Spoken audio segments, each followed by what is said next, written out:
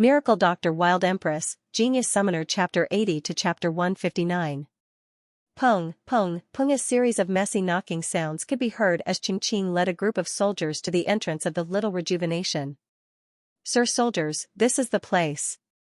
Just now, there was a heavily injured boy who was carried in by Dr. Fan. This Dr. Fan isn't a good person.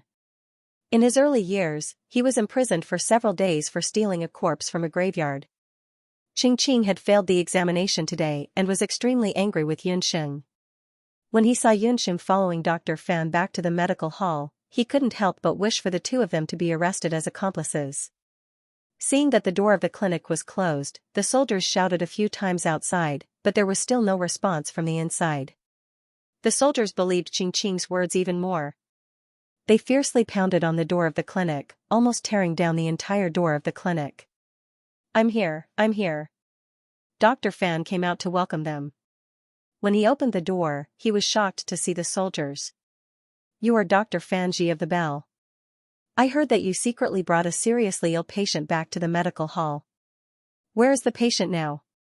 The soldiers came to investigate, causing a huge commotion. The nearby merchants all gathered outside to watch the show. Xianxia thought in his heart. With so many pairs of eyes watching, let's see how you can escape this time.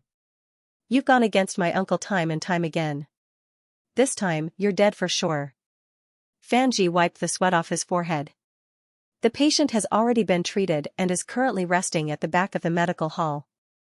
If you all don't believe me, you can take a look at the back courtyard. Treated? In less than 2 hours, that patient who was so severely injured that even the Medicine Emperor Pavilion didn't have full confidence in treating him was actually cured. Fanji, who are you trying to fool? You're just a doctor who was chased out of the Medicine Emperor Pavilion. How can you have such capabilities? Sir soldiers, he must be trying to fool you. Xianxia pointed at Fanji's nose and shouted. Where did this wild dog come from, disturbing the peace of the medical hall? A little girl walked out from the back of the medical hall. The little girl's mouth was sharp as she scolded Xianxia. I was wondering who it was. So it's the trash who didn't even pass the examination of the Medicine Emperor Pavilion, Xianxia. It wasn't that Dr. Fan was chased out of the Medicine Emperor Pavilion. Rather, it was Dr. Fan who fired the Medicine Emperor Pavilion. Also, you're not even a medicine man, yet you dare to insult Dr. Fan. You should know that Dr. Fan is Dr. Ling. According to the laws of Zhou State, those who insult doctors will be punished with 30 slaps. While everyone was still thinking about the meaning of firing, Xianxia had already led several officials into the backyard of the medical center. In the room in the backyard, the severely injured and dying boy's head was wrapped in bandages. Although he had not yet woken up, his breathing and complexion were not bad. It was obvious that his life was no longer in danger. Nonsense, isn't this person fine? The officers and soldiers were annoyed after being busy for a while. Coupled with Xianxia's instigation, they vented all their anger on Xianxia. They caught Xianxia and wanted to bring him back to the government to be punished. Officers, please be lenient. This child is a member of our Medicine Emperor Pavilion. He is young and doesn't know any better. If he has offended you in any way, please forgive him. The crowd parted as Xiaorong and Xianxia walked into the medical center. It turned out that after Dr. Fan took the boy away, Xiaorong's thoughts were still uncertain.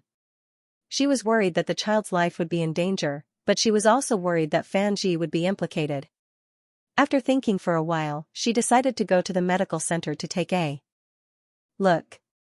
Xianxia also wanted to see Fanji's situation when he was sent to prison, so he followed along. Who would have thought that when the two of them walked in, they would hear the scene of the officers punishing Xianxia? No matter how useless Xianxia was, he was still a member of the Medicine Emperor Pavilion.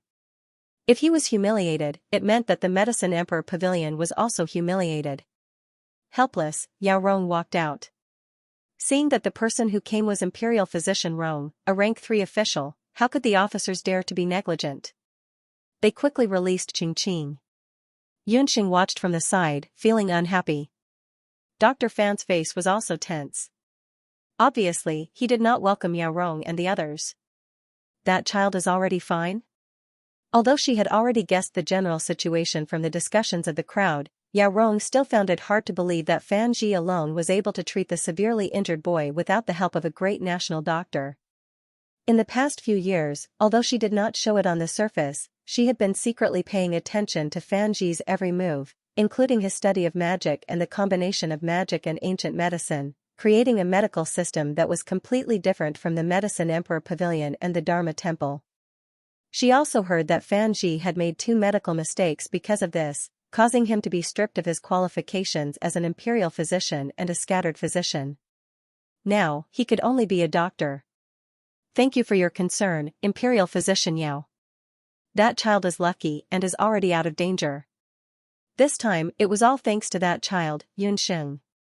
Facing his former junior sister and lover, Dr. Fan had mixed feelings. He hated Yao Rong, but it did not mean that he did not love her. It was a pity that the two of them were different people and it was difficult for them to return to their former love. Yunxing? Are you talking about the little girl who just passed the examination? Skull-piercing treatment? She actually helped you complete such a difficult treatment? That's impossible. Hearing the words through the skull, Yao Rong's eyelids suddenly twitched. In the past few years, there were people in the Medicine Emperor Pavilion who had proposed similar treatment methods, but they were all rejected by the higher-ups because that kind of treatment was too difficult. Even Yao Rong herself believed that it was impossible for the surgery to succeed. In this world, there is no such thing as an impossible surgery. There are only doctors who are unwilling to carry out the surgery.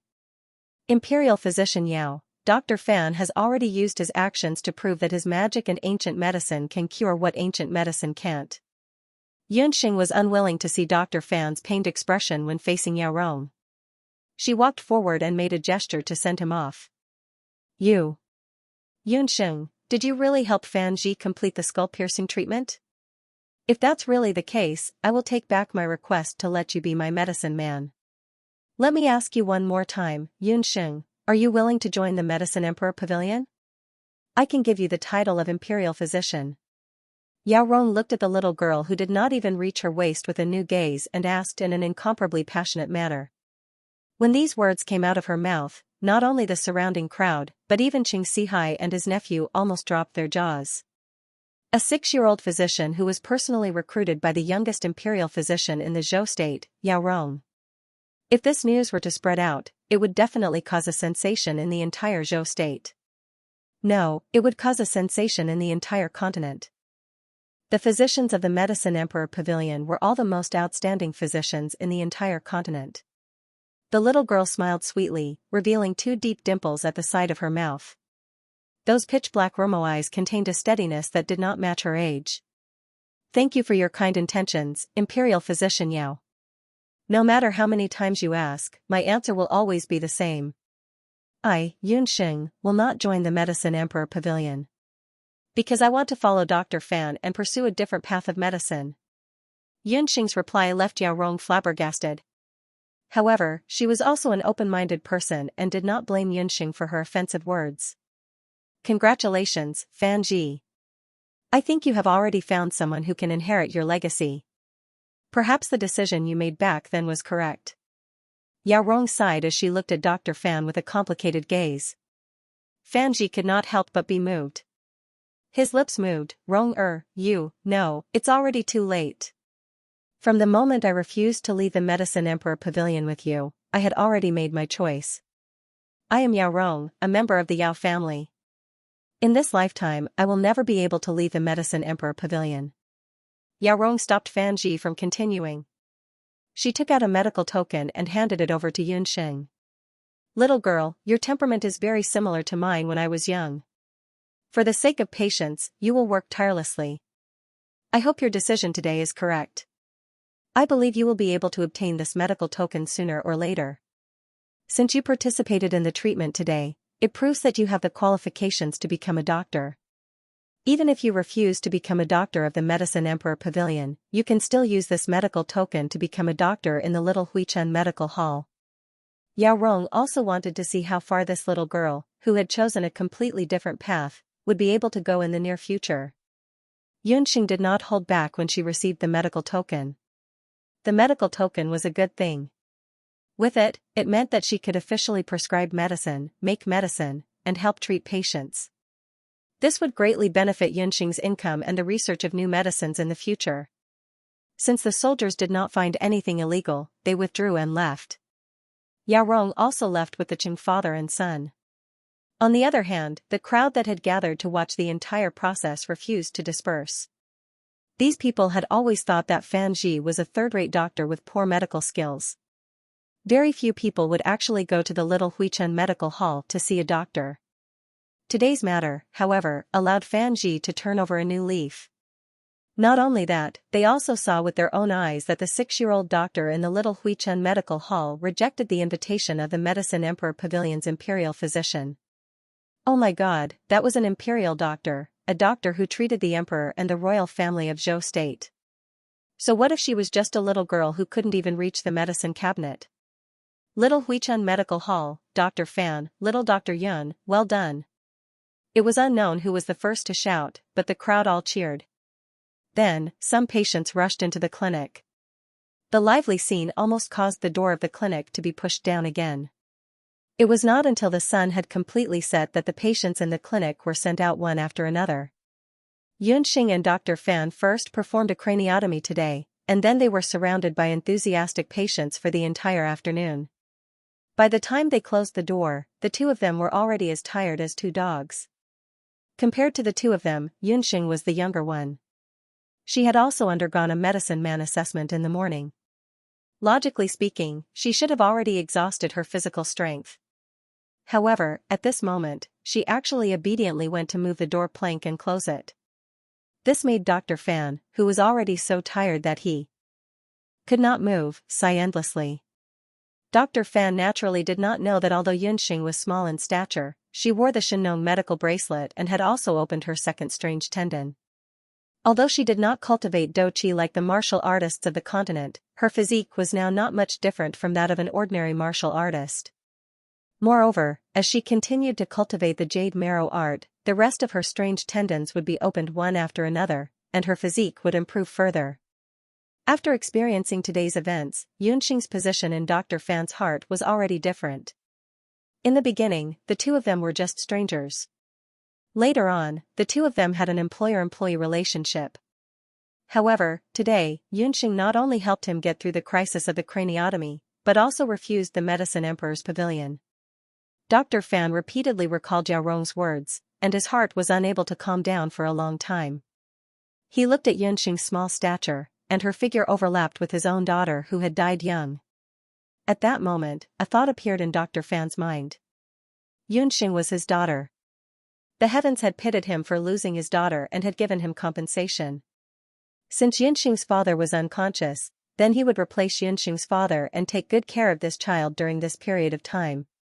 Perhaps one day, all his hopes and pursuits would be realized by Yunxing. Yunxing, don't be so busy. Rest for a while. Fan Zhi already had a plan. Since Yunxing was interested in both magic and ancient medicine, then he should not restrict her growth.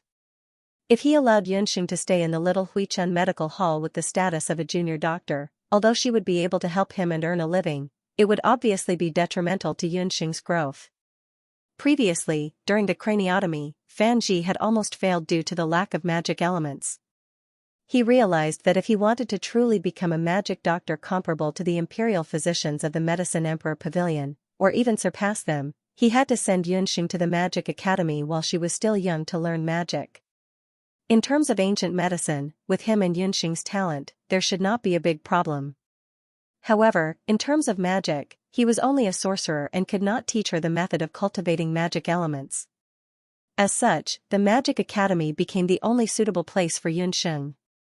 Yunxing did not know that Dr. Fan's thoughts were actually the same as hers. According to Yunxing's plan, she had originally planned to enter the Magic Academy next year. Therefore, after Dr. Fan brought up his idea, Yunxing also confessed her plan. No, it's better to learn magic and martial arts as early as possible. In Yujing, children who have reached the age of 6 have already started to enter different magic academies or martial arts centers of different grades. Dr. Fan decided that tomorrow morning, he would bring Yunxing to the Magic Academy in Yujing to inquire about it. In Yujing, there were many different magic academies. Among them, the most famous one with the best resources was undoubtedly the Yujing Magic Academy, which was run by the imperial family. Just as Dr. Fan was thinking about how to send Yunxing to Yujing Magic Academy, Xiaohei came out. It barked at Yunxing a few times. Dr. Fan did not realize that Xiaohei was a magic beast. He thought that Xiaohei was just a slightly bigger wild dog. You're saying that the injured boy has already woken up? Earlier, when Yunxing and Dr. Fan were busy in the medical center, Yunxing asked Xiaohei to help look after the unconscious boy in the backyard. Although the craniotomy was very successful, Yunxing still wanted to be careful. She asked Xiaohei to be vigilant. If there was anything wrong with the boy, Xiaohei would immediately run over to tell her. It's best that he's awake. The child is injured, but his family still does not know. It's already dark, and his family must be worried sick. Let's go check on him. If there's no problem, we'll send him home later. Dr. Fan and Yunxing walked to the backyard together to check on the injured boy. In the backyard of the clinic, the boy who had woken up saw two strangers and shrank back in fear. Don't move around, you still need to rest for a while. Just when the boy was scared, a beautiful little girl suddenly rushed to his side and glared at him unceremoniously while waving her little fist. The boy had tried to climb out of bed, but the bandage on his head was already bleeding. The boy was so frightened that he didn't even dare to breathe loudly. You saved me. I thought I was going to die. Thank you.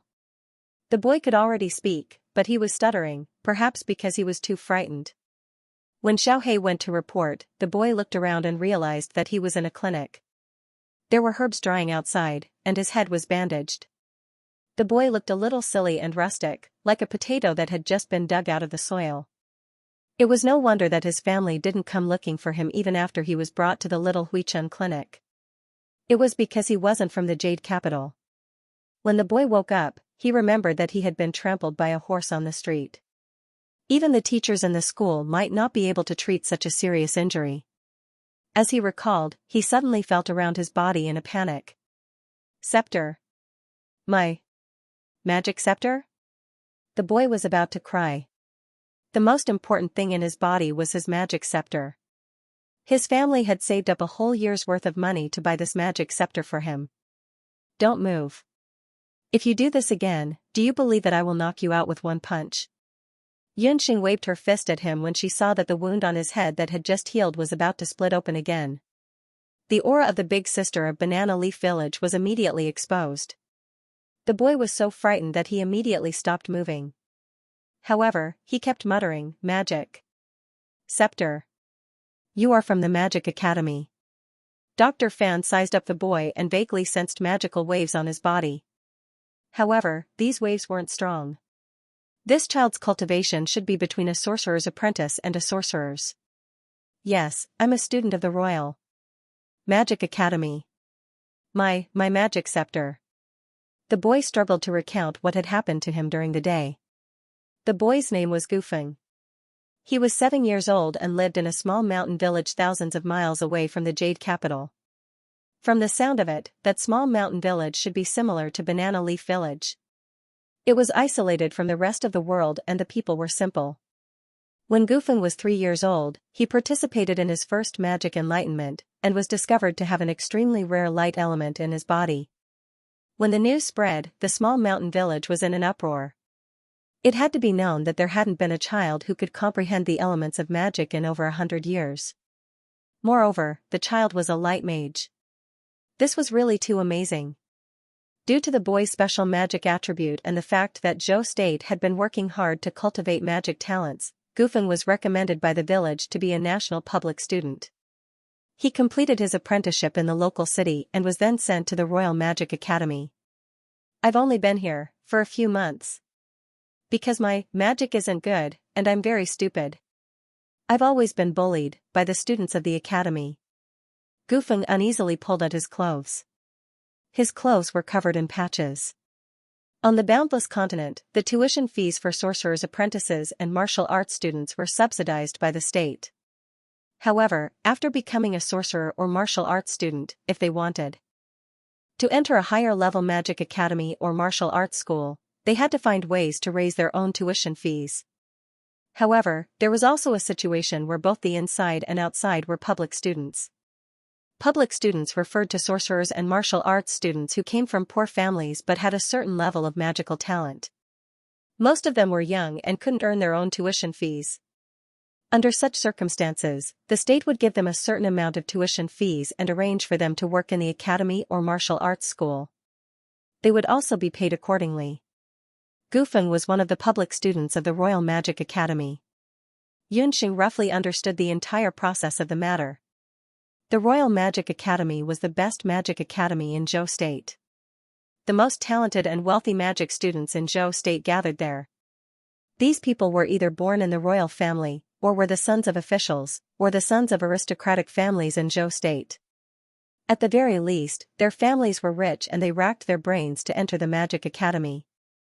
These people obviously looked down on Gufeng, who was poor and didn't know any powerful magic.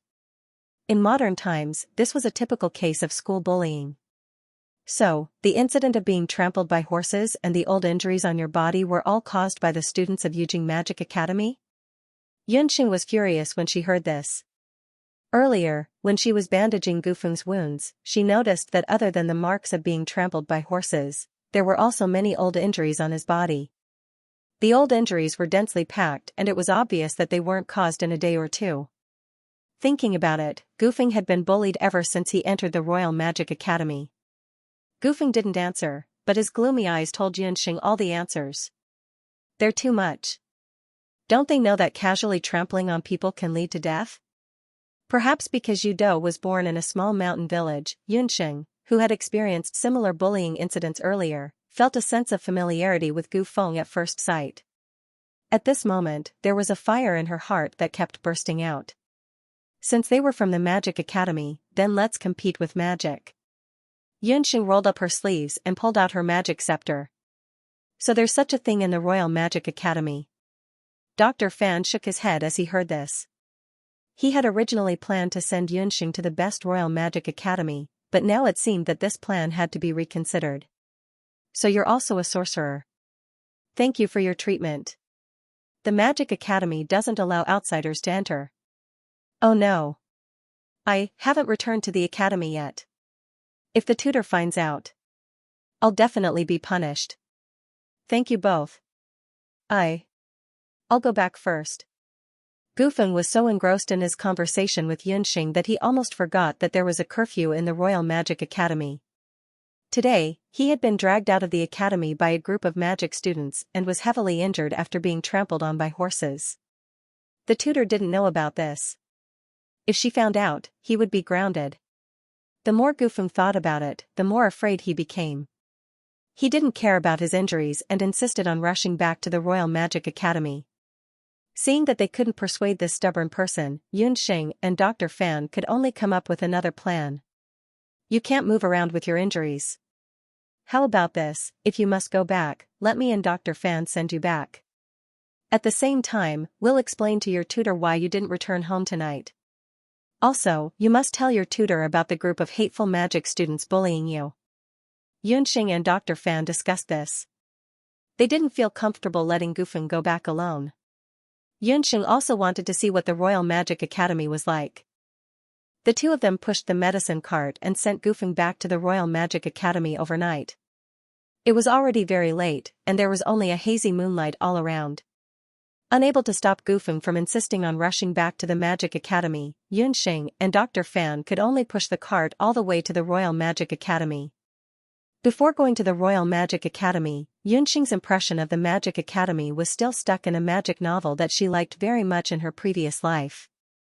In fact, when she arrived at the Yujing Royal Magic Academy under Gufeng's guidance, she saw that Zhou State's #1 Magic Academy was not much different from the one in the book.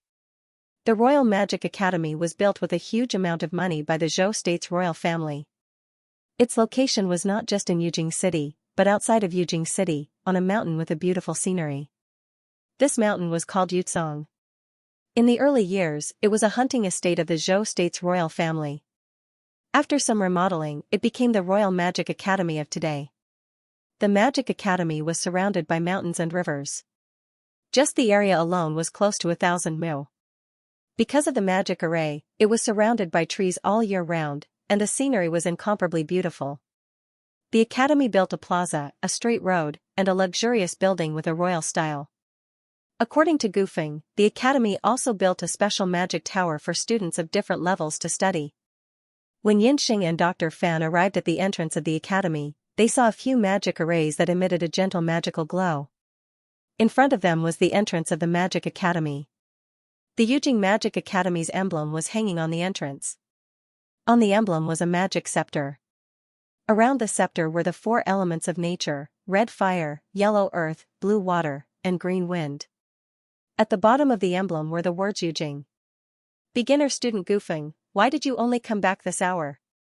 Also, the academy prohibits outsiders from entering. Did you forget the rules? When the three of them approached, the guards at the entrance stopped them. I. Gufeng was nervous and stuttered even more. His tone was uneasy, and he did not know how to answer. We've already informed your mentor, Mary. If you have any explanations, you can tell them to her. The guards could also see that Gufeng was injured. Looking at the two strangers, they immediately informed the mentors of the academy. Soon, a female magic instructor rushed out of the school like a whirlwind. The female magician was dressed in a red magician's robe and was incomparably beautiful. She held a magic scepter in her hand. Yunxing took a look and discovered that she was a master magician. As soon as Yunxing saw her, she was sure that this female magic instructor must be a wind and fire magician. Gufeng, you brat, do you want to be grounded? This month, because you've been dragging us down in combat class, our potion group 13 has been at the bottom for 2 consecutive months. If this goes on, I'll be laughed at by the other instructors at the end of the semester. The female magic instructor was Gufeng's teacher. In the Magic Academy, every student who entered the Magic Academy in their first year would have a magic tutor to teach them. The magic tutor could be chosen by the tutor, or it could be randomly arranged by the academy. Most of the tutors liked to choose smart and strong students. Mary had some family matters at the beginning of the semester, so she returned a little late. The students left for her were the leftovers of others, including Gufeng and another student. The Royal Magic Academy was strict. Students were not allowed to go out for most of the time in the month. Today was public day, which was the monthly opening day of the Royal Magic Academy. At the same time, it was a holiday for the students. The academy allowed the students to go out, but they had to return to the Royal Magic Academy before sunset. After sunset, Mary went to the students' dormitory to check, but found that Gufeng had not returned. After asking Gufeng's roommate, she found out that Gufeng had gone to the city to buy a magic scepter today. Most mages would buy a magic scepter directly after being certified by the Mage Temple. But as a public student, Gufeng was too poor, so he had to wait until today to have enough money to buy his own magic scepter. Mary understood Gufeng's personality. He would not dare to not return to the academy without permission. Who knew that after waiting for a while, he still had not returned? Mary was anxious and wanted to go out to look for him. Who knew that the academy guard would send news that her student Gufeng had returned, and had even violated the academy's rules by bringing 2 outsiders with him? Mary was a two-headed wax. She would burn at the slightest provocation and kill. She was just about to teach Gufeng a lesson when she found that this silly boy's head was wrapped up like a dumpling. She then looked at his body and saw that his clothes were tattered and full of dirt. Gufeng. What's going on? Mary had a bad temper and was dissatisfied with Gufeng dragging her group down. But that did not mean that she would let her student be bullied. Her gaze immediately fell on the suspicious characters Yunxing and Dr. Fan. That little one, who looked no more than 5 or 6 years old, was definitely not her. She must be old, but looking at Dr. Fan's appearance and the magical elemental aura around him, Mary felt that something was wrong. No need to look, we didn't bully him. It was the people from the Magic Academy who bullied Gufeng. He was trampled by a horse today and almost died. If you don't believe me, you can look at the back of his head, Yunxing interrupted. What? Did those rascals from the Magic Combat Department bully you again? Tell me, which group are they from?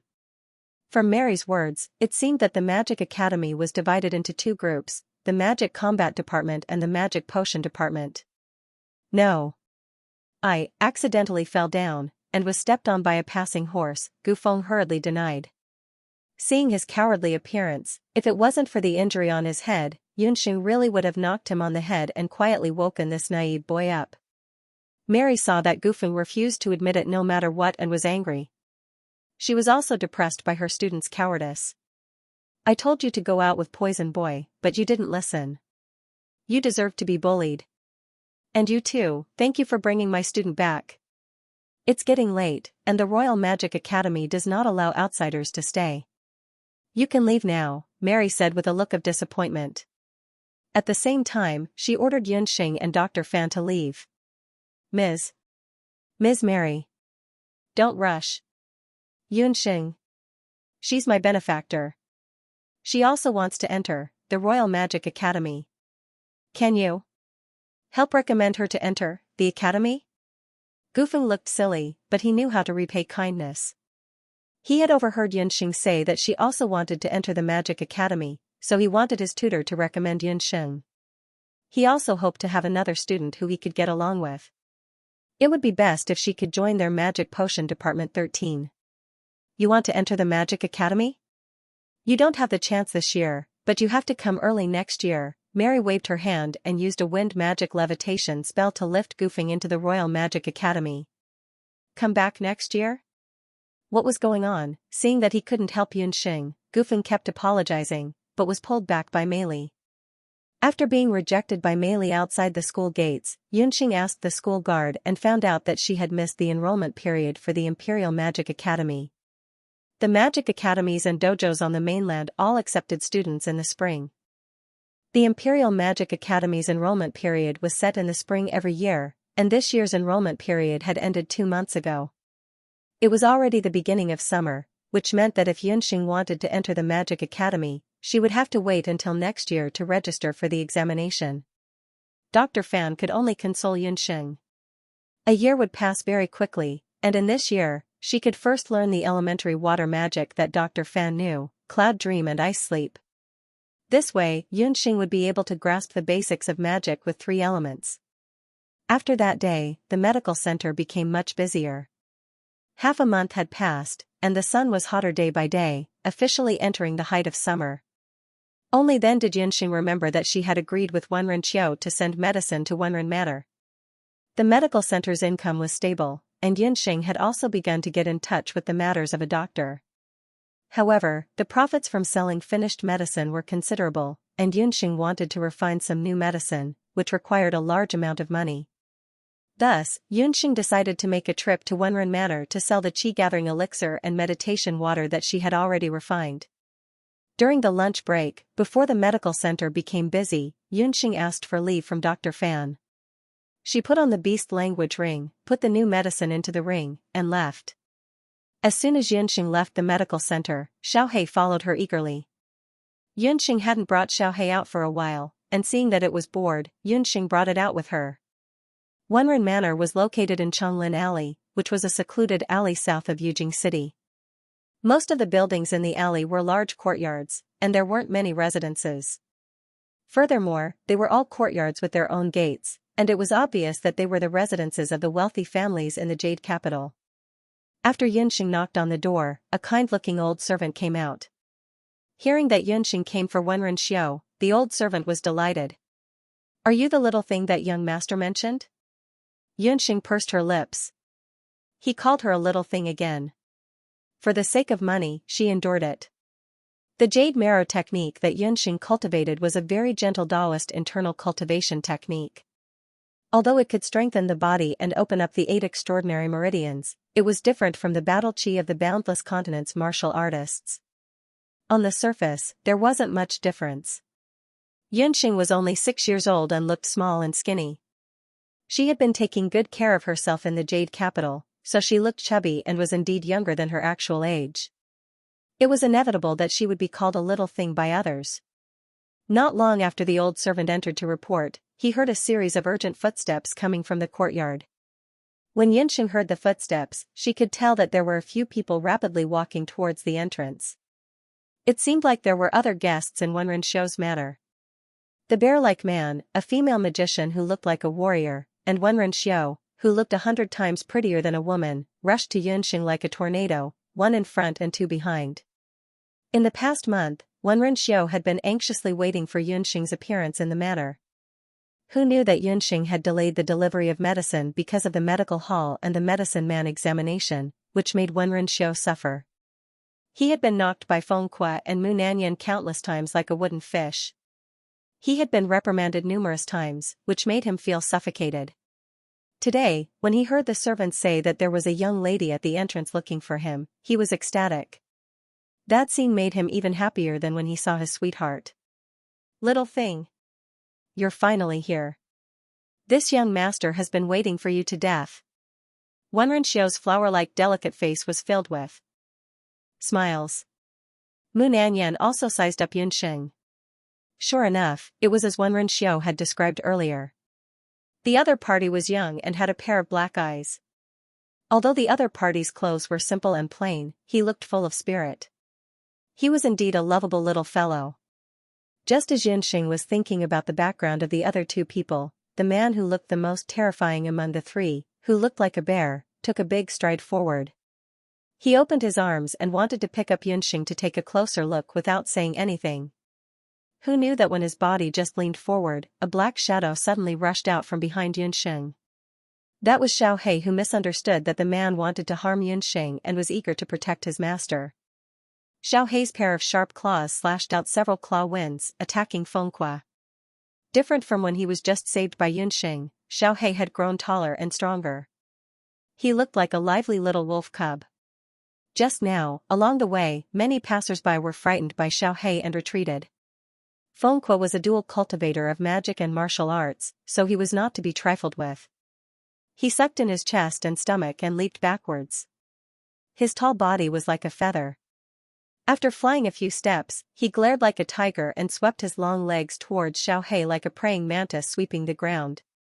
Xiaohei saw that it was about to be swept by the leg wind, but it did not panic. It nimbly dodged to the side.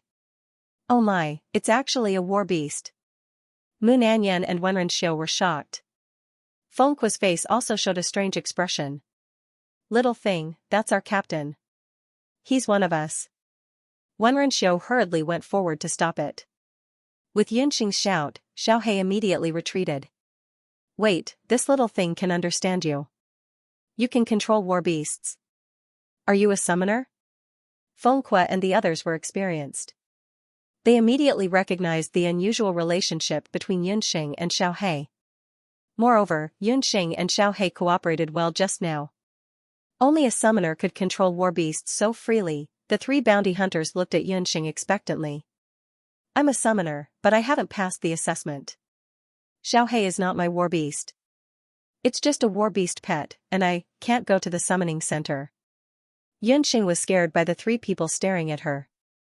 She had already summoned the puffed egg, so she could be considered a war beast summoner. However, in the boundless land, one had to pass a special assessment to become a summoner. Hence, Yunxing was not a war beast summoner in the true sense for the time being. Her mother, Hu Jiuxing, had reminded Yunxing not to let others know that she was a summoner. Hence, Yunxing did not go to the summoning center for the assessment.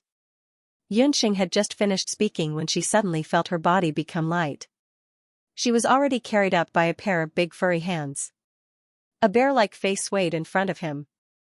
Fengque grinned and put Yunxing on his shoulder. "Are you worried that your identity as a summoner will be exposed and you will be pestered?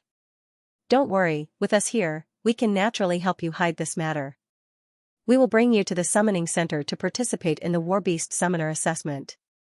It was really a case of someone giving her a pillow when she wanted to sleep.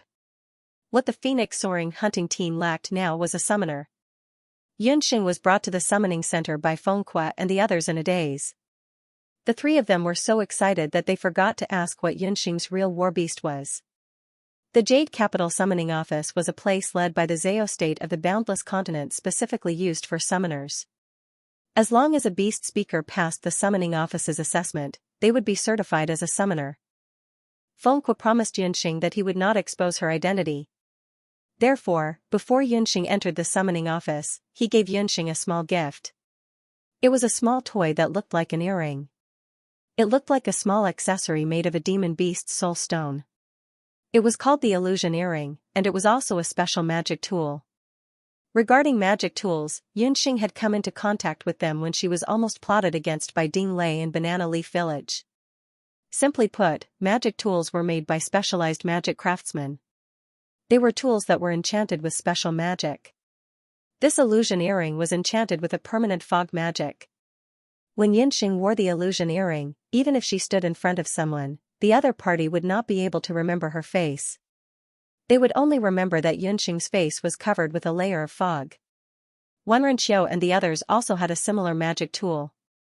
For bounty hunters like them, it was inevitable that they would do some shady business. Therefore, a magic tool that could change one's appearance was a must-have tool for killing and robbing. With this magic tool, Yunxing did not have to worry about her identity being exposed. Where is everyone? We're here to participate in the summoner assessment.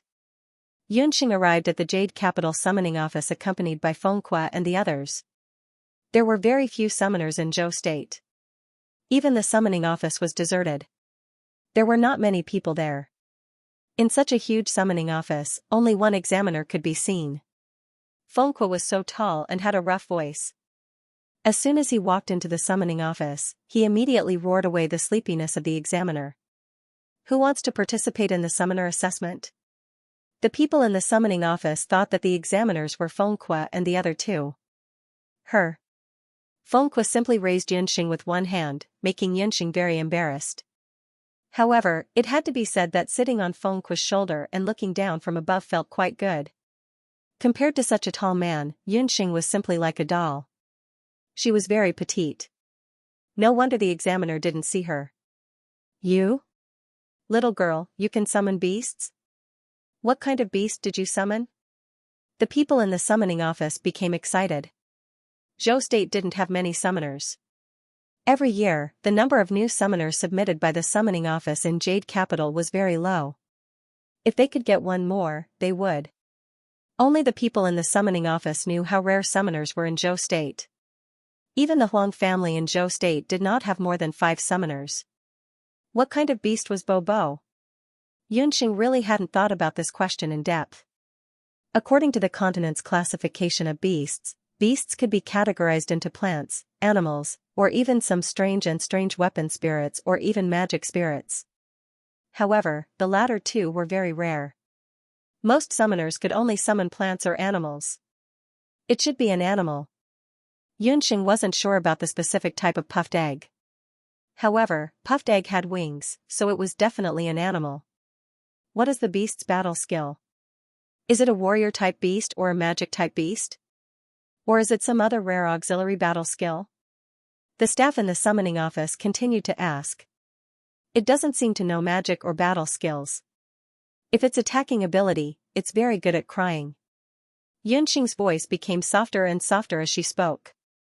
The 3 bounty hunters at the side were also confused. A beast that was good at crying.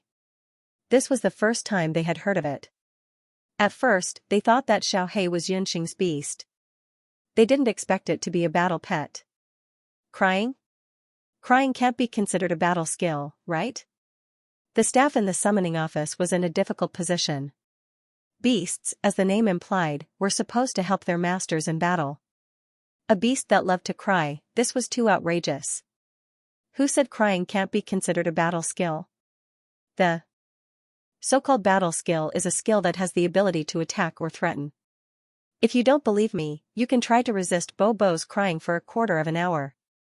Yunxing was a little unconvinced. She immediately chanted a summoning spell. After a wave of magic elements, a lively monster egg with wings appeared in front of Yunxing.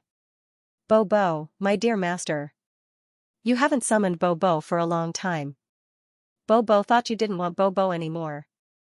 Bo Yan, why are there so many people here? I'll be shy. Puffed Egg was very excited. It jumped around Yunxing nonstop. The language of beasts could only be understood by beast summoners who were telepathically connected with their beasts. Therefore, in other people's ears, it was just a noisy monster egg.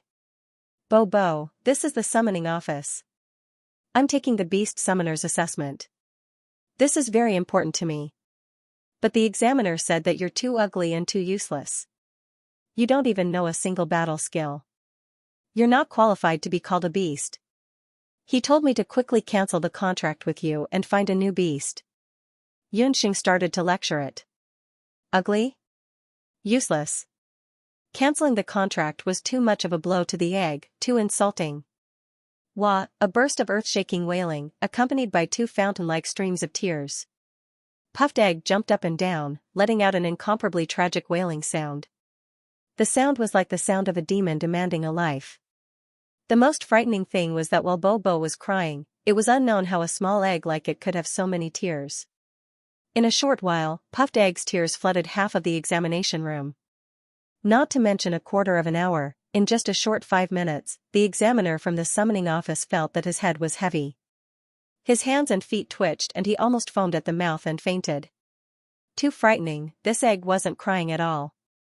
It was clearly proficient in some kind of extremely frightening sound wave-type mental attack. The examiner from the summoning office didn't dare to underestimate Bobo anymore. Without thinking, he risked his old life, grabbed a piece of paper with trembling hands and wrote a few strokes on it, beast level pending, an unknown egg-type magical beast. Good at mental attacks, extremely destructive power. The examiner from the summoning office begged Yunxing to quickly summon her beast back. Yunxing immediately summoned the Puffed Egg back. Fortunately, the Puffed Egg's cries had little effect on her, otherwise she really would have cancelled the contract with it immediately. Congratulations, you've become a summoner. This is your summoner ring. From today onwards, you're a real beast summoner. The examiner from the summoning office glanced at the name Yunxing left behind. On it was written Yan Yun. Yunxing took the summoner ring. This ring was very similar to the beast speech ring, but it was only a summoning ring. It wasn't like the ring left behind by her mother, Hu Jiuxing, which could store items. Yunxing quietly swapped the two rings. In the future, she would use the beast speech ring left behind by her mother as a summoning ring. When they walked out of the summoning office, Wenren Xiao and Mu Nanyan both held onto the wall to walk out. Only Fengque was slightly better, but when he walked, his legs were also trembling. When they reached the door, Wenren Xiao sighed, "I've learned something new. It turns out crying is also a kind of battle skill." Huang Tang and the other two only had one thought in their minds at this moment. Yunxing's beast was too strong. If anyone told them that crying was not a combat skill next time, they would make him cry immediately. Although this beast summoner came inexplicably, the little thing in front of them had at least become a summoner certified by the summoning center. Just now, the three of them had been careful. They had entered the summoning center from the main entrance, but had sneaked out from the back door. They were sure that no one would know that just now, another beast summoner had silently appeared in Dezhou. For other countries on the mainland, especially Penglai, which was rich in summoners, a beast summoner might not be a big deal. However, Yunxing was a beast summoner more than 6 years old. She could also refine high-quality finished products. Her future development potential must be amazing. Before the news spread and other forces in Yujing City took action, they had to quickly pull Yunxing into their bounty hunting team. However, Yunxing's age was a problem. She was only 6.5 years old. If she reported her age to the Hunters Guild, the other hunting teams would laugh at her. Fengque, Wenren Qiao, and Mu Nanyan communicated silently with their eyes, hoping to find a way to get the best of both worlds. In the end, it was still Captain Fengque who made the decision. He tried his best to put on what he thought was the kindest smile he had ever shown in his life. He bent down like a cat and said, "Little thing, our hunting team still lacks a beast summoner. Do you want to join our hunting team?" He didn't know that at that moment, Wenren Qiao and Mu Nanyan both felt that their leader looked like a wretched weird uncle holding a lollipop to kidnap a little girl. "Captain Feng, I'm sorry. I have to help with the medical center.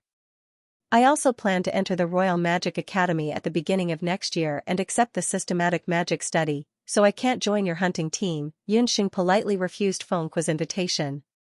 Just now, on the way to the summoning center, Wenren Qiao expressed to Yunxing that she was willing to buy Yunxing's potions at 3 times the price in the future.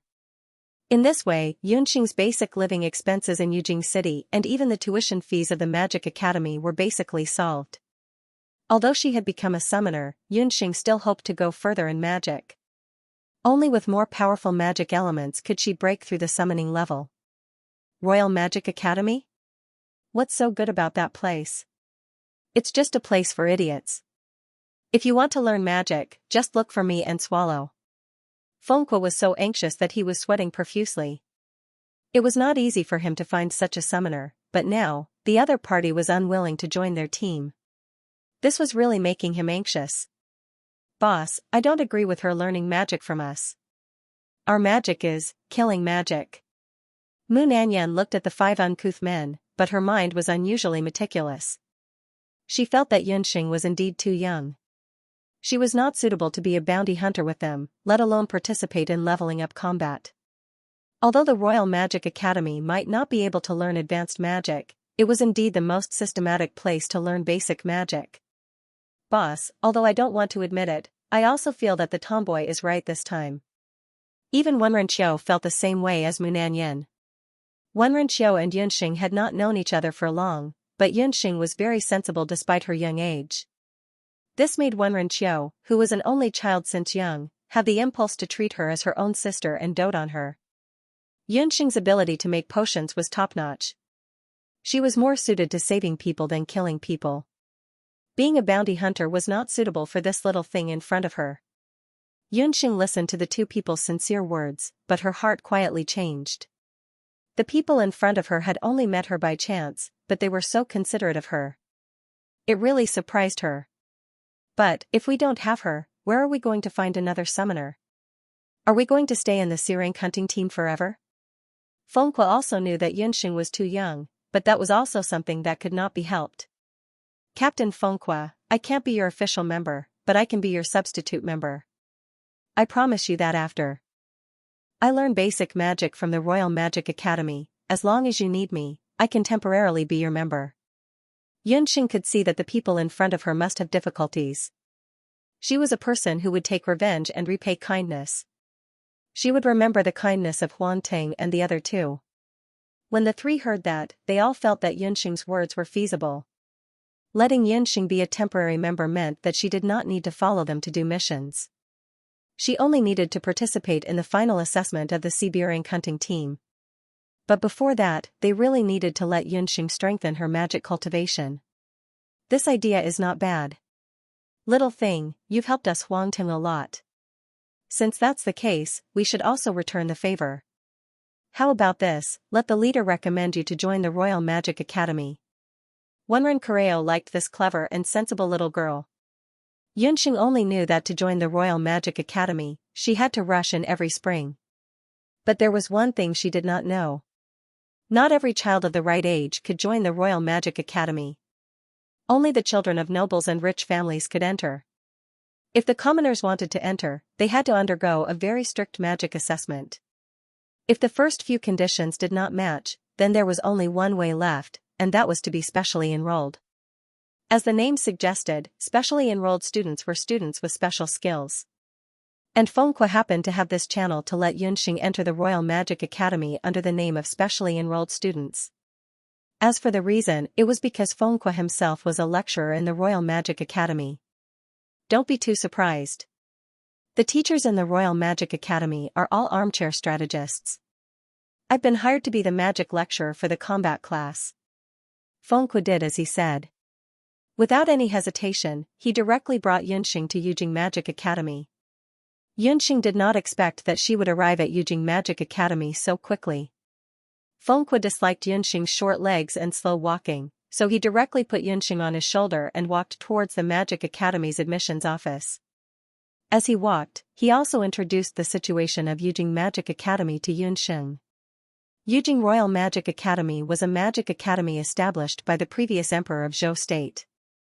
The original decree was to change Zhou State's many years of poor magic and the tradition of emphasizing martial arts. But the establishment of the Magic Academy did not change the current situation of Zhou State. In the past few years, the Royal Magic Academy had always been at the bottom of the list of intermediate magic academies in the mainland. Regardless of whether it was the magic combat competition or the innovation of magic potions, they did not have any outstanding results. So, the Royal Magic Academy was once called a trash academy. This was also why Feng Kuo had a look of disdain when he first heard that Yunxing wanted to join the Royal Magic Academy. If not to satisfy the vanity of some people in his family, he would not have bothered to teach at the Royal Magic Academy. Unlike the previous time, when Feng Kuo brought the outsider through the school gate, the guards did not even make a sound, let alone ask who the child sitting on Feng Kuo's shoulder was. At this time, Yunxing still did not know that Feng Kuo was also considered a tyrant in the Royal Magic Academy. His nickname was Human Combat Machine. Among the weak magic teachers, Feng Kuo was famous for being tyrannical in both magic and magic. Magic combat and magic potions? There is also learning how to make magic potions in the Royal Magic Academy? Yunxing heard a new magic term. I almost forgot. When you go to the admissions office to complete the procedures later, you have to immediately choose your future magic study direction. After all, you entered the school later than others. The other beginner students have already been studying for 2 months. Feng Kuo looked like a rough person, but he was a thorough person. He told Yunxing that in the Royal Magic Academy, there were 2 schools of study, magic combat and magic potions. These 2 schools of study were also the 2 major factions in Jade Capital Academy. The so-called magic combat referred to the combat magic. As for magic potions, it was a combination of all kinds of magic from magic potions, including magic healing and magic potion making. Every magic teacher had around 3 students under them. They were responsible for the students' studies from magic warrior to grand magic engineer. Feng Kuo himself was a magic combat instructor. It was a pity that he already had 3 combat mage students under him. Otherwise, he would really want to take Yunxing under his wing, so that they could take care of each other. Magic healing? Could it be light elemental magic? Although Yunxing possessed a 5-elemental magic soul, she was unable to sense any light elemental magic. When they encountered the beast blood cloud, Xiao Wenxu's light magic left a deep impression on her. Another reason why she insisted on going to the Royal Magic Academy was because she wanted to learn light magic through other means outside of the temple. Of course not. After learning magic systematically, you will realize that light magic is not the only thing that can heal. For example, water magic can heal after fusing with magic potions. As a magic master, Feng Kuo's knowledge of magic was much more than Yunxing's. Pondering for a moment, he continued, on the continent, there are very few people who can truly comprehend the light element. The slightly more talented light-type mages have all been selected by the temple. I remember that ever since the establishment of the Magic Academy, there has only been 1 light-type student. It's a pity that that student's talent in magic combat was ridiculously poor. Feng Kuo's facial muscles trembled as he recalled the first time that student attended a magic combat class. That scene was unbearable to recall. While they were talking, Feng Kuo had already brought Yunxing into the Imperial Magic Academy's admissions office. When he heard that Feng Kuo wanted to recommend Yunxing as a specially recruited student to enter the Royal Magic Academy, the tutor at the admissions office had a troubled look on his face. Lecturer Feng, I'm sorry, but the number of specially recruited students for the combat department this year is already full. We can't accept this new student. Oh. It's full, isn't it? Lecturer Fu, I remember now. Your son seems to be in my combat class. I'll have to give him some pointers in the next class. Feng Kuo rubbed his chin and muttered to himself. The tutor was so scared that his face turned pale. Feng Kuo was a dual cultivator of magic and martial arts. He was definitely an anomaly among the mages who couldn't carry anything. His family had only 1 son for 3 generations. If his precious son received Feng Kuo's pointers, then he would be done for. Lecturer Fu clearly remembered that once, a fire-type magic tutor spoke carelessly in front of him. He didn't use any magic at all and beat him up until he had to stay in the school's infirmary for more than a month. Just now, that little girl came in sitting on Feng Kuo's shoulder. To be able to be so intimate with Feng Kuo, she might be Feng Kuo's illegitimate daughter. He couldn't afford to offend her. Wait a moment, let me take a look. The magic tutor was so flustered that he didn't even have time to wipe the sweat off his forehead. He flipped through the information. That's it. The magic potion department still has a spot for a public student of magic potions. The school can provide breakfast and accommodation for free, but you have to help the magic potion department take care of a public herb field. A public student of the magic potion department? Isn't that the same as the magic potion department? This won't do. You also know that the magic potion department has always been ridden on by the magic combat department. Fengque glared angrily. His pair of bare eyes stared fiercely at the magic tutor. Tutor Feng, I'll be a public student of the magic potion department. As long as I can enter the school as soon as possible, I have no objections. Yunxing heard from Fengque that whether it was the combat department or the magic potion department, they had to learn beginner magic at the beginner stage. Yunxing didn't have a problem joining either faction. Moreover, the only person she knew in the Magic Academy, Gufeng, was also a public student of the Magic Potion Department. If that's the case, then I'll have to trouble you first. If you're not used to it by then, you can still transfer to another department. Fengque saw that there was really no other way, so he waved his hand and reluctantly agreed to let Yunxing join the Magic Potion Department. After confirming the Magic Potion Department, then choose another tutor. Right now, there are still a few empty students under the tutors of the Magic Potion Department. The tutor in the admissions office breathed a sigh of relief. His impression of Yunxing also improved a little. Fortunately, this child didn't inherit her father's fiery temper. In the Magic Academy, it had always been the tutors who chose the students. This time, it was because of Fengque that Yunxing could choose her own magic tutor. I'll choose her. Yunxing chose very straightforwardly this time. She pointed at a person in the tutor's handbook. Mary? How can you choose this wicked woman? Who knew that when Fengque saw the person Yunxing chose, his eyes almost bulged out of their sockets. He had an ugly constipated look on his face. The reason why Yunxing chose Mentor Mary was very simple. It was because Gufeng was Mary's student, and the information showed that Mary only had 2 students under her, so she just happened to be short of 1 student. Yunxing just smiled. She wanted to have the same mentor as Gufeng. A few hours later, when she received the news from the academy, Mentor Mary went berserk. The school has appointed another public student for me? What? And it's Fengque's recommendation? No, I'm going to the admissions office. If Fengque recommends someone to come in at this time, he's definitely not a good person. After receiving the news that she was about to accept a new student, Mentor Mei's gorgeous face immediately became murderous. Who was the person she disliked the most in the entire Magic Academy? Fengque was ranked second, and no one was ranked first. Coincidentally, Fengque also thought the same. But, Teacher Mary, the new public student this time is a woman. Haven't you always complained that there are no female students? Gufeng and a green-robed magic student stood at the side. What I want are lively, cute, beautiful, and smart female students. Do you think that with Fengque's bare appearance, what kind of good can he recommend? Maybe it's a female bear. Don't tell me you want to study with such a new student. Mary gritted her teeth. I heard that the other party is only 6 years old, and she's a fire and earth dual element mage, Gufeng interjected again. Mary's footsteps stopped. She looked at Gufeng and the green-robed magic student in front of her again and sighed. Looking at the two of you, I suddenly feel that a bear might be a very cute animal. Dr. Fan was very happy when he found out that Yunxing had successfully entered the Magic Academy and had even become a public student of the Magic Potion Department. The more time he spent with Yunxing, the more he found that this child was like a piece of unpolished jade.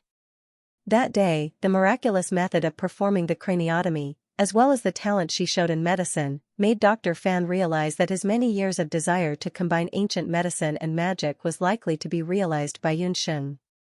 Leave your father's matter to me for the time being.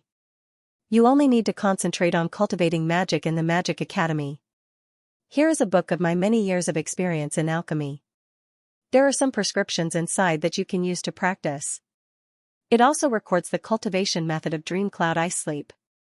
When Dr. Fan found out that Yunxing was going to stay in the Royal Magic Academy, he went out to buy a few sets of new clothes and shoes. He also gave Yunxing an extra 50 silver coins. Dream Cloud Ice Sleep was a set of special water magic that was a fusion of Dr. Fan's ancient medicine and magic. Although it didn't have any offensive effects, it was easy to learn and understand. After a night of comprehension, Yunxing had basically grasped the trick of Dream Cloud Ice Sleep. Yunxing didn't know that Dream Cloud Ice Sleep wasn't easy to comprehend. Otherwise, Dr. Fan wouldn't have spent more than 10 years to comprehend this special magic. But because Xianxia had a 5-elemental magic spirit, her concentration was much higher than normal people's. Her ability to comprehend magic was 10 times or even 10 times stronger than normal people. The biggest benefit of learning Dream Cloud Eye Sleep was that Xianxia accidentally discovered that Dream Cloud Eye Sleep could be used on herself. Under the effect of Dream Cloud Eye Sleep, she could enter a state of deep meditation at any time. Her ability to comprehend magic elements and recover magic power was also better. She could even maintain a good state at night without sleeping. After everything was ready, Xianxia prepared to go to the Royal Magic Academy. Just as she left the medical hall, she saw Wenren driving a very imposing carriage outside the medical hall. "Little thing, I'm here to send you to the Royal Magic Academy." Wenren had a smile on her face. As a noble, Wenren had long heard of the inequality in the Royal Magic Academy. He came to pick up Xianxia because he wanted to tell the people in the Magic Academy that Xianxia was not someone without a background. She had Wenren and the Huangting hunting team behind her. How could Xianxia not understand Wenren thoughts? Her heart was filled with warmth. However, Wenren carriage, which was as ostentatious as himself, was too high profile. Xianxia didn't like this style.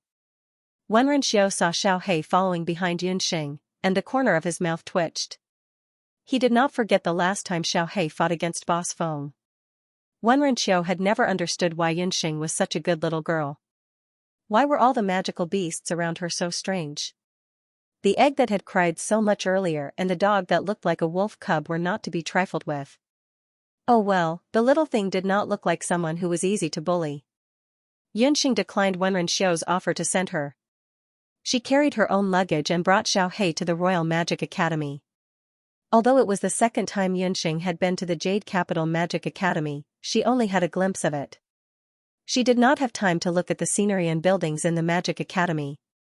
This time, she came to enroll in the academy and stopped along the way. Finally, she had the chance to see the Jade Capital Magic Academy that the Zhou State's royal family spent a lot of money to build. The Royal Magic Academy was vast. It was surrounded by small hills, forming a natural basin. The Magic Academy was located in the middle of the basin. It was warm in spring and cool in summer. It was the best place to avoid the summer heat. All kinds of rare trees and flowers were planted around the academy. The buildings here were not as monotonous as other places. There were tower-shaped stone buildings and wooden pavilions. However, the most eye-catching building was a huge tower that stood in the center of the academy. The appearance of the tower was very similar to the Western Clock Tower that Xianxia had seen before. However, the tower was a few stories tall. The tower was made of stone. Xianxia noticed that the foundation of the tower was engraved with different magic arrays. Just by getting close to the tower, Xianxia could feel the rich magic elements around the tower.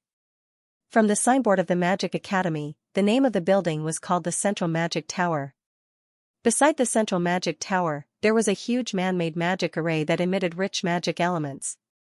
Xianxia was sure that the magic elements in the Central Magic Tower were several times stronger than the outside world. Xianxia was very interested in the Central Magic Tower. However, she had to get to the public students' dormitory before nightfall to meet her magic mentor, Mary. Xianxia could not stay in the vicinity.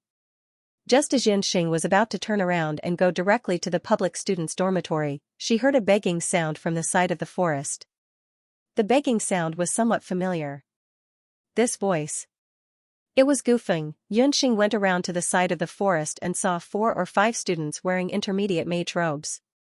One of them was wearing a mage robe embroidered with golden threads and holding a walking stick in each hand. Xianxia. That's my magic scepter. Give it back to me, Gufeng, a public student, said with a red face.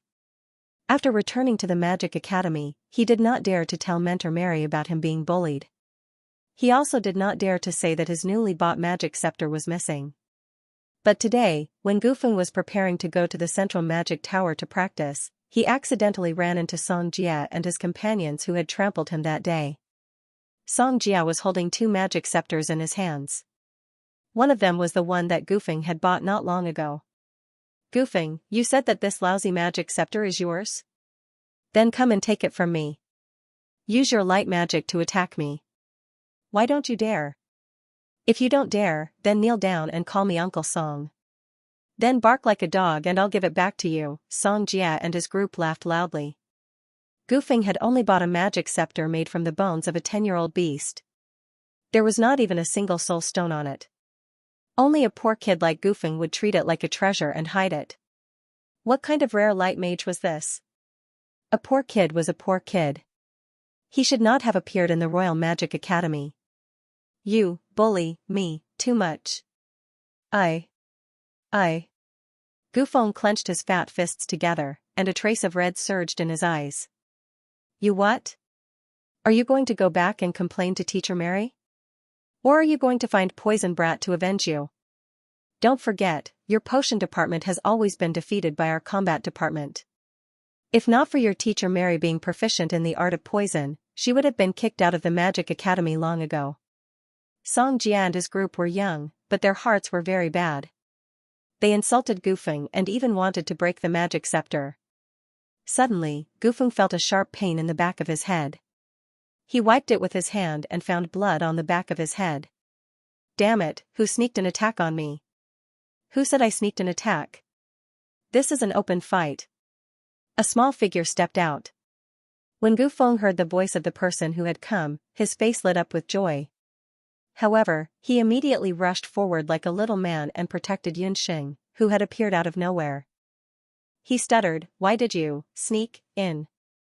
Run. These people are not good people. I'm here." Although he said that, Gufeng's chubby little legs were still trembling as he protected Xianxia. It was obvious that he was very scared. Seeing him protect her like a little hen, Xianxia instantly felt a sense of exasperation. However, at the same time, she felt a sense of warmth in her heart. This little fatty was really loyal. Are you holding me up, or are you next to me? I didn't sneak in. I'm a new public student. I'm also a member of Magic Group 13 like you. Xianxia couldn't help but sigh at the little fatty's courage. However, acting like a hero was obviously not suitable for him. You're that brat. Gufeng was shocked. Another public student. Why would a bunch of poor people want to learn magic? Xianxia and the others mocked Xianxia when they saw her ordinary clothes and luggage. Let's show these two reckless public students the power of the combat department. They pulled out their magic scepters and pointed them at Xianxia and Gufeng. A battle between mages naturally had to be fought using magic. Xianxia had a total of 3 people, and each of them had a magic scepter in their hands. Xianxia was the only one on her side. Gufeng didn't have a magic scepter, so he could only be counted as one of the 3 people. However, Xianxia didn't think that she would lose. Because Xianxia and the others were only mages, they needed time to chant before they could cast magic. Xiaohei. Just as Xianxia and the others finished chanting and were about to cast their magic attacks, their surroundings suddenly turned dark. Before they could figure out why the sky suddenly turned dark, Xianxia and the others were instantly flustered. For a moment, the red fireball attacks, the green wind scythes, and the blue water arrows flew in the dark. It was very lively. Gufeng, who was pressed to the ground by Xianxia, could only hear the screams. Ouch, who set my clothes on fire? My butt got hit by an arrow. My hair. When Xiaohei's battle technique ended, there were already 3 living corpses lying on the ground. When Gufeng saw this, his mouth was wide open. These combat magic students were really pitiful. They were only junior students who had just joined the Magic Royal Academy. They had only learned basic offensive magic, but none of them knew defensive magic. Xianxia seemed to have been hit by a big fireball.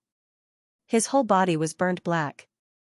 As for the other 2, one of them had his hair shaved messily by the wind scythes, as if he had been bitten by a dog.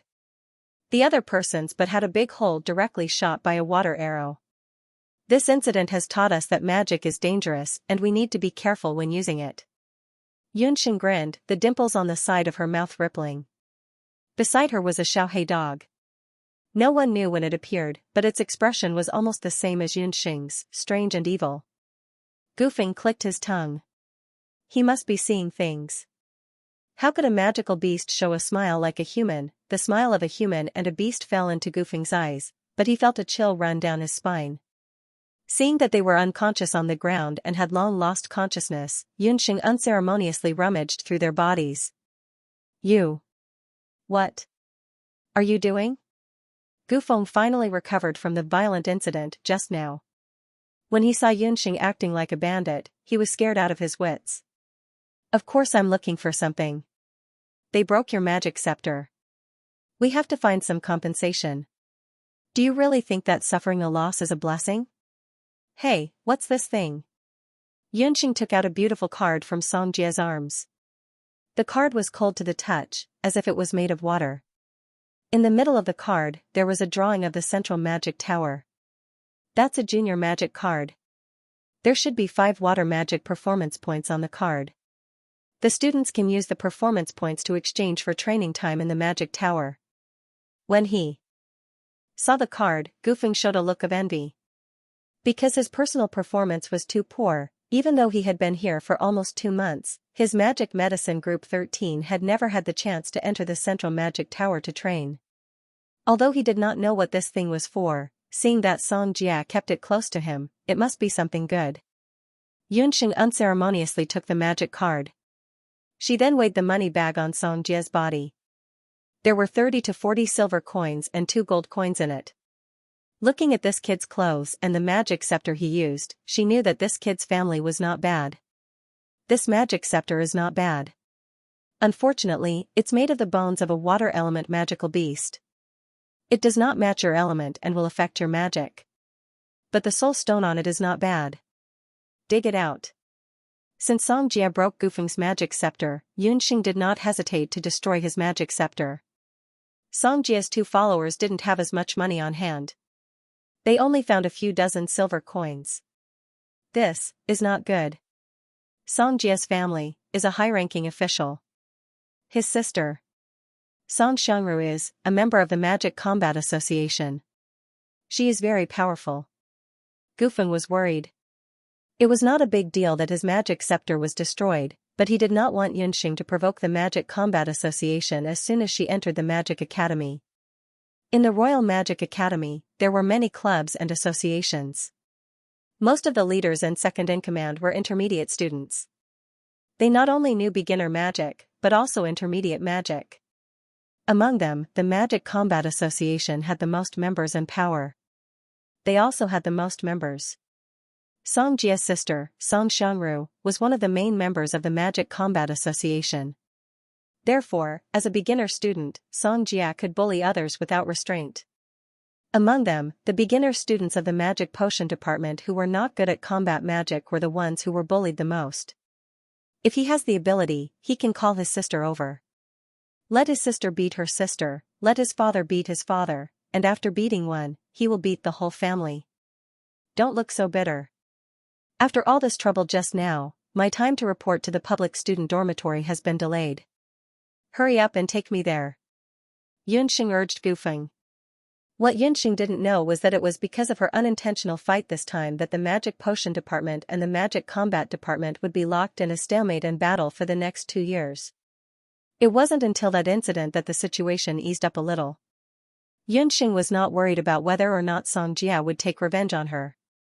She was worried about how Professor Mary, whose temper was like a fighting bull, would react when she found out that she was late on the first day of reporting. Yunxing had only seen Mary once. If she remembered correctly, her female magic tutor's temper was not very good. Yunxing's guess was not wrong at all. Mary was indeed fuming at this moment. Damned brat. Late on the first day of reporting. See if I don't teach you a lesson later. Don't think that just because you were brought here by Fengqua, I won't dare to lay my hands on you. Today, I will let you see what I, Mary, can do. A treacherous smile crossed Mary's beautiful face. Most of the public students in the Royal Magic Academy were boys and girls around the age of 10. Because the students were generally young, there were no more than 20 or 30 of them. Because most of the public students were not wealthy and came from remote mountain villages, they could not afford the high tuition and miscellaneous fees.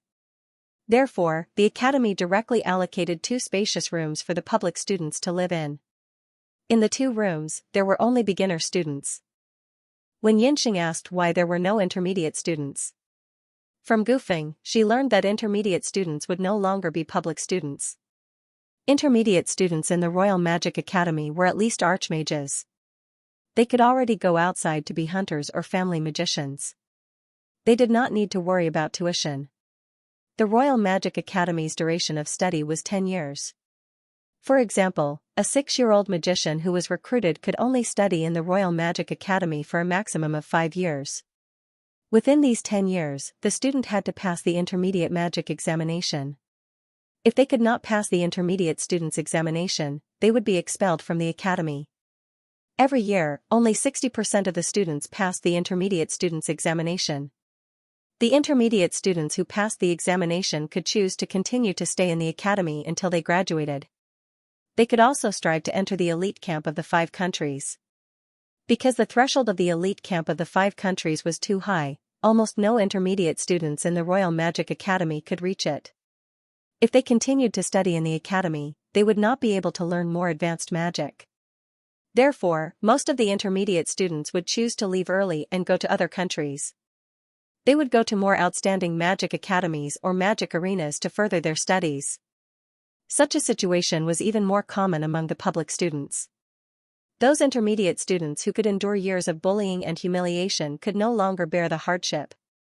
After they became intermediate students, they would immediately leave the Magic Academy. On the contrary, those intermediate students who came from well-off families would choose to continue to use the resources of the Magic Tower in the center of the academy to continue their studies. This was why Gufeng said that there were no intermediate students among the public students. When Xianxia and Gufeng arrived at the public students' dormitory, the sky was already half dark. As soon as they entered the dormitory, they saw more than 10 lattice beds that were similar to bunk beds. A group of children around the age of 10 were standing in the dormitory. When they saw Gufeng, they all revealed expressions of disdain. Even among the public students, they were divided into different grades and grades. The public students of the combat department had always considered themselves to be superior to the public students of the potion department. Moreover, Gufeng was infamous for being a good-for-nothing in the potions department. A few days ago, they had heard that a public student from the potions department had joined them. Xianxia and Gufeng had come in together. Everyone immediately understood that Xianxia was the new public student. She was so skinny and small, and she even brought a dog in? Newcomer, you are not allowed to keep animals in the dormitory. Among the public students, the oldest one, Mo walked over and gave Xianxia a shove. Who would have thought that when he gave her a push, the weak-looking little girl in front of him actually didn't move at all, as if she was nailed to the ground. Xiaohei isn't an animal. She's my battle pet. Xianxia glared at Mo Wu. She could sense that the public student in front of her had ill intentions. As she spoke, Xianxia suddenly lowered her body and grabbed his joints. With a beautiful backhand twist, she pushed him away. Mo stumbled and fell to the ground awkwardly. A thought flashed through his mind. Could it be that this new student was a dual cultivator of magic and martial arts? No, that couldn't be right. She looked skinny and small, completely different from the tall and muscular martial arts students. After dismissing the possibility that Xianxia was a martial arts student, Mo immediately got up. He pulled out his magic scepter and began to chant. A new student actually dared to offend him, the second in command of the public students. After all, other than that evil brat, no one else dared to offend him. Following Mo incantation, his magic scepter began to emit sizzling purplish-blue lightning. A secondary lightning magician, Xianxia didn't back down and pulled out her magic scepter. She quickly chanted, and several earth spikes emerged from the ground. Mo was so frightened that he stumbled back a few steps. The spell was forced to stop. How could she chant so fast? Mo was not satisfied. Just as he was about to chant a second time, the entire dormitory suddenly fell silent. Even Mo didn't make a sound. A ghostly figure floated into the dormitory. It was a person wearing a green cloak. Apart from a pair of glowing green eyes, Xianxia couldn't see what he looked like. She couldn't even tell his gender. In the dormitory, apart from Xianxia, no one noticed when this person came in. It was as if he was a gust of wind. By the time you felt the chill, he had already brushed past you. When Gufeng saw the person who came, his face, which was originally pale from fright, immediately regained its color as if it was filled with blood. Gee. It's good that you're back. Emoting wants to bully Yunxing. I forgot to introduce. Yunxing is the new public student. She's the kind person I mentioned to you earlier.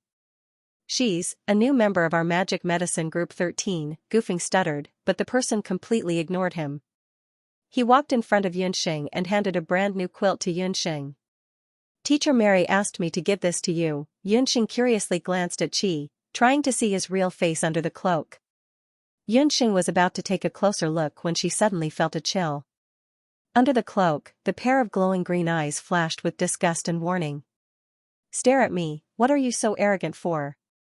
How dare a little kid stare at me? Yunxing was furious. She didn't care how powerful this kid named Qi was in the public student dormitory, or whether he was a member of her group. If he dared to stare at her, she wasn't afraid of him. Yunxing didn't take the quilt and simply stared back at Qi. The two of them were petrified. Black eyes met green eyes, neither of them willing to back down. This made Goofing very anxious. The little fatty hurriedly squeezed between the two of them and tried to persuade them. Yunxing. Qi doesn't like people staring at him. He looks a little weird. But he's actually a very nice person. He always helps me in class. You two should get along well. It's a new quilt. Teacher Mary is so unfair. Goofing hurriedly stepped forward and took the quilt from Qi's hands. Unexpectedly, just as Goofing was about to take it, the magic scepter in Yunxing's hand hit Goofing's hand. Goofing winced in pain. After being hit by Yunxing's magic scepter, he immediately withdrew his hand that touched the quilt. The seemingly brand new quilt was also loosened and thrown to the ground. The quilt fell apart, and some fine powder spread out from it. If you don't want to wake up early tomorrow morning with your hand crippled, then don't touch that quilt. Yunxing covered her mouth and nose and kicked the quilt away with her foot. This public student was not simple. As she scolded him, a strange look flashed across Qi's green eyes under the cloak. Goofing's hand was slapped away by Yunxing's magic wand. Before he could react, he glanced at the quilt on the ground. What's wrong with the quilt given by Teacher Mary? It's a new quilt. The quilt given to public students in the dormitory is made of old cotton wool, dirty. It's rare for Teacher Mary to be so considerate. But soon, Goofing understood what Yunxing meant. Just now, although Yunxing moved quickly, but Goofing still accidentally touched the quilt. On his arm, there was a change, a strand of pig hair drilled out. Goofing screamed incessantly, but in a flash, on the inner side of his arms where the quilt touched his skin, pig hair drilled out. This quilt has been tampered with. It seems to be some kind of special magic medicine. It smells like some kind of magical beast. Yunxing lifted the quilt with her scepter and carefully sniffed it. Magic medicine is different from ancient medicine, it studies the fusion of magic and medicine. If there was medicine, it would naturally be poisonous. However, there were also some magic apothecaries who would use the blood of magical beasts to refine poison. Unfortunately, Yunxing and Goofing's magic teacher, Mary, were very interested in the latter. Oh no, it must be. Teacher Mary, recently, developed a beast poison. Goofing was very anxious. He was already fat, if he grew pig hair, he would really become a pig. If he went out, he would be laughed at. Hearing Goofing's words, Yunxing already understood what was going on. It seems that her being late on the first day had already angered the hot-tempered Teacher Mary. She sent someone to deliver this quilt to teach Yunxing a lesson. Who knew that Goofing was so unlucky, to be poisoned by beast poison? That's not right, you just touched the quilt and you were poisoned, then how come he's fine? Yunxing pointed at Abandon who was standing leisurely at the side. Abandon's physique is very special. He is immune to all poisons. Goofing looked at the thick black pig hair on his hand with worry. With Abandon's appearance, the conflict between the public students was temporarily put aside. Yunxing carefully studied the beast blood poison in Goofing's hands and discovered that it was a completely new type of poison. It was completely different from the finished medicine she had come into contact with. According to Goofing, this was a special magic medicine that was refined using magic, and only Teacher Mary had the antidote. Yunxing walked around the dormitory and found that the upper and lower lattice booths were basically full. Only the upper bunk of that enigmatic cloaked public student was empty. "I'll sleep here. Do you have any objections?" Yunxing directly threw her luggage onto the upper bunk, not caring about the cold expression on her face. On her first night at the Magic Academy, Yunxing slept soundly. Early the next morning, Yunxing followed Gufeng to find Teacher Mary. That person called Abandon had disappeared early in the morning. If she had not heard the even breathing of the lower bunk when she slept last night, Yunxing would have thought that he had not been in the dormitory at all last night. "It's you?"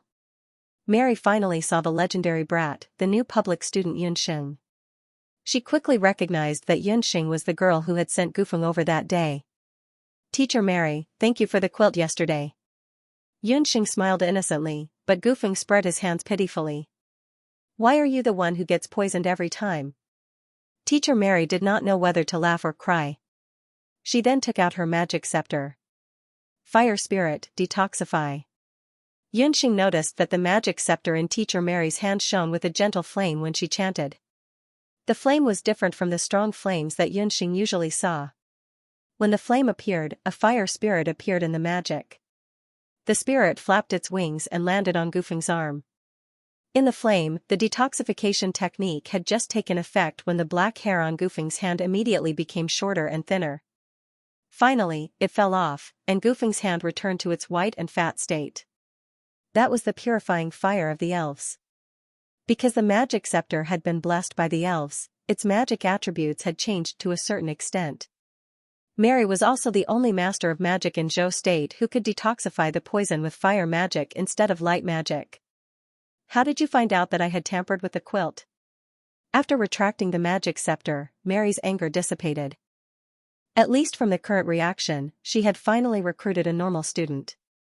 Her appearance was quite pleasant, and she was also a dual-element mage. Putting aside the relationship with Fengqua, this girl looked very smart and had quick reactions. Compared to Gufeng and the autistic patient, she was much better.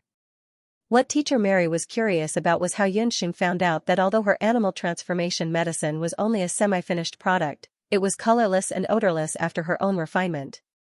"I smelled it. Maybe it's because I've been studying medicine since I was a child, but I'm very sensitive to all kinds of smells." Although the quilt was new, the smell I smelled was not the smell of cotton.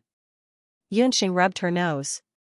For a doctor who often needed to dispense medicine, it was necessary to be able to keenly detect different smells. "Oh, you're a doctor? But a doctor came to learn magic potions?" Mary looked puzzled. "Ancient medicine and magic potions don't conflict." Yunxing shrugged. "Not bad, you're very opinionated. Since that's the case, let's officially get to know each other. I'm Mary, a master of fire and wind magic. I specialize in magic healing." Mary liked Yunxing's straightforward personality very much. "I heard from Qi that kid that your magic talent is very good, and your chanting ability is very fast." Yunxing glanced at Qi. That green-eyed kid had popped out again. It seemed that he had already told Mary about what happened at the public student dormitory yesterday. "That's because of my magic scepter," Yunxing said as she took out her magic scepter. When she saw Yunxing's magic scepter, Mary was surprised at first. Because she could see at a glance that Yunxing's magic scepter was actually made of a non-elemental magical beast soul bone. For a beginner mage, a magical beast soul bone without magic enhancement was undoubtedly very disadvantageous. But when she saw the blessing of the wind spirit on Yunxing's magic scepter, her surprise turned into shock. She quietly pulled Yunxing to the side and asked, "You have a multi-elemental magic soul?" Yunxing couldn't help but be vigilant. She had never revealed that she had a multi-elemental magic soul in front of others. Now, only that night fox and her unconscious father Yin Songhai knew that she had a multi-elemental magic soul. How did Teacher Mary find out? Seeing Yunxing's vigilant expression, Teacher Mary also guessed most of it. "You don't have to be nervous, I guessed it because I saw the blessing of the wind spirit on your magic scepter." Only people who had received the blessing of the elves knew how picky the elves were. Only mages who were really close to them had the chance to gain their favor. Just as Mary was about to continue asking, a burst of chaotic footsteps sounded. A few students from the fighting department and a mage with an unkind expression walked over angrily. The person in the lead was Xianxia, an instructor from the Magic Combat Academy. Behind him were two dispirited combat magic students. They were Xianxia and the others who had been robbed clean after being taught a lesson by Xianxia yesterday. Xianxia had expected them to come for revenge, but she hadn't expected them to be so cowardly as to complain to her instructor. It wasn't that Xianxia and the others were cowards, but that the three combat students who had bullied Goofing yesterday were from Combat Team 6. After being taught a lesson yesterday, other than the unlucky one who had been hit in the butt by a water arrow and was still bedridden in the infirmary, the other two could only go to class with disheveled hair. Who knew that when it was Xianxia's turn to practice, Xianxia would find that his magic was not up to standard? Upon closer inspection, he noticed that the soul stone on Xianxia's magic scepter was missing.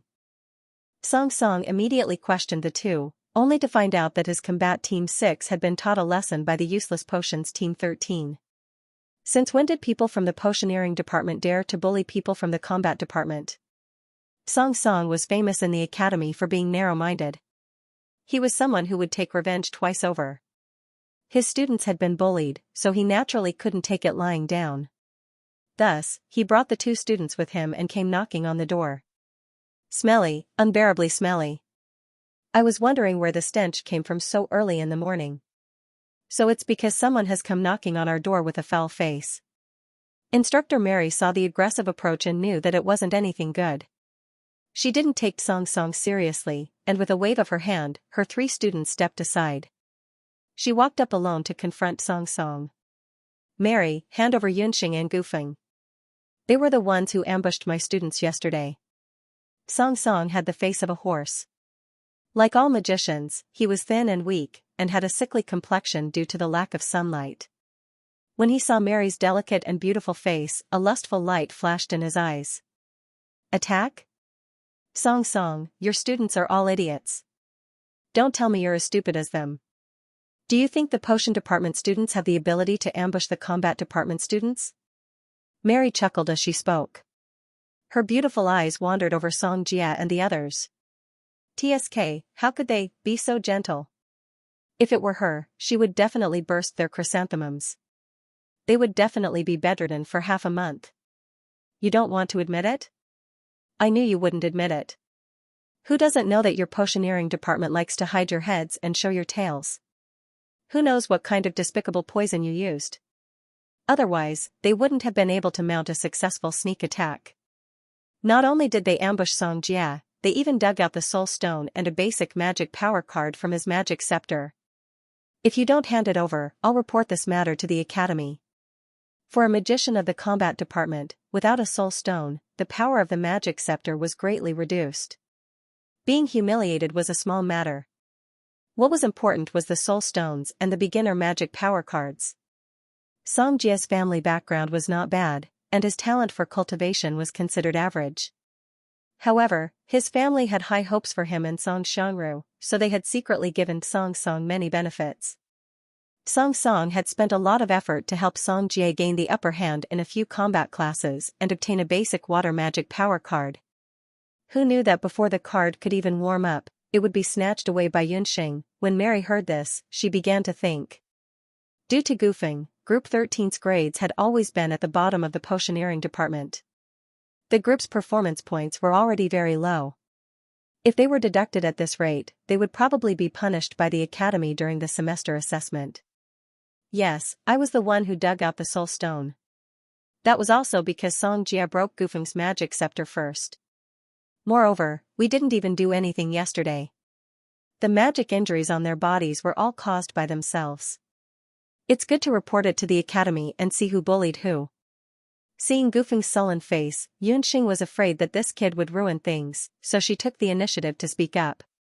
When Xianxia heard this, his face became even more gloomy. In fact, he had known about this for a long time. As a master magician, how could he not know how the magic injuries on the students were caused? The magic injuries on the three of them were all caused by each other's magic. If this matter was brought to the academy and their injuries were examined, they would not be able to defend themselves. If Xianxia could see it, how could Mary not see it? Xianxia's arm had scars from fire magic, and the other kid's hair was obviously cut off by wind scythe. Humph, how can that poor kid's magic scepter be compared to Xianxia's? Moreover, you took the magic power card. Song Song also felt that he was somewhat in the wrong, but he had to get the magic power card back. However, on behalf of Mentor Mary, I will not pursue the matter of the soul stone. However, the magic power card will follow the rules of the academy. If there is a dispute, it will be settled through combat. If you win, the magic power card will belong to you. If you lose, we will hand over the magic power card with both hands. In the Magic Academy, private fights were not allowed. However, when there was a dispute in the academy or in a group, the academy allowed the dispute to be resolved through combat in order to resolve it. Regardless of the final outcome, both parties were not allowed to have any disputes. Song Song's suggestion sounded very dignified, but in reality, it was obviously malicious. Everyone knew that in terms of magic combat, the combat faculty was much better than the potioneering faculty. Take Xianxia for example. Yesterday, they had been attacked by their own magic in the dark, and that was why they had lost their composure. If it had been a real battle, Song Song had absolute confidence that the freshman and Gufeng, who was at the bottom of the rankings, would not have had a chance of winning. Combat. Mentor Mary muttered. Yes, a 2-on-1 combat.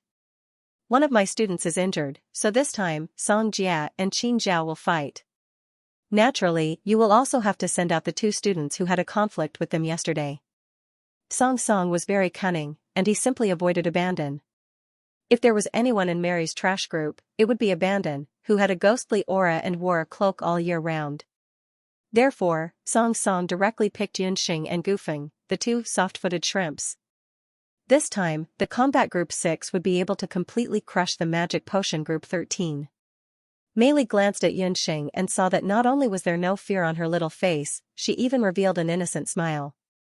For some reason, when Mary saw that smile, she felt an indescribable sense of familiarity. That's right, every time he wanted to oppress someone, he would be like this little girl, revealing a bewildering smile. Yunxing was a multi-elemental magician and possessed a magic scepter blessed by the elves. Hopefully, this little girl's performance would satisfy her. Alright, it's settled then. Abandon, lend your magic scepter to Gufeng. You too, you must win and must not lose. Otherwise, you will be served with the beast transformation medicine. Mei Li took a step back. Under the cloak, Qi's green eyes darkened when he saw Yunxing's dazzling smile. He pulled out a green magic scepter and tossed it to Gufeng. Thank you Su Su, Meng, and Qin Kuang for your tips. I'll update later. Sigh, why does it feel like there's a ghost haunting me? No one is watching my feet. Abandon's magic scepter was very strange. As soon as it touched Gufeng's hand, the scepter suddenly twisted and directly wrapped itself around Gufeng's hand. Gufeng only felt a chill in his hand, and his fat face immediately turned red and white. How was that a magic scepter? It was clearly a living snake. Yunxing also saw clearly that Abandon's magic scepter was different from the rest. It was actually a smoky green scaled snake as thick as a thumb. The scaled snake's eyeballs were the same color as Abandon's. He actually used a living magic beast as a magic scepter? And it was a magic snake without any natural attributes. When they saw that magic scepter, both Song Jia and Roland shuddered. It was that magic snake scepter. Abandon's magic snake scepter was famous among all the beginner students. But in fact, among the real students, there were only a few times that they had actually seen him use the magic snake scepter. Because he was a public student, and because Abandon wore a cloak all day long, when he first arrived at the Magic Academy, there were always people bullying him in magic combat classes under various pretexts. Among them, most of them were from the magic combat department. But Abandon was different from Gufeng. After being bullied once, that kid only said, "First time." The second time was still in magic combat class. Abandon said, "The second time." The third time was also in magic combat class, and it was still that combat department student who often bullied Abandon. That time, Abandon made his move. In the presence of the combat instructor, Abandon directly used his magic scepter. The scene at that time, anyone who saw it would never forget. Abandon chanted at an astonishing speed, and his magic scepter crawled out, spitting out a cloud of green mist. In just a breath's time, that student's body turned into a pool of pus, and not even bones were left. That combat instructor didn't even have time to stop it. After that class, no one dared to bully Abandoned anymore. Teacher Mary was called over, and after being severely reprimanded, she was fined a whole year's salary. However, Abandoned wasn't held responsible. Instead, the school came forward and explained the matter as a teaching accident. In the end, the matter was settled with a compensation of 10,000 purple coins. Because of this, some people secretly discussed that Chi's identity was not simple, but that was only behind his back. No one dared to offend Chi again. This was also the reason why everyone in the public student dormitory had a look of avoidance when they saw Abandoned. Miss Melly obviously knew this as well. When it came to combat, she was more worried about goofing, which was why she had asked Abandoned to lend her the magic snake staff. With the protection of the magic snake staff, Goofing could protect himself even if he was no match for Xianxia and the others. Goofing knew his own strength, so even though he was afraid of Abandoned's magic snake staff, he still held it tightly in his hand. The two mage instructors chose the arena. To a mage, a battle was a contest of magic. Xianxia and the others believed that with Song Song around, the other party would not be able to use any despicable tricks. As soon as the two parties stood still, they immediately started chanting.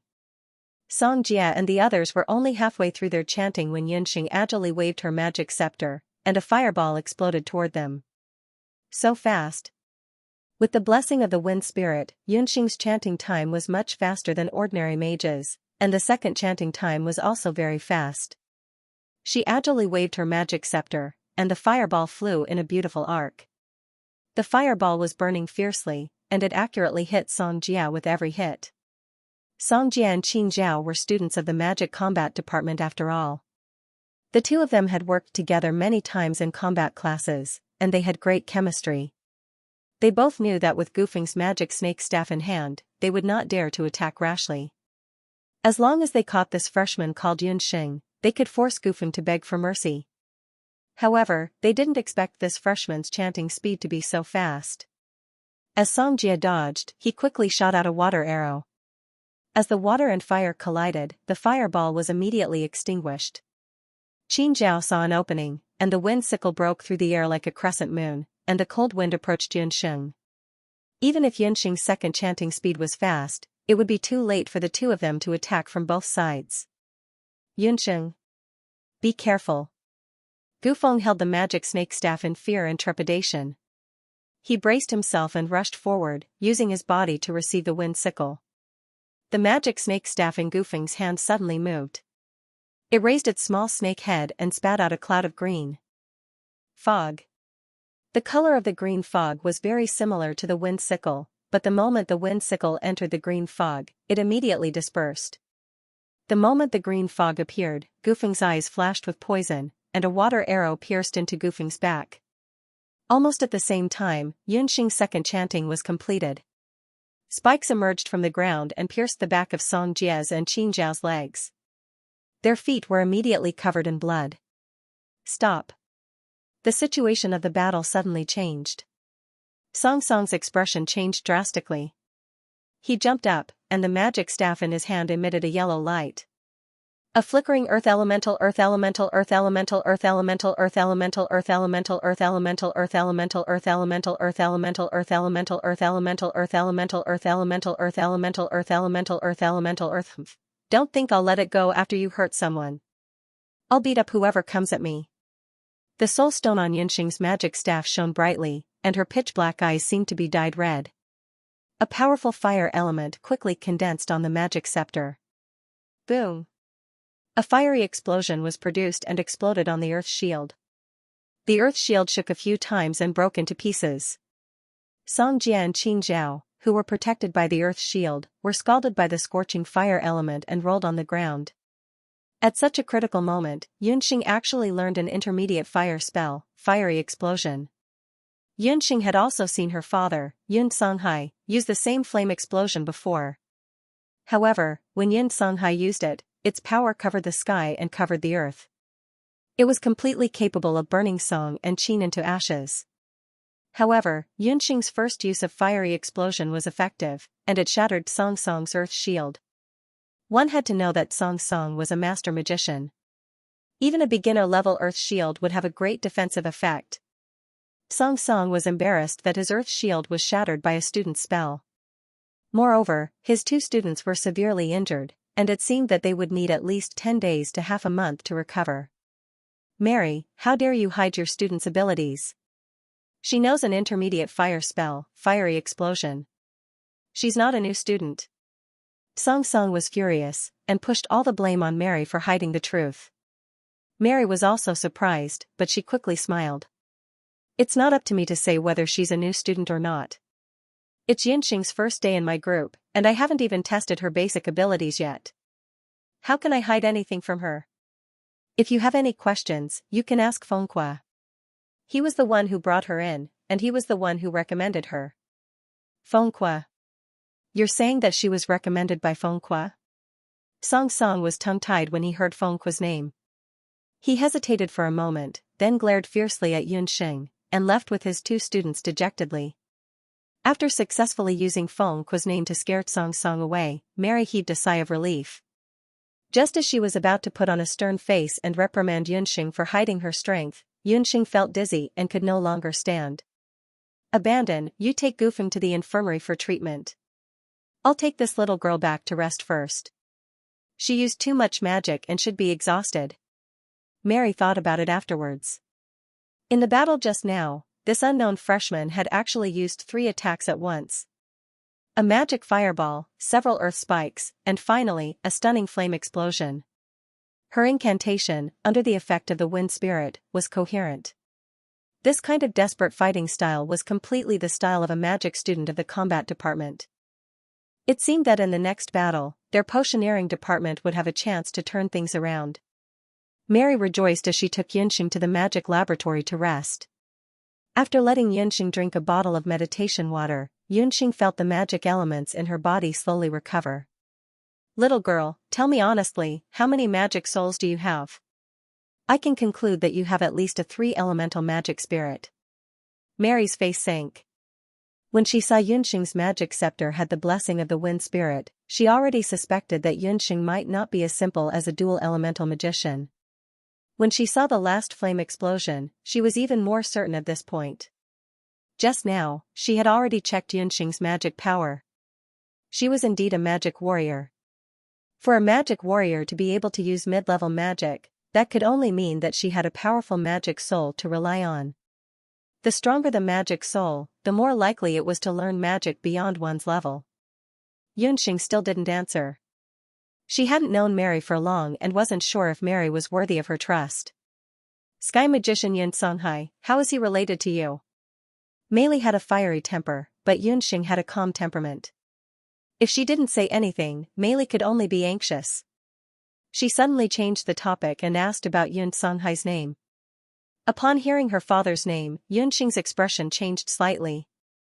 "You know Xianxia? Your surname is also Yun." 10 years ago, sky magician Xianxia betrayed his family and left the Jade capital with a woman of unknown origin. Since then, there has been no news of Xianxia in Zhou State? Are you Xianxia's daughter?" Meili was very excited. She grabbed Xianxia and looked at Xianxia nervously. The more she looked at Xianxia, the more she felt that she was similar to Xianxia. That resolute gaze, as well as the confident movements when using the flame explosion, were all so similar. "He is my father." "You know my father." Xianxia was infected by Meili's excitement. At that moment, Meili seemed to have changed into a different person. Her expression quickly softened, as if she had recalled something, and a smile appeared on her lips. As expected. Only Brother Yun's daughter can comprehend mid-level magic when she is only a magician. Meili hugged Xianxia and cried tears of joy. After her excitement, Meili put away her earlier gaffe. She told Xianxia that she was Xianxia's junior and that the 2 of them had studied together in the Jade Capital Magic Academy. She had also been in the same group as Xianxia. However, at that time, the Jade Capital Magic Academy had just been established and there was no such thing as a magic potion department and a combat department. "Your father was a genius in magic. He had helped me a lot in the past. He was also the one who discovered my talent in magic potion and suggested that I change to the magic potion department. When Mei Li recalled the past, her face revealed a hint of shyness that only a young girl would have. It seemed that his drunkard father had been a popular campus hunk in the Magic Academy back in the day. Yunxing knew very little about her father and mother's past. Through Mei Li's narration, Yun Songhai's situation when he was young and studying was reconstructed by Mei Li. Yun Songhai was born in the residence of the martial saint general, but as the eldest son of the family, he had never been interested in martial arts. When he was 10 years old, he secretly enrolled in the Royal Magic Academy behind the martial saint General Yun Ba's back. At that time in Zhou State, magic was not valued as much as it was now. The news of Yun Songhai abandoning martial arts to study magic was still widely spread among the circle of nobles in the Jade capital for a period of time. After hearing the news, Yun Ba was so angry that he carried a long sword and went to the Royal Magic Academy, saying that he wanted to kill this unfilial son. In the end, the dean of the Magic Academy personally came forward and tested Yun Songhai's outstanding talent in magic in front of everyone. Only then was Yun Ba appeased. However, ever since then, the relationship between the father and son of the Yun family was not very good. The second son of the Yun family was also strictly trained in martial arts and took the place of his elder brother on the path of martial arts. However, that was a story for later. After Yun Songhai entered the Magic Academy, his talent was revealed day by day. Especially after representing the students and participating in a few magic exchanges with the Temple of Magic, his magic cultivation increased rapidly. He also got to know some strange people who were good at innovating in the field of magic. Multi-elemental magicians could use magic staffs that had no elemental attributes, and fairies of the same attribute would only bless magicians of the same attribute. These rarely heard secrets of magic were all discovered by Yun Songhai at that time. It was also because of this that Mei Li was able to determine that Yunxing did not have a simple two-elemental magic soul just by looking at the magic staff. Mentor Mei Li, then what about my mother? Is she also from the Magic Academy? Compared to Yun Songhai, Yunxing had even fewer memories of her mother, Hu Jiuxing. All she had was the memory left behind in the beast language ring. Regarding your mother, I only know that she is very mysterious. There is also no information about which family she comes from. Your father only got to know her after he left the Royal Magic Academy. She is very likely a descendant of some ancient family. Mei Li sighed with emotion as she scrutinized Yunxing's face. Yun Songhai's face was handsome with strong lines. Yunxing's nose and eyebrows were very similar to Yun Songhai's, but softer. However, her eyes, small and exquisite facial features, as well as the way she smiled, were undoubtedly inherited from her mysterious mother. Yunxing might not be the type of girl who was breathtaking, but she was undoubtedly the type of girl who was more stunning the more you looked at her. Moreover, she was still young. When she grew up in the future, she would definitely be a peerless girl who would not be inferior to her mother. Yun Songhai stayed in the Jade Capital Magic Academy until he became an archmage. At that time, there were no teachers in the academy who could teach him more advanced magic. In order to seek a higher level of magic, Yun Songhai left the Jade Capital Magic Academy and went to other countries where magic was more refined, as well as the temples of various places, to visit the local magicians. It was probably at that time that he met Yunxing's mother. When Mei Li received news of Yun Songhai again, 10 years had already passed. That handsome and open-minded young magician had already become a sky magician who shot up like a rocket in the world of magicians. A sky magician who was not even 30 years old was extremely rare, whether in Zhou State or the entire continent. Just when everyone thought that Yun Songhai would continue on this path of genius, there was news that he cultivated dark magic and became a black magician. What? You're saying that my father is called a black magician? When Yunxing heard this, she could no longer hold back and exclaimed. Dark magic was an existence that all magicians on the mainland abhorred. Anyone who had anything to do with dark magic, no matter how talented they were, would still fall. At that time, some people said that Yun Songhai cultivated dark magic because he coveted higher magical powers. However, there were also people who said that Yun Songhai knew a female magician who cultivated dark magic. That magician was Yunxing's mother, Hu Jiuxing. I met your mother once. Mei Li's eyes twinkled. In the winter before Yun Songhai was officially recognized as a dark magician, he brought Hu Jiuxing back to the general's residence in Jade Capital to attend Yun Ba's 60th birthday. At that birthday banquet, Mei Li saw Hu Jiuxing. Even Mei Li, who was also a woman, was captivated by Hu Jiuxing's beauty at that moment. Hu Jiuxing had a rosy cheeks and a pair of pitch-black eyes that shone like the brightest stars in the dark night. Just by standing there, she stole everyone's breath and sight. However, Hu Jiuxing's gaze never stopped on anyone. She quietly stayed by Yun Songhai's side, as if Yun Songhai was the only person in the world. At that time, Yun Songhai was the happiest man in the world. However, a few days after the birthday banquet, there was suddenly news that Yun Songhai had betrayed the Yun family and escaped from Jade Capital with Hu Jiuxing. After that, no one knew about Yun Songhai anymore. Speaking of which, when your mother came to attend old General Yun's birthday banquet, she might have already had you. Mei Li had been in love with Yun Songhai for many years. She boasted that she was beautiful and had some achievements in magic potions. She thought that after meeting Yun Songhai again, she would be able to muster the courage to confess to Yun Songhai. Who knew that when she saw Hu Jiuxing at the birthday banquet, she knew that she would never have the chance again. That was all Mei Li knew. Only Yunxing knew that after that, Yun Songhai and Hu Jiuxing went into exile. Even when Hu Jiuxing was about to give birth, there were still people chasing after her parents. Unfortunately, Mei Li did not know why Yun Songhai had fallen out with the general's residence at that time, and who was the one who chased after the couple in the end. Even so, I still don't believe that your father is a dark magician. Mary didn't expect that she would meet the daughter of an old friend. And Yunxing's talent in magic surprised her even more. If father knew that there were still people who believed in him, he would definitely be very gratified. Yunxing now thought about it.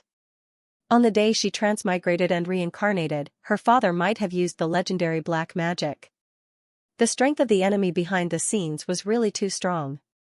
Yun Songhai had no choice but to use the heaven-defying dark magician to kill the enemy. When Yunxing told Mei Li about her father's current situation, Mei Li's expression changed immediately.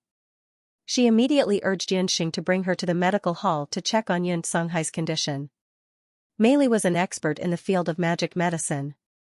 She might have a way to treat the poison in Yun Songhai's body. But after checking on Yun Songhai's condition, Mei Li couldn't help but shake her head. This is not a poison caused by magic. It's also not a poison that can be treated with ancient medical techniques. Yunxing was a little disappointed. Dr. Fan had said earlier that ordinary people had no way to treat Yun Songhai's poison. Only the top few old monsters in the Dharma Temple and the Medicine Emperor Pavilion could possibly know what kind of poison was in Yun Songhai's body. Seeing the big brother Yun in his prime become like this, Mei Li's eyes were slightly bitter. She stood beside Yun Songhai's body and said in a low voice, "Big brother Yun, don't worry. I will definitely teach Yunxing everything I know." After returning to the academy with Mei Li, Yunxing went to visit the injured Gufeng. Fortunately, Songjia's beginner water magic was very ordinary. Gufeng had also grown a body of fat. After treatment in the medical hall, there were basically no major problems. Gufeng, in order to save your team members, you sacrificed yourself. This spirit is commendable. But as a sorcerer, using your body as a shield to protect your team members is the most foolish thing you can do. How many times have I said, you are a sorcerer? A sorcerer? Where did all the magic you learned in the accelerated beginner level go? Mei Li's face was full of resentment. Gufeng could only lower his head and let Mei Li's saliva fly around the top of his head. With the addition of Yunxing, Mei Li's 13 magical potions team was finally full. The combination of 2 males and 1 female could form a stable team. But before that, Mei Li still had to properly train these 3 people. In the first half of the year, the beginner students had to participate in the basic magic classes every day. This was arranged by the academy in order to allow the students to better understand and use the magic elements. After Yunxing officially entered the academy, she was given a daily schedule. On it were the 4 main classes that beginner students of the Magical Potions department had to learn: Meditation class, Accelerated Beginner Magic class, Basic Combat class, and Magic Potion Experiment class. Students of the Magical Combat class also had similar classes. It was just that the Experiment class had been changed to a Magic Battle class. After a year's classes were completed, the beginner students would participate in the examinations of the major classes for the final examination. As Xianxia entered the academy later than the other beginner students, most of the basic classes were already a third of the way through when she joined. In order to prevent Xianxia from not being able to keep up, Mei Li kindly arranged for Gufeng and Abandon to help Xianxia. Thus, Xianxia witnessed the so-called Abandon's tutoring method and Gufeng's tutoring method. Abandon's meditation class tutoring. Abandon, begin, meditation. Xianxia, Abandon, Xianxia, ZZZ1 class, a total of 1 sentence. Gufeng's tutoring method. Gufeng, Xianxia, get ready. Xianxia, get ready for what? Gufeng, the tutor is about to start the class. Prepare paper and brush. Xianxia, and then? Gufeng, start copying. Don't miss a single word. Xianxia, 1 class, a total of countless notes. After spending a few days with Gufeng and Abandon, Xianxia completely understood how difficult it was for teacher Mei Li. As the tutor of Gufeng and Abandon, how many brain cells did she have to kill? Fortunately, Xianxia's personal learning ability was very good. Especially after she learned Yun Meng Bing Mian, her performance in the meditation class quickly received the tutor's praise. As for the basic magical combat class and the beginner magic, Xianxia had the support of the 5 elemental magic soul and quickly mastered the basic magic of each element. The only thing she hadn't taken was the magic potion experiment class. After asking around, she found out that the tutor in charge of the magic potion experiment class had taken half a year off, and the magic potion experiment class for the beginner students had to be delayed for a while. Finally, it was public day, and there were no classes in school. Xianxia planned to return to the medical center to see her father and help Dr. Fan with the medical center, but a public student who wasn't very familiar with Xianxia stopped her. Xianxia, you're in charge of the public herb field, right? The herbs are dying. Hurry up and take a look. Xianxia had obviously forgotten something important. That incident was that she had entered the Royal Magic Academy as a public student. The so-called public students were equivalent to the modern-day work-study students. On weekdays, they would attend classes normally, but on weekends, they would have to serve the school. Gufeng and Abandon were also public students. Gufeng seemed to be teacher Mei Li's assistant. As for Abandon, she had not heard of him doing anything for the academy, but he seemed to be very busy. It was no wonder that the two of them disappeared on the weekends. Xianxia's part-time job was to help the academy take care of the public herb fields. Jade Capital Magic Academy was built in the middle of a valley. It was comfortable all year round, and the public herb fields here were also very lush. The herbs in the public herb fields were mainly used by the academy's potioneering department and the infirmary. The remaining part was sold to the public, and the income was used to pay for the tuition and miscellaneous expenses of the public students. Until she arrived in front of the public herb fields, Xianxia thought that the so-called herb fields were at most similar to the ones in Banana Leaf Village, a few mu or a few tens of mu. But when she really stood in front of the public herb fields, she realized that she was very wrong. Up close, it was a field. From afar, it was still a field. Horizontally, it was a field. Vertically, it was still a field. As far as the eye could see, it was all fields. The herb fields of Jade Capital Magic Academy could be called vast. Xianxia roughly estimated that the herb fields were at least 500 to 600 mu. Xianxia finally understood why there was a vacancy in the Royal Academy's potioneering department for public students who were responsible for looking after the public herb fields. In fact, before Xianxia came, this position had been empty for 5 years. During this time, the public students in the dormitory took turns to look after the fields. Now that there was finally a sucker, no one in the dormitory was willing to come. She was quickly informed that she needed to water all the herb fields in 2 days to prevent the herbs from withering.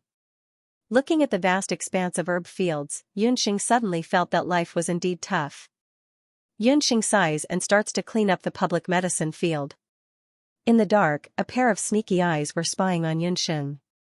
Very quickly, the owner of the pair of thieving eyes returned to the combat department, and finally circled into a room labeled as the Combat Association.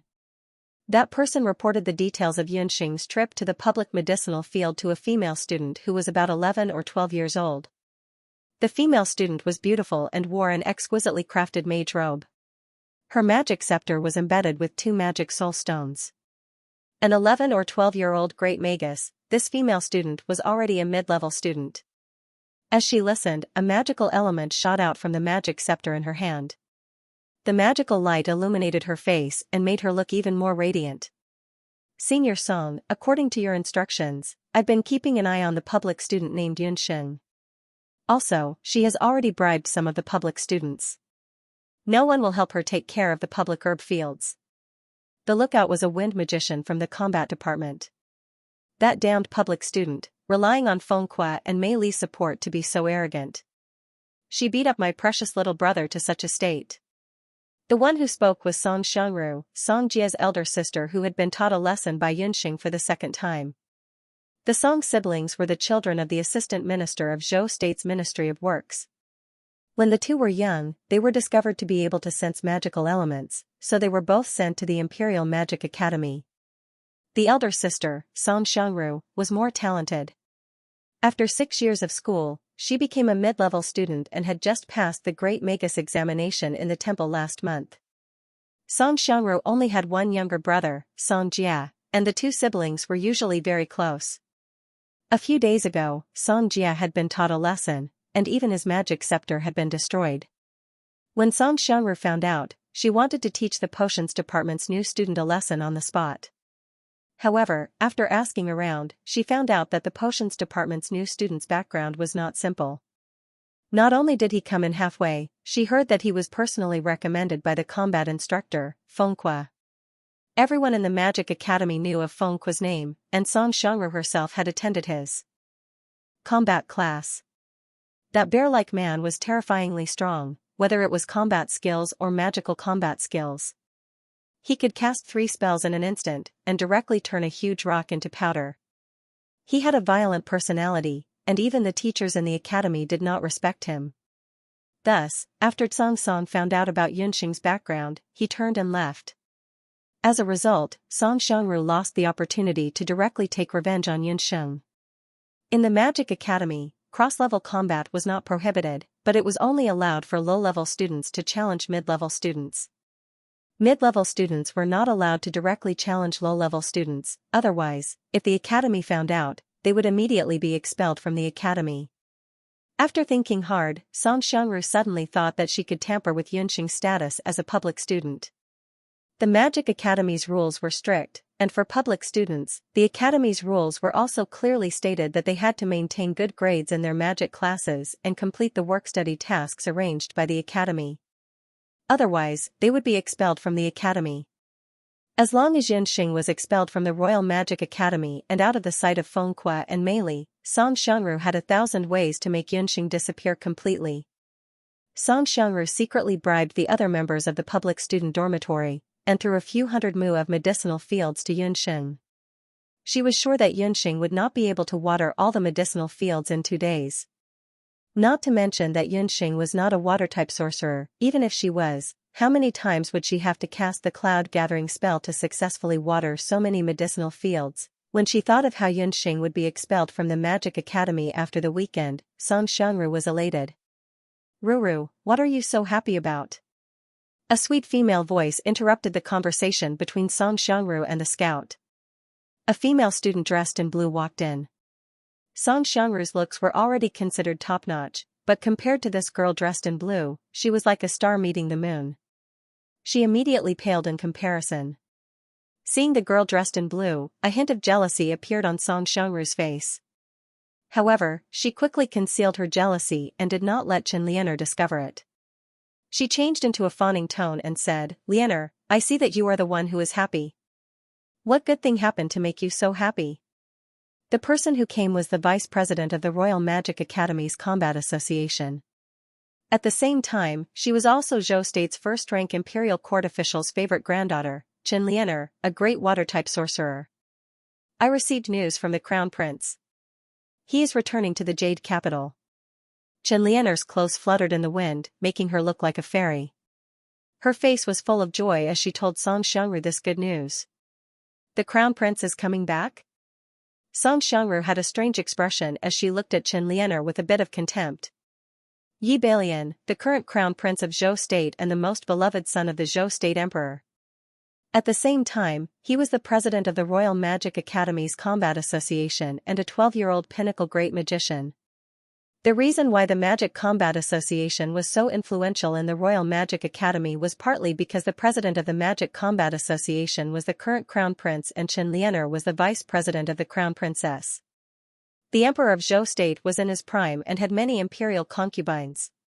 He also had many princes and princesses. Among them, the crown prince Yi Balian was the most favored. His mother was the daughter of the current imperial cabinet minister. His mother's family had a strong background and was deeply favored by the emperor of Zhou state. However, those who knew the secrets of the palace knew that Yi Balian wasn't the crown prince at birth. Yi Balian was the second prince, but the real crown prince was the first prince, Yi Baiming, who had been dethroned many years ago. After the tragedy in the palace, the original crown prince Yi Baiming was deposed and imprisoned by the emperor of Zhou state. The second prince Yi Balian was crowned crown prince by a group of civil officials. It was also at that time that Xianxia, who was originally chosen as the crown princess, abandoned her childhood playmate Yi Baiming without hesitation. Under the matchmaking of Grand Secretary Chen, she and Yi Baiming quickly became the golden couple that everyone envied. It was said that after the former crown prince Yi Baiming was deposed, he was imprisoned in the cold palace in the name of recuperating. It was only a few months ago that the former crown prince, Yi Baiming, joined the Wushuan Infinity School under the request of the deputy head of the Wushuan Limitless School to practice martial arts. Only then did the former crown prince return to the eyes of the citizens of the Great Zhou dynasty. Xianxia and Song Xianru, including a few people, naturally knew about this news. Song Xianru originally thought that Xianxia would be a bit emotional, but who knew that she acted as if nothing had happened. What a heartless woman. While Song Xianru's father was part of the civil official faction that supported the crown prince, she had inherited some of her father's style and looked down on Xianxia from the bottom of her heart. However, because the other was powerful and was the future crown princess, she agreed on the surface. Xianxia was so immersed in her own joy that she didn't notice the disdain on her friend's face. This year's year-end examinations for the combat and potions faculties might be a little tricky. Song Xianru thought of something. The year-end assessment was a tradition of the Academy of Magic. Every year, there would be a comprehensive assessment for the students at the end of the year. The competition between the combat and potions departments was also the fiercest at that time. Potion department? Ru, when did you become afraid of even the magic potion department? Xianxia stopped acting like a little girl, her face full of contempt. Perhaps Xingjing Magic Academy was nothing compared to other magic academies, but within the academy, the position of the fighting department was absolutely unshakable. The potioneering department was filled with crappy mages who only knew how to use despicable tricks. If she remembered correctly, the potioneering department didn't even have a few decent intermediate students. This year's situation might be a little uncertain. A poison man has appeared in the potioneering department. Song Xianru's face was cautious. My younger brother Song Jia was defeated by a new earth and fire department mage. Song Xianru originally didn't put the potioneering department in her eyes, but the things that happened in the past few days really caught her off guard. I've also heard about that poison man, but I heard that kid is very antisocial, so don't worry about him. As for the new mage, I haven't heard of her. I remember that your brother Song Jia's magic is barely passable. How come he can't even take care of a new student? Xianxia's sarcastic tone made Song Xianru very dissatisfied, but she still smiled. That new student isn't simple. I heard that she used an intermediate fire magic flame explosion in the end. Even mentored Song's earth shield was shattered by her. Even Xianxia couldn't use intermediate magic as a beginner. Intermediate magic? Is this news true? If it's reliable, then this person definitely can't stay in the potioneering department.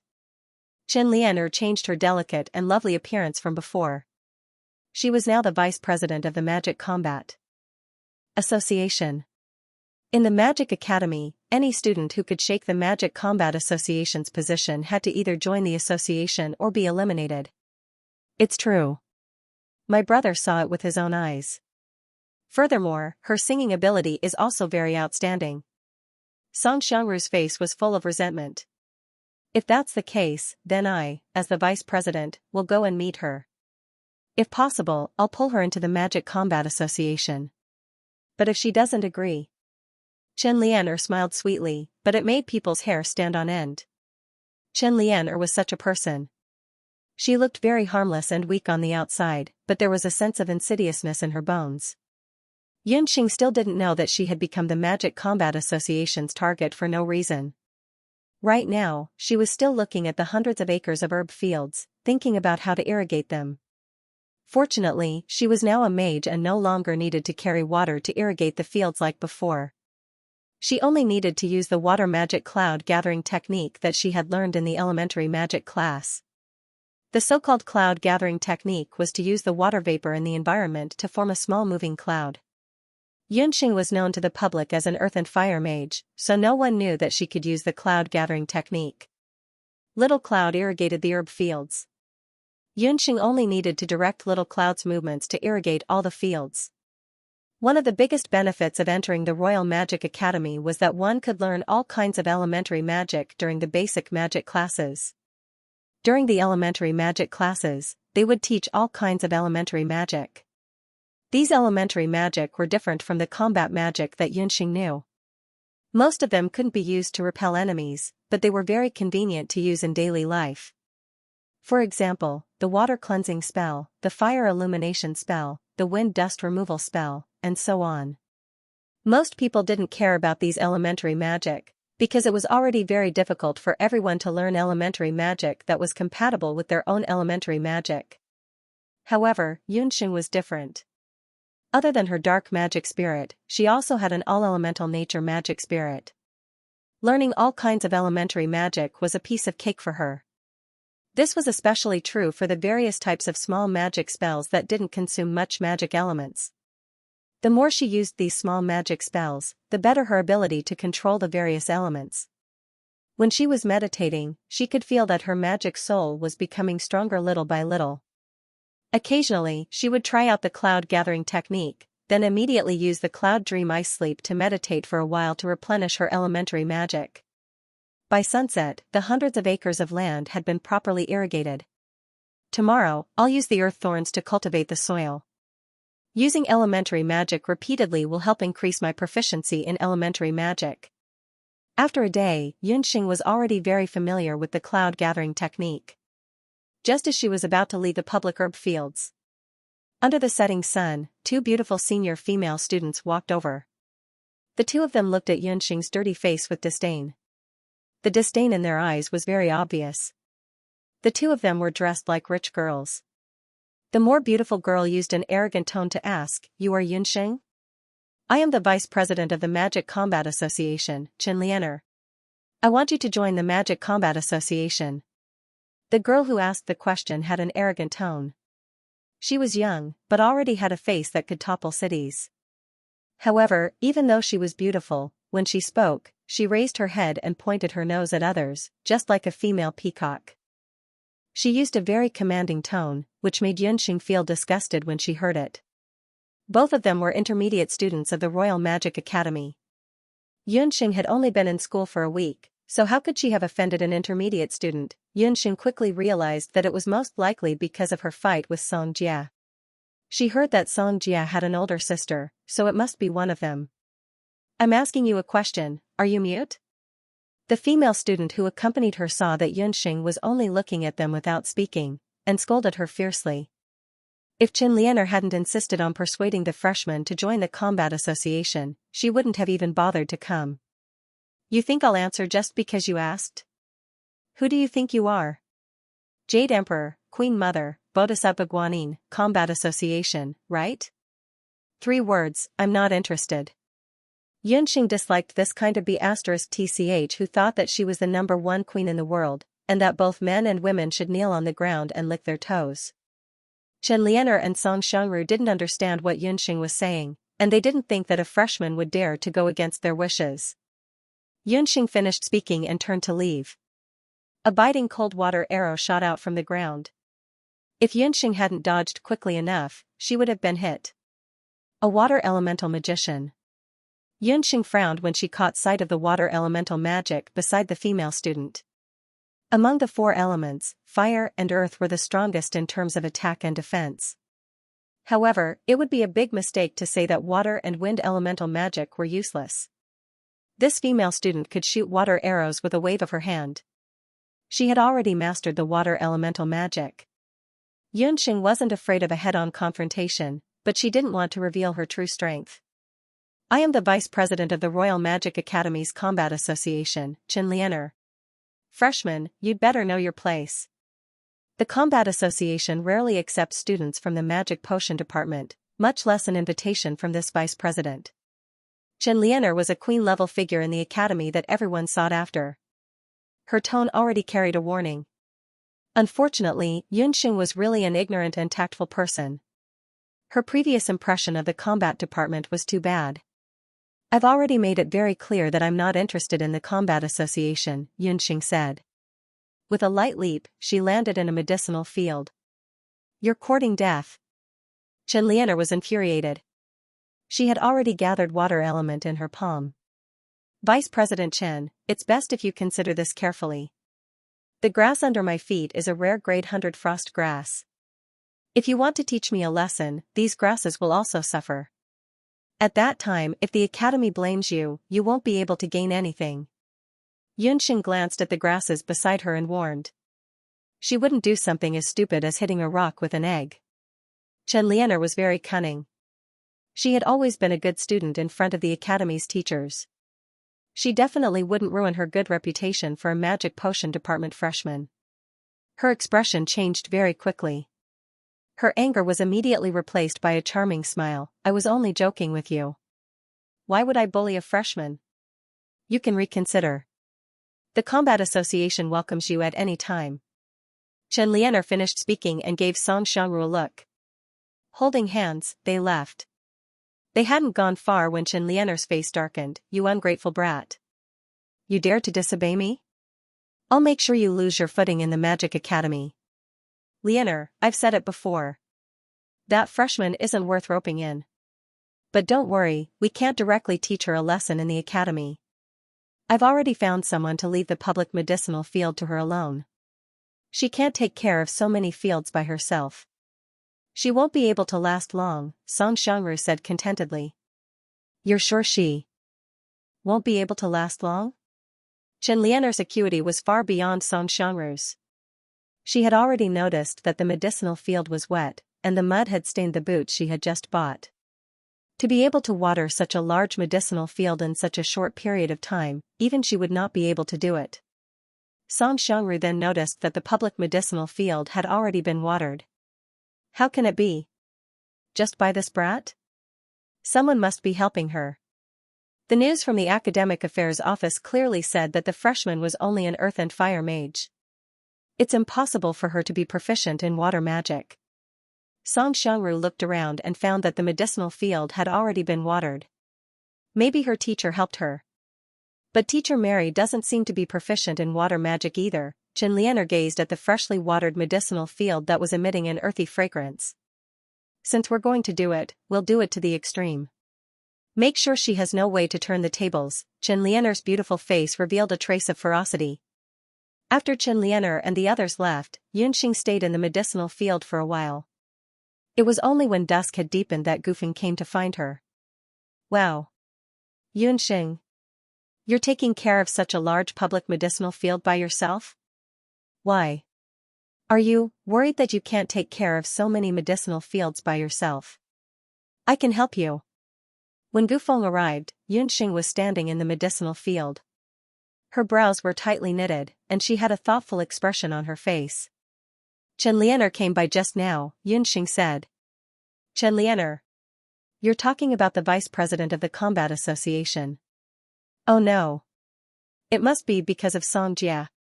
His sister Song Xianru is one of the main members of the Combat Association. Did they do anything to you? Gufeng was shocked when he heard this. The Combat Association had a great influence in the Magic Academy. Now that she was targeted, Yunxing's future days would be difficult. She didn't do anything to me, but that might not be the case next time. Xianxia's appearance made Yunxing realize that her strength was far from enough. If she didn't quickly become stronger, she was bound to become the second Gufeng. Should we tell Teacher Mary? Gufeng was fearful. No need, the other party isn't stupid. They definitely won't do anything to us in public. Yunxing believed that Chen Lianer could become the vice president of the Combat Association not just because of her beauty. Gufeng, you entered the academy early. Do you know how to improve your magic in a short period of time? The faster the better. In order to compete with Chen Lianer, Yunxing had to ensure that she was proficient in at least one type of intermediate magic. From the looks of it, she was most confident in fire magic. I know that. You can enter the Central Magic Tower. I heard from others. Practicing in the Central Magic Tower. The speed of practicing magic will be at least several times faster. Even several dozen times faster. Intermediate students like Chen Lianer. They usually practice in the Central Magic Tower, Gufeng said with an envious expression. Hearing Gufeng's words, Yunxing immediately recalled the tower she had seen on the first day she had entered the academy, in the central square of the Magic Academy. That was the Central Magic Tower. Seeing that Yunxing was interested in the Magic Tower, Gufeng excitedly began to explain. As he spoke, he brought Yunxing to the Academy's plaza. Through Gufeng's explanation, Yunxing found out that the Central Magic Tower was not built for the Royal Magic Academy. The Central Magic Tower, more accurately, was an ancient magical ruin. On the boundless continent, there were many large countries, and most of their territories had already been divided. But there were still some places that the country's army could not conquer, and those places were called ancient ruins. There were many types of ancient ruins, and there were many types of ruins. Sometimes it was a vast plain, sometimes it was a dense forest, but it could also be an ancient building. Most of the ancient ruins had restrictions on the outside that were difficult for ordinary people to cross. Only the strongest warriors, magicians, or summoners could break through the restrictions and enter the ancient ruins. But as long as one entered the ancient ruins and successfully came out, they would reap extraordinary rewards. They might have obtained powerful battle techniques passed down from ancient times, or they might have comprehended ancient magic that had been lost for a long time, or they might even have gained the favor of ancient mythical beasts. So even though the ancient ruins were extremely dangerous, there were still countless adventurers who dared to take the risk. But the ancient ruins were not so easy to discover. There were only a few maps of the ancient ruins on the continent, and they were all in the hands of large countries, aristocratic families, and even mysterious organizations. Ordinary people would not be able to touch them.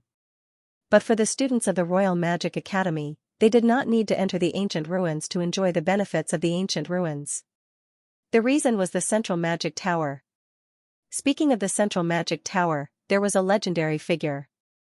That was the founder of the academy, and the only saint-level guardian king in Zhou State, Guardian King Lanin. This mana tower was brought back by Shakyamuni Lanin when he entered an ancient ruin. Zhou State's magic was not flourishing, and in the many years since the founding of the country, there had only been one guardian king. To every student of the Magic Academy, Guardian King Lanin was a godlike existence. Bring back a pagoda, what kind of concept was this? Even with a storage ring like the beast language ring, it was impossible to achieve this. As if he already knew that Yunxing would not believe him, Gufeng continued. It turned out that every law emperor on the continent would comprehend a special type of supreme magic. The supreme magic that Shakyamuni Lanin comprehended was a type of space-time magic that could fold space. Back then, the Guardian King had used this kind of supreme magic to bring the Central Magic Tower back. After Lanin's death, he gifted this tower to the Royal Magic Academy. After several generations of maintenance, the Central Magic Tower became a landmark of the Royal Magic Academy. How could there be such a miraculous spell? Yunxing was exposed to a more comprehensive system of magic during the elementary magic course. The magic she knew was not limited to the elementary, junior high, and high school magic. Above high-level magic, there were sacred-level magic, supreme magic, and miraculous magic. It was said that after practicing miraculous magic, one could even reverse the flow of time. However, these were too far away for Yunxing and Gufeng now. They were just sorcerers who had not even mastered elementary magic. It's a pity. I never had the chance to enter the Central Magic Tower. I don't know what the Magic Tower looks like. Everything I know is just what I heard from others, Gufeng stuttered as he scratched his head. For most public students, entering the Central Magic Tower to practice was an extravagant hope. To enter the Magic Tower, one needed a magic card. To obtain a magic card, one had to rely on one's performance in class and the results of various faculties' combat to exchange for the corresponding magic card. In the royal school, there were 3 types of magic cards. The first type was the elementary magic card, with a maximum of 5 points. The second type was the intermediate magic card, with a maximum of 20 points. The third type was the advanced magic card that was held by the tutors and only the outstanding students in each year's assessment could obtain, with a maximum of 50 points. The last type was the supreme magic card, which could only be obtained by making a special contribution to the school. There was no limit to the number of times it could be used. Magic power cards were not rare among the intermediate students, but for the junior students, especially the public students, due to their ordinary family background, even if they were talented, due to the lack of various quality resources, they would lose at the starting line to the aristocratic students in the academy, let alone win against those aristocratic students. Gufeng himself, because of his poor performance in magic combat, had never been able to obtain a magic card. As for Abandon, although he had the ability to do so. However, because he had killed his opponent in a teaching accident, although this matter had been resolved by the school, the Academic Affairs Office had forcibly deprived Abandon of the opportunity to enter the Magic Tower for a year. Therefore, before Xianxia joined, the 13 Magic Potions group had never obtained a chance to enter the Magic Tower. Perhaps, you will have this opportunity very soon. You forgot, I have a magic card. Xianxia took out the magic card that she had won from Xianxia. After obtaining that victory, according to the previous agreement, Xianxia had already become the owner of this magic card. Xianxia had obtained a full elementary magic card from Xianxia. It was the magic card that Xianxia had exchanged with his achievements for the past 2 months. There should be 5 magic points in it. With the mana card, Xianxia could train in the mana tower. With the mana card, Xianxia would be able to train in the mana tower. With so many mana cards, training in magic would undoubtedly be a shortcut. Gufeng was overjoyed. He did not expect that there would be someone in the 13 Magic Potions group who had the opportunity to enter the Magic Tower. It's us. You forgot, you also contributed to this card. Xianxia still remembered that Gufeng had blocked the arrow for her. Although this kid was timid and weak, he was still quite manly at that moment. No. Magic card can only be used by one person. Besides, it was mainly your contribution that day. As long as I didn't drag you down, it's already good enough. Gufeng was embarrassed. He understood that Xianxia's magic talent was much higher than his. A elementary magic card could only be used for 5 hours. Gufeng would rather Xianxia make the most of this 5 hours than waste the precious magic card on himself. Gufeng, this kid, was still belittling himself. His light magic talent had not really been stimulated. Xianxia did not force it. She made up her mind that next time, as long as there was a chance, she would definitely win a magic card for Gufeng. After knowing the possible benefits that the magic tower could bring to magic practice, Xianxia was already eager to give it a try. On Sunday morning, she used the earth thorns to cultivate the soil in the public herb field. In the afternoon, she could not wait to bring the magic card to the magic tower. Xianxia, junior student, potioneering mage, magic power card, 5 points. You can choose to use it for 5 hours or 1 hour at a time. Please note that the magic power card is calculated as a whole number, and the odd number is not reserved. The magic tower's guardian was an old magician with a withered face. The old magician's age was unknown. He used his turbid eyes to size up Xianxia and read the information on the magic power card. I'll cultivate for an hour first. Xianxia came to the magic tower for the first time, so she didn't know the specifics of cultivation and the effects of cultivation. For the sake of safety, she decided to cultivate for an hour first. The old magician immediately handed her a magic crystal key labeled 204. He reminded Xianxia that after an hour, she only needed to crush the magic crystal key and she would be automatically sent back here. The magic tower was a 6-story tower building. Each floor had a total of 13 magic spaces. Each magic space seemed to be adjacent to each other, but in fact, it was completely independent. The students could use any magic or meditate in the magic space, and the outside world would never know.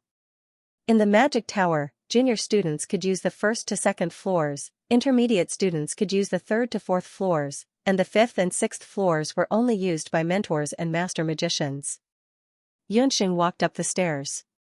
Along the way, she met a few beginner students from the combat department. When they saw a beginner student from the potion department enter the magic tower to train, they all curled their lips in disdain. Yunxing ignored them and went straight to the fourth magic space on the second floor. She opened the door. In the magic space, various colors of magic elements streaked across the surroundings. It was like a clear night sky with countless meteors flashing in the starry sky. Yunxing couldn't help but secretly sigh. It was worthy of being called the magic tower of the ancient ruins. The magic elements here were at least several times more than the outside world. Meditating in such an environment was bound to be able to obtain more magic elements. Just as Yunxing was about to sit down and meditate, she suddenly felt the magic soul in her body become restless. The magic elements that were originally floating by the side also changed. The multicolored magic elements seemed to have been cast by someone and instantly stopped moving. User of Magic Space 204, you have a 5-elemental magic soul and meet the requirements to open the restriction of the magic tower. Once the restriction is activated, your magic cultivation will be increased by 5 times. If the time in the outside world does not change, you will obtain 5 times the cultivation time. In a situation where the time in the outside world was inconvenient, he could obtain 5 times the time. In other words, the flow of time and magic elements in room 204 had been slowed down. Yunxing would have an additional 4 hours of magic cultivation time, but from the outside, only 1 hour had passed.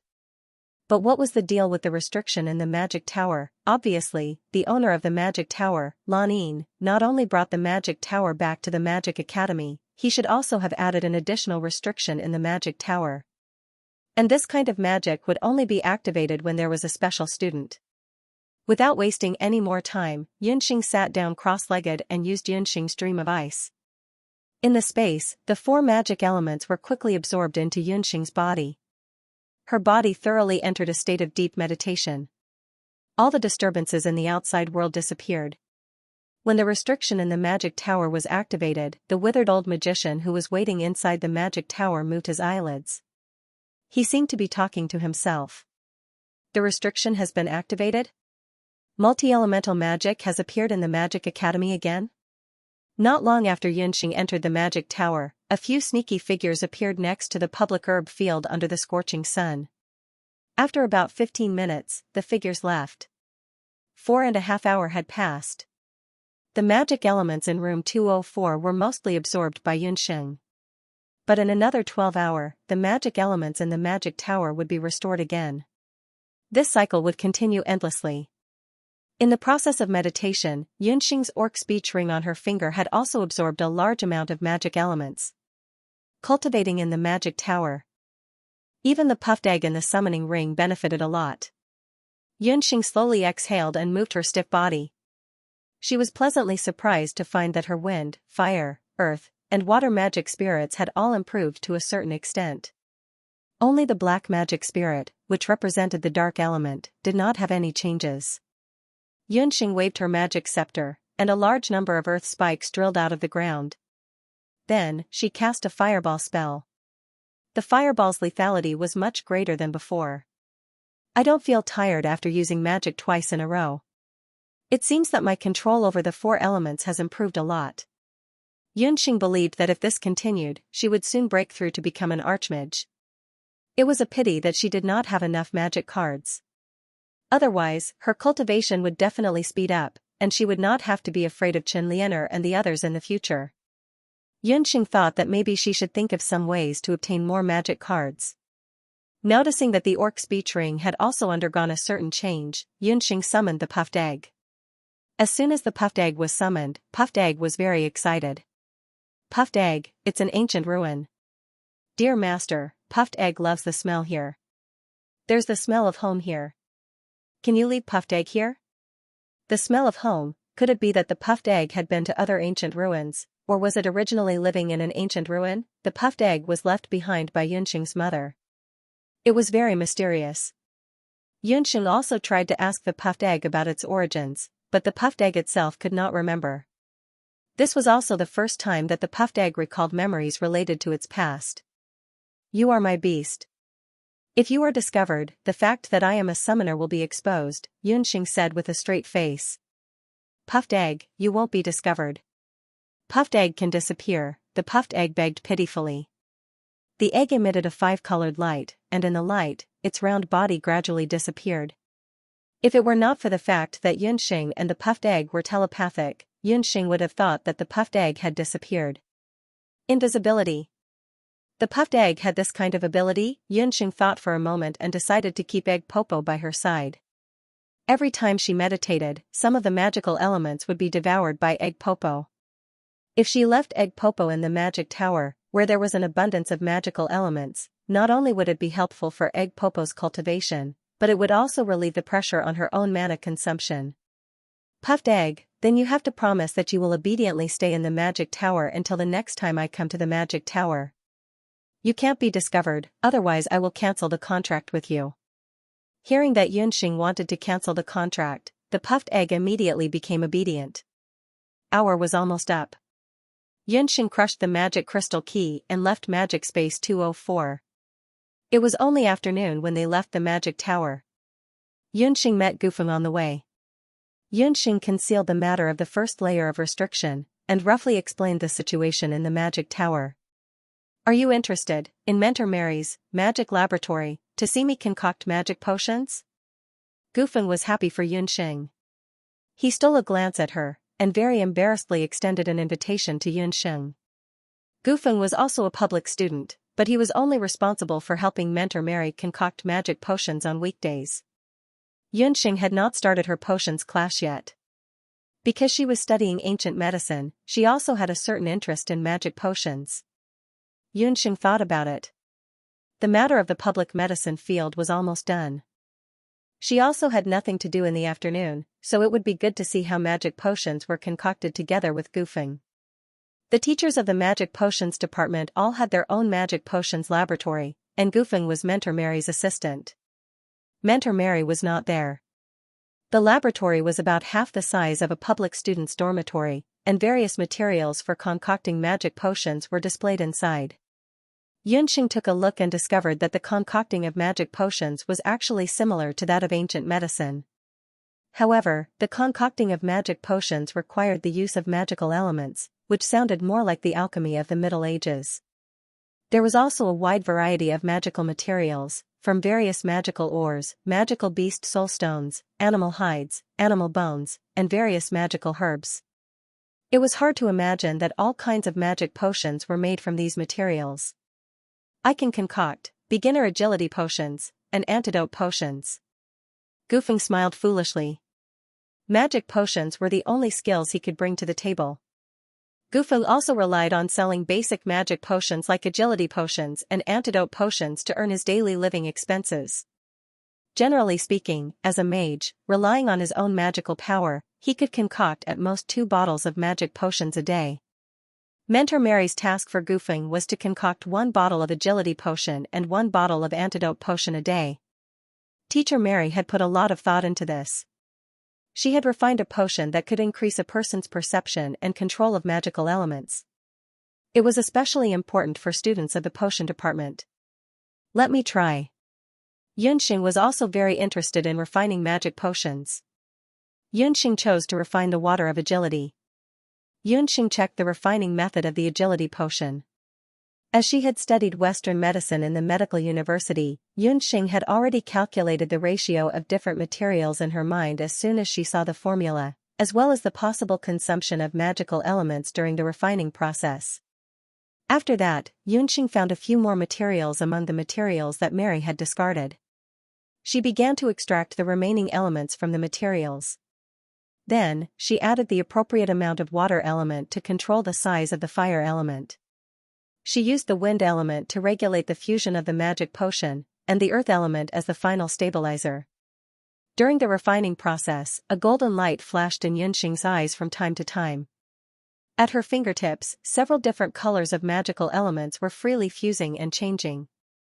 Gu Feng, who was watching from the side, was dumbfounded. He only felt that Yunxing, who was refining the magic medicine, was so eye-catching that his eyeballs were about to fall out. Done. In less than a quarter of an hour, a bottle of orange potion appeared in Yunxing's hand. Heavens, it's really orange, it's actually orange agility potion. That's a mid-grade agility potion. Gu Feng was dumbfounded. This was too miraculous. This was Yunxing's first time refining a magic potion. Even if it was the same agility potion, it was divided into different grades. The market price also differed greatly. The color of the magic potion determined the potion's effect. A blue magic potion was a beginner's magic potion, a mid-grade magic potion was orange, and a high-grade magic potion was red. The color of the magic potion in Yunxing's hand was as pure as the warm winter sun. It was orange without the slightest impurity. With Gu Feng's eyesight after following Mary for more than half a month, it must be a mid-grade agility potion. A beginner's agility potion could allow a person to maintain agility for 5 minutes. A mid-grade magic potion could maintain agility for 10 minutes, and a high-grade magic potion could maintain agility for 15 minutes. If this were to flow into the market, who knew how many people would rush to buy it? It really is.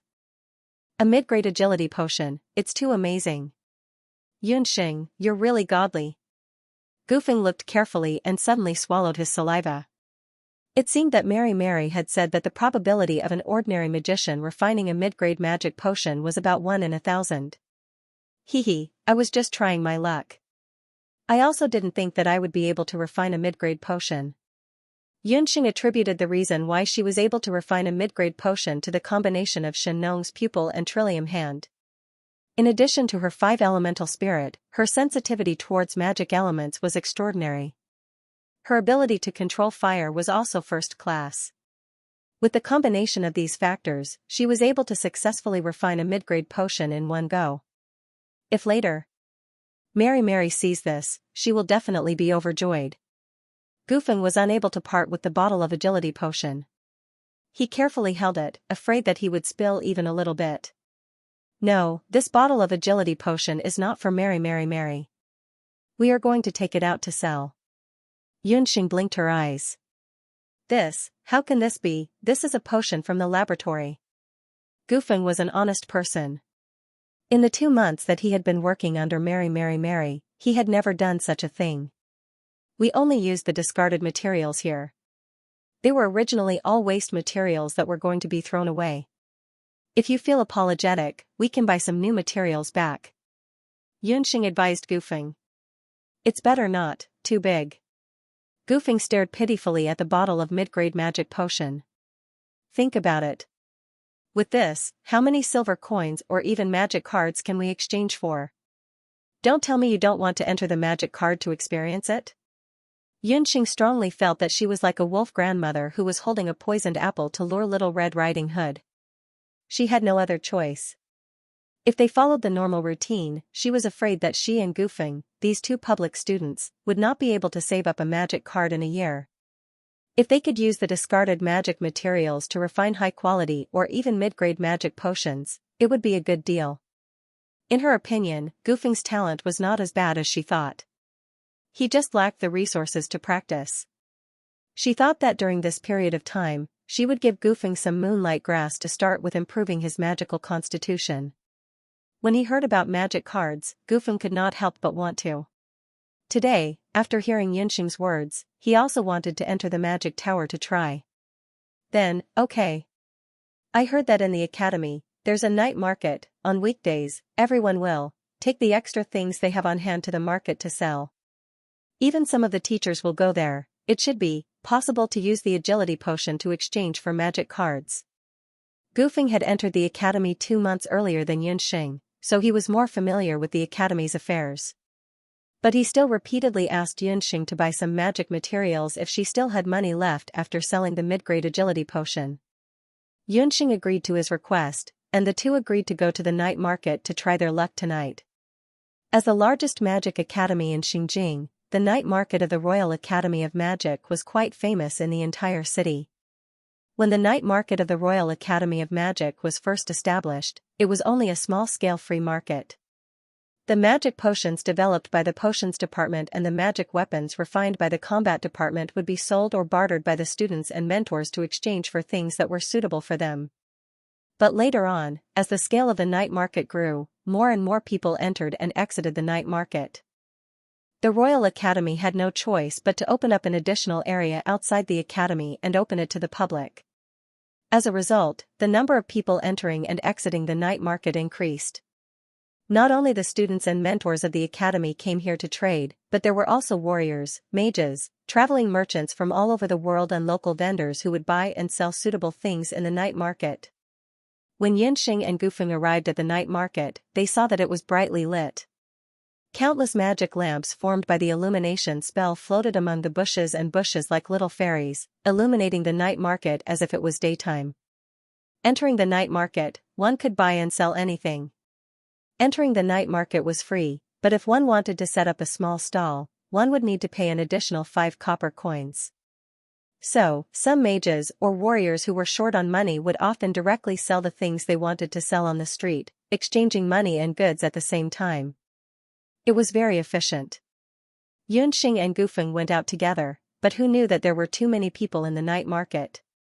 Not long after, the two of them were separated by the dense crowd.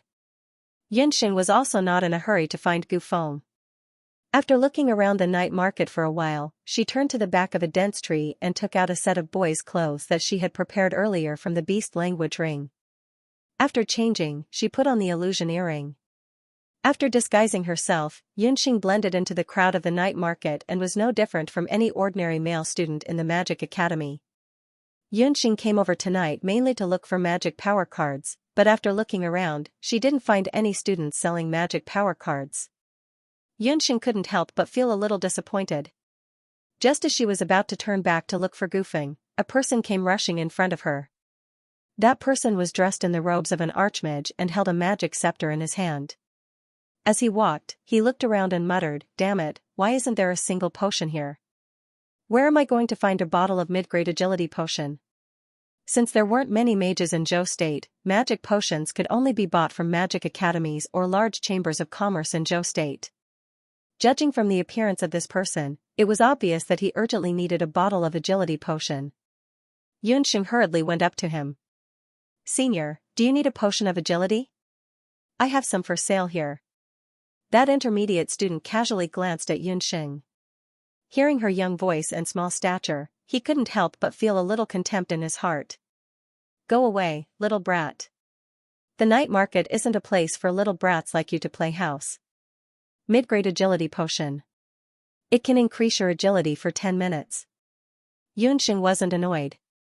Just as that person was about to stride past her, she said something that didn't hurt him. The intermediate student's footsteps paused. The words mid-grade agility potion almost made him faint, but it also successfully attracted his attention. He took a closer look. Xianxia's face was blurred. She must be wearing an illusion-type artifact. To be able to own an illusion-type artifact at such a young age, the intermediate student couldn't help but feel embarrassed for his earlier carelessness. He hurriedly dragged Xianxia to a big tree on the side and asked in a low voice, "You're a junior from the magic potion department? Mid-grade agility potion? You're not trying to extort me, are you?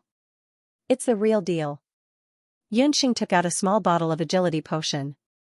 The orange liquid instantly made the intermediate student go wild with joy. "That's great. I'll take all of your mid-grade magic potions. I'm Tai Lang from the magic combat department. I've been on a mission recently and urgently need agility potions. How many do you have?" "I'll take all of them." Tai Lang was like his name.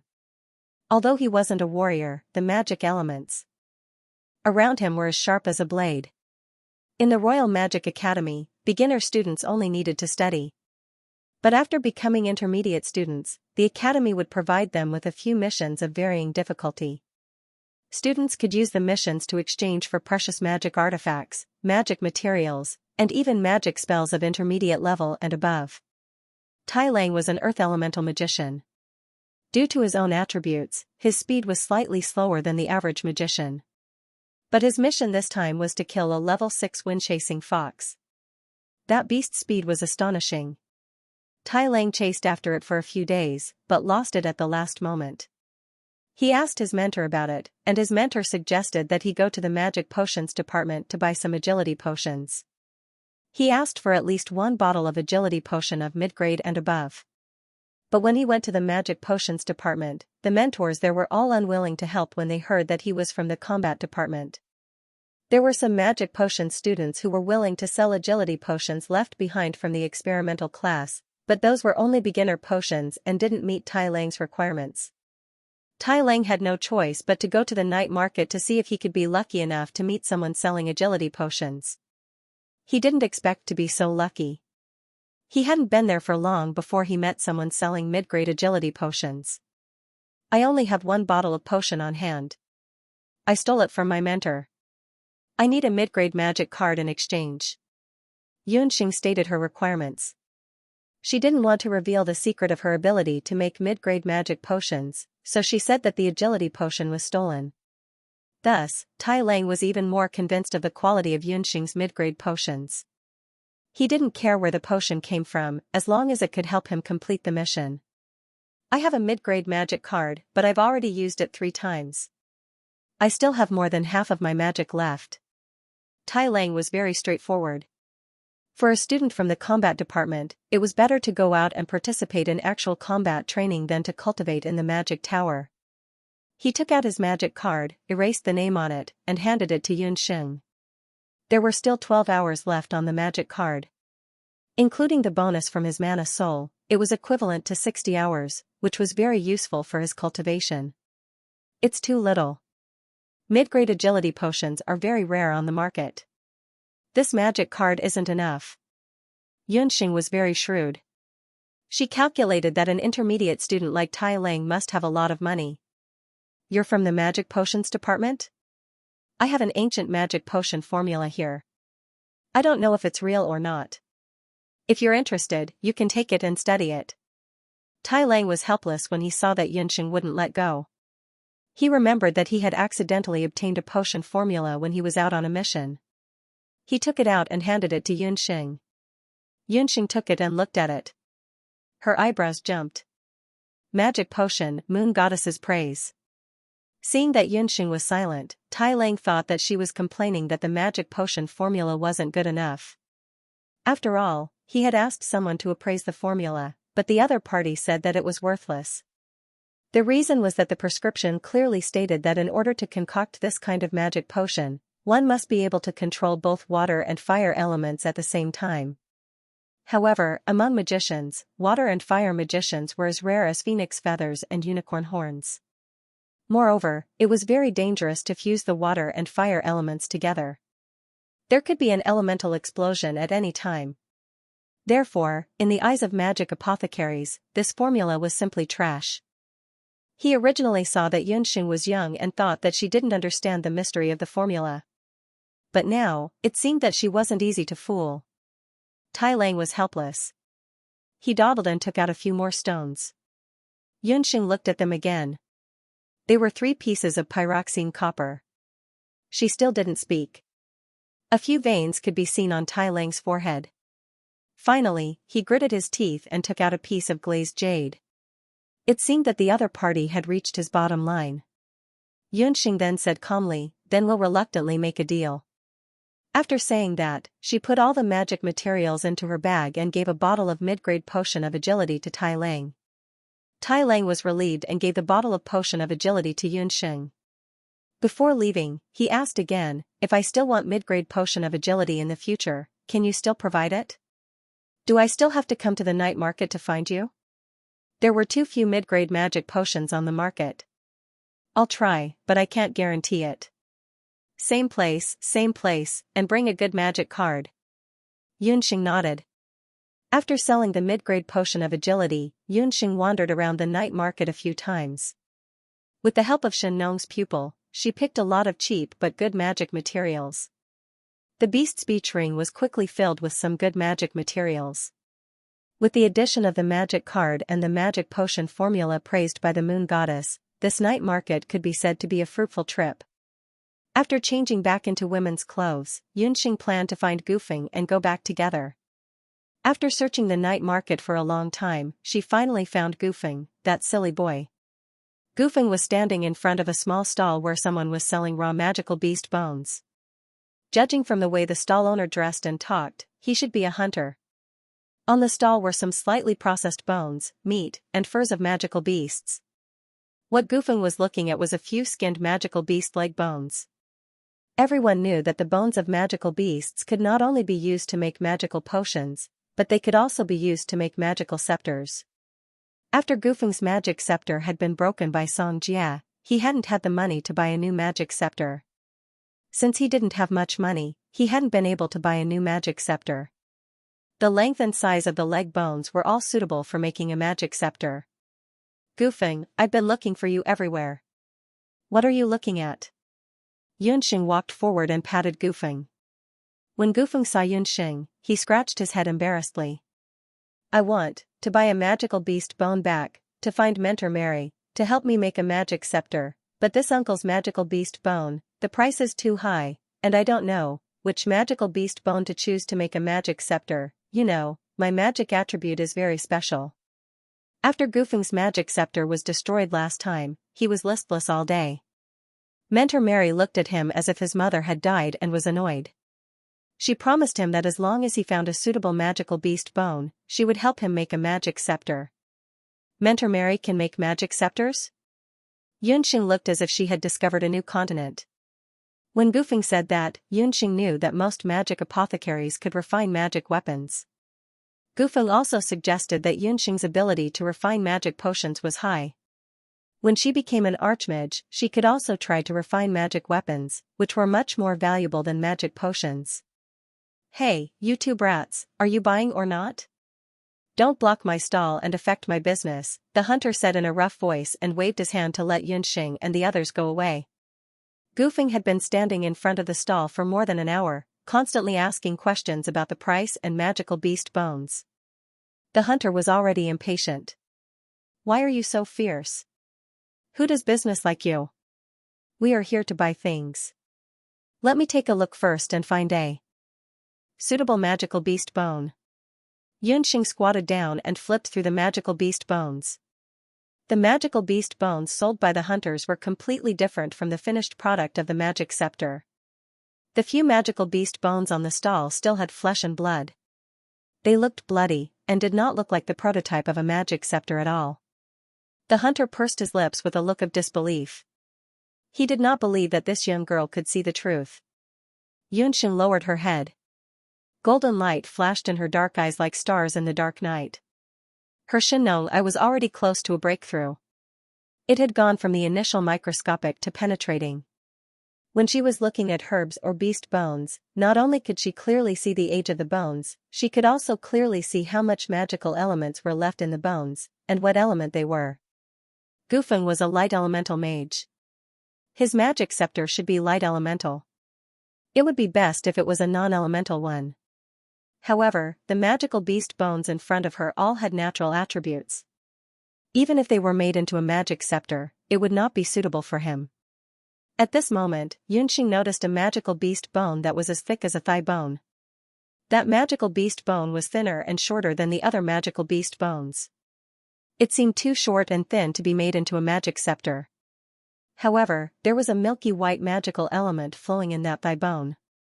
It did not seem to lose its magical power because of the death of the magical beast.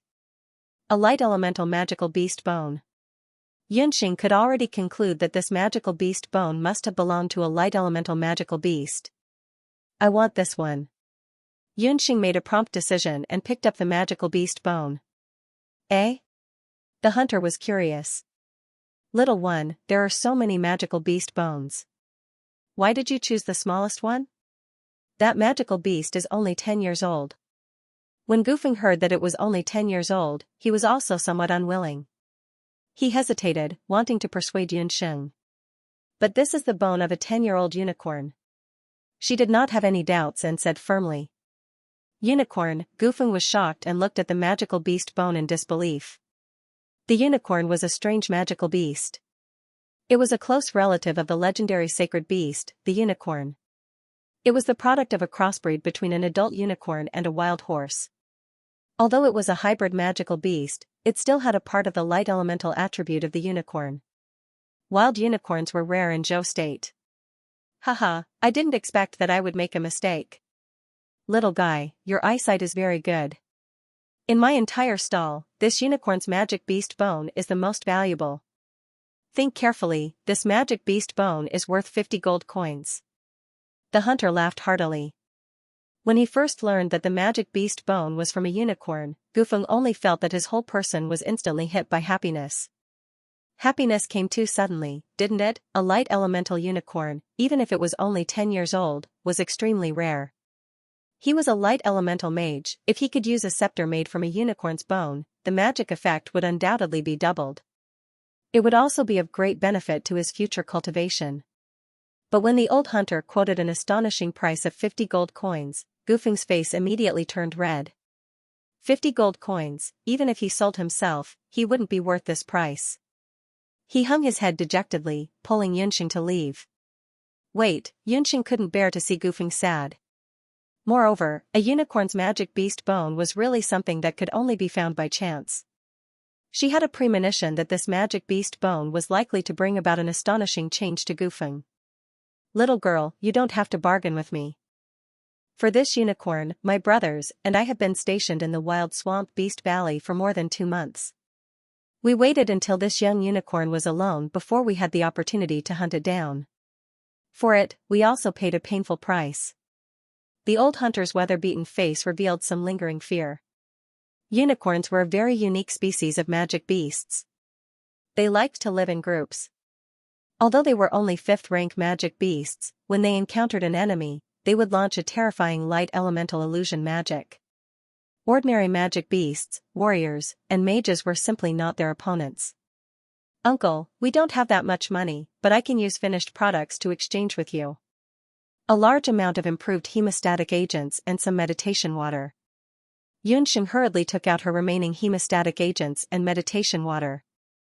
The quality of the finished products that Yunxing took out made the old hunter look askance, but he still shook his head. 50 gold coins was already the lowest price. Yunxing. Let's forget it. I can find another magic scepter. Gufeng saw Yunxing frowning as she stared at the unicorn's magic beast bone. He felt more and more embarrassed. No, Gufeng. This magical beast bone belongs to you. Only you can use it. Yunxing seemed to have suddenly discovered something. She looked at the old hunter and said, Uncle, if I'm not mistaken, you were planning to use this bone to make a magic scepter for the magician in your team, right? Unfortunately, after killing the unicorn, you were cursed by the unicorn. I'm afraid that the magician is no longer in this world. You. How did you know? The old hunter's expression changed drastically. He looked at Yunxing in disbelief. He had never told anyone about the secret of this magical beast bone. As the descendant of the unicorn holy beast, the unicorn holy beast has a powerful magic that other magic beasts don't have, and that is the curse of bad luck. The hunting team that the old hunter was in thought that they could retreat unscathed after hunting the 10-year-old unicorn cub. Who would have thought that they would suffer an unprecedented loss on the way back? The hunters either fell ill or were injured for no reason. Especially the magician who killed the unicorn cub with his own hands, he died for no reason. Because of this unicorn magical beast bone was taken out to be resold. The old hunter planned to use the 50 gold coins from selling the magical beast bone as the magician's settlement fee. Yunxing remembered that when she bought the magic scepter earlier, her father, Yun Songhai, who had done a lot of research on magic scepters, had told her that among all the magic beasts, dark and light magic beasts were the closest to being divine beasts. To use a magic scepter made from the bones of these two magic beasts, one must be a magician of the same attribute or a magician of all attributes. Otherwise, even if the magician had fused with the magic scepter, after using it for a long time, the magic beast's residual elements in the magic scepter would invade the magician's body, causing death or injury. Yunxing had just used Shenong's pupil to look at the unicorn's bone. She found that there was not only a rich light magic element in the bone, there were also strands of black magic element that were like strands of hair. With her dark magic soul, she could immediately determine that it was dark magic element. It was very likely that the hunters had cruelly killed the unicorn cub, causing it to be filled with resentment before it died, leaving a trace of the curse of bad luck in the bone. If this trace of dark magic element could not be expelled, the user's fate would be the same as that of the hunter-magician. He was a light magician. No one is more suitable than him to use a magic scepter made from the bones of a light magic beast. I believe that the magician who had passed away also hoped that someone could subdue this murderous magic beast bone. In other words, this magic beast bone has no value in your hands. If you agree to let me have this magic beast bone, not only will I give you all the medicine, I can also provide free treatment for a year at the Little Rejuvenation Clinic. You should know that the doctor there is the former imperial physician of Zhou State, Fan Ji. Yunxing unceremoniously used the name of Dr. Fan. She silently said in her heart, Dr. Fan, please don't blame me. I'm only helping Gufeng, that silly boy. Dr. Fan, who was in the clinic, felt an itch in his ear. He touched his nose and continued busying himself with treating the patients. The old hunter's expression was complicated as he considered it. But when he saw the hemostatic agent and meditation water, he thought about how the hunter team would be able to enjoy free treatment from an imperial physician for a year. He still gritted his teeth. All right, I'll agree to it. But I'll say this first. You know the situation with this magic beast bone. If something really happens, you can't hold me responsible. He saw that Yunxing and Gufeng were both from the Royal Magic Academy. He was afraid that if the two were killed by this magic beast bone, people from the academy would come knocking on his door. Life and death are predestined. We won't hold you responsible. Yunxing breathed a sigh of relief. She had finally bought this magic beast bone. After Gufeng received the magic beast bone, he was both excited and wary. On one hand, he was happy to have obtained this rare magic beast bone, but on the other hand, he was worried that this magic beast bone would really kill someone. Gufeng, I still want to discuss something with you. I want to refine this magic beast bone myself. When Yunxing decided to buy this magic beast bone, she had already made up her mind to refine it herself. Only she could refine it to remove the dark elements inside. You? But Yunxing, you're still just a mage. What if? Gufeng didn't dare to say what if. He touched the magic beast bone with a face full of reluctance. But when he thought about it, this magic beast bone was bought by Yunxing. She was the one who paid for it. How could he object? He didn't know when he would be able to pay back the 50 gold coins. In the end, he still gave the magic beast bone to Yunxing. He didn't know why, but he felt that if Yunxing said she could do it, then she definitely could. Don't worry, I'll definitely refine a magic scepter for you. Yunxing comforted Gufeng. When Yunxing and Gufeng returned to the public student dormitory, a figure was waiting at the door. She didn't need to look to know that it was Abandoned. Abandoned was a strange person. Other than the first time they met, Yunxing had never heard him speak. In the dark night, Abandoned's eyes were green, like a coiled viper. He glanced at Yunxing and Gufeng. Mentor Mary is looking for you. He used the word you, not us. Although they were both members of the 13 Magic Potion Group, Abandoned had never worked with Yunxing and Gufeng. He was the first to leave the public student dormitory every day and the last to return. No one knew where he went. After delivering the message, Abandoned left quietly. Damned brat, always running away by himself, Yunxing muttered. Yunxing, you can't blame Abandoned, Gufeng explained. Abandoned's background was quite pitiful. He had no family and had been alone since he was young. Although he was cold, he was a nice person. At that time, Gufeng was born with a stutter and poor chanting ability. In other magic potion groups, the mentors and members were not willing to accept him. Only Mentor Mary and Abandoned didn't despise Gufeng and accepted him. Every time someone bullied Gufeng, Abandoned would stop them. Gufeng said that Abandoned was just not used to having friends. Although Gufeng's family was poor, he lived in a large and healthy family. That was why he had such an optimistic and open-minded personality. This was also why Yunxing was willing to be friends with Gufeng. No matter what setbacks he faced, Gufeng could get by with a silly smile. Forget it, why throw a tantrum with a half-grown child? Yunxing mocked herself. The two of them arrived at Mentor Mary's residence. You two are too late. Mentor Mary's expression was not good. Ever since Yunxing and Gufeng defeated Songjia's group, she had been happy for a few days. But tonight, her expression was gloomy, as if someone owed her hundreds of gold coins. Mentor, we went to the night market, Gufeng explained. You've been in the Royal Magic Academy for half a year and haven't made much progress in magic. You're still in the mood to stroll around? I just received news that this year's final assessment includes magic potion, basic magic and magic combat. Song Song is one of the examiners. The students who don't pass will be kicked out. No wonder Mentor Mary's expression was so ugly. She was always mocked at the end of the year's final assessment. The final examination of the Royal Magic Academy was held once a year. It was an examination of the cultivation of the entire academy. The magic potion and magic and combat department to compete in the final assessment. Before Yunxing's arrival, the 13 magic group was already at the bottom of the pack. Instructor Meili did not want to be at the bottom of the pack in the final exam. Mentor Mary had originally planned to regain some face in this final assessment. Who knew that Song Song would be chosen as the examiner? She was especially worried about Gufeng. That kid's chanting was too weak and could not cast a complete spell. This was no doubt disadvantageous to him in the final assessment. If the members of Group 13 were to fall into Song Song's hands, they would not be able to get away with it. She even suspected that Song Song would secretly play tricks on them. Then what do we do? Gufeng began to sweat when he heard about the final assessment. The three of you, from tomorrow onwards, prepare to undergo hellish training. Those who do not meet the requirements are not allowed to sleep, rest, or eat. The training includes magic memorization, small magic tests and magic combat. Especially you, Gufeng. If you are at the bottom of the pack again, there is no need to wait until the end of the year. I will directly kick you out of Group 13. Mentor Mary frowned.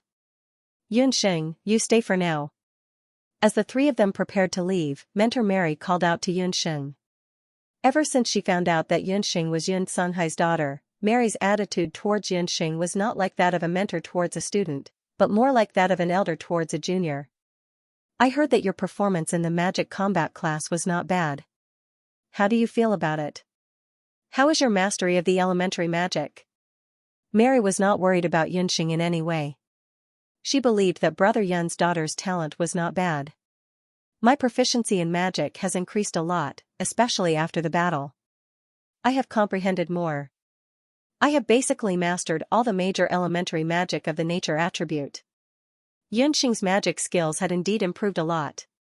She had Shinong's pupil and Trillium's hand as her foundation, and she also had the magic scepter blessed by the elves in her hand. Her speed in dodging and using magic was faster than others. I heard that you have not formally attended a magic potion class. During this period, you should learn from Gufeng how to concoct potions of agility and detoxification potions. He has some talent in magic potions. After watching the battle between Yunxing and Songjia, Mentor Mary also felt that Yunxing only lacked actual combat experience. Her comprehension of magic was very high, and it was too much of a waste for her to only practice elementary magic. Yunxing secretly stuck out her tongue. If Mentor Mary knew that she had just concocted a bottle of mid-grade agility potion this afternoon, who knew what kind of expression she would have. However, it was better for her not to talk about this for now. I have here the magic scrolls for the intermediate earth magic, earth escape, and the fire magic, fire net recovery. Learn as much as you can before the intermediate examination, Instructor Mary said as she handed Yunxing 2 magic scrolls. A magic scroll was also a type of magic tool. It was a special scroll used to record magic on the boundless continent. It was written using magic elements. Not only did it record the secrets of practicing magic, it could also display magic images. However, the price of a magic scroll wasn't cheap, because it was said that only magi who had reached the level of Saint Magi could make magic scrolls. An intermediate magic scroll was worth at least 100 gold coins. Teacher Mary had taken out 2 magic scrolls in one go. This was truly an eye-opener for the miser Yunxing. Yunxing didn't know that being a magic apothecary was a very profitable profession. Teacher Meili was a rich woman. These 2 magic scrolls aren't given to you for free. You have to promise me that in this year's final examination, you will do your best to protect Gufeng, Teacher Meili said seriously. Ah. Yunxing didn't react. Gufeng has a lot of potential. For the 13 magic potion groups, he is very likely to be an extremely important person for your growth in the next few years. Therefore, before he grows up, you and Abandon must protect him well. I have also said the same thing to Abandon. The 13 magic potion groups are a whole, and no one can leave each other, Teacher Meili solemnly exhorted. What Teacher Meili didn't know was that her words tonight would affect Yunxing and Abandon for a long time in the future. Even when the three of them grew up to be the top existences in the continent, when their friendship faced the test of life and death, the three of them didn't give up on each other. Yunxing solemnly nodded, tightly holding the 2 magic scrolls. Yunxing returned to the dormitory after receiving the 2 intermediate magic scrolls from Mentor Mary. Gufeng and Abandon had already gone to bed. The room was dark. Yunxing used Cloud Dream and Icy Sleep. Her body emitted a faint blue light as she entered a state of deep meditation. In the state of deep meditation, she only needed an hour to recover her physical state. She didn't need any extra sleep at all. Since she had promised Mentor Mary, she would make full use of these 2 magic scrolls.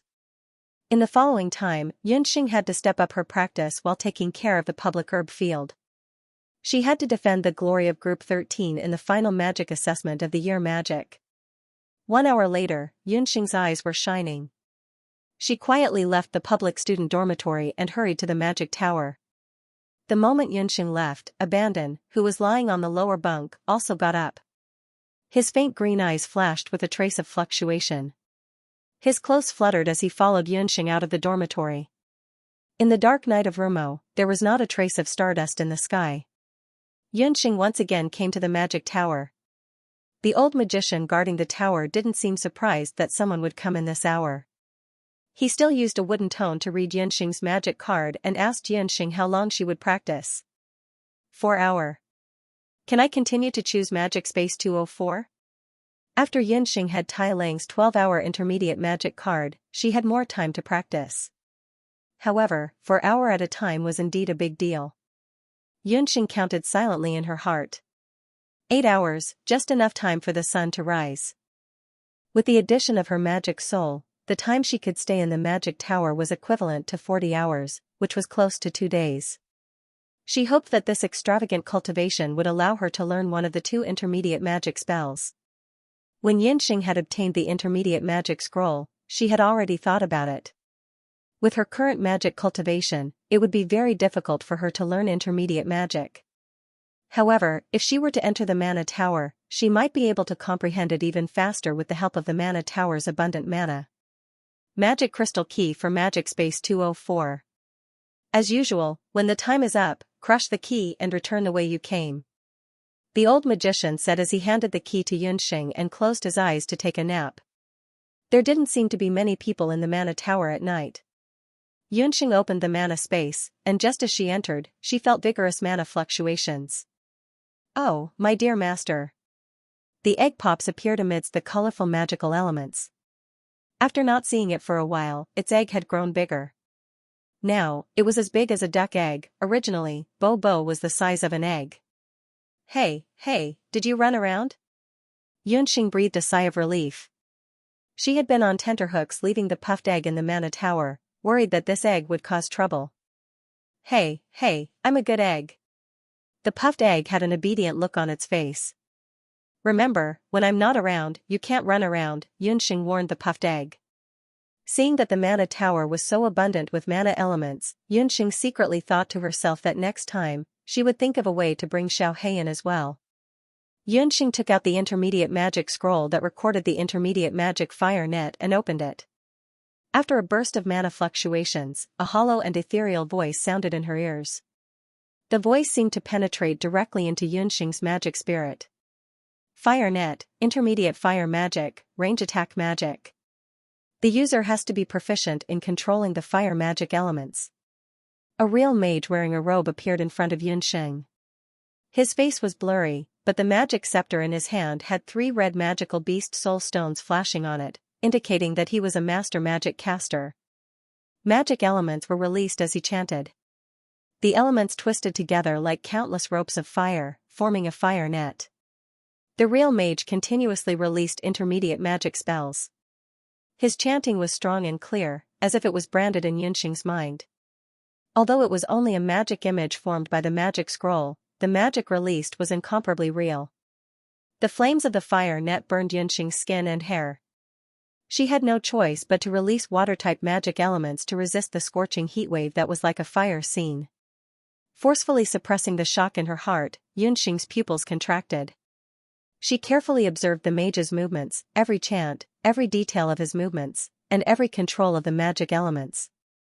The chanting of intermediate magic spells was much more complicated than that of beginner magic. Even Yunxing only dared to practice intermediate magic after observing it 3 times. However, when Yunxing stuttered the chanting, she found that more than half of the magic elements in her body had been consumed. Releasing an intermediate magic spell actually consumed magic elements just by chanting. The moment the magic elements in her body were completely consumed, Yunxing finally released a fire net the size of a palm. Just as she was about to breathe a sigh of relief, the mage in the magic scroll raised his magic scepter. Unexpectedly, a fireball was thrown at her. F***ck Yunxing was already exhausted. Before she could dodge, the fireball hit her squarely. There was a burnt smell all over her body. Yunxing was finally exhausted. Her limbs felt like they were filled with lead. She fell heavily to the ground, gasping for breath. The mage in the magic scroll actually took the initiative to attack people. Did he have to be so perverted? Yunxing naturally did not know that the academy's notoriously stingy teacher Mary gave out things that not everyone could accept. A cool and refreshing jade marrow technique flowed out from the Shinong medical bangle on her wrist. It healed Yunxing's body that was covered in blisters from the burns. The charred skin peeled off and new, tender skin grew. After recovering her strength, Yunxing stood up once again. She raised the magic scepter in her hand and chanted repeatedly. Her sweat was dried up. The fire net in front of her was like a tall mountain. She had to climb over it. Bang! Several streaks of flame shuttled back and forth like spiritual snakes. In the magic scroll, it was as if a pair of invisible hands were weaving, forming a gorgeous fire net. This time, the perverted magic scroll did not release a fireball. The mage's figure was sucked into the magic scroll, and the magic scroll fell to the ground. Her knees were weak. Yunxing only knew that at this moment, she did not even bother to lift her eyelids. Cultivating a higher level of magic not only required a higher level of control over the magic elements, it was also a great challenge to one's physical and mental strength. Yunxing, who had exhausted both her mental and physical strength, unconsciously entered the cloud dream ice sleep state. Inside her body, her magic spirit was also crazily absorbing the magic elements around her. Yunxing was completely focused on cultivating intermediate magic. She did not notice that the puffed egg, who had been observing from the side, had sneakily hid in a corner. Its pair of restless wings were flapping restlessly. While Yunxing was practicing intermediate magic, the puffed egg was flipping around in the magic space. Dear Master, what are you doing? Why do you want to learn such low-level magic? It's so boring. The puffed egg yawned in boredom. It secretly came up with a naughty idea. Why don't I walk around? Master said that when she wasn't around, I can't walk around. Now that she's here, it means that I can walk around. After using the logic of an egg to misinterpret the meaning of its master, the naturally active puffed egg happily decided that it wanted to walk around in the magic tower. Staying in the magic tower for a day without running around could be considered to have extinguished the nature of the puffed egg. After thinking of an excuse for itself, it tiptoed to the corner of the magic space. Its egg body was close to the wall of the magic space, and its body quickly became one with the wall of the magic space. The magic restriction wall that even the Academy's master magus couldn't open was like a thin piece of paper in front of the puffed egg. After leaving magic space number 204, the puffed egg was like playing a game, constantly jumping up and down through the walls and ceiling. However, Yunxing, who was concentrating on learning intermediate magic, didn't notice at all. The puffed egg hit its body and jumped all the way to the first floor of the magic tower. The sky was already hazy and a little bright, but the withered old magus was still resting with his eyes closed. High-level magic card, 5 hour. A deep voice was heard, and a magus dressed as a mentor walked in. He took out a magic card and handed it to the old magus. Magic space number 608, 5 hour. The old magus said, and used all his magic to swipe the card, erasing 5 points of magic. Chen Liang, you're already a master magus, why did you come to the magic tower? Sacred teacher Jean, I want to forge a magic weapon in the magic tower. The master magician named Chen Liang was one of the instructors of the Royal Magic Academy's combat department. On the boundless continent, the level of a magic academy depended not only on the results of the students, but also on the number of sacred magi within the academy. To be called a sacred teacher by a master magician, this old mage who was guarding the magic tower was actually a sacred magician? The old magician nodded his head. It turned out that the magic tower was not only used for cultivation, but it was also a good place to refine magic tools and draw magic light axes. The magic fluctuations here were very clear, which would help a magician to concentrate and create magic tools and light axes. However, this secret was only known to a small number of teachers in the Royal Magic Academy. Chen Liang had a student who was about to become an intermediate student and needed to participate in the academy's training outside. He wanted to refine a magic artifact, so he spent 5 hours to refine it. After obtaining the magic key, Chen Liang headed to the 6th floor of the magic tower. That card, the puffed egg thought for a moment. It seemed that its dear master also had a card, and it seemed to be something good. If Puff brought these cards back, master would definitely like Puff even more. The puffed egg sneakily followed behind Chen Liang and jumped to the 6th floor of the magic tower. Chen Liang did not even notice that a magic beast was following him. He had been to the magic tower countless times, but he had never thought that someone would bring a magic beast into the tower. As soon as Chen Liang entered the magic space, he began to concentrate on refining the magic artifact. Refining a magic artifact was not something that could be distracted, so Chen Liang focused all his attention on his magic materials. The puffed egg made a slurping sound as its wings brushed against Chen Liang's waist, and the high-level magic card immediately fell into its wings. After succeeding, the puffed egg immediately rolled away. In the magic space of room 204, Yunxing, who had been in deep meditation for a long time, woke up. As soon as she opened her eyes, she only felt that her eyes and ears were unusually clear, and her limbs were also surging with a vitality that she had never felt before. Shinong pupil has broken through. Yunxing's eyes were flowing like colored glass stones. Her Shinong pupil had broken through during the mid-level magic cultivation just now, and now her Shinong pupil had reached the 2nd level, insight. Where was the puffed egg? Yunxing found that the magic waves of the puffed egg had disappeared in the magic space of room 204. This egg that cheated its master, Yunxing cursed, and the magic waves on the walls of the magic space spread out. A round and plump egg came out of the hole. The restriction placed near the magic space was ineffective against puff egg? Yunxing was secretly shocked. Without waiting for her to ask, the puffed egg pounced on her. Dear master, puff egg brought back a gift for you. The puffed egg looked at its master's gloomy little face, and the egg-skin bumps that had drilled out of its eggshell, and felt a chill in its heart. It hurriedly took out a few magic cards as if presenting a treasure. Seeing the magic cards, Yunxing's eyebrows twitched. Where did you get them? I picked them up from the 6th, 4th, and 3rd floors. The puffed egg proudly described the story of how it had gone out for a stroll, shuttled through different magic spaces, and met several mages who were cultivating and refining magic tools, and stole the magic cards from them. You call that picking them up? Yunxing considered whether she should crack open the puffed egg's eggshell head and teach it what stealing meant. Yunxing said helplessly, Puff Puff, you can't take these magic cards. The magic cards in the academy are all registered. Even if you picked up other people's cards and gave them to me, it's useless. I can't use them in the magic tower. Why can't you use them? Puff Puff said you can use them. The puffed egg didn't understand. It copied the old mage's actions and wiped its wings on the magic cards, and the names on the cards instantly disappeared. Yunxing was surprised and pleasantly surprised.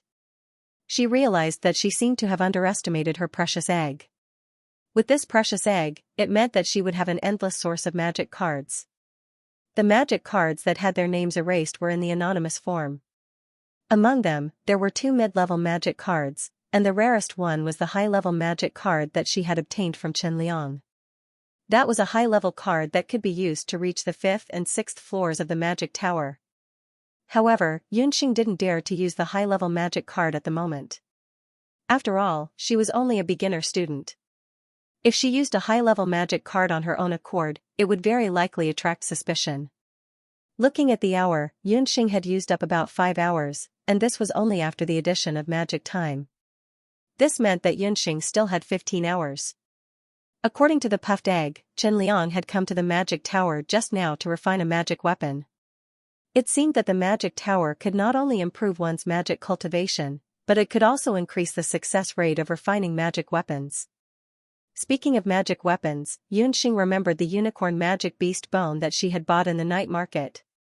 She had promised Gufeng that she would personally refine this cursed unicorn magic beast bone. She didn't want to cultivate another magic scroll today. Perhaps she could use tonight's opportunity to try refining a magic scepter. A sorcerer who was not even 7 years old wanted to refine a magic weapon. This was something that almost everyone in the boundless continent had heard of. Normally, only a master sorcerer could attempt to create a magic weapon. This was not because a sorcerer could not create a magic weapon, but because the creation of a magic weapon required great control over the magical elements. 99% of sorcerers were new to magic and were unable to maintain a stable control over the magical elements. This could easily lead to instability of the magical elements during the creation process and damage the magic weapon. Yunxing learned about the creation of magic weapons from Granny Suo Luo. When she received the enigmatic bone scepter, Yunxing had asked Granny Suo Luo how an archmage like her could become the creator of a magic scepter. Granny Suo Luo's answer was, "Do not fear the magical elements. Embrace the magical elements wholeheartedly and control them. You will obtain anything you want." It was also because of Granny Suo Luo's guidance that Yunxing had the bold idea of creating a magic scepter. She took out the unicorn's leg bone and a few wisps of flame shot out from her fingertips. In the flames, the flesh and tendons of the unicorn's leg bone were reduced to ashes, revealing the bone. Which of the 4 natural elemental spells should she use to create this magic scepter? Magic artifact crafting did not focus solely on the use of fire elements. Magic scepters created with different elements could have different magical attributes. Magic weapons created with fire would have higher magical attributes. Magic weapons created with wind would have greater control over magical elements. Magic weapons created with water would reduce the consumption of magical elements. Magic weapons created with earth would have more stable control over magical elements. Since it was a magic scepter for Gu Feng, it had to be combined with his personal characteristics. Yunxing, who had the calmness of a healer and the wisdom of an adult, was like a skilled craftsman, considering the needs of the user. The stability of magical control. As an immature light-type sorcerer, Gufeng's control over magical elements was very poor. His personality was also not stable enough. What he needed was a magic scepter that could help him better control the light-type magical elements. Yunxing made up her mind. Earth-type magical elements surged out and enveloped the unicorn's bone. As the Earth-type magical elements continued to circulate, the impurities in the unicorn's bone were slowly removed. The bone also became lighter and clearer. Suddenly, Yunxing's fingertips trembled. She felt a repulsive force coming from the bones of the magical beast. Her eyes flashed as she used Shenong's eye to observe. Yunxing noticed that there was a dark elemental element in the unicorn's bone. It was like a restless snake, constantly trying to break out of the Earth-type magical element's encirclement. This dark elemental element was the cause of the hunter's death. Although it was only a small amount of the dark elemental element, its power to be underestimated. Yunxing could feel that under its influence, her earth magic elements were being disrupted. You of the world. Yunxing became braver with every setback. Not only did she not show any fear, she suddenly exerted her strength. The 5-colored magic soul in her body burst out with an astonishing amount of magical elements. That wisp of dark elemental element was like a flood, instantly swallowed by Yunxing's enormous magic soul. The instant the dark elemental element in the unicorn's bone was swallowed, the dark magic soul in her body showed signs of growth. All along, among Yunxing's 5-colored magic soul, the dark magic soul's growth was the slowest. Because the other four colored magic souls could be replenished by absorbing the elements of wind, earth, water, and fire from nature. Only the dark magic soul, Xianxia, did not have any materials that she could obtain. After the dark elemental element was absorbed, the refining of the unicorn's bone scepter became simple. Xianxia sketched the final shape of the scepter in her mind. 1 hour passed, 2 hours passed. A full 5 hours passed. When the tip of Xianxia's nose was covered in sweat, the unicorn bone in her hand made a buzzing sound like a bee flapping its wings. The moment the buzzing sound appeared, the colorful magical elements in Magic Space 204 seemed to be attracted by a huge magnet and poured into the unicorn's bone. The blinding light caused Xianxia's pupils to contract involuntarily. She saw that within the magical light, a brilliant golden magic scepter had formed. When the light dissipated, Xianxia took a closer look. What a good magic scepter! The size and shape of the scepter did not change much, but the body of the scepter was smooth like jade.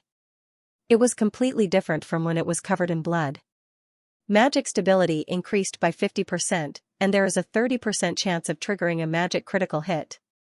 I believe Granny Sualua will be satisfied when she sees this magic scepter. Xianxia wiped the sweat from her forehead and smiled. Her pair of beautiful eyes shone brightly. After refining the magic scepter, Xianxia closed her eyes and adjusted her breathing for a moment. Then, she practiced the various elementary spells and the intermediate fire spells that she had just learned.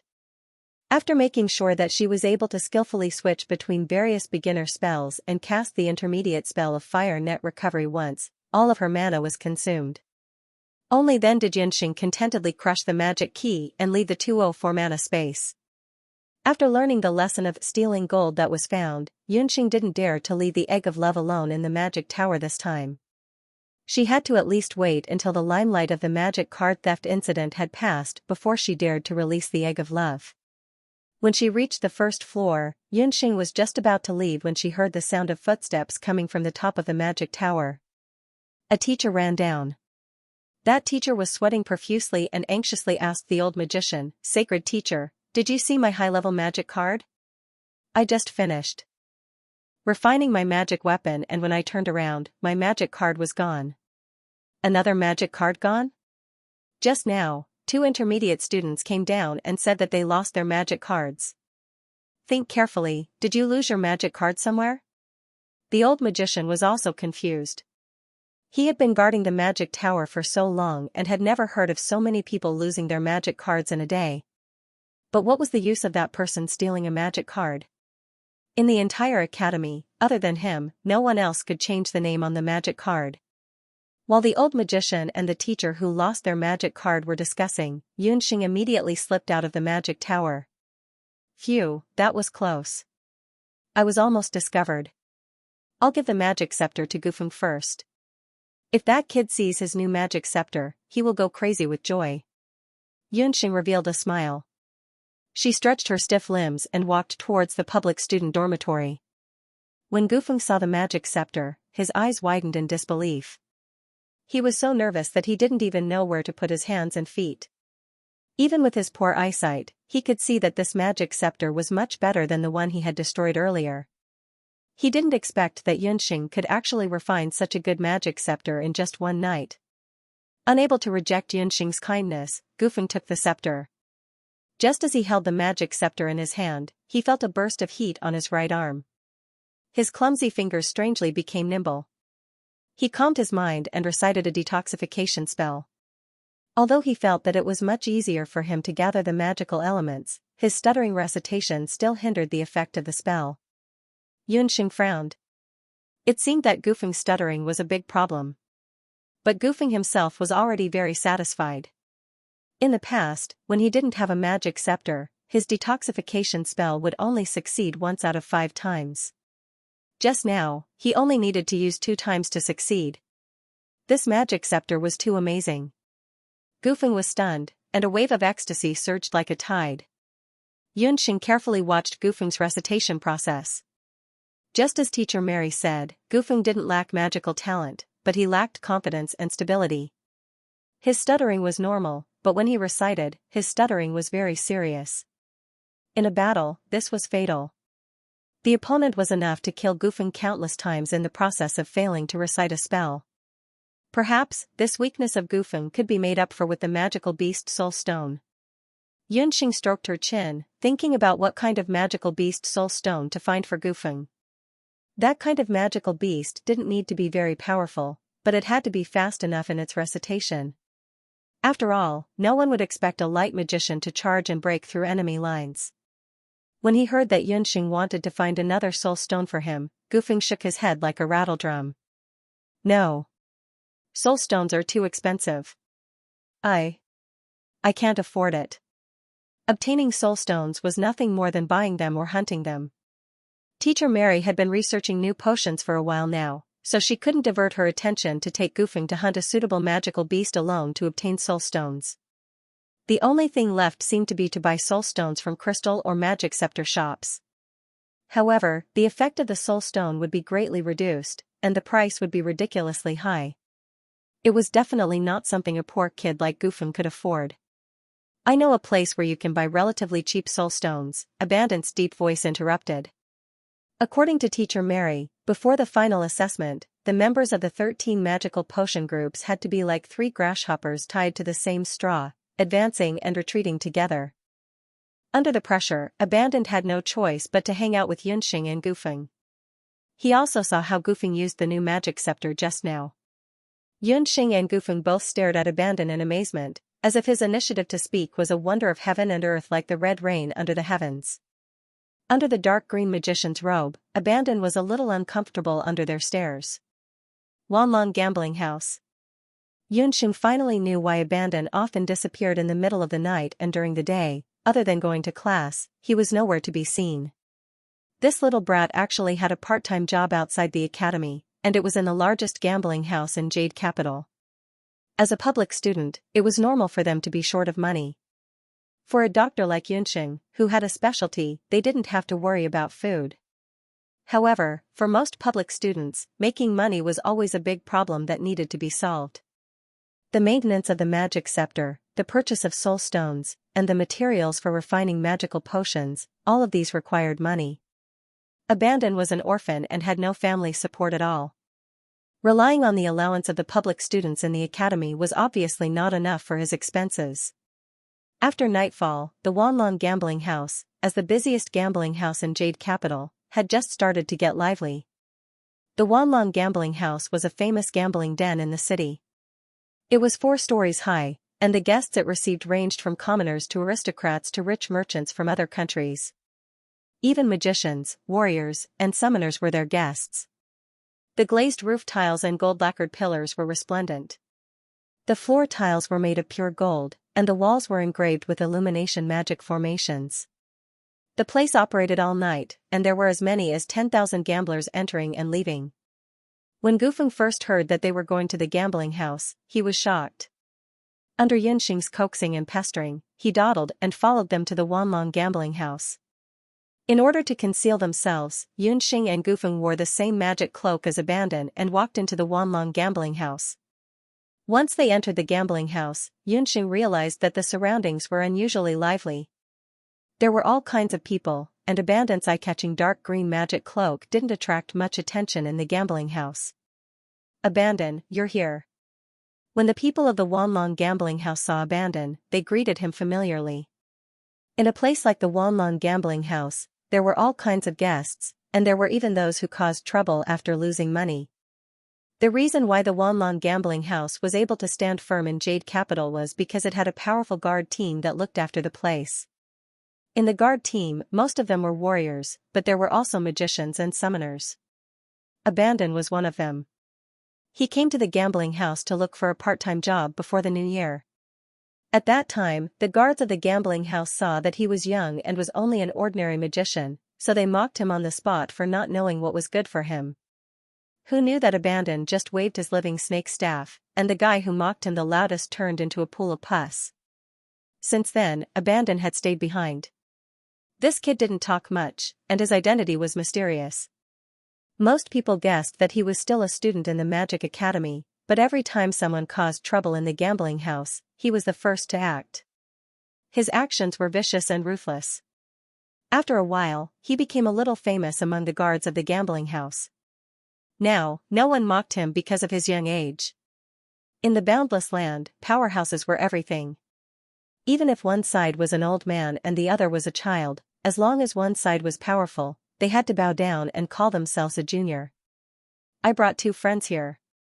They want to go up to the 4th floor to participate in the stone gambling banquet.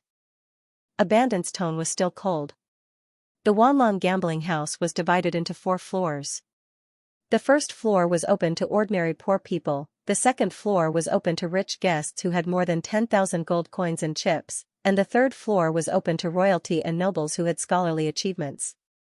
As for the 4th floor, most of the people in Xinjing couldn't go up there, no matter how rich they were. Only warriors, magicians, or summoners could go up to the 4th floor with their identity cards. That was because there was a very special gambling method there, and that was stone gambling. The stone gambling in the boundless world was not like the modern stone gambling that Yunxing knew. What was being gambled was jade, agate, and the like. The stone gambling here referred to soul stones. Only those who were qualified to use soul stones could go up to the 4th floor of the Wanlong gambling house to gamble with soul stones. Abandon didn't know the specific gambling method. He only heard from the guards that if they were lucky, they could buy high-quality soul stones at a very low price in the Wanlong gambling house. Therefore, he brought along the confused Yunxing and Gufeng. Abandon asked around and found out that there would be a stone gambling banquet after 9 p.m. tonight. Coincidentally, there was a drunkard causing trouble on the 2nd floor of the gambling house, so Abandon went up. Seeing that it was still early for an hour, Yunxing and Gufeng strolled around the 1st floor. The 1st floor of Wanlong gambling house was open to commoners, so the 1st floor was the largest and had the most people. There were shouts and curses, as well as the sound of piles of silver and gold coins splashing like flowing water. Yunxing and Gufeng had never been to a gambling house before, so they couldn't take their eyes off it. After watching for a while, Yunxing realized that the type of gambling on the boundless continent was pitifully monotonous compared to the modern world. There were only 2 types of gambling devices here. One was the flower cards, and the other was the simplest dice. The game was nothing more than comparing the number of points and the size of the dice. Yunxing looked at the pairs of gold and silver coins. Under the illumination of the magic array, it was dazzling, and she couldn't help but feel a little itchy. The money she had earlier was all used to buy the unicorn magic beast bone. The money for the new batch of hemostatic flowers and meditation water hadn't been brought over yet. She could be considered to be penniless right now. Although she didn't know how the stone gambling banquet would be conducted, it was bound to cost some money. She might as well take advantage of this time to win some money in the gambling house. Yunxing touched her purse. There were only 5 or 6 silver coins in it. It wasn't even enough to buy some money. She did have a few magic cards, but it was a pity that they couldn't be circulated outside. Gufeng, do you have any money with you? Yunxing was a little regretful. She should have borrowed some money from Abandon when he was around. That kid worked part-time in the gambling house and was a ruthless character. He definitely had a lot of money on hand. No, you know that I'm very poor. Gufeng had to save some money for his monthly food expenses. Under the magic cloak, Yunxing's eyes darted around. She found a person from Wanlong gambling house. Internal credit? The man from Wanlong gambling house who was stopped by Yunxing immediately understood. Yes, anyone who works in the gambling house can borrow 1,000 silver coins a month. 1,000 silver coins was equivalent to 100 gold coins. Then let's put it on credit for 1,000 gold coins and put it under Qi's name, Yunxing quickly agreed. Just now, Yunxing and Gufeng followed Abandon into the Wandong casino, and both of them were wearing magicians' cloaks. Abandon's reputation in the Wandong casino was quite good, so the casino was not worried that he would owe money. Besides, there was no risk in giving the money to 2 mages on credit. The people of Wanlong gambling house thought about it and gave Yunxing 100 gold coins on credit. When Gufeng saw this, he was shocked. Yunxing, this is not good. 100 gold coins, if we lose, where will we get the money to pay back? If we lose, we can stay and be the casino's guard. Anyway, I know ancient medicine, and you know magic treatment. Yunxing rubbed her hands, her black eyes staring at the 100 gold coins that had just been sent over. Yunxing dragged Gufeng to a gambling table for dice.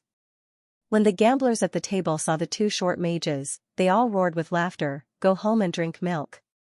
The two of you can't even reach the gambling table." The two of them were only 6 or 7 years old, and their foreheads only reached the gambling table.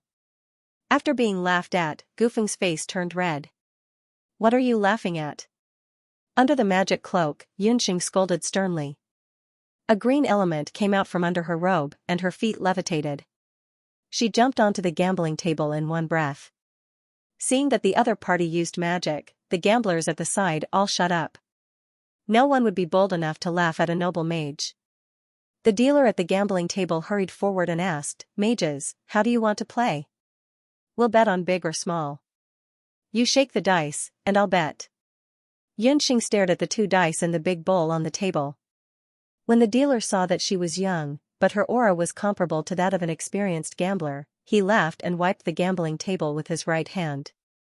The slippery mouth of the bowl was firmly grasped in his hand, and he kept shouting, "By big or small.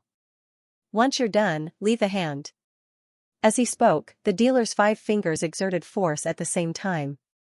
An invisible fighting aura surged into the bowl, and with a quick movement of his hands, the large bowl containing the dice began to spin like a top between his hands. The 2 dice began to spin along the smooth bowl, as if they were 2 barefooted dancers dancing in the air. The gamblers placed their bets, and the gamblers cheered. Gufeng looked at the bowl in the banker's hand, which only had a shadow left. His mind was a mess. Sure enough, the bankers of this Wandong gambling house were all martial artists. The dealer in front of him seemed to be stronger than most of the people of the Wanlong guards. Looking at the dealer's movements, Yunxing thought to herself. In gambling, a portion of fighting energy was used to make the dice spin at a different speed, and the sound of the dice hitting the bowl was also different. For a commoner, it was difficult to guess the real number of dice in the hands of a warrior dealer. However, this was nothing to the current Yunxing. Her Shinong pupils could observe down to the smallest of hairs. Her pupils shrank slightly, and a golden light flashed. The dealer's movements fell into Yunxing's eyes, just like the slow motion of a movie. The numbers on the 2 spinning dice were also clearly visible. Only to hear a dong sound, the mouth of the bowl slammed on the table, startling the chips on the table to collapse. "I'll bet big." Yunxing casually tossed out 5 gold coins. The bowl opened, and 4, 5, 9, big. On the gambling table, there were mixed feelings. The winner happily took back double the chips, while the loser dejectedly looked at his hard-earned money being taken away. Life was full of ups and downs, and it was impossible to make money by gambling on the table. After a few more rounds, in order to prevent the people in the gambling house from being suspicious, Yunxing pretended to lose a few rounds. But most of the time, she was sure to win and not lose. Around 7 o'clock, Yunxing's 100 gold coins had become 180 gold coins. When Gufeng saw this, his saliva almost flowed out. They didn't spend a single cent of the 80 gold coins, and they actually got it. This money came too easily. "Next, let me be the banker," Yunxing suddenly said. The speed of money coming in was too slow.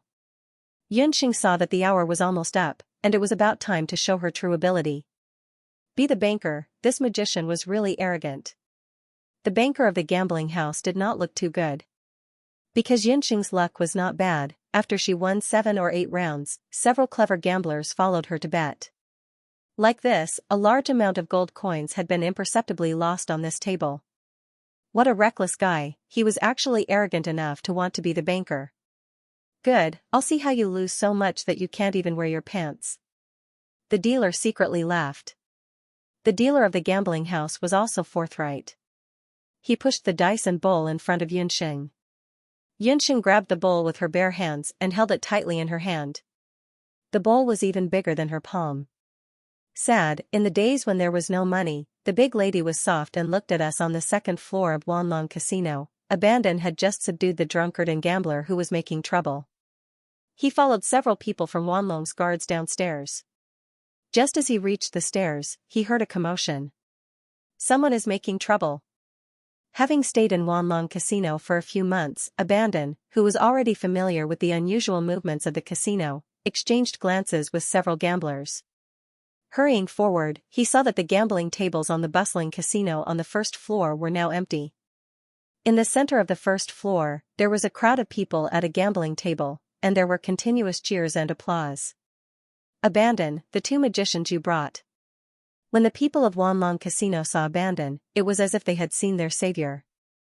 What happened to them? Abandon's heart tightened. Mentor Mary said that the 3 people of Group 13 of Magic Medicine would be one in the future. What happened to the 2 of them just now? Where did you find them? The one in the gray robe is too powerful. Wang Laosan has already lost 13 houses to him, and the casino has already lost more than 10,000 gold coins. The people of Wanlong Casino only hoped that Abandon could get rid of the plague as soon as possible. Lose? Where did they get the money? Abandon didn't believe that a person like Gufeng would have the money to gamble in a place like Wanlong Casino. Even if he sold Gufeng, it wouldn't be a fraction of 10,000 gold coins. On credit in your name. The people of Wanlong Casino's answer made Abandon's body stiffen. Yunsheng, without guessing, Abandon knew who the culprit was. For the first time in his life, a wave of anger rushed up from the soles of his feet. That damned Yunsheng. Abandon's whole body was covered with a layer of evil spirit, which scared the gamblers and the people of the casino to the side into retreating. The crowd dispersed in a flurry. The scene at the gambling table in front of him suddenly became clear. At the gambling table, Yunxing had already changed her stool and stepped on it. In front of her was a tall pile of chips. Gufeng's short and fat figure was completely submerged, and only the top of his head could be seen. Losing money in the gambling house was not a big deal. What was more important was that the other gamblers had also lost a lot of money. After a while, Yunxing and Yixi had already won more than 30,000 gold coins. Her hand. Abandoned, and a group of casino guards behind him all gasped in shock. Yunxing was shaking the dice, but even with hundreds of pairs of eyes present, no one could see clearly how her hand moved. The bowl in her hand was only left with a white shadow. Bystanders had no way of seeing how the bowl was shaken, let alone hearing the sound of the dice. Old gamblers knew that dice were the simplest gambling tool. If the dealer wanted to win, he had to rely on his ears and hands. Yunxing's hand speed was astonishingly fast. Even the veteran gamblers present could not hear clearly how big or small it was. Place your bets.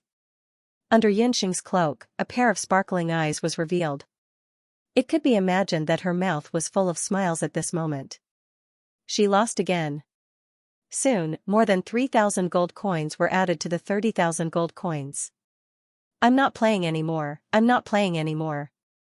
Yunxing also noticed Abandon, who was standing not far away, and the people of the casino who looked as if their mothers had died. Yunxing wasn't a gambler. She relied on her pair of trillium hands and Shinno eyes to win money. More than 30,000 gold coins were enough to pay for the next stone gambling banquet. Yunxing didn't want to be blacklisted by Wanlong Casino because of this. Seeing that Yunxing wasn't playing anymore, the people of Wanlong Casino heaved a deep sigh of relief. They hurriedly exchanged the chips that Yunxing and the others had won into money. Honorable guest, here is a total of 33,500 gold coins. May I ask if you want to exchange them into gold coins or the Wuji card? The people of the casino were really convinced by Yunxing now. The status of a magician might be very honorable, but in front of these desperate gamblers, they were only strong. However, a magician with superb gambling skills was very impressive. In their hearts, Yunxing's status had undoubtedly jumped by 3 levels. She had jumped to the position of a powerful magician that was even higher than Abandon. The Wuji card was a kind of currency card jointly issued by the 5 most powerful countries on the Boundless Land. The basic unit was silver coins.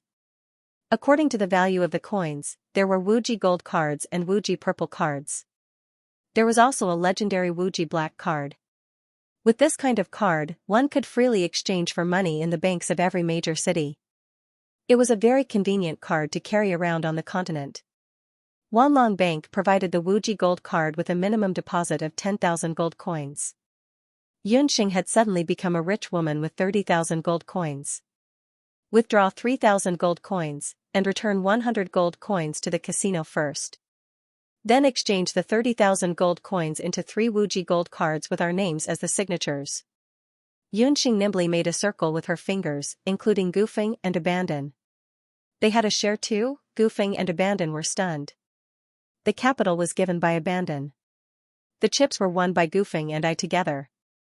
We'll go through thick and thin together. We're in the same group. After Yunxing finished speaking, she wrapped up the 2,900 gold coins and threw it to Gufeng, who was still in a daze. Then, she gave a gold coin to the staff of the casino who had helped to exchange the coins. Yunxing's actions made the people of the casino have a good impression of her. A person who could still be so restrained in the face of such a big gamble was even more impressive. As for Qi, after hearing Yunxing's words, an indescribable feeling appeared in his heart, which had been cold for a long time. They were a team, sharing blessings and weathering misfortunes. They were companions. Hours almost up. The stone gambling banquet should start. Abandon, you lead the way. The remaining 2,000 gold coins will be used as the foundation for the stone gambling banquet.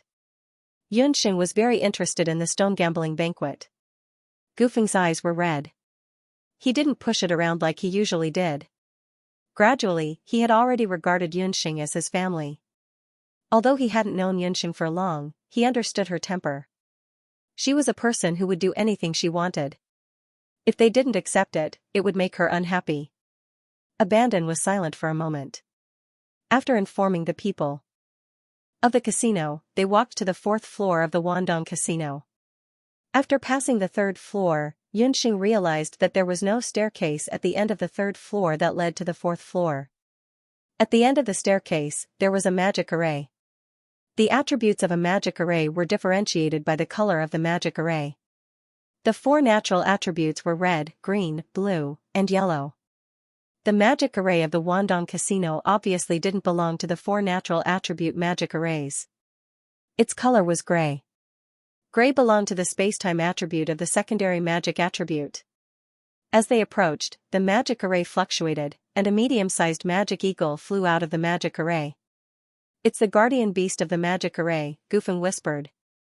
It was said that a skilled magician could use magic elements to simulate the shape of an object. The eagle was about half the height of a human. Although it was an imitation of magic, it looked very lifelike. Even the lines on its feathers were very clear. In fact, it was just an illusory monster that was simulated by magic elements. It swept its sharp gaze over the group of people. Abandon reminded them, bring your magic badges. Without magic, warrior badges, or summoner rings, they couldn't enter the spacetime magic array that only guests with special status could enter. Yunxing and Gufeng knew that to enter the 4th floor of the Wandong Casino, they had to rely on the spacetime magic array in front of them. It was the first time that both of them had experienced a spacetime magic array, so they couldn't help but feel nervous. Yunxing followed Abandon's instructions and wore the sorcerer's badge on her sorcerer's robe. Only then did the eagle that was transformed from magic retract its gaze. Yunxing, Gufeng, and Abandon walked into the magic array one after another. Yunxing didn't know about Abandon's situation, but this was the first time she and Gufeng had entered a teleportation magic array. Their bodies felt like they were being violently pulled by someone, and the magic runes in the magic array began to spin. Their feet felt like they were stepping on cotton. When their vision recovered, there was already a brightly lit hall in front of them. The 4th floor of Wanlong Gambling House was right in front of them. Wanlong Gambling House lived up to its name as the largest stone gambling banquet in the Jade Capital. It was both safe and well protected. After passing through the teleportation magic array, no one knew if they were really in Wanlong Gambling House. Perhaps, they were already dozens of miles away from Wanlong Gambling House. Unlike the other 3 floors of Wanlong Gambling House, the hall in front of them was rectangular and extremely wide. It was 4 to 5 times the size of the 1st floor. A huge crystal magic lamp hung in the center of the hall, and in the center of the hall was a fountain of ice and fire. Snowflakes and flames constantly shot out from the fountain, creating a dreamy and beautiful scene that was comparable to fireworks. Other than the fountain, there were also a few dining tables that were cut out of crystal in the hall. Plates of exquisite and delicious pastries, tea, and wine from various places were placed on the side for the guests to enjoy. Yunxing and the other 2 didn't arrive early. There were already many warriors and sorcerers waiting in the hall. Yunxing, look, Gufeng muttered softly. Not far away, there was a person wearing a robe that was slightly different from ordinary sorcerers. He was wearing a ring on his hand. Xianxia recognized it at a glance. It was the summoning ring of the summoning office. It was a summoner. There was actually a summoner on the 4th floor of Wanlong Gambling House. It was a female summoner. She was scantily clad, only wearing short armor that exposed her navel. Her breasts were white, and she was wearing leather pants that outlined the perfect curves of her lower body. Beside the female summoner, there was a burly man who was more than 2 meters tall. The burly man was holding 2 lead hammers that weighed dozens of kilograms. At first glance, one could tell that he was a martial artist with a high cultivation base. Looking at that martial artist's aura, Xianxia believed that among all the martial artists she knew, only Fengkuo was slightly better than him. That must be a warrior's retainer. I heard that summoners have retainers who are responsible for guarding them when they are summoning. Gufeng was envious. They actually met a summoner at tonight's stone gambling feast. Even if they didn't buy a suitable soul stone, it was still a worthwhile trip. The surrounding magicians and warriors were vigilant and fearful as they looked at the summoner and warrior duo.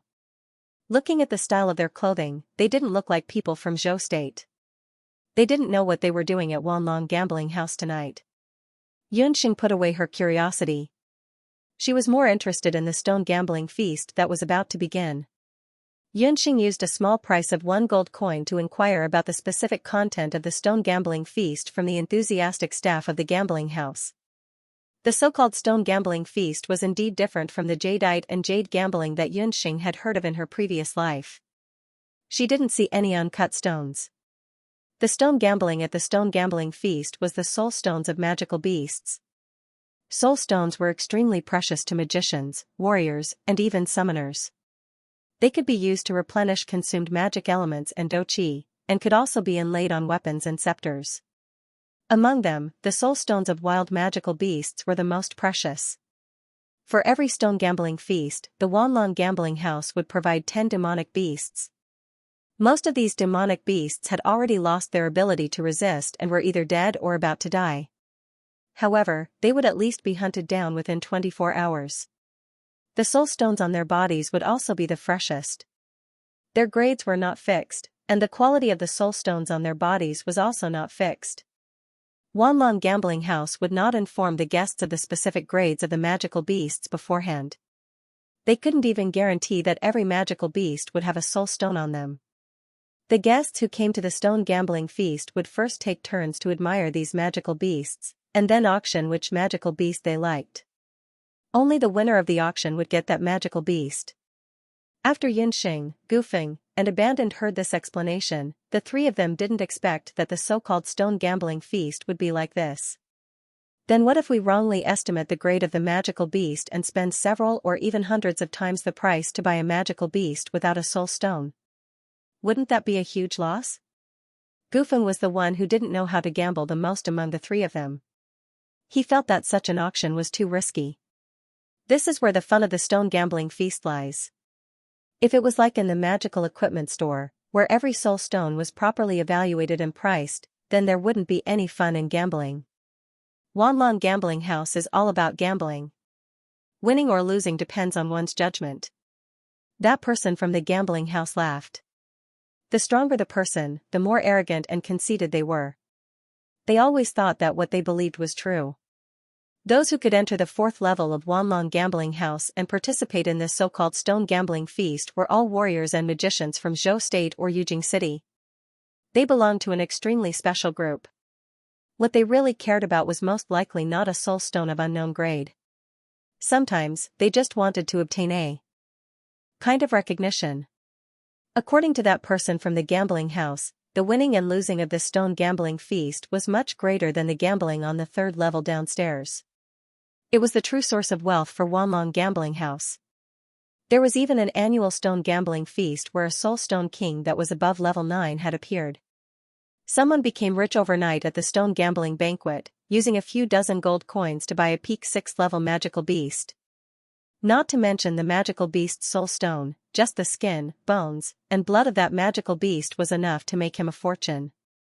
However, there were also people who spent their entire fortune to buy a level 7 magical beast, but in the end, it was just an ordinary wild beast that didn't even have a soul stone.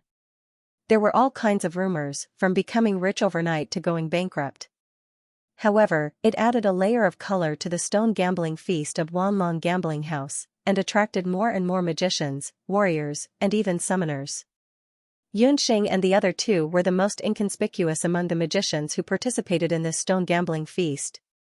The three of them were just new magicians, and didn't have any family background, let alone fame. The powerhouses waiting in the hall, including the female summoner, didn't even look at them. Yunxing, this is too unreliable, why don't we just take a look? Gufeng clicked his tongue. They were all young magicians and had never participated in outdoor adventures. Only the intermediate students of the Royal Academy would have a special course for identifying magical beasts. In Gufeng's eyes, magical beasts were not much different from the wild beasts in the mountains. Don't worry, after the magical beast is sent out, we will make a decision. Yunxing came tonight just to find a suitable magical beast soul stone for Gufeng. She didn't expect to encounter such a unique stone gambling feast. She wanted to see what kind of magical beasts would appear at the stone gambling feast later. Today's chapters are 10,000, keep up the good work. Thank you Yufei, Yuya, Meng, Ruashi, Security Boy, Qingquan, and everyone for your recommendation tickets, monthly tickets, and the extra chapters 10. I will work hard to pay them back. Yunxing saw so many magicians and warriors outside the Royal Academy, especially magicians. Yunxing suspected that all the magicians in Xingjing City had already gathered here. Of course, most of them were warriors. After all, Zhou State was a country ruled by martial arts, so the number of warriors was still the majority. Yunxing's Shenong pupil had broken through the microscopic level and reached the level of insight. Therefore, when she looked at people, her eyes were very sharp. She could roughly see the cultivation level of most of the magicians and warriors present, as long as their cultivation level was similar to hers. She could not see through them unless they were warriors or magicians who were more than 2 levels higher than her. The strength of the warriors was uneven. There were martial masters and revered martial artists who were 1 level higher. Most of the magicians were the same. A small half of them were magicians, and there were also some great magicians and master magicians. However, there were also a few people that Yunxing could not see clearly. Among them, there was the female summoner and the retainer warrior beside her. Yunxing guessed that these two people either used some special magic or special combat skills to hide their strength. After Yunxing found out the strength of the guests present, she secretly calculated in her heart that she had to act in a low-key manner. Unless it was a last resort, she must not provoke these people. The stone gambling banquet has begun. The hall suddenly quieted down. During the time when Yunxing was observing, the guests gathered in 2s and 3s. Yunxing, Qi, and Gufeng chose an inconspicuous corner to stand. Boom! A magic fireball emerged from the ground. The fireball was like a ball of fireworks exploding in the room. A magician wearing a magician's robe walked out of the fireball with a smile. The magician was a master magician. He had a handsome face and his eyes flashed with shrewdness. The warriors present disdainfully pursed their lips. What they hated most was magicians showing off their magic. Welcome to Wandong Casino. I am the magician of the casino, Longhua. As the largest casino in the city, the identity of the owner of Wandong Casino had always been discussed by the outside world. However, no one had actually seen the owner of Wandong Casino. However, he had heard that the owner was extremely powerful and wealthy. Not only did he have the Wanlong guards under him, but he also had several master magicians under him, namely Long Hua, Long Bing, Long Tu, and Long Feng. Usually, the 4 master magicians would not appear in public. Only at this stone gambling banquet would one of them be seen. Long Hua waved his hand. He saw a few strong martial masters carrying the demonic beasts out. In one night, a total of 20 magical beasts were auctioned. Just as they had heard earlier, most of the magical beasts that Yunxing and the others saw were either dead or had just died. If one were to touch them with their hands, they would find that most of the magic beasts' fur was still very soft and even warm. This proved that they had been killed not long ago.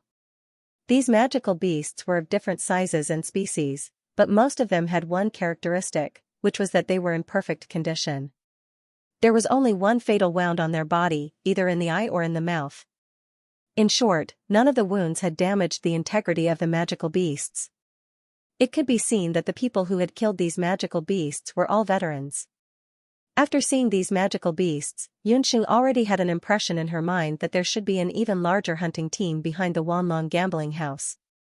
However, Xianxia also realized at the same time that the grades of these magical beasts were very difficult to distinguish. Take the first leopard-type magical beast that was carried out. It looked like a level 3 storm leopard, but it also looked like a level 5 thunder leopard. At a glance, it was very difficult to distinguish the level of the magical beast. Although there was only a difference of 2 levels between level 3 and level 5, the value of the soul stone was like heaven and earth. Needless to say, a level 3 storm leopard only had a 20% chance of producing a soul stone, while a level 5 thunder leopard had a 50% chance of producing one. There are a total of 20 magical beasts here, from big to small, and all of them are the freshest. Lan Hui guarantees with his dignity as a mage that as long as there are soul stones in their bodies, the fusion rate of the soul stones will be more than 50% after they are dug out. Lan Hui's voice rumbled, and his words clearly reached everyone's ears. The fresher the soul stone, the higher the fusion rate. The soul stone on Xianxia's enigmatic bone scepter that was accompanied by the great flame explosion had a very high fusion rate. The reason was that it was directly dug out from the magical beast's body and immediately fused with it.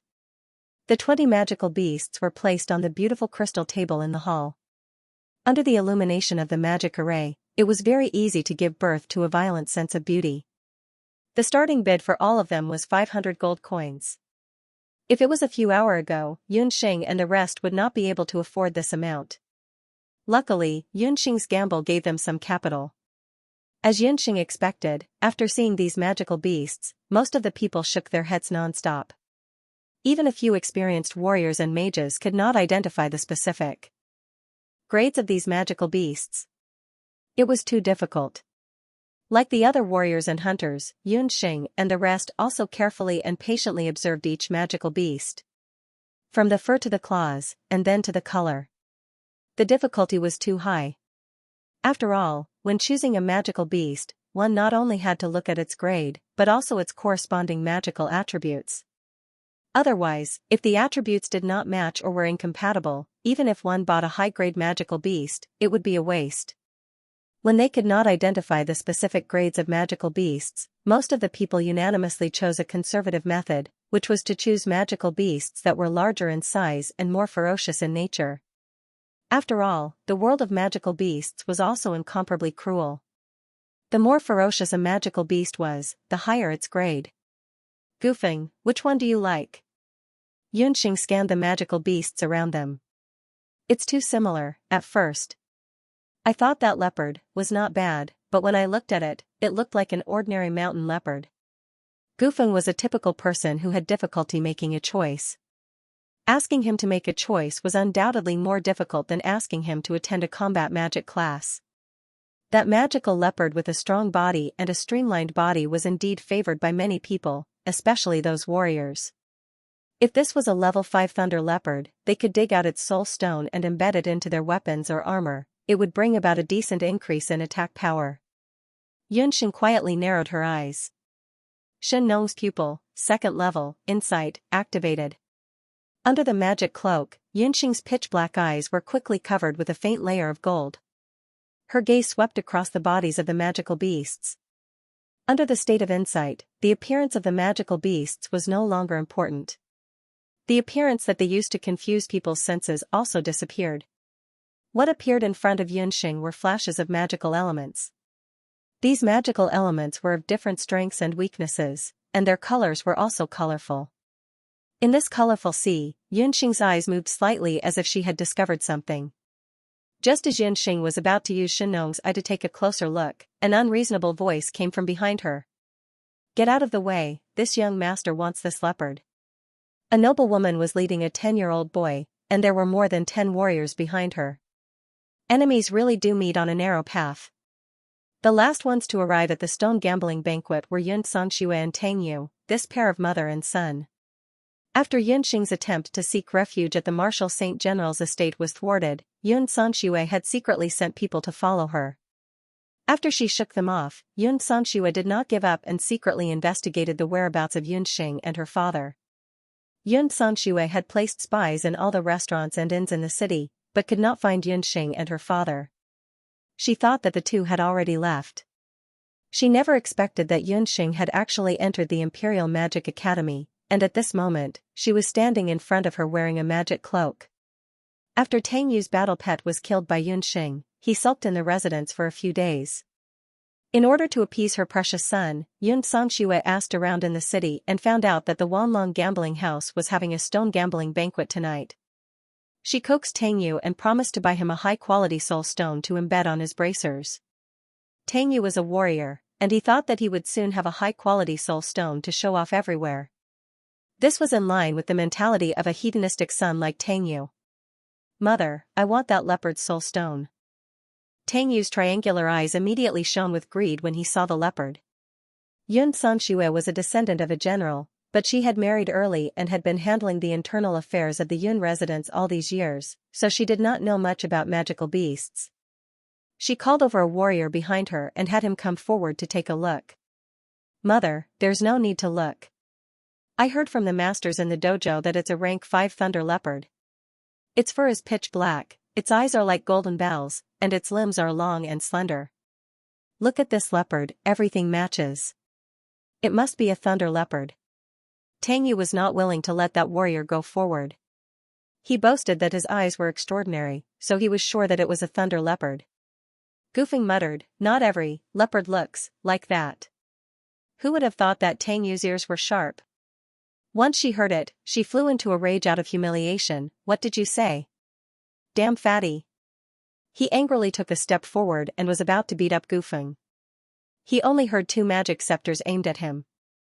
Only then did he see clearly that the 3 people in front of him were wearing cloaks with the insignia of a sorcerer pinned on them. "What do you want?" "She's just a sorcerer. My grandfather is the Martial Saint General Yunba." Tang Yu raised his voice, as if he was the most powerful person in the world.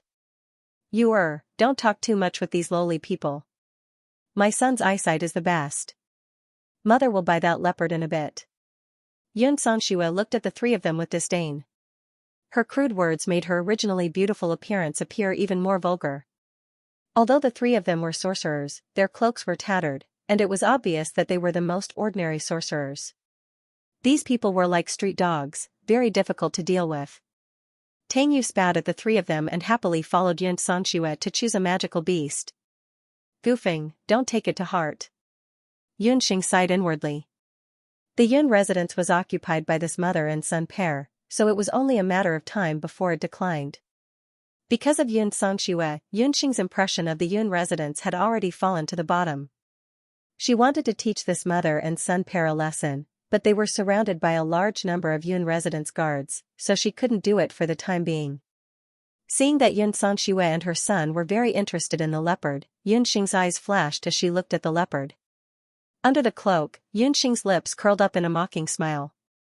Who would have thought that Gufeng, that brat, had guessed correctly? The difference between a magical beast and an ordinary wild beast was that it had magic elements in its body. Magical beasts of different attributes and ranks also had more and less magic elements. The most popular thunder leopard at the stone gambling banquet didn't have a trace of magic elements in its body. Yunxing looked at it from inside out. How was that a magical beast? It was clearly a very ordinary mountain leopard with no soul stone in its body. If she bought it, she would really vomit blood. She pretended to walk forward and said, "This magical beast must be very precious. Why don't we participate in the auction and buy it?" She deliberately said this to Gufeng and Qi. Gufeng heard her and shook his head. 500 gold coins is too expensive. Besides, we don't have good eyesight. If it's an ordinary leopard, it'll be terrible. Qi was much smarter than Gufeng. He understood Yunxing's meaning and walked forward as well. He looked at the magical beast lovingly and said, "I saw someone hunt a thunder leopard in my early years. It looked like this. Pauper, get lost. This leopard belongs to me." Tang Yu was even angrier when he heard that someone wanted to snatch the leopard from him. "Young master, do you know where the soul stone comes from?" Qi wasn't Gufeng. He had a temper that would allow others to poke and flatten him. He smiled sinisterly and exuded a chilling aura. Tang Yu shivered. This mage in a cloak didn't look as strong as him, but once he got close, he felt a chill all over his body, as if he was leaning against a huge ice block. To obtain the soul stone, you need to peel off the skin of the magical beast, cut off pieces of its meat, and then break its bones. Bit by bit, you have to dig it out from the body of the magical beast. Qi's following words seemed to paint a bloody picture in front of Tang Yu. One of the highlights of the stone gambling banquet was the gambling of all kinds of soul stones. But there was another bigger highlight, which was the stone cutting. After the Wandong gambling house sold the magical beast, they would cut it open on the spot.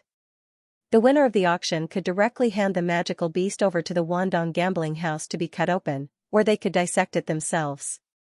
But if they handed it over to the Wandong gambling house to be dissected, they would have to pay an extra 30% of the auction price as the stone cutting fee. Moreover, the Wandong gambling house couldn't guarantee the success of the stone cutting. After all, the higher the level of the magical beast, the harder it was to find the soul stone. The whole process of the stone cutting was very bloody, but it was also something that was hard to see outside. Those who had a weaker tolerance might not be able to bear it on the spot. Qi's cold voice made Tang Yu's limbs go weak for no reason, and he started to tremble without any backbone.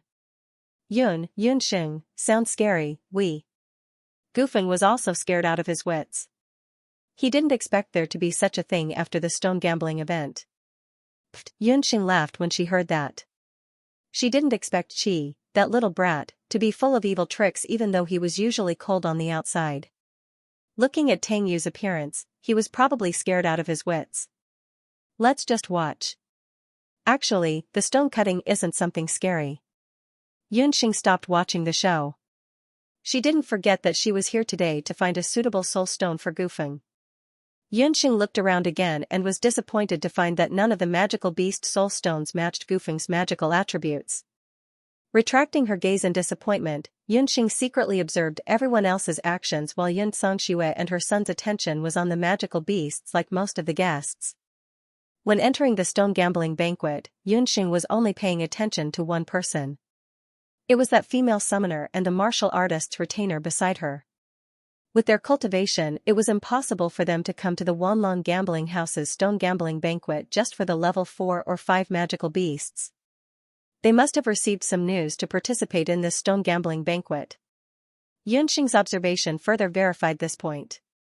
Unlike the others, that female summoner didn't join in the fun to look at the most popular magical beasts. She only checked out the remaining magical beasts that didn't seem outstanding. Her gaze landed on a magical beast. It was a very ordinary wall tortoise. The wall tortoise was a level 4 magical beast. It was the size of a millstone and looked very heavy. Its movements were slow, and other than its strong defense, it didn't have any other advantages. How could such a magical beast attract the attention of a summoner? Could it be that this wall tortoise had something special? Yunxing couldn't help but retract her gaze. Shenong's eyes flickered. Yunxing was slightly stunned when she saw it. She discovered something different under the wall tortoise's thick shell. 2 magical elements. There were actually 2 faintly discernible magical elements on this wall tortoise's body. Although it was very weak, Yunxing suspected that there were at least 2 soul stones on that wall tortoise.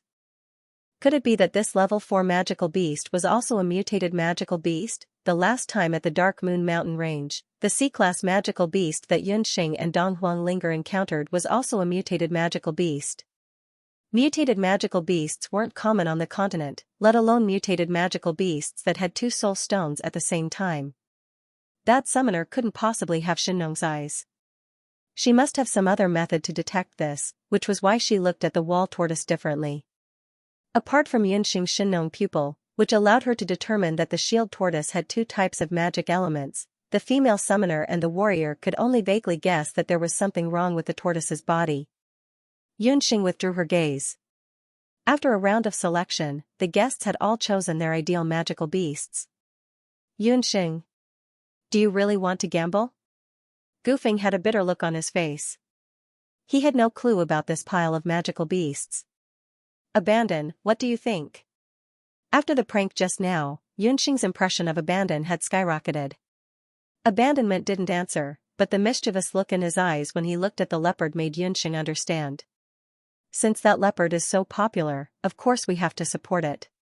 As for the others, I'm afraid we won't be able to get them. Xianxia carefully glanced at the female summoner and the warrior squire beside her. The stone gambling banquet had begun. As expected, the most popular fake thunder leopard attracted the most attention. In order to prevent blind bidding, the Wanlong gambling house had made a complete arrangement. Each person could only participate in the bidding for 2 magical beasts at most, and each magical beast could only raise the price 3 times. If the number of times exceeded the limit, the bidding would be considered invalid. More than half of the guests chose to bid for that thunder leopard. Xianxia and the other 2 also symbolically bid twice. Although there were many people, in the end, they couldn't resist the wealth of the mother and son from the Marshal Saint General's residence. The final price of the 500 gold coins fake thunder leopard reached a shocking 15,000 gold coins. After the successful bid, Tang Yu's face was full of joy. Little did he know that he wouldn't even be able to cry later. Further down, the magical beasts in the venue were also auctioned off by different people. The wall tortoise that Xianxia and the female summoner were interested in was the third last item to be auctioned off. After more than 10 magical beasts had been auctioned off, there were only about 10 people left who were qualified to bid. Among them were Xianxia, who still had one chance to bid, the female summoner, who didn't bid at all, and a few guests who didn't manage to buy the magical beasts they wanted in the previous rounds. When the wall tortoise started bidding, the female summoner directly shouted, 1,000 gold coins. A warrior beside her shouted, 1,500 gold coins. Although they didn't see anything special about the wall tortoise, the female summoner's identity was too special. Everyone else was sure that there was something special about the wall tortoise. As the bidding continued, the price of the wall tortoise also increased, from 1,000 gold coins all the way to 10,000 gold coins. As the bidding continued to increase, there weren't many chances left for the crowd to bid. Even the female summoner had already bid twice and only had one chance left. At this time, Xianxia and the other 2 still had one chance to bid. The female summoner's expression also became dignified. A few warriors who were bidding on the side clamored, "This is Zhou State. It's not the Punlai State's summoner's turn to touch the magical beasts here. We must get this magical beast." As soon as the voice fell, a sudden rush of energy passed by. Behind the female summoner, the retainer warrior suddenly exerted his strength. With a boom, his fighting spirit was like a flood.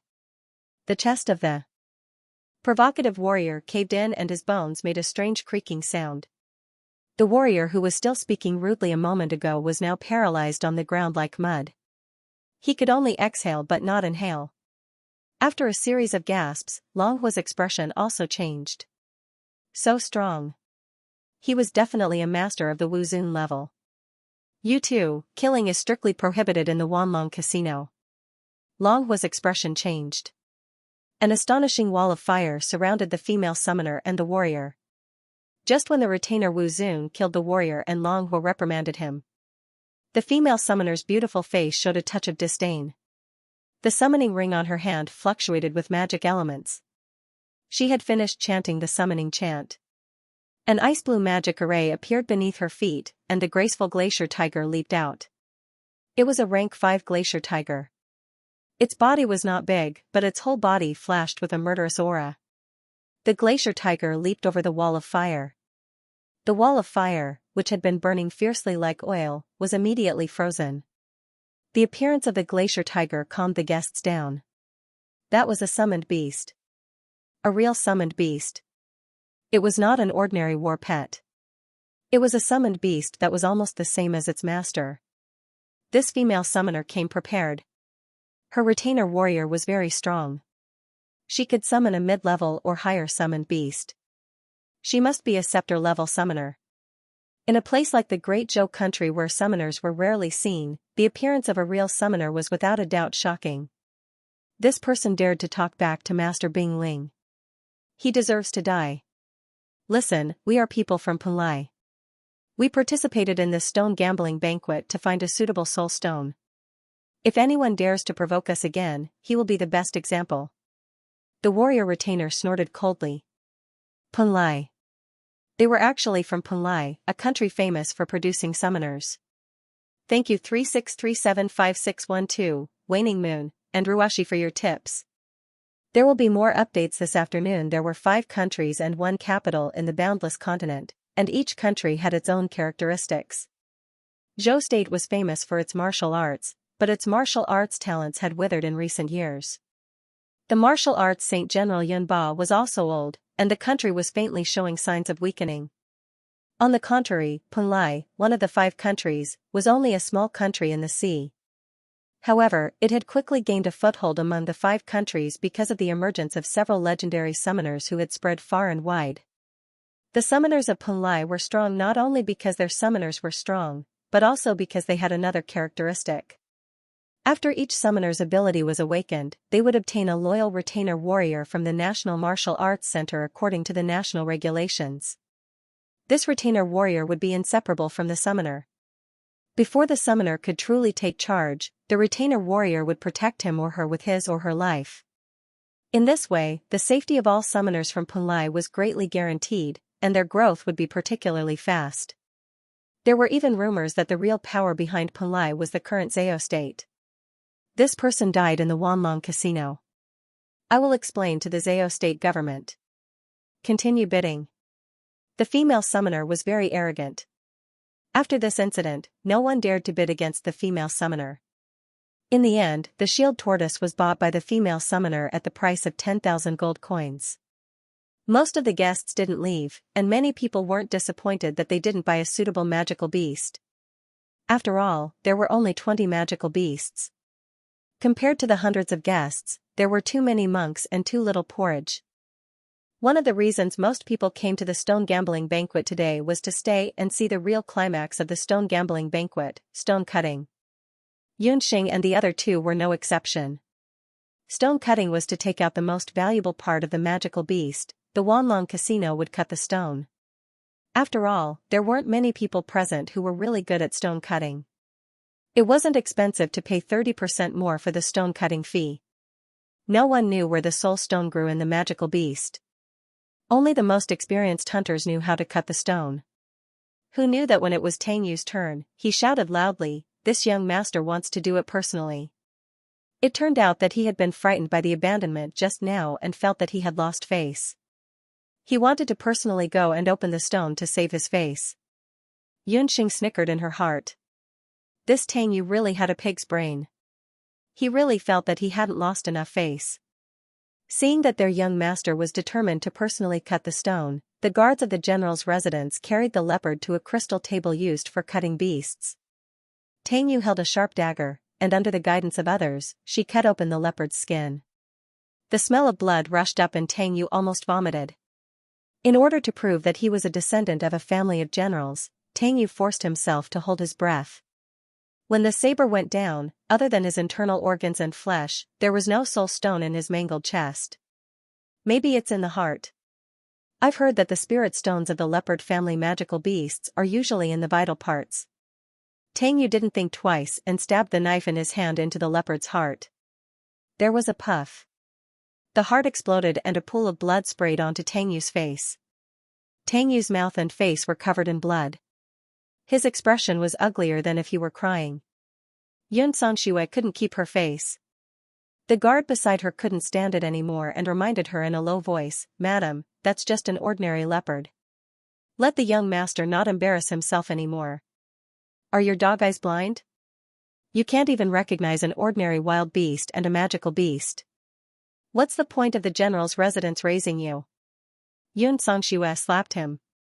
Tang Yu, that rascal, also jumped down the ladder when he saw it. He cursed, "You blind thing, causing your young master, me, to spend a lot of gold coins to buy a leopard." A leopard and a bumpkin, they really were a match made in heaven.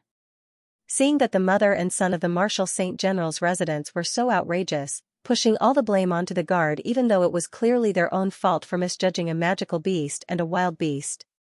The onlookers at the side couldn't help but shake their heads.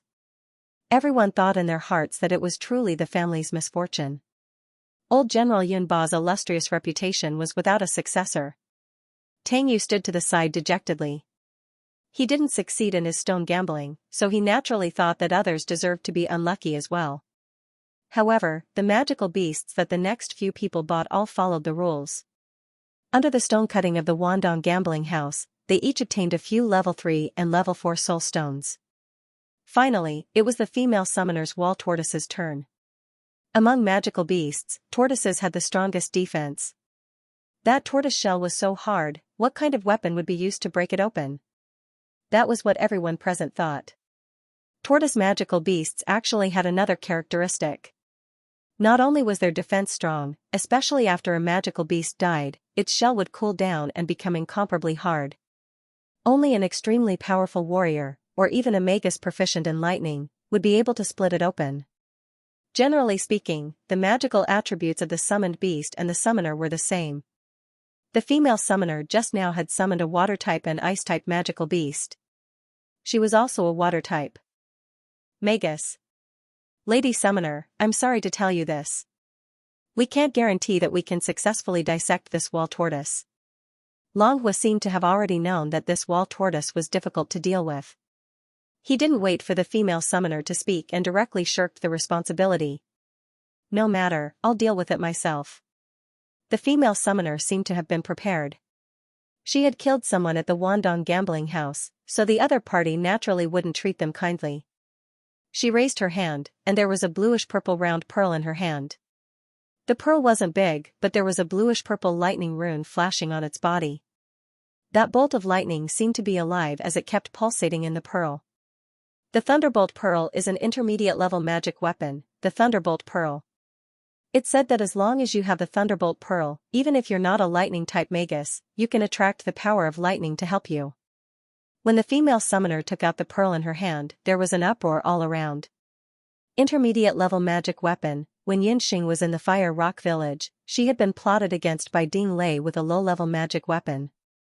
Low-level magic weapons were much weaker than intermediate-level magic weapons.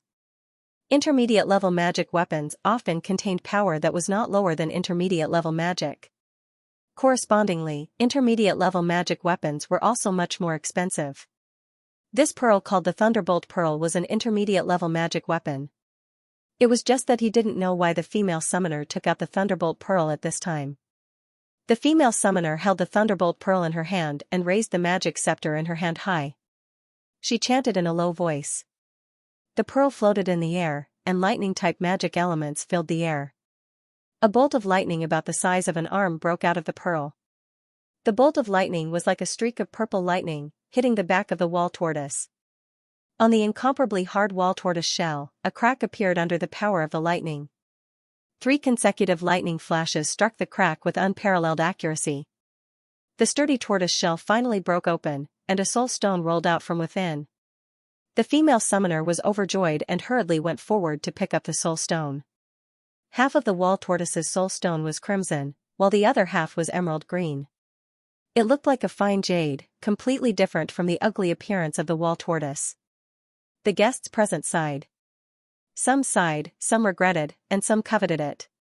At this moment, everyone knew that the female summoner had obtained a precious fire and wind dual soul stone. Dual soul stones were considered one of the most precious types of soul stones.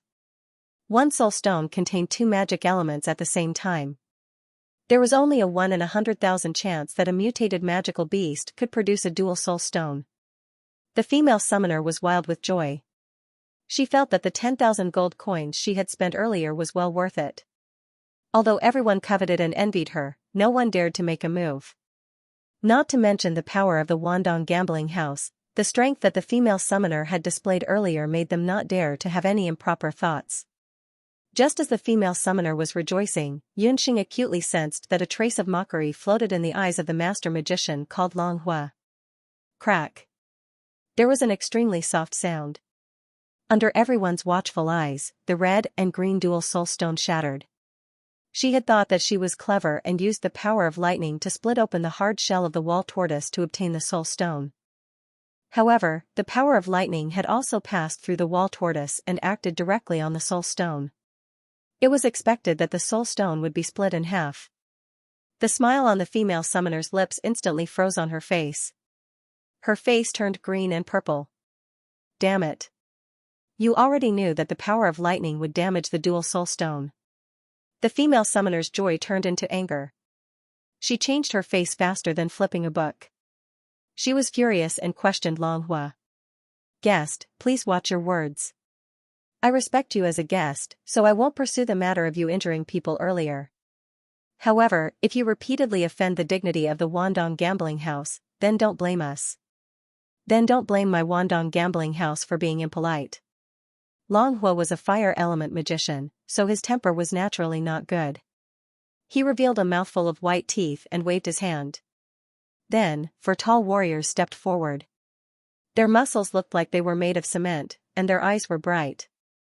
Each and every one of them was a martial venerable. The individual strength of the 6 of them might not be comparable to the female summoner's retainer warriors, but the 4 of them were of the same height, and their movements were also exactly the same. It was clear that they were warriors who had undergone special training. This kind of cultivator was good at group battles. When they worked together, their strength far surpassed that of an ordinary martial saint. What was even more eye-catching was the martial artist robes worn by the 4 martial artists. They were all light gold martial artist robes with the 2 words martial profound tattooed on their arms. They were actually martial artists from the No. 1 martial arts dojo in Zhou State, Martial Profound Celestial Pole Dojo. Speaking of the Martial Profound Heaven's Extreme House, there was no one in Zhou State who did not know about it. Even on the mainland, it was one of the top martial arts schools. Although the Imperial Magic Academy was the largest magic academy in Zhou State, its status was far inferior to the Martial Arts Hall. The history of Wuxuan Limitless School was much longer than that of the Magic Academy, especially in Zhou State, which was founded on martial arts. The martial artists taught by the dojo were all over the mainland. There were even many martial artists from other countries who came from Wuxuan Limitless School. Who would have thought that there would be people from Wuxuan Limitless School in the Wanlong gambling house? Bing Ling, Wuxuan Limitless School is not to be trifled with. The female summoner's retainer warrior whispered in her ear. He alone could barely fight one of the martial saints alone. If the 4 of them worked together with the master magician Longhua, it would be hard to say who would win. This was Zhou State's territory, so they did not dare to be too rash.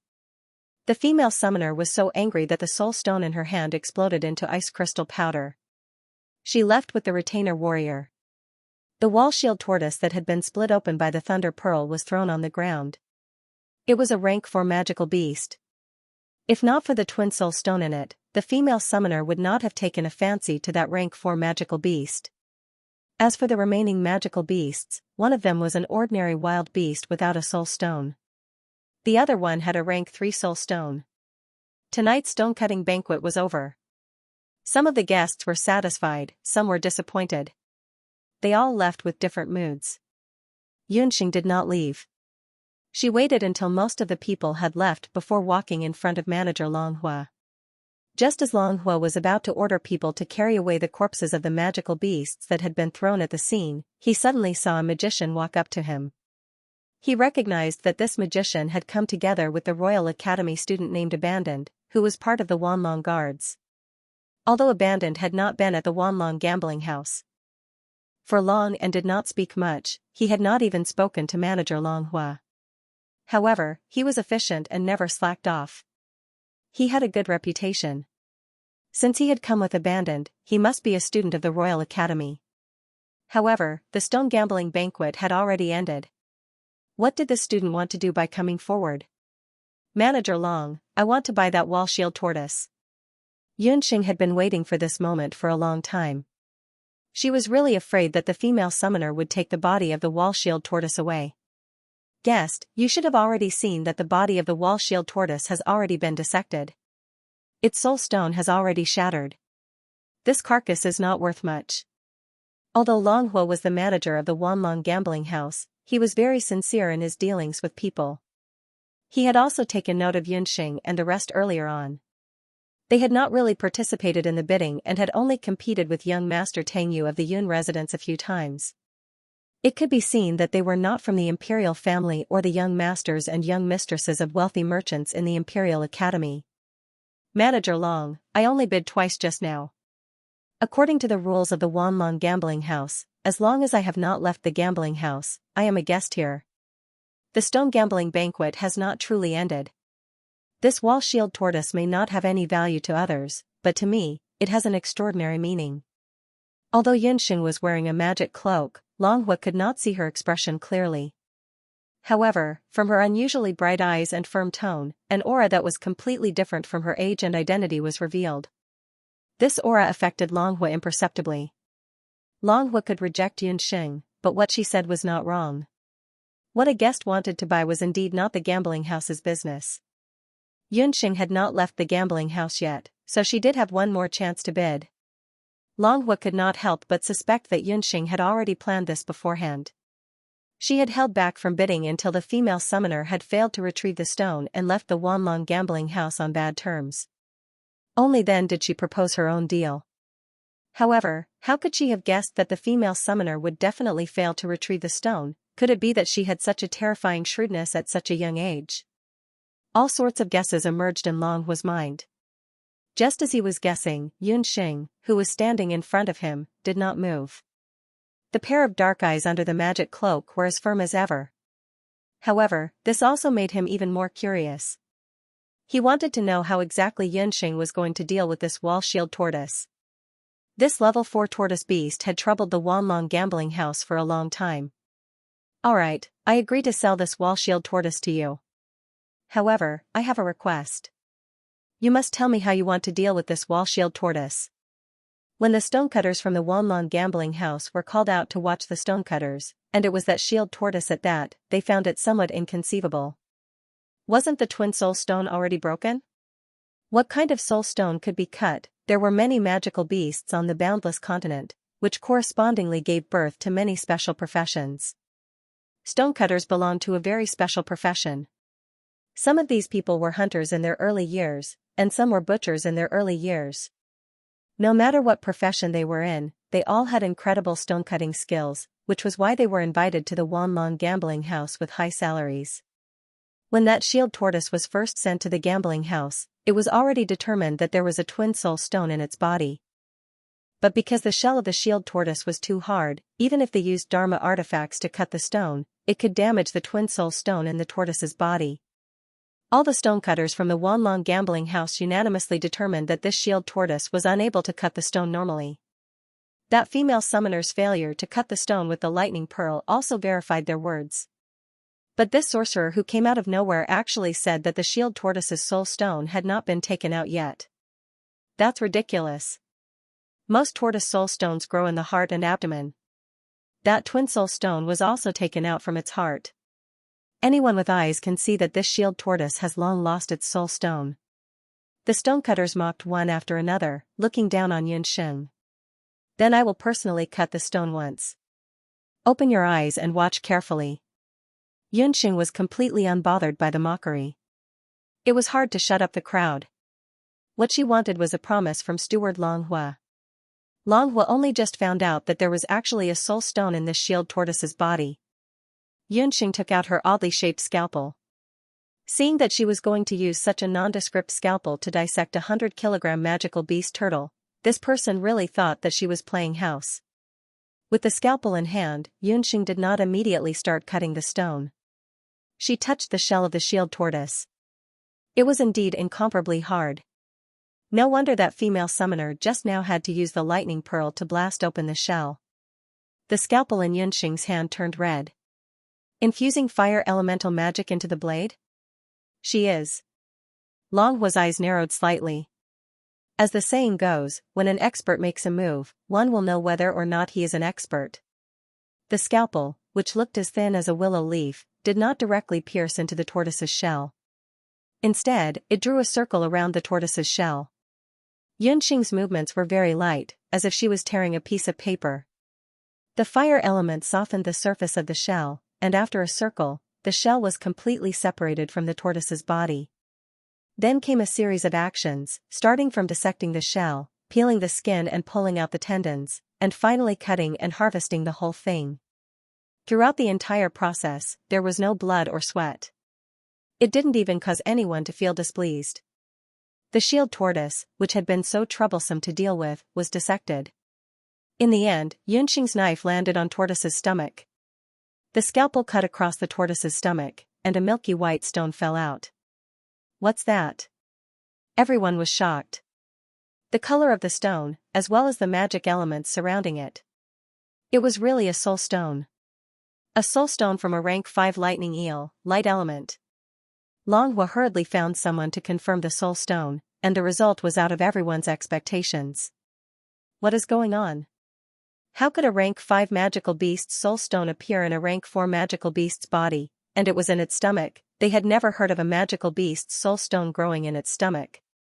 Longhua muttered to himself for a long time before he came up with a possible answer. It is very likely that when this shield tortoise was looking for food, it accidentally swallowed a lightning eel that had just died not long ago. The eel's body was digested, but the soul stone remained in the shield tortoise's body. Because of the light element soul stone, the twin soul stones were born in the tortoise's body. But, how could you tell? The tortoise's shell was extremely hard, and it even blocked out a part of the magic element. Even the most experienced hunter could not tell that this magical beast had 3 types of magic elements. Yunxing laughed mischievously. It's a secret. I have already kept my promise. Manager Longhua, this shield tortoise and the soul stone belong to us. She could not say that she saw it with her Shenong eyes.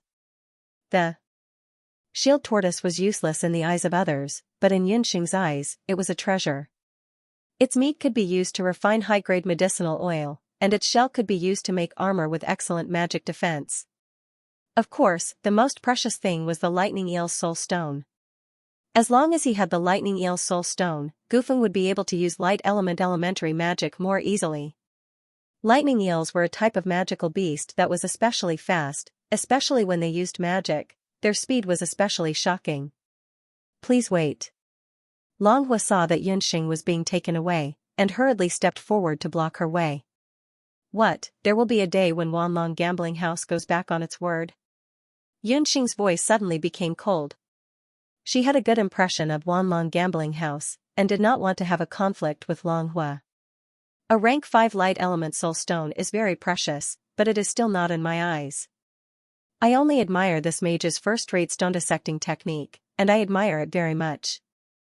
I want to hire you as the chief stone dissecting master of Wanlong Gambling House. Longhua's eyes flashed with admiration.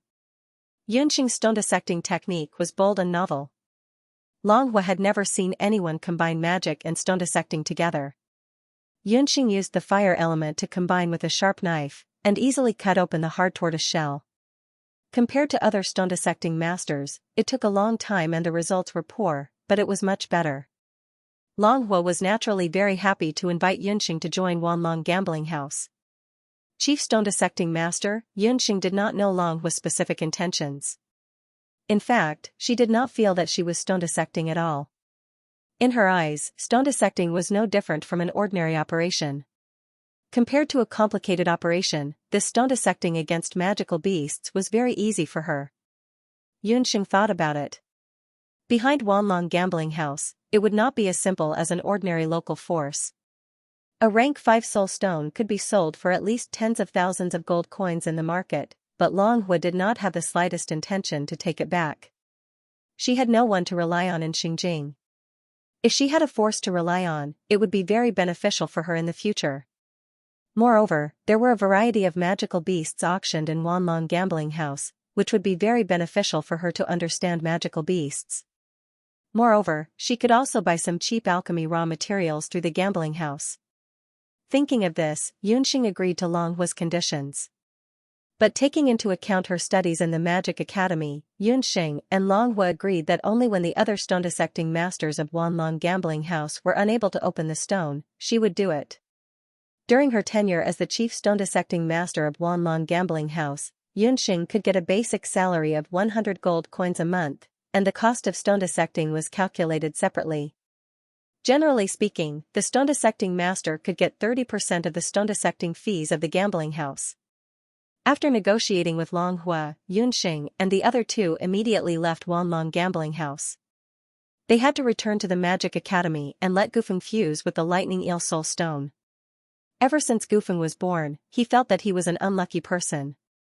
His family was poor, and he was born in a remote mountain village. His parents were illiterate farmers, and he had 5 siblings. When he was 4 years old, he was unexpectedly discovered to be able to sense the light element when he attended the initiation ceremony at the temple. At that moment, the entire village was in an uproar. To understand it from a modern person's perspective, it was like a university student coming out of a mountain cave.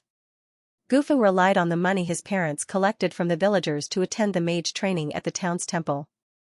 However, Gufeng was born with a slight stutter, and this stutter became more and more serious when he was chanting, until it became difficult for him to chant. This greatly reduced the effectiveness of his magic nurturing chant, and the Dharma Suppression Temple also gave up on nurturing him. It was a great mage at the temple who saw his talent in potions and recommended him to the Royal Magic Academy. In this academy, where there were many children of officials, his existence was treated as a joke. He was ridiculed every 2 to 3 days, and beaten up every 5 days. If not for teacher Mary and abandon, Gufeng might not have been able to persevere. But just as Gufeng was about to give up mentally, Xianxia appeared. In just a few short days, Gufeng felt that his life had undergone an earth-shaking change. A few days ago, he was still a little magician who didn't even have a magic scepter. But in just 2 days, he not only had a magic scepter of the light attribute, but also a rank 5 soul stone of the light attribute. According to the principles of magic, Gufeng would definitely not be able to fuse with a rank 5 soul stone. But this lightning eel soul stone did not have this problem. Because it had been stored in the shield tortoise's stomach for many years, even the appraisers of the Wandong gambling house could not be sure, and could only estimate that it should have been in the tortoise's stomach for more than 100 years. The violent magical elements on this soul stone had basically been fused with the shield tortoise, and its repulsion had weakened. Because of this, Gufeng's chances of fusing with this light soul stone had greatly increased. In order to allow Gufeng to fuse with the soul stone in peace, Xianxia also gave him a magic power card so that he could stay in the magic tower to fuse with the soul stone. Gufeng was much more straightforward. He was no longer as courteous as before. He already regarded Xianxia as his family. He immediately entered the magic tower and began to fuse with the soul stone. This was because Gufeng knew that he, Xianxia, and Abandon were now a single entity. They were all members of Potion Group 13. There was no need to thank his companions so easily. As for teacher Mary, all he needed to do was to inform Abandon. After Abandon returned to the Academy of Magic, he became as cold as an iceberg again, unwilling to say a single word. But it could be seen that his attitude towards Xianxia and Gufeng was much better. At least when Xianxia asked him to help inform teacher Mary, he would respond like a mosquito bite. This could be considered an improvement. The midterm examination was approaching. Xianxia wanted to enter the magic tower and comprehend the second magic scroll that teacher Mary gave her. But she was busy revising her magic lessons on one hand and taking care of the public herb field on the other. She really couldn't do 2 things at once. She planned to complete the first batch of herbs in the public herb field before entering the magic tower to comprehend the second mid-level spell. The second mid-level spell was called Earth Meld. This was a spell similar to teleportation, but due to Xianxia's magic power, she could only teleport 5 or 6 meters away at a time. These 5 or 6 meters were still very effective in avoiding some single-target magic attacks. A few days passed in the blink of an eye. Xianxia had just used the rain spell to water the herb field when she suddenly discovered that some of the herbs in the public herb field showed signs of withering. Ever since Xianxia started taking care of the herb field, such a thing had never happened before. After careful observation, Xianxia didn't find any problems with pests. There were also no problems with weeding and watering. Xianxia couldn't help but frown. Xianxia's eyes flickered slightly as she stared intently at a stalk of herb. The emerald green exterior of the herb gradually turned into a piece of tendon. Xianxia noticed that the herb that looked undamaged on the outside was wriggling with tiny ant-like black magic elements. Upon closer inspection, she discovered that it wasn't a simple black magic element, but a type of magic bug. Xianxia's eyes returned to their black color. Xianxia sank into deep thought. Someone was up to no good. Almost immediately, Xianxia thought of it. Someone had tampered with her herb field. And the person who tampered with it probably didn't have a simple background. They actually knew how to use magic bugs of the dark attribute to frame her. On the boundless continent, there weren't many magic beasts of the dark attribute. Therefore, they were also very precious and wouldn't appear in the herb field of the Royal Magic Academy on a large scale. This type of magic bug, if it was an ordinary magic academy, would definitely not be able to detect it with just a pair of eyes. Even some experienced magicians, if they didn't study dark magic, would not be able to detect that the herbs had been tampered with. But Xianxia was different. She had 5 magic spirits and one of them was the dark magic spirit. Her perception towards the dark energy was much stronger than the average person. Adding on the Xianxia's eyes, she naturally discovered this type of dark magic bug. It was a type of dark magic bug that was good at concealing its body and magic aura. They only gathered at the vital parts of the herb, from the bud to the root, and the speed of reproduction was very shocking. Currently, Xianxia had only discovered 1 or 2 acres of the herb field. But if she had discovered it a little later, the entire herb field would have been destroyed. In a few months' time, before the final examination, Xianxia would have to hand over the first batch of public herbs to the academy. The person who did this definitely didn't want Xianxia to hand over the herbs successfully, so they tampered with it in the dark. What Xianxia wanted to do was to catch the culprit. But before that, there was a more thorny problem for her to solve, which was how to get rid of the bugs. Like in the past, Xianxia only needed to use the trillium hand to catch the pests. But this time, the pests were inside the herbs. If she uprooted the pests, it would definitely affect the growth of the herbs and the harvest in the future. But if she didn't remove them, the pests would spread like a plague. The person who did this was very vicious. This type of bug wouldn't kill the herbs directly. It would only eat away at the nutritional value of the herbs.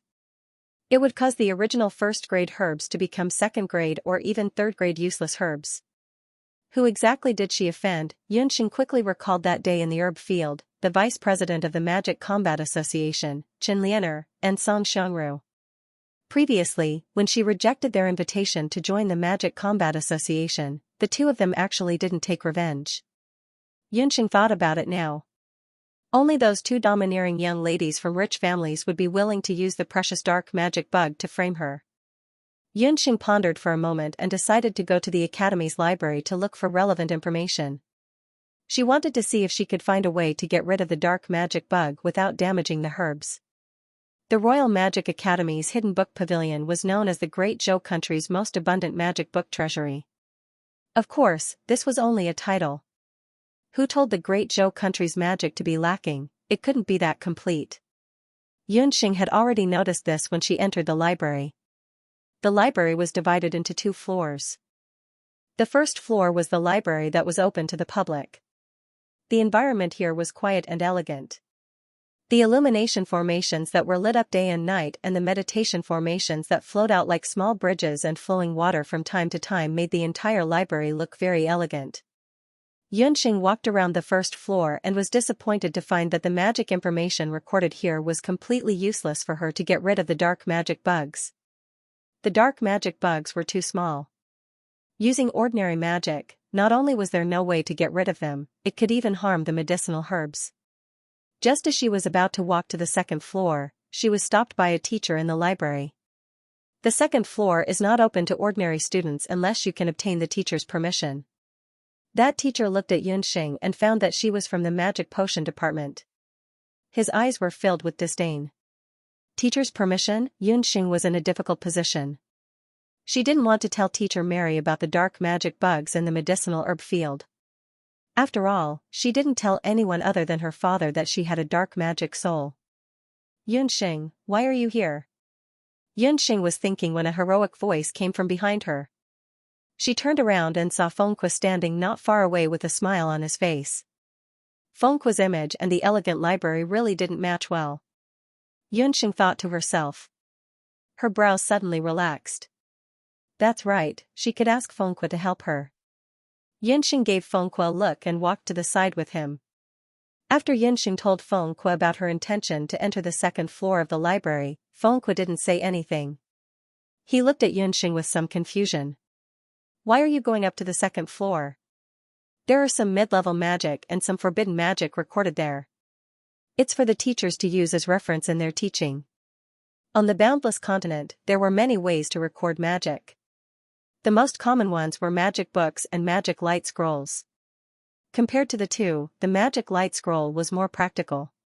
Not only did it record the key points of magic, but it also often had illusions of magic practice, allowing the learner to clearly understand the essence of the whole magic, including the incantations and the drawing of magic circles. Magic books, on the other hand, were much more rigid. They only recorded obscure incantations and vague methods of drawing magic arrays. Only magicians with sufficient strength and outstanding comprehension ability could directly comprehend magic through magic books. Xianxia was only a magician who had just joined the Magic Academy. It was already good enough that she could learn elementary magic. The magic books on the second floor were too difficult for her to read. In addition, the books on the second floor only recorded intermediate fighting magic. If Xianxia, a student of the potions department, went to read the books, it would inevitably arouse Fengqua's suspicion. The final examination will be in a few months.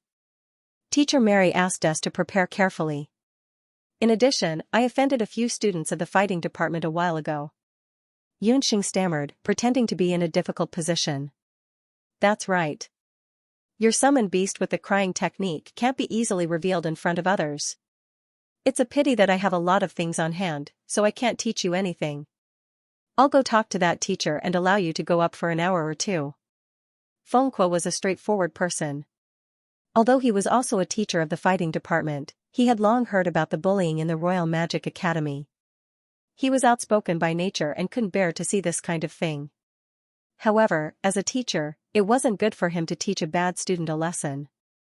With Fengqua's appearance, Xianxia's problem was immediately solved. Before Xianxia went upstairs, the teacher in charge of the library reminded her, "You can read most of the books, but there are some books that are forbidden by the academy. If you don't have special needs, don't casually flip through them." Xianxia's heart skipped a beat. She thought that those so-called forbidden books were most likely the books on dark magic that she was looking for. She vaguely nodded her head and walked up to the second floor. The layout of the second floor of the library was similar to that of the first floor. However, the area was only a third of the first floor and the number of bookshelves were much fewer. What was drawn on the walls wasn't an illuminating magic array, but a more advanced magic array that focused one's attention. It was convenient for those reading the books to concentrate their mental strength. Xianxia first looked through a portion of the books. There were all kinds of magic recorded in them, but Xianxia secretly compared them. They were not as powerful as the magic recorded in the magic scroll that Teacher Mary had given her. Moreover, most of the intermediate magic was difficult to understand and wasn't easy to comprehend in a short period of time. Xianxia knew that she shouldn't bite off more than she could chew. She put down these books and looked for the so-called forbidden books. Her gaze fell on the last row of the bookshelf. There was a conspicuous notice on it, "Forbidden Magic Books, for research only." It was a row of books that recorded information on dark magic. However, most of the contents were like biographies. They didn't specifically mention dark magic, but recorded the history of dark magic's development. The books on dark magic in the Royal Magic Academy had been donated to the Academy by a local bookseller in the Jade Capital in the early years. After the Academy checked and confirmed that there were no records of dark magic, they were casually placed aside for the use of teachers in their classes. However, in order to prevent young students from being misled by the history of dark magic, these books were still labeled as forbidden books. They were strictly prohibited from being privately borrowed. Xianxia was bored to death as she read a few pages of the history of dark magic. Just as she was about to put the book back, a small piece of paper that looked like a notebook fell out of the book. The small piece of paper was only the size of a leaf. The paper had already turned yellow, but the messy runes written on it were still bright. The red runes seemed to have a fishy smell. Just looking at them made one's hair stand on end. Looking at the handwriting, this piece of paper seemed to have been casually copied down by someone. The magical runes on it seemed to have been randomly written. They were messy and didn't seem to have any pattern to them. At first glance, one would feel a wave of dizziness, and even be unable to concentrate on meditation. This piece of paper had probably been flipped through before, but most people couldn't understand the magical runes on it. However, when Xianxia saw the magical runes on it, a strange scene appeared in her eyes. Her dark magic soul that hadn't shown any signs of activity for a long time suddenly became abnormally active. The dark magic soul flickered, reminding her that this piece of paper in front of her was unusual. Xianxia suppressed the excitement in her heart. She understood that this small piece of paper might very well contain what she wanted. Xianxia's pupils contracted. She calmly closed the book and put it back in its original position. However, the small piece of paper inside the book had already been silently placed into the beast's speech ring. Sorry about yesterday, I sent the wrong chapter. Thank you, Luo Yan. Thanks to genius Luan's reminder, the wrong chapter has already been replaced last night. Sorry, I've been a little dizzy recently. To express my apologies, I'll try my best to write more today. Xianxia left the library with a calm expression. Only the heavens knew that her heart was beating like a drum at this moment, and the reason was the small piece of paper lying in the beast language ring. After some consideration, she decided to go to the public medicine field since there were too many people in the public student dormitory. In order to make it convenient to take care of the public medicine field, the academy had built a small storeroom there. After arriving at the storeroom, Xianxia took out the small piece of paper that she had just received. Once the small piece of paper was in her hand, the dark magic soul in Xianxia's body started to boil like water with firewood added to it. Her mental strength was like a tentacle, probing into the small piece of paper in her hand. At this moment, if someone were to see Xianxia's appearance, they would definitely be shocked. Her originally jet-black pupils became even darker, and her eyes appeared extraordinarily large. Her pupils were like two black holes. Under her half-length bangs, her small face was sparkling and translucent, like a top-grade jade artifact. Her pair of eyes had a bewitching beauty that would make people gasp in amazement. The magic runes on the piece of paper changed from a mess to an orderly one. Very quickly, a brand new magic appeared in her mind. Magic thorns, elementary dark magic. Soft and formless, coming and going without a trace. It can silently kill enemies and magical beasts. Her palms couldn't help but sweat. This was the first time Xianxia came into contact with dark magic. Even though she possessed a 5-elemental magic soul, Xianxia had never practiced any dark magic under the warning of her father, Yun Songhai. In her mind, dark magic was more or less an unknown magic. Just as Xianxia was hesitating, she discovered a brand new magic concept on the piece of paper. It was the principle of the mutual suppression of magic attributes. Among the 4 elemental magic beasts, water and fire restrained each other, while earth and wind went against each other. More importantly, light and dark magic beasts were mostly immune to the 4 elemental magic, but the damage they dealt to the 4 elemental magic was doubled. After reading this sentence, Xianxia thought that she had no choice but to learn dark magic. Otherwise, she wouldn't be able to get rid of the magic insects in the medicine field. Xianxia's comprehension ability was very high. Coupled with the fact that she had learned several kinds of elementary magic earlier, she quickly learned this kind of dark magic. They came to an open space outside the public medicine field. Xianxia wanted to test the difference between the mysterious dark magic and ordinary earth magic. From the magic records, this beginner-level magic called dark magic thorns didn't seem to be much different from the earth thorns that Xianxia had already mastered. Xianxia found 2 rocks that were about the same size. She planned to use the earth spike and the dark devil thorn to test them out and see if there were any differences between the two. Xianxia had used the earth spike countless times and was very proficient in chanting. Xianxia had been cultivating in the magic tower for a while, and her magic power had increased. She could instantly release 2 earth spikes at once. With a burst of earthquake, the brownish-yellow earth spikes pierced through the rocks one after another. A rock weighing tens of kilograms was instantly pierced into 4 pieces. Now, she wanted to test out the power of the dark devil thorn that she had just learned. Xianxia chanted. After a quiet sound, she felt a slight fluctuation. The rock in front of her didn't have any movement. Could it be that the dark magic's effect was worse than the earth spike? Xianxia was depressed. She walked forward to take a look. As soon as he touched the rock, it shattered into pieces and turned into a pile of ashes. Xianxia was shocked. If she didn't see it with her own eyes, she definitely wouldn't believe that a rock could be shattered into pieces in an instant. What a tyrannical dark devil thorn. This was her first time using it. If she was proficient in it in the future, not to mention a rock, she was afraid that even a magic beast would be stabbed into internal injuries in an instant. Yunxing's heart skipped a beat. She suddenly thought that the principle of the dark devil thorn seemed to be similar to her soul-healing divine needle. If she were to merge the two together, she wondered what the effect would be. If she could merge the two together, it would be able to conceal the traces of the dark magic. However, Yunxing wasn't in a hurry to merge the two together. She was more anxious to know if the dark magic that she had just learned would have any effect on eliminating the dark devil insects in the medicinal field. Yunxing had tried to use the earth spike and other magic to kill the dark devil insects earlier. However, it only destroyed the medicinal plants while the dark devil insects inside were unharmed.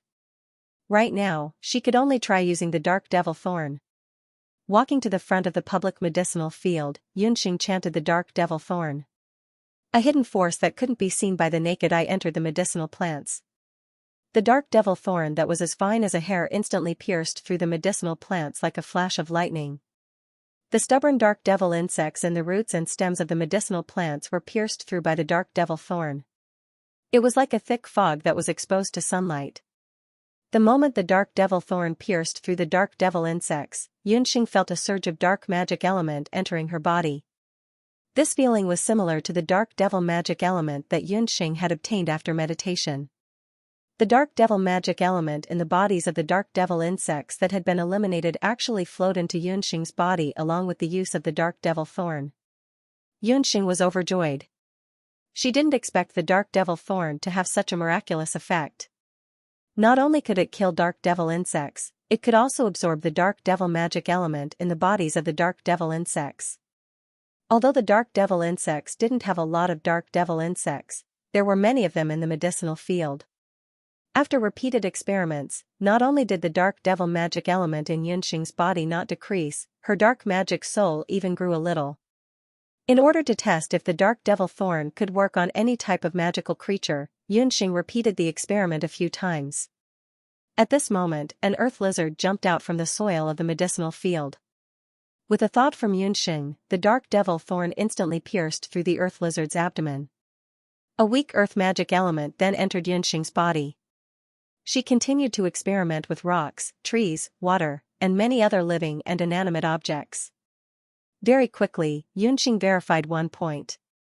Not only could the dark devil thorn kill enemies invisibly, it could also absorb the dark devil magic element in any magical creature's body. However, it had no effect on inanimate objects and could only shatter them. As for whether this dark devil magic was effective on humans, Yunxing didn't know yet. There wasn't much time left until the midterm examination. Yunxing decided that she could use the dark devil thorn to test out its effects during the midterm examination. In the evening, Yunxing watched as the medicinal plants in the public medicinal field returned to their former flourishing state and the dark magic soul in her body expanded once again. She sneered, "Magic Combat Association, this time I will definitely make you die a horrible death." Xianxia and the rest were still in the dark about the dark devil insects in the public medicinal field being quietly exterminated. That night, a sneaky figure came to the side of the public medicinal field. This person was Xianxia from the Magic Combat Association, a wind mage. He received orders from Xianxia and the rest to monitor every movement in the medicinal field. Under the moonlight, the medicinal field looked lively and didn't look like it was suffering from the dark devil insects. When Xianxia saw that the herbs in the field were all growing well, he thought that his eyes were playing tricks on him. A few days ago, he had come to take a look, and at that time, many of the herbs in the field had already withered. A faint green wind element surged around his body. As a wind elemental mage, Xianxia's most powerful skill was his agility. At night, he looked like a human-shaped bat. Xianxia and the others landed on the empty ridge of the public field. He carefully looked around and after making sure that there was no one around, he walked into the medicinal field with relief. Xianxia looked carefully again. Under the moonlight, the herbs were still green and full of vitality. There was no sign that they were infested. Could it be that the magic bugs bought by the vice president did not work? Xianxia thought for a moment, and carefully took out a small cloth bag from his chest. The cloth bag was bulging, and things were constantly moving around inside. Little darlings, the vice president's orders are all in your hands. Compared to Song Xianru, Chen Lianer's methods were much more powerful and sinister. Yunxing looked down on her orders and refused to join the Combat Magic Association. Chen Lianer secretly hated her. On one hand, she ordered Chu San to monitor Yunxing's every move. On the other hand, she asked Chu San to buy a type of dark magic bug, ghost aphids, at a high price. Ghost aphids were very rare magic bugs in Zhou State. They could only be caught in the barbarian lands in the far north. The biggest characteristic of this type of magic bug was that once it entered the body of a plant, it would disappear without a trace. Normal mages would not be able to detect it. Even if some mages with especially sharp mental strength were to discover it, without a unique insect extermination spell, the ghost aphids would not be destroyed. This type of magic bug had strong reproductive ability and was not easy to kill. Therefore, in the field of herbs, there was a special name called bug plague. Chu San had secretly placed more than 10 ghost aphids in the field. He thought that it would be enough to destroy the entire field. Who would have thought that tonight, the field would not be affected at all? Chu San did not give up. He bent down, like a sneaky groundhog, and looked at the sign on the ridge of the field. In the public medicinal fields, every plot of land would be marked with the name of the corresponding herb. Song San found a few fields where the most valuable herbs were planted. He loosened his grip on the pouch in his hand and quietly cast a wind magic spell.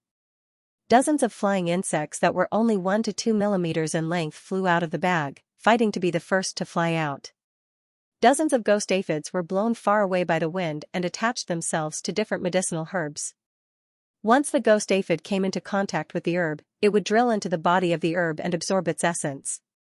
Within a few days, the herbs in the public medicinal fields would become worthless weeds. Chu San sneered, "You potioneers who don't know what's good for you. Let's see how you'll die this time. Daring to offend our combat association, you're courting death." Suddenly, the smile on Chu San's face froze. Not far from him, the ghost aphid that had just landed on a stalk of herb fell from the stalk and struggled on the ground for a few moments before dying. "What's going on?" Song San asked suspiciously as he took a few steps forward. Before he even got close, there was a slight cracking sound under his feet. He looked down vigilantly and discovered that in the middle of the medicinal field, there was actually a shiny hunting device. The sharp barbs on the mousetrap were about to pierce his ankles. Song San was indeed a wind magician. His body swayed and his feet, which had originally landed on the ground, floated up. Who would have thought that just as his feet were about to leave the ground? A cold and strange feeling, like an electric shock, spread from the ground all the way to his calf. His calf jerked violently as if it was cramping. He cried out in pain and lost his balance. One of his legs stepped down and precisely stepped on the hunting device. The bone-chilling sound of bones cracking could be heard, and the thin and weak wind mage let out a miserable shriek. That hunting device was no ordinary hunting device. After Yunxing learned her lesson from the golden rhinoceros boar, she asked Uncle Tai to forge an enhanced version of the hunting device. Once it clamped down, not to mention human bones, even the hard golden rhinoceros boar's leg bone would be crushed.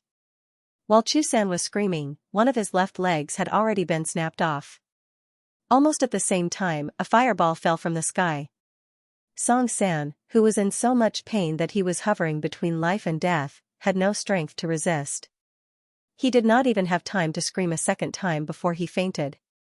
Before he fainted, he only had time to hear a shout, "Catch the thief, there's a thief in the public medicinal field." This shout spread far and wide in the spacious public medicinal field. After a while, a few teachers and students who had heard the news rushed over. "What's going on?" A few teachers and students saw a messy medicinal field that had obviously been trampled over. In the medicinal field, a student from the combat department had already fainted. Below his left thigh, there was a hunting device clamped down. The sharp steel teeth had pierced into the student's leg. His leg bone was already badly mutilated and the broken bone was exposed. The most tragic thing was that his clothes had been burned by the fire. His head and body were also pitch black. It was obvious that he had been burned by the fire. Someone recognized that person as the combat department's wind magician, Chu San. On the ridge of the field, there was also a magic potion department student whose face was pale with fright. "Aren't you the new magic potion department's public student? What's going on?" Within the campus, private fights were strictly prohibited. The teachers had stern faces. The pitiful magic potion department's public student Xianxia shuddered. There seemed to be a glimmer of light flickering under her eyes. I don't know either.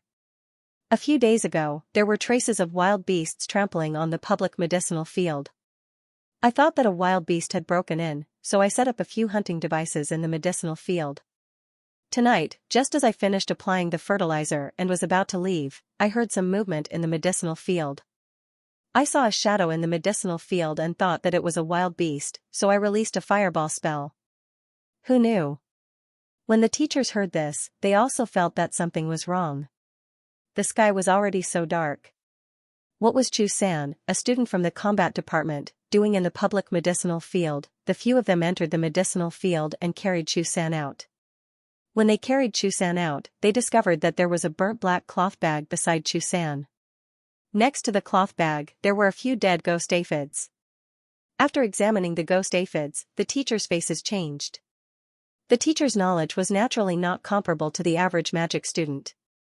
They looked at each other and first ordered people to send Chu-san to the infirmary. At the same time, they comforted the frightened public student Xianxia, repeatedly telling her that tonight's events must not be spread out. They hurried to the academic affairs office to report what had happened tonight. After the mentors left, Xianxia walked to the herb field unhurriedly. She looked at the bloodstained soil and the trampled herbs with a mocking expression. The horror on her face faded away like the tide. Magic Combat Association, I hope tonight's incident can be a reminder to you. If you are stubborn, I will make you regret being born into this world. After cleaning up the herb field, Xianxia returned to the public student dormitory. The news of what happened in the public herb field had not spread yet. As soon as Xianxia returned, she saw Gufeng standing outside the dormitory. Beside him was Abandon, whom Gufeng refused to let go.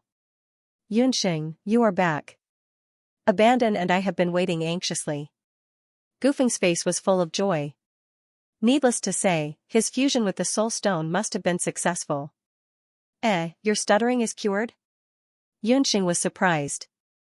Gufeng had a slight stutter when he spoke, and when he recited magic, he stuttered greatly. Now, he could not tell at all. Gufeng laughed foolishly. Thanks to your lightning eel soul stone, the soul stone's fusion rate is 60%. It also has an additional effect of haste, which can cure my stuttering. I will not stutter in the future. Gufeng's face was full of joy. Xianxia was also very gratified. She did not expect the fusion with the demon beast soul stone to have such an effect. That's not all. I've also learned a new spell, Gufeng said as he raised his magic scepter.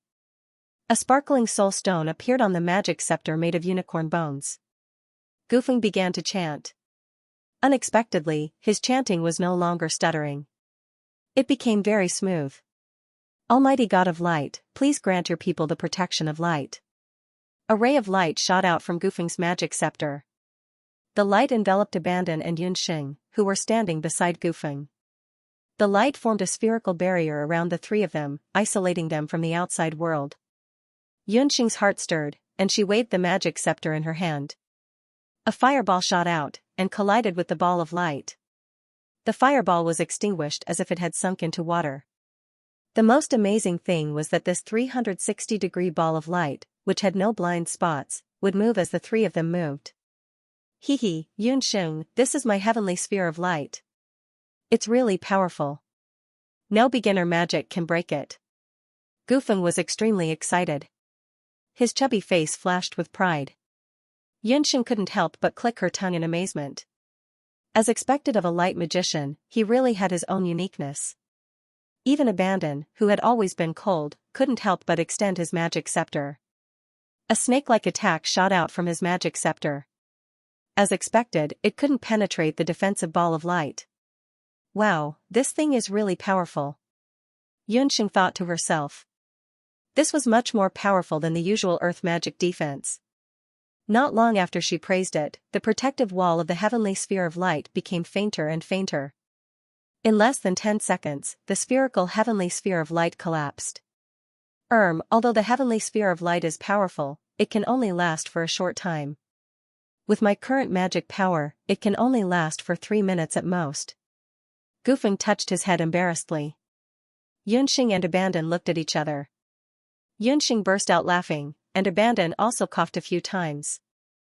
Alright, a mobile group defense spell is already very impressive. I believe that with the appearance of this new spell, the path of magic will be much smoother in the future. Yunxing comforted Gufeng. I hope it won't be a burden to everyone when the time comes. Gufeng said embarrassedly. Yunxing, why are you back so late? Yunxing didn't hide much from Gufeng and Abandon. She told them about what happened in the public herb field. 2. Despicable? It must be the people from the Combat Association. Let's go find Mentor Mary. When the little fatty Gufeng heard that the Combat Association had used such a despicable method, he was so angry that he waved his magic scepter and wanted to tell Mentor Mary about it. If it wasn't for Yunxing's cleverness, she would definitely have been kicked out of the academy. It's too late. You've underestimated the people from the Combat Association. After listening, Abandon interrupted coldly. Go to the treatment room immediately. Yunxing's heart skipped a beat. She understood what Abandon meant. The three of them immediately rushed to the treatment room. Half an hour ago. In the Combat Association, Xianxia, who had just received the news, sat in the meeting room of the Magic Combat Association with a gloomy face. Chu-san failed? Where is he now? Song Xianru rushed into the meeting room after hearing the news. The Magic Combat Association had spies all over the academy. The incident that happened in the public herb field 15 minutes ago had already reached Song Xianru's ears. Song Xianru had already heard about Xianxia sending Chu-san to put ghost aphids in the public herb field. In her opinion, it wasn't a big deal. The Magic Academy was already used to the Combat Association bullying the potioneering department. She didn't expect Chu-san to be exposed in the public herb field. What was worse was that not only did he fail, but he also exposed the ghost aphids. At this moment, the academy already knew that Chu-san had released dark magic bugs in the public herb field. He's in the treatment room. Our people were among the students who were sent there. They said that he's still unconscious.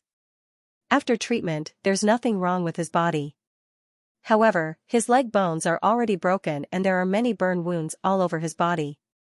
Xianxia relaxed her brows and poured a cup of tea. Song Xianru still didn't understand. That Chu-san was a distant relative of the Song family. Although Chu-san wasn't an intermediate student and was only a normal mage, his wind magic was very powerful among the beginner students.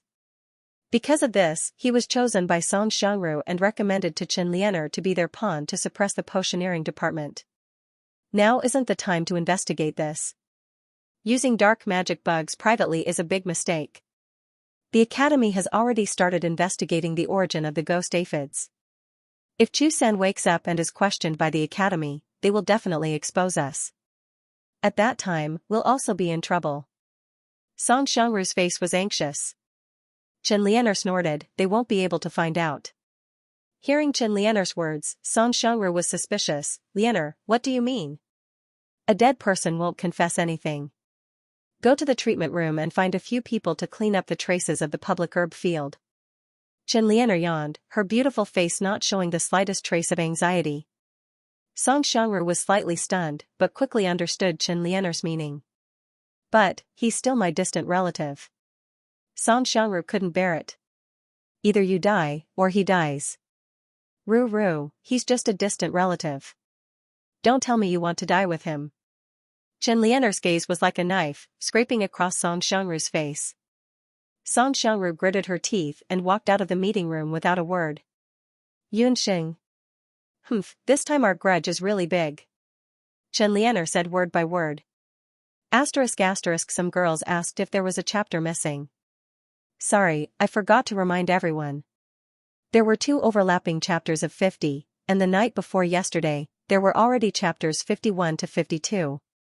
Girls who feel that the plot can't connect can go back and take a look. Abandon's intuition was very accurate. When Yunxing and the other two rushed to the treatment room, the room was already engulfed in flames. When the fire was extinguished, Chu San, who had just been sent to the treatment room, was already burned to death. A corpse that had been burned beyond recognition was carried out. The cause of the fire was said to be a magic potion array in the treatment room that exploded for no reason. A few teachers from the academy rushed over, and after examining Chu San's body, they confirmed that he died of suffocation in the fire. In Chu San's dormitory, they also found a book that recorded dark magic. It proved that Chu San, a wind mage, secretly hated the academy because he failed the intermediate student examination twice.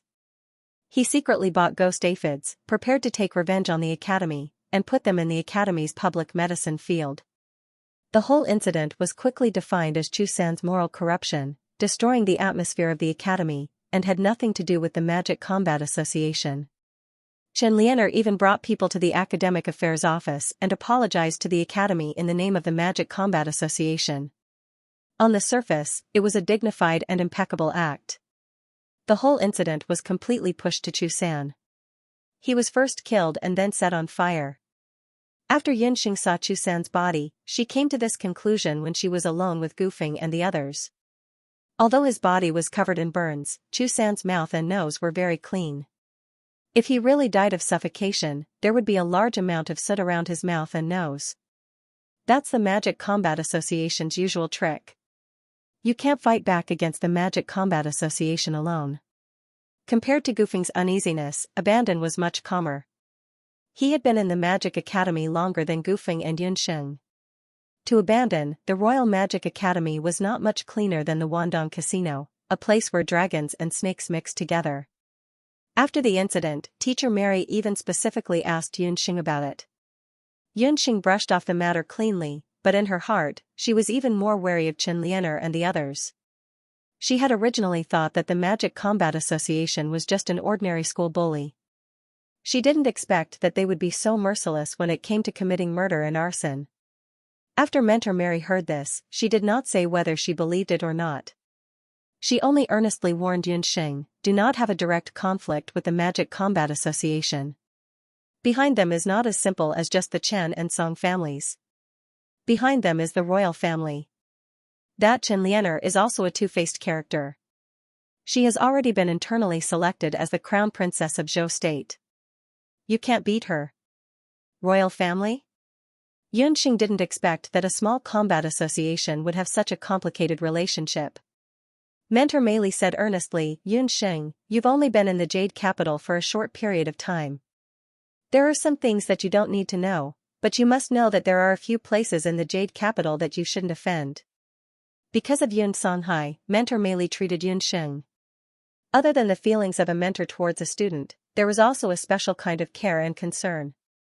There were some things that she had originally planned to tell Yunxing only after she became an intermediate student.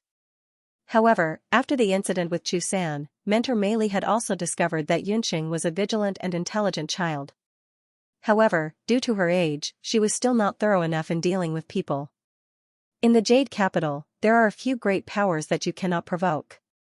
One is the royal family, one is the Medicine Emperor Pavilion, and the other is the Wushuan Limitless School. Mentor Meili said slowly. The dignity of the royal family could not be offended. This was something that any commoner knew. As for the Medicine Emperor Pavilion, it was the famous core of medicine in the entire continent. The reason why it could not be provoked was also very clear. But what was the reason for the Wushuan Limitless School?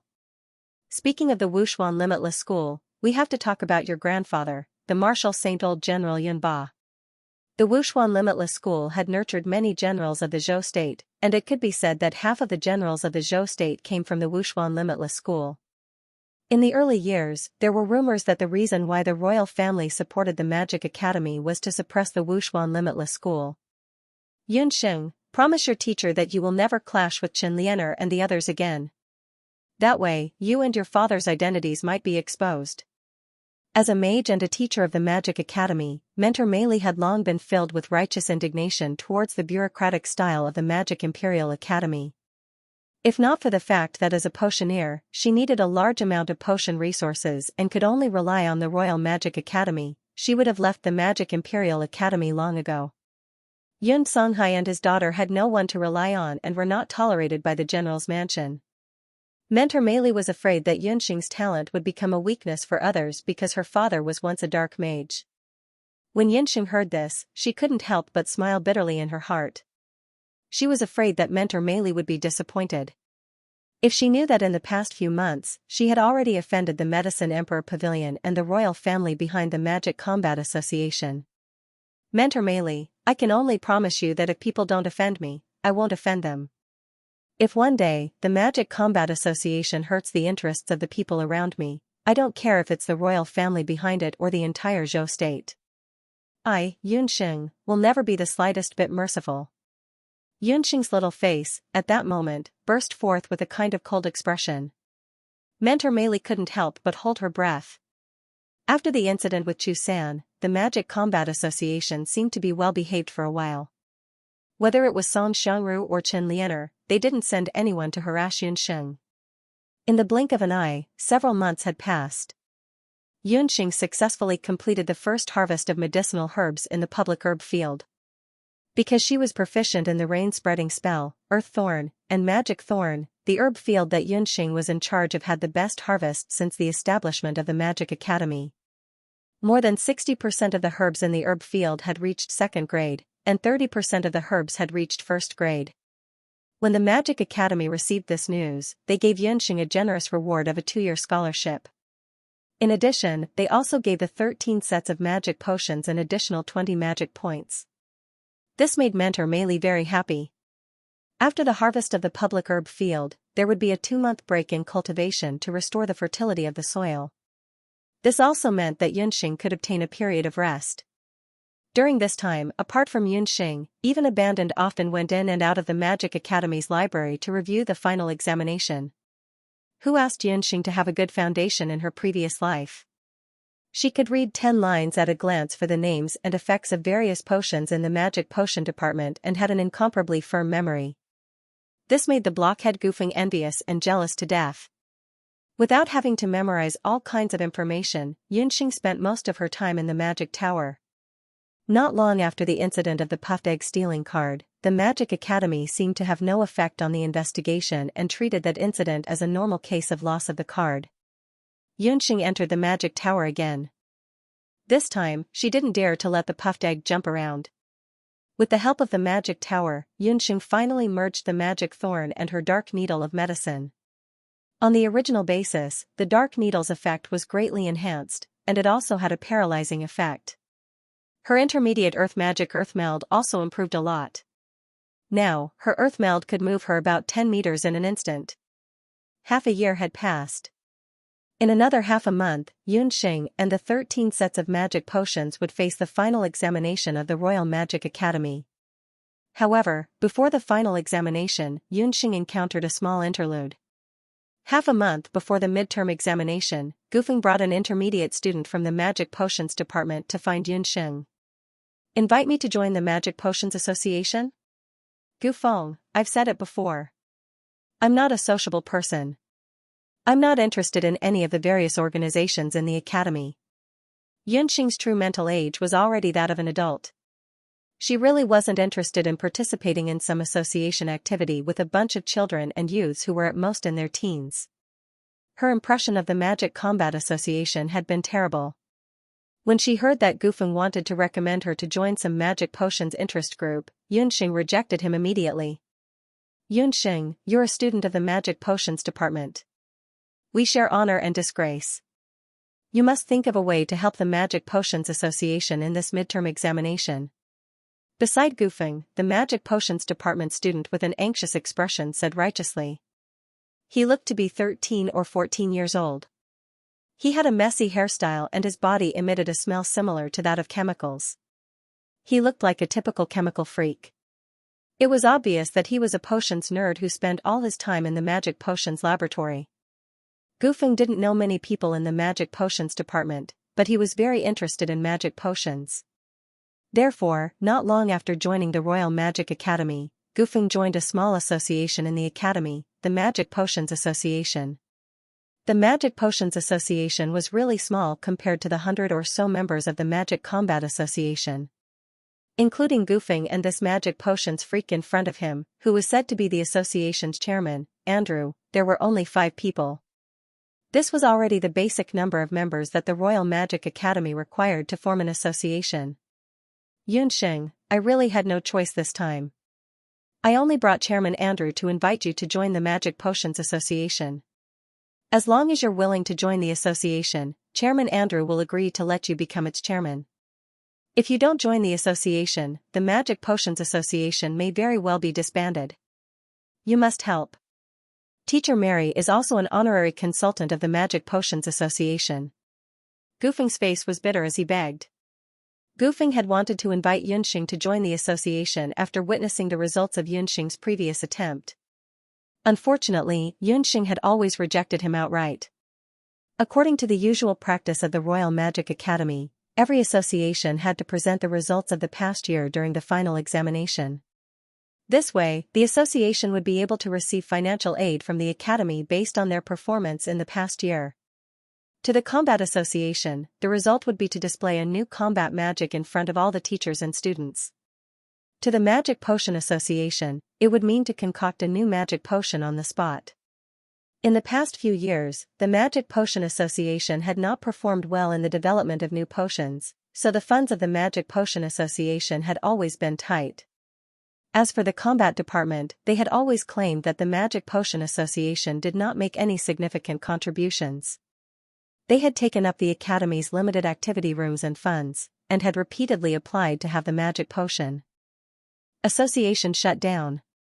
The school also said that if the Magic Medicine Association did not perform well this time, they would ban it.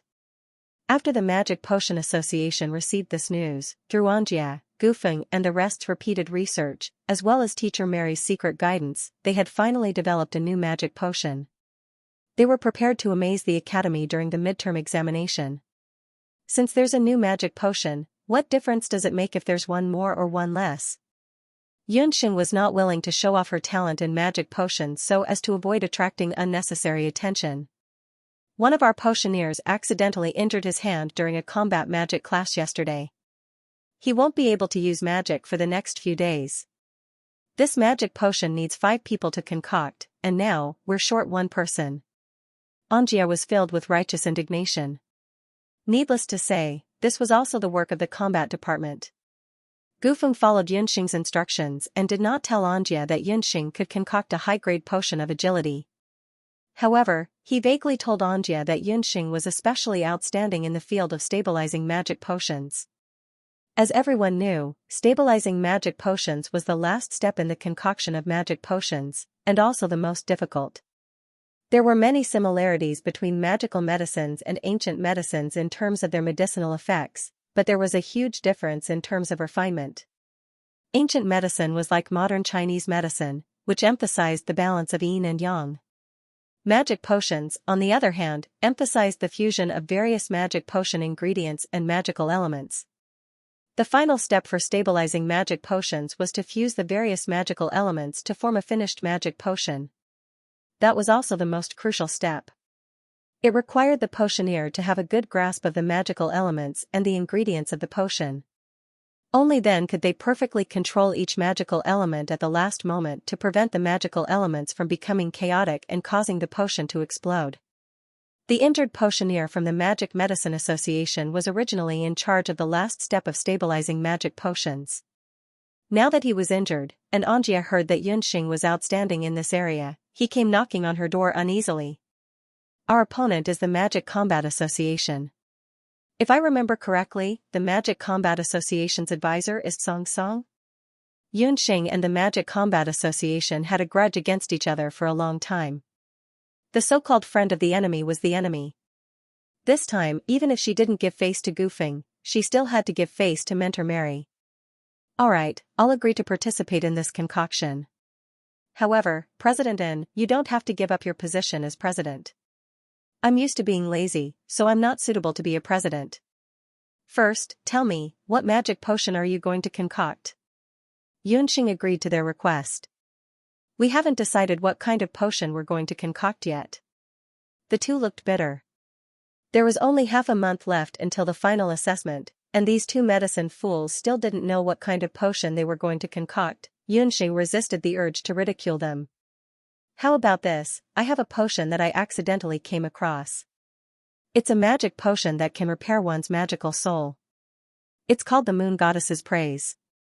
The Moon Goddess's spiritual water was a high-grade magic potion. Its effects were about the same as the marrow cleansing pill used by warriors. The difference between the two was that the Moon Goddess's spiritual water was for mages, while the marrow cleansing pill was for warriors.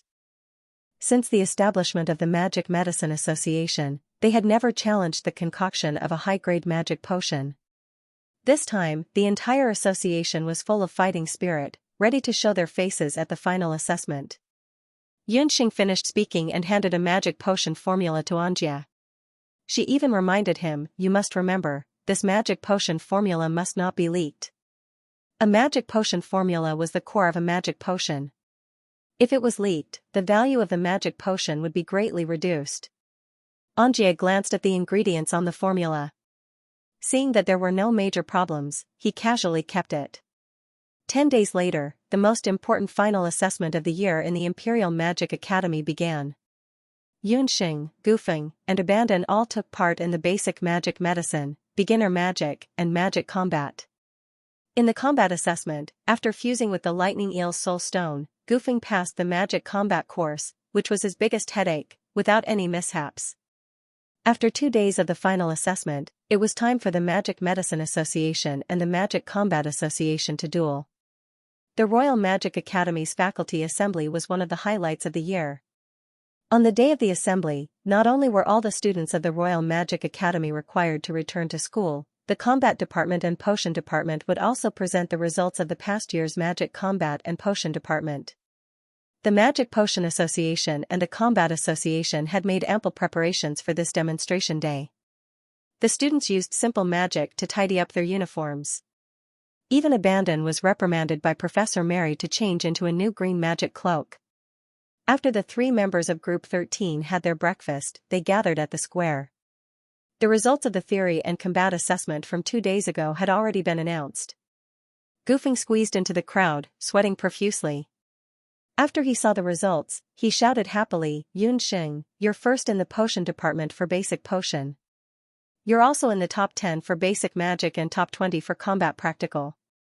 Overall, you're third in both departments." Although Xianxia was the examiner for the combat practical, the other examiner for the combat practical was Fengqua. Therefore, even though Xianxia had desperately given Yunxing the lowest score, Fengqua had waved his pen and the results had gone up. When Xianxia expressed his dissatisfaction, Fengqua glared at him and roared, "I'm just being protective. What's wrong? Or do you want to have a match with me?" Xianxia could only stare at Fengqua. He did not dare to have a direct confrontation with Fengqua. The students of the combat department were also having a toothache. On the other hand, the students of the potion department were gloating. The results of the 3 members of Group 13 were pretty good this time.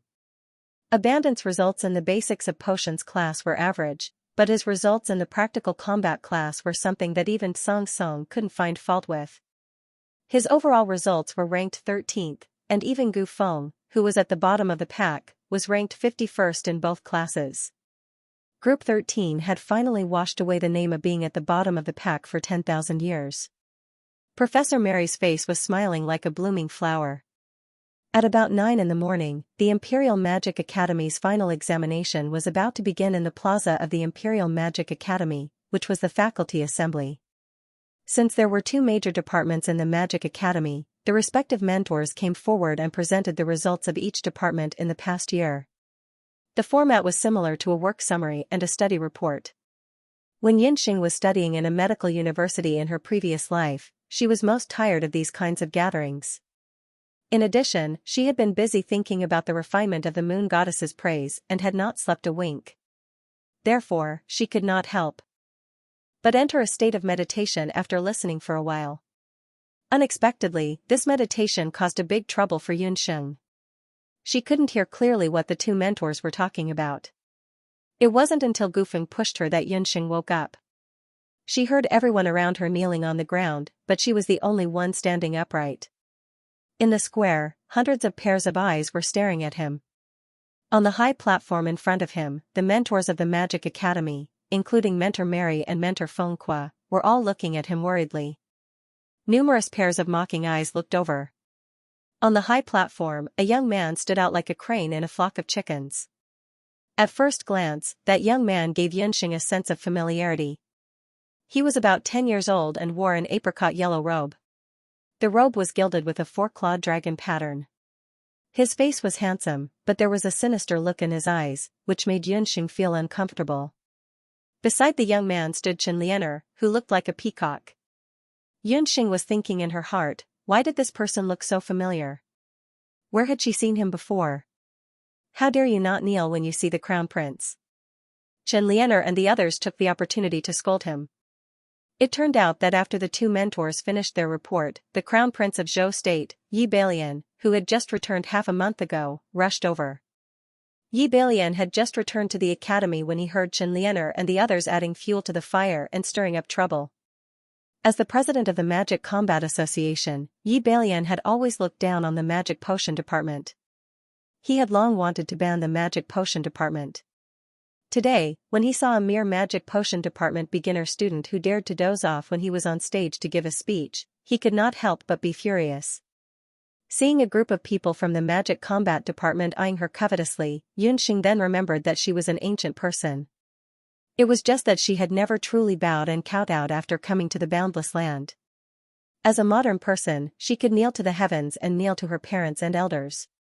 However, she was extremely unwilling to kneel to a crown prince who was obviously not a good person.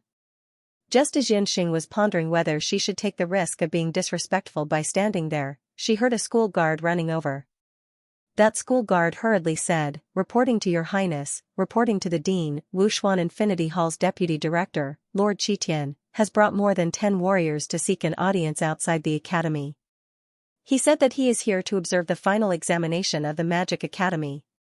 When this was said, Crown Prince Yi Balian and the Magic Academy's dean both had grave expressions. As everyone knew, although magic and martial arts were like well water that did not interfere with river water, ever since the Royal Magic Academy was established, especially after Zhou State's Crown Prince Yi Balian entered the Magic Academy, they used all sorts of names to obtain all sorts of resources for the Royal Magic Academy. Wushuan Infinity Hall, which had always been a prominent existence in Zhou State, had some objections to this. They had always been at odds with the Royal Magic Academy and competed with each other in all sorts of situations. This time, the Royal Magic Academy's final examination did not invite anyone from Wushuan Infinity Hall. Their rash arrival clearly showed that they did not come with good intentions. Seeing this scene, Zhou State's Crown Prince Yi Balian, who was about to explode in anger, put away his angry expression and put on a noble face. "You may dispense with the formalities. The Royal Magic Academy is this Crown Prince's alma mater. There is no need to care about these complicated formalities. Since the Academy has honored guests, as a member of the Academy, this Crown Prince will naturally receive them as a host." Yi Balian waved his hand. Xianxia and the others at the side glared fiercely at Xianxia. Hearing Yi Balian's hypocritical tone, Xianxia sneered in her heart. However, this also happened to save her the strength to kneel. Xianxia suddenly remembered why she felt that Yi Balian was somewhat familiar. Zhou State's Crown Prince's name was Yi Balian. His facial features were somewhat similar to Night Fox's. However, it was only similar. When the two were compared, Night Fox's temperament and appearance were much higher. This Zhou State's Crown Prince looked like an inferior product that was crudely processed. Although Night Fox had never mentioned his identity, it was not difficult to guess that his background was not ordinary from his words and actions. However, Xianxia did not expect that he was actually a member of Zhou State's royal family. Thinking of Night Fox, Xianxia could not help but think in her heart, that twisted fellow should have already recovered by now.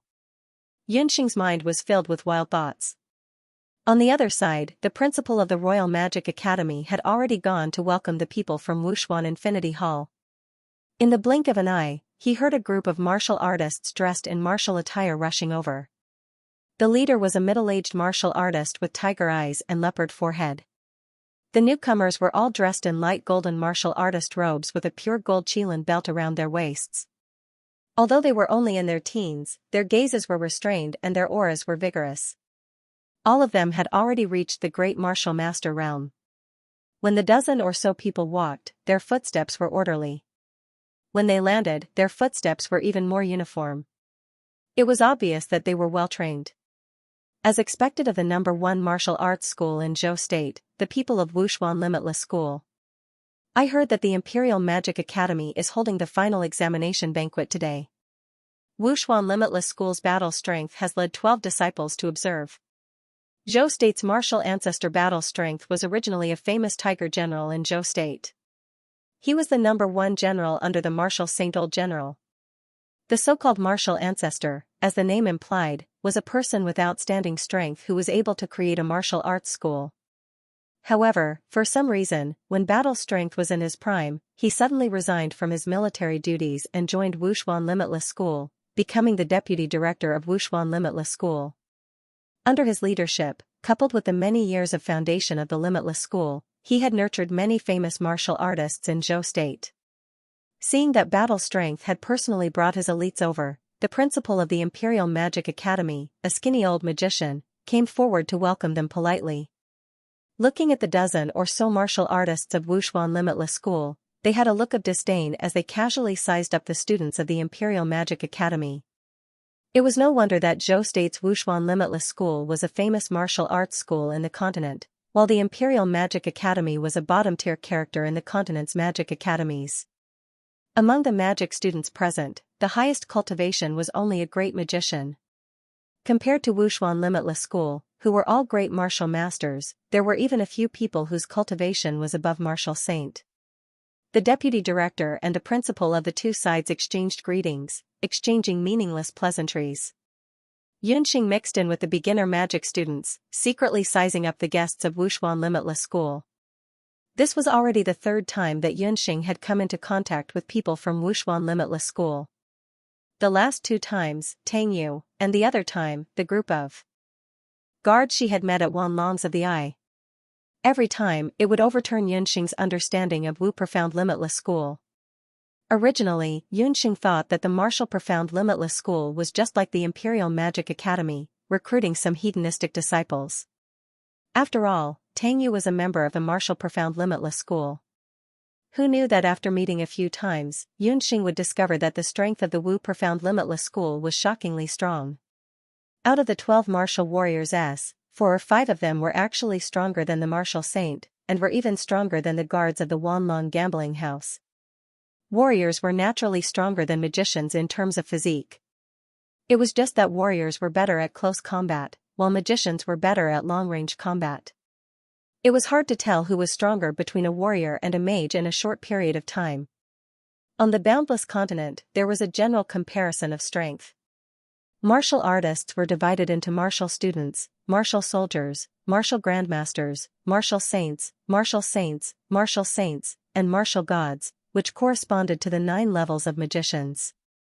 Warriors were equivalent to great magicians, while martial saints were equivalent to great magicians. Martial saints were equivalent to great magicians, which was equivalent to the strength of an ordinary teacher in the Royal Magic Academy. With such a lineup, coming to observe the final examination of the Royal Magic Academy was simply like watching a monkey show. Just by standing there, the people of Wu Profound Limitless School gave the students of the Magic Academy a lot of psychological pressure. Among them, there were 2 youths who were tall and straight, like 2 javelins, who were the most eye-catching. Both of them were 12 or 13 years old, but they were already as tall as adult men. One of them had a fair complexion, a face like cream, and a pair of eyes that always had a smile in them. The other person had a dark complexion, eyes like torches, and a murderous aura. These 2 people happened to be the ones that Yunxing had noticed earlier, the martial saints above martial saints. When the people from the Magic Combat Association saw these warriors, their faces became even more gloomy. A rare blush appeared on Song Xiangru's face. She stole a glance at the handsome youth with dark complexion, then said to Chen Lianer in a low voice, "It's Bu Jiuxiao and Qingbai." Bu Jiuxiao and Qingbai, the 2 of them, one black and one white, were both outstanding young talents in the Jade Capital. Among them, Bu Jiuxiao was good at martial arts, while Qingbai was good at strategy. Both of them were good-looking people, so they were the hot topics of discussion among the young ladies of the imperial capital. Song Xiangru had always had a good impression of the cool and handsome Bu Jiuxiao. Chen Lian, on the other hand, smiled awkwardly. She couldn't be more familiar with these two people. Because she was the granddaughter of Elder Chen, Chen Lian had studied in the imperial study for a while before she was 6 years old. At that time, the current Crown Prince Yi Baiming and the former Crown Prince Yi Baiming were playmates at the same time. However, after Yi Baiming was deposed, Yi Baiming was detained in the palace. Bu Jiuxiao and Qingbai, however, broke off their relationship with Chen Lian because of Yi Baiming.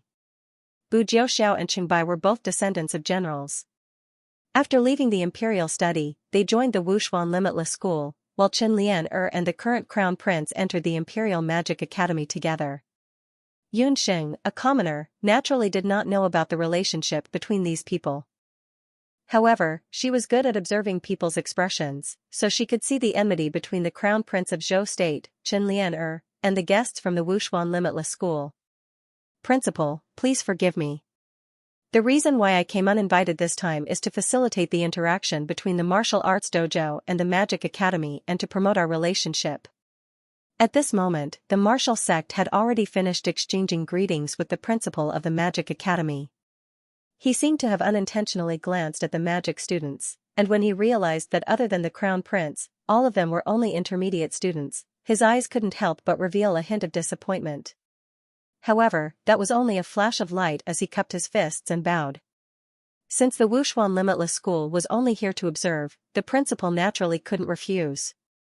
He ordered people to prepare more than 10 chairs, and even invited the crown prince of Zhou State, Yi Baiming, to the VIP seats to sit together with the teachers. The students of the Magic Academy were all discussing amongst themselves. Yunxing's position was not far from the VIP seats, especially from the students of the Wuxuan Limitless School, who were only a few dozen meters away. Seeing that the people standing in front of him were only beginner mages with low cultivations, Qingbai couldn't help but roll his eyes, and unscrupulously whispered into Bu Jiuxiao's ear. "Tisk, it's such a hot day. Why did the deputy director drag us here? To watch a bunch of rookies use magic?" Qingbai was lively and active, and had a straightforward temper. He hated going out on a hot day, and usually, in the martial arts dojo, he loved to slack off the most. Bu Jiuxiao, on the other hand, was the opposite. He was young and mature, so even if he sat under the sun, he was still as steady as a rock. It should be to prepare for that matter. I heard that the martial arts dojos of the other countries are planning to bring mages and even summoners with them. The words of the two floated into Yunxing's ears. Yunxing was just about to listen carefully when the principal of the Magic Academy announced that the Magic Fighting Association's demonstration was about to begin. Wuxuan Wuji School had also come prepared. They had already heard that there were two factions in the Royal Magic Academy, the Magic Combat Department and the Magic Potion Department. The two factions had their own associations. Under the leadership of Zhou State's Crown Prince Yi Bailian and Vice President Chen Lian, the Magic Combat Association was a flower vase supported by silver and pills. However, the Magic Potion Department couldn't even compare to a broken jar, let alone a flower vase. The arrival of Wuxuan Wuji School caught the Royal Magic Academy a little off guard. In order to not be disrespectful in front of the distinguished guests, Crown Prince Yi Bailian suggested that the Magic Potion Association, which was originally scheduled to appear first, be adjusted to appear later. The Magic Combat Association sent out Song Xianru and a male student. Both of them were intermediate students. Song Xianru was beautiful. She had changed into a brand new magic robe for today's magic demonstration, making her look even more dainty. The male student didn't look amazing, but as soon as he went on stage, he flashed a magic scepter with a two-colored soul stone inlaid in his hand. This showed that he was a dual-elemental great magician. It could be seen that these two people were second only to Crown Prince Yi Bailian and Chen Lian in the Magic Combat Association. Song Xiangru brushed her hair, her bright eyes moving, and her delicate voice was as pleasant as an oriole's. Distinguished guests and students, the Magic Combat Association has been following the Academy's style of study in the past year, dedicated to researching new magic. Today, the two of us represent the Magic Combat Association to demonstrate a new type of combined magic. As soon as these words were spoken, the scene was in an uproar, especially on the Magic Combat Department's side. On the other hand, the students of the Magic Potion Department were dejected. Only a few members of the Magic Potion Association, including Gufeng and Xianxia, still maintained some confidence. The dean of the Magic Academy also had a look of appreciation and kept nodding. This was the first time in the academy that an intermediate student could use combined magic. Combined attack magic was a very special kind of magic. It referred to the tacit cooperation between two mages of similar strength, and the combination of complementary attributes or magic of the same attributes, thus creating a brand new or even more advanced magic. The combined magic of two great magicians, if coordinated well, could produce an effect not inferior to that of a high-level magic. Song Xianru was a fire magician, while the male student was a rare fire and wood magician. The wood element was one of the secondary magic elements. Wood could aid fire, which was why the two of them were able to successfully form a joint attack. After Song Xianru's announcement, the two of them did not make a move for a long time. At this moment, Xianxia, who was sitting beside the crown prince, suddenly said, "Your Highness, although the combination magic is powerful, it is only a demonstration. It is hard to see its power." Xianxia boldly said, "I heard that a few months ago, when the crown prince was on a diplomatic mission to another country, he captured a rank 5 Darkwind Leopard. Why don't we ask the crown prince to lend the Darkwind Leopard to test the power of our combined magic? This is the only way to show the true abilities of the Magic Combat Department." What Xianxia meant was that the magic used by the Potioneering Department couldn't even be considered magic. Zhou State's crown prince, Yi Balian, was someone who had tender feelings for the fairer sex. Naturally, he agreed without hesitation. He gave an order and ordered the guards to carry out a beast cage made of well-tempered steel. The onlookers were envious of Xianxia and Yi Balian's flirtatious glances. However, in the eyes of Bu and Qing, it was very glaring. A pair of adulterous men and women, however, these adulterous men and women had extraordinary statuses. Qing and Bu could only suppress their anger. Unexpectedly, at this moment, a voice as soft as a mosquito quietly floated over. "Sluts are so pretentious." The two of them were curious and looked over. Good scolding. That person who didn't want his life dared to be so righteous and bold to vent his anger. However, they saw that the voice came from the Potioneering Department's camp.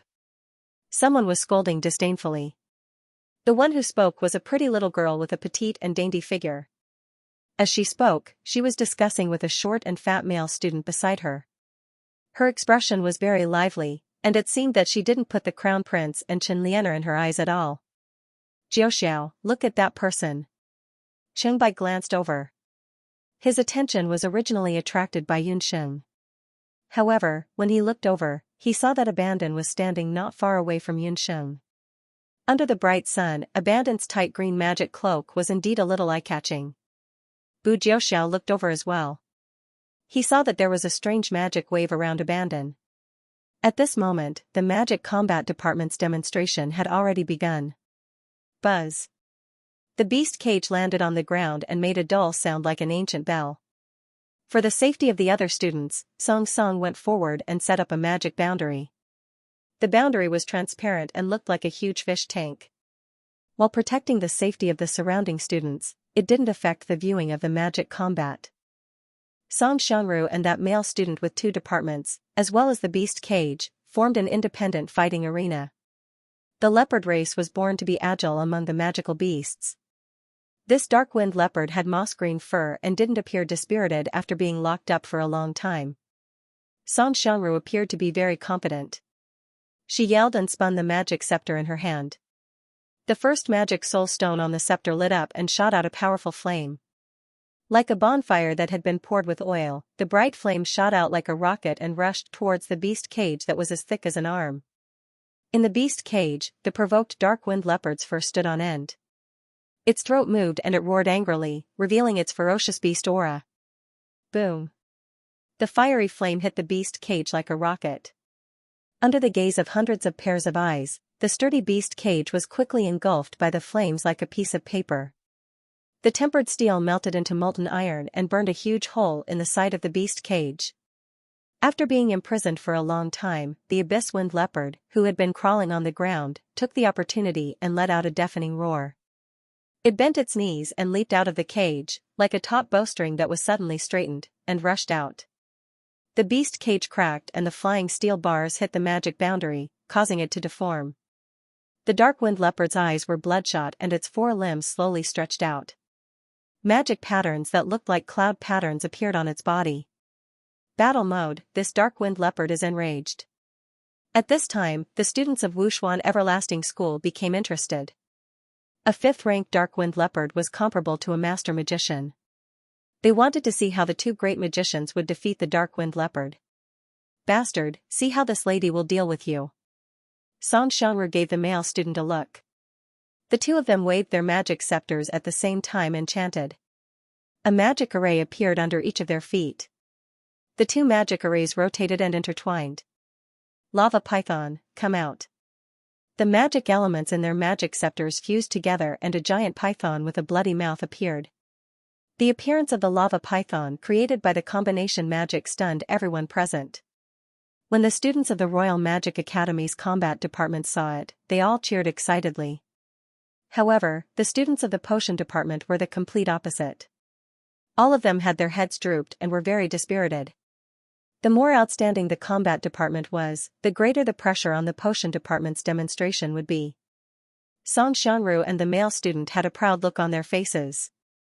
The lava python was about 2 meters long, and its body was as thick as a basin mouth. The colorful snake patterns on its body could be seen clearly. It was like a small mountain rising from the ground as it coiled in the magic space. Its body emitted a scorching aura, causing sparks to appear in the space. Magical imitation was an intermediate advanced magic. Song Xianru and the male student were both great magicians who had just advanced this year. If it was just one person's strength, it would not be enough to reach the level of magical imitation. It could only be formed by combining the strength of two people. An offensive phantom beast created by magic was no less powerful than a real giant python magical beast. However, in Yunxing's opinion, this was not the case. Although Yi Huli's fire wolf, which Yunxing had seen before, was not as big as this lava python, in terms of control, whether it was magic incantation or agility, the fire wolf was more agile than this lava python. This could be seen from the way Song Xianru and the male student supported it. The tall lava python raised its head and looked down at the abyss-winged leopard arrogantly. In its eyes, the abyss-winged leopard could not withstand a single blow. The abyss-winged leopard's eyes were filled with anger. Suddenly, the magical beast and the phantom beast moved at the same time. In the magical barrier, red flames and green wind shadows were as fast as shuttles, shuttling back and forth in the magical barrier. Following the movements of the abyss-winged leopard and the lava python, Song Xianru and the male student also jumped around in the magical barrier. The students of the Royal Magic Academy could only barely see the situation in the barrier. The abyss-winged leopard jumped up high and a magical array formed in midair. Countless wind blades filled the sky. Wind intermediate magic, wind blades filled the sky. Countless scythe-shaped wind blades slashed towards the lava python, successfully blocking its attack. The giant python was enraged. It angrily swung its tail like a long whip, tearing apart the wind blades and lashing towards the abyss-winged leopard. After a while, both the dark-winged leopard and the lava python still had some strength left. However, Song Xianru and the male student, who were controlling the lava pythons with their combined spells, showed signs of fatigue. Not only did they have to control the lava python, but they also had to constantly dodge the wind blades of the dark-winged leopard. As a result, their stamina was greatly depleted. Magicians were inferior to warriors in terms of physical strength. The abyss-winged leopard didn't show any signs of weakness. It launched a second spell. When it launched the spell, the cunning abyss-winged leopard leaped behind Song Xianru and clawed at her back. Song Xianru screamed in agony. Her back was immediately covered in blood, and the combination spell was immediately ineffective. The lava python turned into a ball of flame. Seeing this, the male student turned pale with fright. Just as he was about to cast another spell, a sky full of wind blades swept towards him. "Teacher, save me!" The male student cried out in alarm. His body had already been hit by a wind blade, forming a strong magical wave that smashed into the magic barrier. The entire barrier made a sound like glass shattering. "Oh no! Song Song didn't expect today's battle to be so intense. The magic barrier he had just set up was directly broken. Inside the barrier, Song Xiangru and the male student were already pale with fright. Inside the barrier, Song Xiangru was already pale with fright. As soon as the magic barrier shattered, the magical elements that had gone out of control were like arrows, crazily flying towards the surrounding students. The intermediate students were still fine. They were still able to stabilize themselves and avoid being injured by the fragments of the barrier. However, the beginner students weren't so lucky. Many of them were directly hit by the magical elements like arrows and fell to the ground. To make matters worse, the abyss wind leopard jumped out of the barrier and pounced towards a small group of people. Teacher Mary focused her gaze and saw that the abyss wind leopard was pouncing towards 3 of her students. They were Yunxing, Gufeng, and Abandon from Group 13. The entire barrier made a sound like glass shattering. The students from Wushuan Wuji who were not far away from the 3 of them didn't change their expressions in the midst of the chaos. However, they didn't have any intention of helping either. Seeing such a scene, Teacher Mary couldn't help but gnash her teeth. Just when everyone thought that the members of Group 13 were going to be killed on the spot. Among the 3 of them, Abandon, who was wearing a dark green magic cloak, stood in front of them. With a flash of light, the abyss wind leopard that was pouncing towards them suddenly changed direction. It was as if it had hit a wall. It flew out diagonally and flew towards the people from the dojo not far away. Combat Strength's eyebrows didn't even twitch. He shouted in a deep voice, "Jiuxiao." Bu Jiuxiao's body flashed, and in a flash, he had already stood out with a short knife in his hand. The short knife was also strangely long. It was only as thick as 2 fingers. It was hard to tell what material the blade was made of. One only felt that it was as clear as ice and crystal. Looking at it in the daytime, it emitted a threatening sharp light. Bu Jiuxiao flew up with the short knife in his hand. With a wave, a snow sickle appeared in the air. One could faintly hear the sound of wind and thunder. The fragments of the barrier were swept up by the wind of the knife and instantly turned into dust. The abyss wind leopard's body and head were immediately split into 2 halves. The round head rolled on the ground. Bu Jiuxiao nimbly put away his knife. His brow slightly furrowed. He didn't look at the abyss wind leopard, but looked at the few beginner students who had made the abyss wind leopard change direction for no reason. He saw that the magic cloak warrior in front had already moved aside. A short and chubby magic warrior was holding a magic scepter in his hand. His hand was still slightly trembling. Just now, in the instant when he killed the abyss wind leopard, Bu Jiuxiao had also seen the situation in front of him clearly. When the abyss wind leopard pounced towards the 3 of them, a strange spherical ball of light appeared. The ball of light looked very fragile, but it also seemed to have an inconceivable power that instantly bounced off the abyss wind leopard. Gufeng, Yunxing, Qi, are the 3 of you all right? Mentor Meili hurriedly stepped forward and checked on his 3 students. At the same time, he looked at the people from Wushuan Limitless School warily. Light attribute defensive magic? The vice head of Wushuan Limitless School had a face full of surprise, as if he had discovered a new continent. He stared at Gufeng without letting go. Mentor Meili had also noticed the light sphere. Gufeng had originally planned to tell Mentor Meili about his new magic after the final assessment. Who would have thought that it would amaze the world with a single brilliant feat? After a while, the ball of light slowly disappeared. Song Xiangru and the male student were supported by the people from the fighting department. Their faces were as pale as paper, and they no longer looked as arrogant as before. The appearance of the light elemental magic and the defensive sphere allowed the Royal Magic Academy, who had lost a lot of face, to regain some of it. Although the combined magic attack had failed, they had discovered a new magic. This was really a good thing of losing a sesame seed and picking up a watermelon. The light sphere was only a beginner defensive magic, but the defensive sphere was a new magic. Furthermore, it was comprehended by a mage. The dean of the Royal Magic Academy was beaming, and the students of the Magic Potion Department were also astonished. They didn't expect that the usually inconspicuous Gufeng would actually discover a new magic. Gufeng couldn't react to the sudden turn of events. He didn't want to be in the limelight in front of everyone. Just now, when the abyss wind leopard pounced over, Abandon's reaction was the fastest. While Gufeng was still in a daze, he heard Yunxing's reminder. Gufeng, the sphere. Gufeng had always listened to Yunxing's words.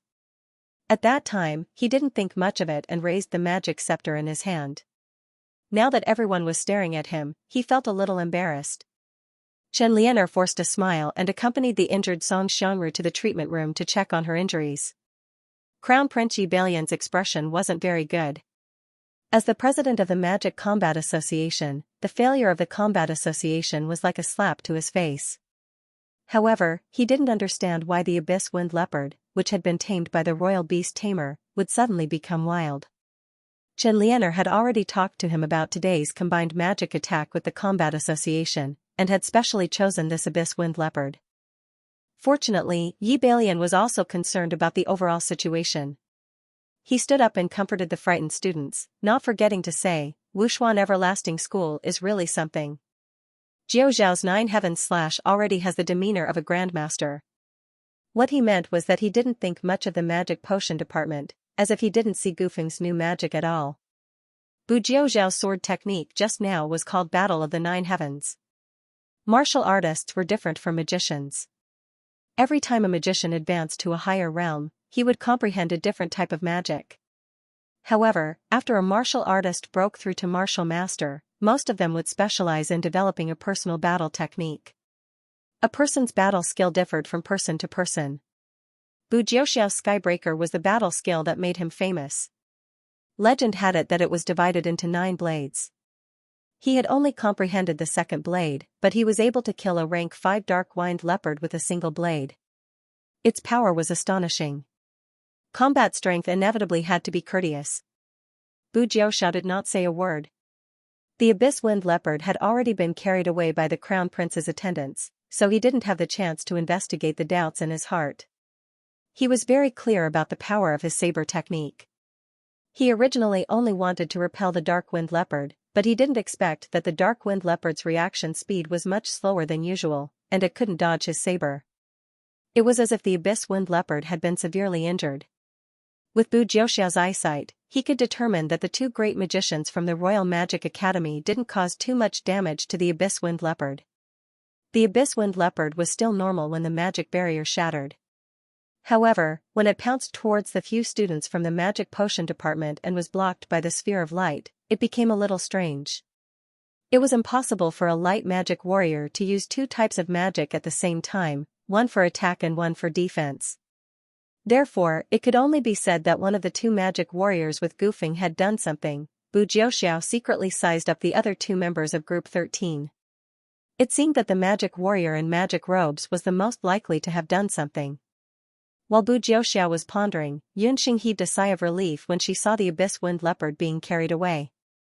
It was really dangerous just now. She had a premonition when the magic barrier was on the verge of collapse. In the instant that she reminded Gufeng to release the Sphere of Light, she quietly used the dark thorns that she had been practicing over the past few days. The result of the fusion of the soul healing needles and the dark thorns was that the traces of the dark elements were almost completely concealed. An invisible dark thorn needle pierced the Abyss Wind Leopard's forehead. After the dark thorn needle entered the body, because it was a dark thorn needle, it would slowly melt with the blood.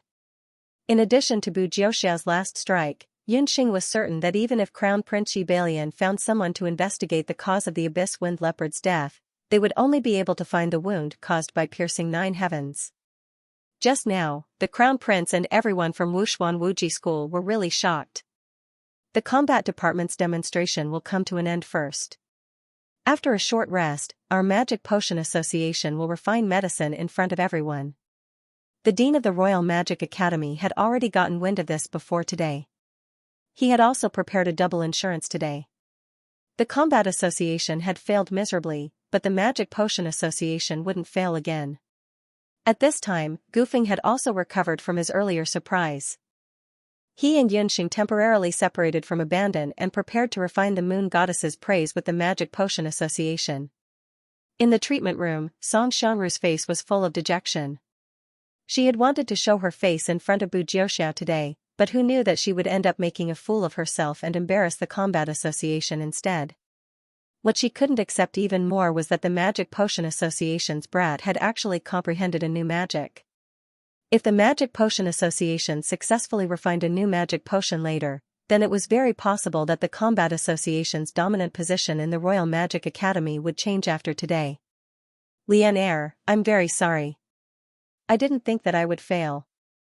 After sending Song Xiangru to the treatment room, Xianxia neither condemned nor comforted Song Xiangru. Her expression was uncertain, and no one knew what she was thinking. What's the use of apologies? It has already happened. Right now, we can only pray that the Magic Potion Association will make a similar mistake. Xianxia was modest and polite in front of outsiders, but in reality, she was a narrow-minded person. She wanted to be first in everything. She would never allow the Magic Potion Association to take advantage of this opportunity to counterattack and seize the initiative. But, I heard that the Magic Potion Association found 5 people to refine the potion together. They are very confident. They have already successfully refined new potions many times. It's just that the process is very secretive, so no one knows what they are refining. When Song Xiangru heard Xianxia's tone, she knew that Xianxia was already hostile towards her. She felt uneasy. If it was just you useless people, the Combat Association would have collapsed long ago. Fortunately, I have already made preparations. Xianxia finished speaking and clapped her hands. An intermediate student wearing a Magic Potion Association robe walked in. It's her. After seeing the person, Song Xiangru couldn't help but be stunned. She didn't think that Xianxia would have a backup plan. The person who came seemed to be hesitant. Don't worry. If you succeed today, I will definitely ask my grandfather to recommend you to the royal hospital. This way, your family won't have to stay in the mountain village and starve and suffer anymore. Xianxia finished speaking and smiled. It could be said that the Magic Potion Association had mobilized all of its members for this potion refinement. In addition, the newly joined Yunxing was making the final preparations for the refinement of the tribute of the moon god. His Highness the Crown Prince and the people from Wushuan Everlasting House are all here. This time, the Magic Potion Association will definitely be able to hold their heads high. And Jia was making the final mobilization. He felt that even the heavens were helping them this time. The Combat Association's joint attack had failed. Their Holy Spirit water would definitely be able to win the glory that the Magic Potion Association deserved. On the Magic Potion Association's side, other than the mage who had been injured and could not participate earlier, Yunxing had seen the remaining people a few times during her previous refinements. Although she could not say that she was familiar with them, she could recognize their faces. The other 2 people from the Magic Potion Association were the 11-year-old junior student, Wang Hua, and the other was an intermediate student like Jia, Hua Kiki. The division of labor between the 5 of them had also been determined during the previous refinements. Potioneers were different from healers because refining potions required a large amount of magical elements. The reason why the tribute of the moon god was difficult to refine was that it required a lot of magical elements. Under normal circumstances, it required a mage at the level of a master mage to successfully refine it. However, after years of research and guidance from his mentor, President Jia had successfully divided the refinement of the tribute of the moon god into several steps. I believe that everyone is already very familiar with the refinement of the tribute of the moon god. Later, Wang Hua will do the preliminary processing of the materials. I will do the purification of the magical materials. Gufeng's light magical elements will act as the potion additive. Cuckoo will mix the potion, and Yunxing will do the final step of stabilizing the potion. After Jia finished his instructions, he checked the magical materials again. After making sure that everything was ready, he urged the few of them to go to the square. Senior Cuckoo, I'll help you carry the materials. Gufeng saw that Hua Kiki was holding several magical materials in her hands, which looked very cumbersome. He took the initiative to help her carry them. Hua Kiki and Gufeng had a good relationship. Both of them were public students and children from a mountain village. When Gufeng had first entered the potions department, Hua Kiki had always taken care of Gufeng. No need, I'll do it myself. Hua Kiki refused Gufeng, holding the magic materials in her hands tightly. She looked very nervous. Everyone didn't care. Among the 5 people, except for Yunxing, who looked calm, the rest of them felt as if their hearts were beating like drums. They were extremely nervous. Although everyone had already refined a few potions before this, the refinement of potions was much more unpredictable than the combination of magic spells. The slightest mistake could lead to unforeseen events. Moreover, everyone usually stayed in the laboratory to refine magic potions. Later, they would have to refine magic potions in front of all the teachers and students of the academy. For everyone in the Magic Potion Association, this was the first time in history. This time, failure was not an option. In the square, the instructors and students had been waiting anxiously for a long time. In order to make it easier to refine magic potions, the instructors of the potions department had brought over magic potion utensils and long tables. Xianxia and the others stood in a position, and more than 20 types of magic materials were placed one by one on the long table. I am Xianxia, the president of the Magic Potion Association. Today, we will be refining Holy Spirit water. There will be a total of 5 participants in the refinement, involving 23 types of magic materials. They are respectively. Xianxia explained to everyone. After the explanation, Wang Hua immediately started the first step of processing the magic materials. All kinds of animal skins, herbs, fruits, and magic crystals were cut up using magic and arranged in order. Xianxia then started the most preliminary purification of the materials. He used the most common fire refining method. The fire element removed the excess impurities inside the materials, and the quality of the magic materials was further improved. After Xianxia was done, Gufeng saw that Huaqiki was motionless and reminded her softly. Yunxing couldn't help but glance at Huaqiki, and found that the moment Gufeng called her, her breathing suddenly quickened. Huaqiki doesn't look right. Yunxing frowned. She's probably nervous. Yunxing, I'm nervous too. Gufeng didn't mind. He just hoped that he wouldn't make a mistake when he added the light element later. It wasn't as simple as being nervous. Gufeng, did something happen to Huaqiqi's family recently? With the intuition of a doctor, Yunxing felt that Huaqiki was more guilty than nervous. Just now, when Xianxia was refining the magic materials, Huaqiki seemed to have exchanged glances with Chen Lianer, who was sitting in the guest seats. Yes, Sister Qi's family isn't very well off. Her father is a stonemason. I heard that 3 months ago, he accidentally broke his leg while quarrying stones. Because he didn't have the money to treat it, he became paralyzed. Sister Qi said that after participating in the refining of the moon goddess's tribute, she will quit school and go out to earn money to support her family. Gufeng sighed. After becoming an intermediate student, the academy would no longer provide financial aid. Learning to be a magic apothecary required a lot of magic materials. He also felt that it was a pity that Sister Qi couldn't continue her studies for the sake of her family. Yunxing nodded and suddenly said, Gufeng, here's a bottle of meditation water. Drink it first. If there's an accident later, immediately use the light of tomorrow. Ah. Why? Haven't we practiced it many times already? There haven't been any accidents. Gufeng became even more nervous after hearing this. It's just to be prepared. Yunxing threw a bottle of meditation water to Gufeng, and drank one herself at the same time. She also hoped that she was just being paranoid. In any case, drinking the meditation water would only be beneficial to her later refining, and there would be no harm. It's the 18th. And Jia and Wang Hua didn't pay attention to Yunxing and Gufeng's little movements. The two of them stared intently at Nkiki fusing the magic materials one by one. With 5 more materials, the magic fusion would be completed. At that time, Gufeng would just have to add in the light magic elements and change the attributes of the potion. Finally, Yunxing would stabilize the potion. It's the 23rd. Huaqiki nodded at Gufeng after he finished drinking the meditation water. Gufeng raised his magic scepter and added a few strands of light magic elements into the fused potion. Beside him, Huaqiki looked at Gufeng with some guilt, but in the end, she retreated to the side. After the milky white magic elements were added, the color of the fused potion gradually turned white. Just as Gufeng heaved a sigh of relief and was about to let Yunxing do the final stabilization of the potion, in the potion bottle, the dozens of fused magic materials suddenly changed. Gufeng's face was filled with horror.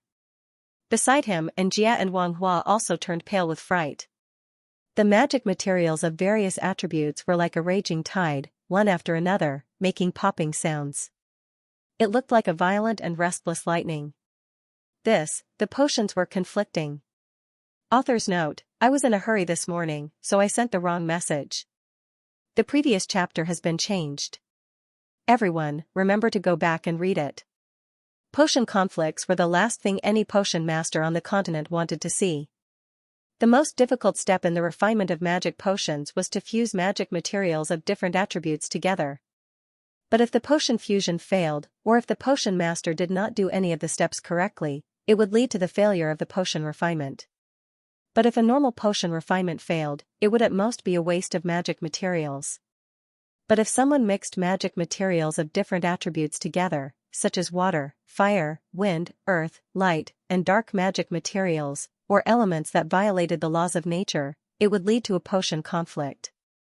When magic materials of different attributes were forcefully fused together, the effect would be no less than the explosion of a small nuclear bomb in the modern sense. In front of them, the potion bottle that was a few steps away from Gufeng was brewing a terrible potion conflict. Several magic elements of different colors were repelling each other. The potion bottle seemed to have grown wings as it kept scurrying around the square. Gufeng was pulled aside by Yunxing, and the rest of the people from the Magic Potion Association were scared out of their wits. Evacuate the crowd immediately. The dean of the Magic Academy felt a headache coming on.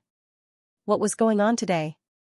Not only did the Combat Association fail, the Magic Potion Association was even more ridiculous. They actually refined a magic bomb that could be detonated at any time. Huakiki, how much did the Combat Association give you? Yunxing's gaze suddenly turned cold as she questioned Huakiki. Huakiki was also panicking. She stammered, I don't know what you're talking about. If you don't know what I'm talking about, then what's that in your sleeve? Yunxing grabbed Huakiki's sleeve and tore it forcefully. A jade pendant fell to the ground. That jade pendant looked ordinary, but upon closer inspection, one would discover that it was a magic tool that contained some turbid magic elements. Yunxing could even feel the slight presence of dark magic elements in it. Even if there was only a tiny bit of darkness element, it would be enough to cause an earth-shattering change in a purified potion. Needless to say, Gufeng still needed to add light element into the potion. Once she wore this jade pendant, Huakiki would be contaminated with turbid air when she used magic. When the turbid air entered the magic potions and met with the light element, it would inevitably cause a conflict between the magic potions. It was no wonder that the Holy Spirit water would clash at the last moment. I didn't know it would be like this. I thought that this magic item would only cause the magic medicine to fail. Huakiki was also anxious. Qianlianer didn't tell her that it would cause the magic medicine to clash. What are you all still standing there for? Leave the square immediately. The various teachers of the Royal Magic Academy immediately regained their composure after their initial panic and instructed the students to leave the square. Taking advantage of the fact that the potions had yet to explode, they had to set up a barrier beside the square. It's over, it's all over this time, President Xianxia said with a long face. Huakiki lowered her head in shame under everyone's stares. No matter the outcome of the tribute of the moon god this time, the Magic Medicine Association was completely finished this time. As Qianlianer retreated, she gloated at the members of the Magic Medicine Association who were at a loss for what to do. She never left any leeway when she did things. The Magic Medicine Association had to be eliminated. She used Huakiki's father's illness and her own personal wealth to threaten Enkiki. And Kiki would definitely not admit that there was someone behind her. The Magic Medicine Association was in big trouble. They would definitely face the fate of disbanding the association. Don't worry, we haven't failed in the refinement. As long as we can disperse the turbid magic elements in the magic potions, it will be fine. The surroundings were in a mess, but Yunxing calmed down. She ran towards the magic potion that was like a ticking time bomb. Come back. That student, I'm talking about you. It's very dangerous, come back quickly. The teachers who were retreating didn't expect that there would be a student who would recklessly run over at this time. Yunxing, I'll go with you. Gufeng thought for a moment and also rushed over. Not far away, abandoned cursed idiots. Those two damned fellows only knew how to cause trouble for him. However, after cursing out loud, Abandoned gritted his teeth and followed after them. In the blink of an eye, the three of them rushed in front of the magic potion that was scurrying around like a headless fly. Yunxing flew into the air, and a ball of bright flame appeared in her hand. She grabbed a magic potion bottle that looked like a ball of lightning. The magic potion bottle cracked. The broken glass shards were extremely sharp and pierced Yunxing's delicate palm, instantly causing fresh blood to flow. Yunxing! Gufeng was shocked. He didn't expect Yunxing to dare to use her hand to grab the restless magic elements. Hiss hiss hiss. The magic potion that was constantly scurrying around couldn't struggle in Yunxing's hand. Yunxing, Gufeng, abandon, are you trying to anger me to death? Yunxing, withdraw immediately, it's too dangerous. After Teacher Mary evacuated most of the students, she found that her three troublemakers had disappeared again. She turned back to look and was almost scared to death by the scene in front of her. As an experienced potion apothecary, no one knew better than Teacher Mary the consequences of a magic potion conflict. She had once witnessed a potion apothecary's entire magic potion laboratory being razed to the ground in a magic potion storm. That potion apothecary himself was directly blown into powder, and even his bones couldn't be seen. The scale of that magic potion storm was not small compared to that magic potion storm. Teacher Mary didn't know that among all magic potion storms, the magic potion storm formed by the conflict between the two magic elements of light and darkness was the most powerful. This time, Yunxing was facing a magic potion storm formed by the fusion of these two elements. Gufeng, retreat to the side. If the magic potion in my hand explodes, you will immediately activate the ball of light. When Yunxing saw Gufeng and Abandon running over, she was moved, but she didn't want to implicate the two of them. The magic potion conflict in her hand became more and more intense. The constantly jumping lightning was like a drill, and Yunxing felt that her hand was about to be pierced. The lightning formed by the magic potion conflict formed a small lightning vortex, constantly jumping in Yunxing's hand, and waves of pain assaulted her. If this continued, her hand would be crippled. Yunxing's small face was drenched in sweat. She was already riding a tiger and couldn't get off. It was as if she had tied a time bomb. If the magic potion lightning vortex in her hand was thrown away, it would definitely explode immediately. Deputy Director, why aren't we leaving? Bu Jiuxiao and Qingbai had already evacuated most of the accompanying disciples of Wuxuan Limitless School, but at this time, the Deputy Director's fighting strength didn't move. Even with a martial artist's tyrannical physique, it was enough to endure a magic potion lightning vortex. Interesting. Look at that girl's movements. I've seen people who don't care about their lives, but I've never seen someone who doesn't care about their lives. It seems that the person we're looking for has been found. Zhonli stroked his stubbled chin. Not only did he not leave, he even stopped to pay attention to Yunxing's every move. Within the Royal Academy, most of the crowd had already been evacuated. Those who remained were only a few teachers, 3 people from the 13 Magical Potions group, and 3 people from the Wuxuan Limitless Library. Those who did not have absolute strength did not have the guts to stay. When everyone's gaze was focused on the magic lightning vortex in Yunxing's hand did something that made everyone cry out in surprise. Her hand, a hand that was badly mutilated and bones could be seen, suddenly moved. Yunxing clenched her teeth and persevered. The intense pain had already numbed her body, but her mind was still clear. The magical elemental fluctuations caused by the conflict between the magic potions kept moving in Yunxing's hand, like an electric drill, as if it was going to cut off Yunxing's hand at any time. But at this time, Yunxing's fingers moved with difficulty. Her 5 fingers were as soft as 5 boneless snakes, moving up and down, left and right, looking as if she was playing an invisible instrument. Her fingers moved faster and faster. Trillium hand, double the speed. Double the speed, double the speed, triple the speed, like a sports car that had stepped on the accelerator in an instant, Yunxing's fingers moved quickly. As her fingers moved faster, in the end, in everyone's eyes, Yunxing's hand disappeared and turned into countless finger shadows. It looked as if Yunxing had grown countless fingers.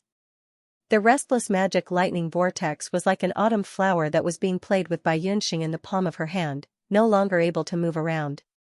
Oh my god, she's purifying the magic potion again, someone suddenly exclaimed, realizing the real effect of Yunxing's unknown action. The sky gradually darkened, and in the square, the remaining few people had all forgotten the passage of time. Their eyes were wide open, and they all stared at Yunxing's hand without blinking.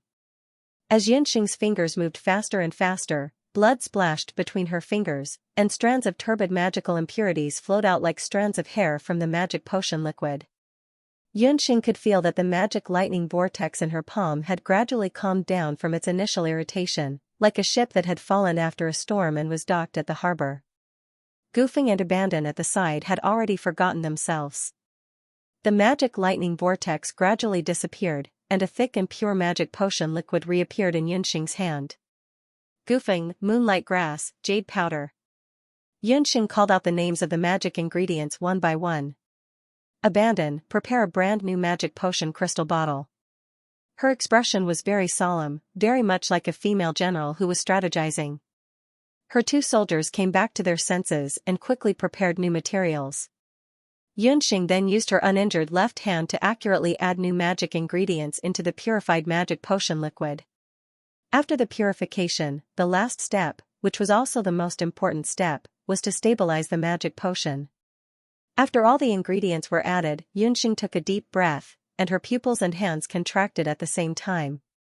She waved her 5 fingers, and a few invisible magic elements mixed into the magic potion liquid.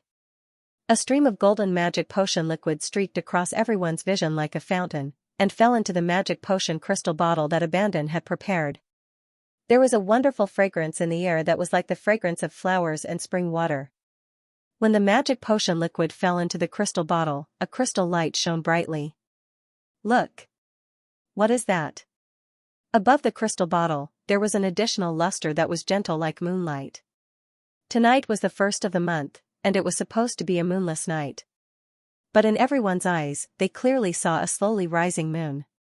It was a full moon, emitting a bright light. The transparent magic potion crystal bottle with a long neck was emitting an indescribably beautiful and moving light. Red, without a trace of impurities, the magic potion that was more dazzling than the rising sun in the east, emitted a tempting light. High-grade magic potion, moon god's praise, done. Yunxing's voice fell, and a satisfied smile appeared on her face. At that moment, her whole person was like the moon god descending to earth, emitting a mysterious and gentle light all over.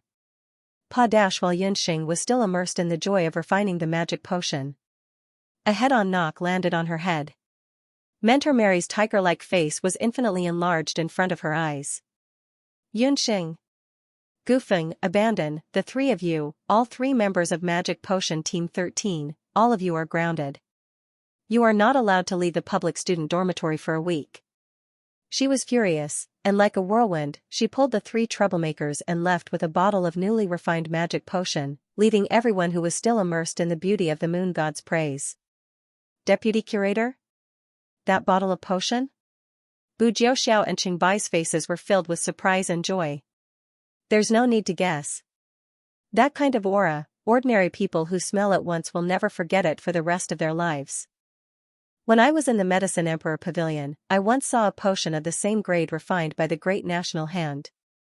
On the face of the deputy curator, there was an unfathomable smile. High-grade magic potion, this time, the Royal Magic Academy had made a huge profit. A young mage who could refine a high-grade magic potion, TSK, this was definitely a heaven-defying rhythm. Mentor Mary's performance just now seemed to be angry that a few students didn't listen to her, but in fact, she was protecting them, especially the female student who was refining medicine. Today's matter would definitely be covered up by the Magic Academy in various ways. However, this was also good. The real purpose of their visit today had been achieved, and they didn't have to worry about the Magic Academy not agreeing to the request of the martial arts school. Unexpectedly, the suitable candidate was not from the fighting department, but from the magic potion department, which had always been at a disadvantage. Only then did the few people from Wushuan Limitless School leave. The plaza was in a mess.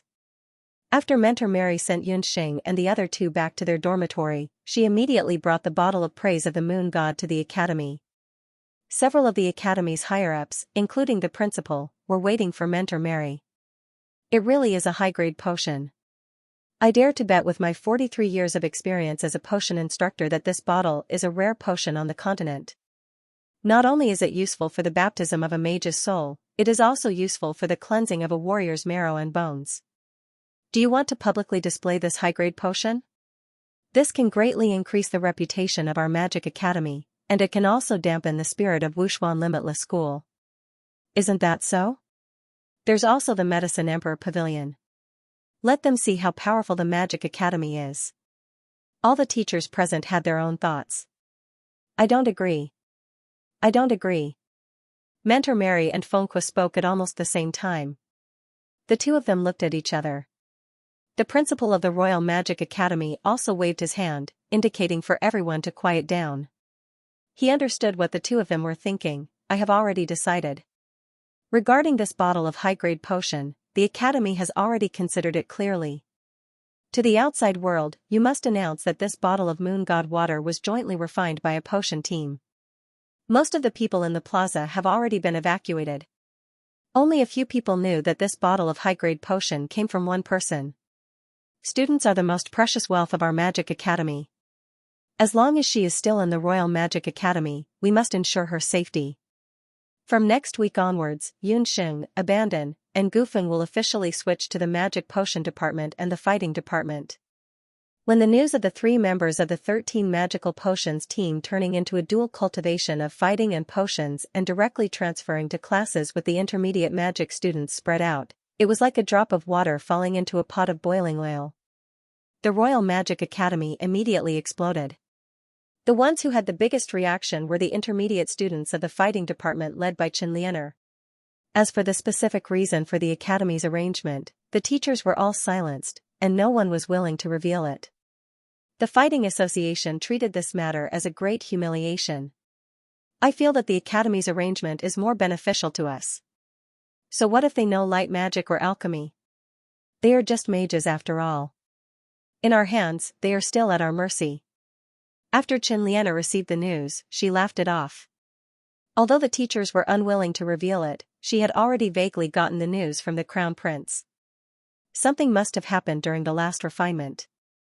Even the Crown Prince of the Magic Medicine Association, Yi Balian, who had allowed her to teach the Magic Medicine Association a lesson, changed his tune this time and reminded Qianxia to stop, especially that person called Yunxing. That little girl, who was only 7 years old, actually made the Crown Prince see her in a different light. Qianxia couldn't help but feel sour in her heart. She was even more determined to deal with Yunxing.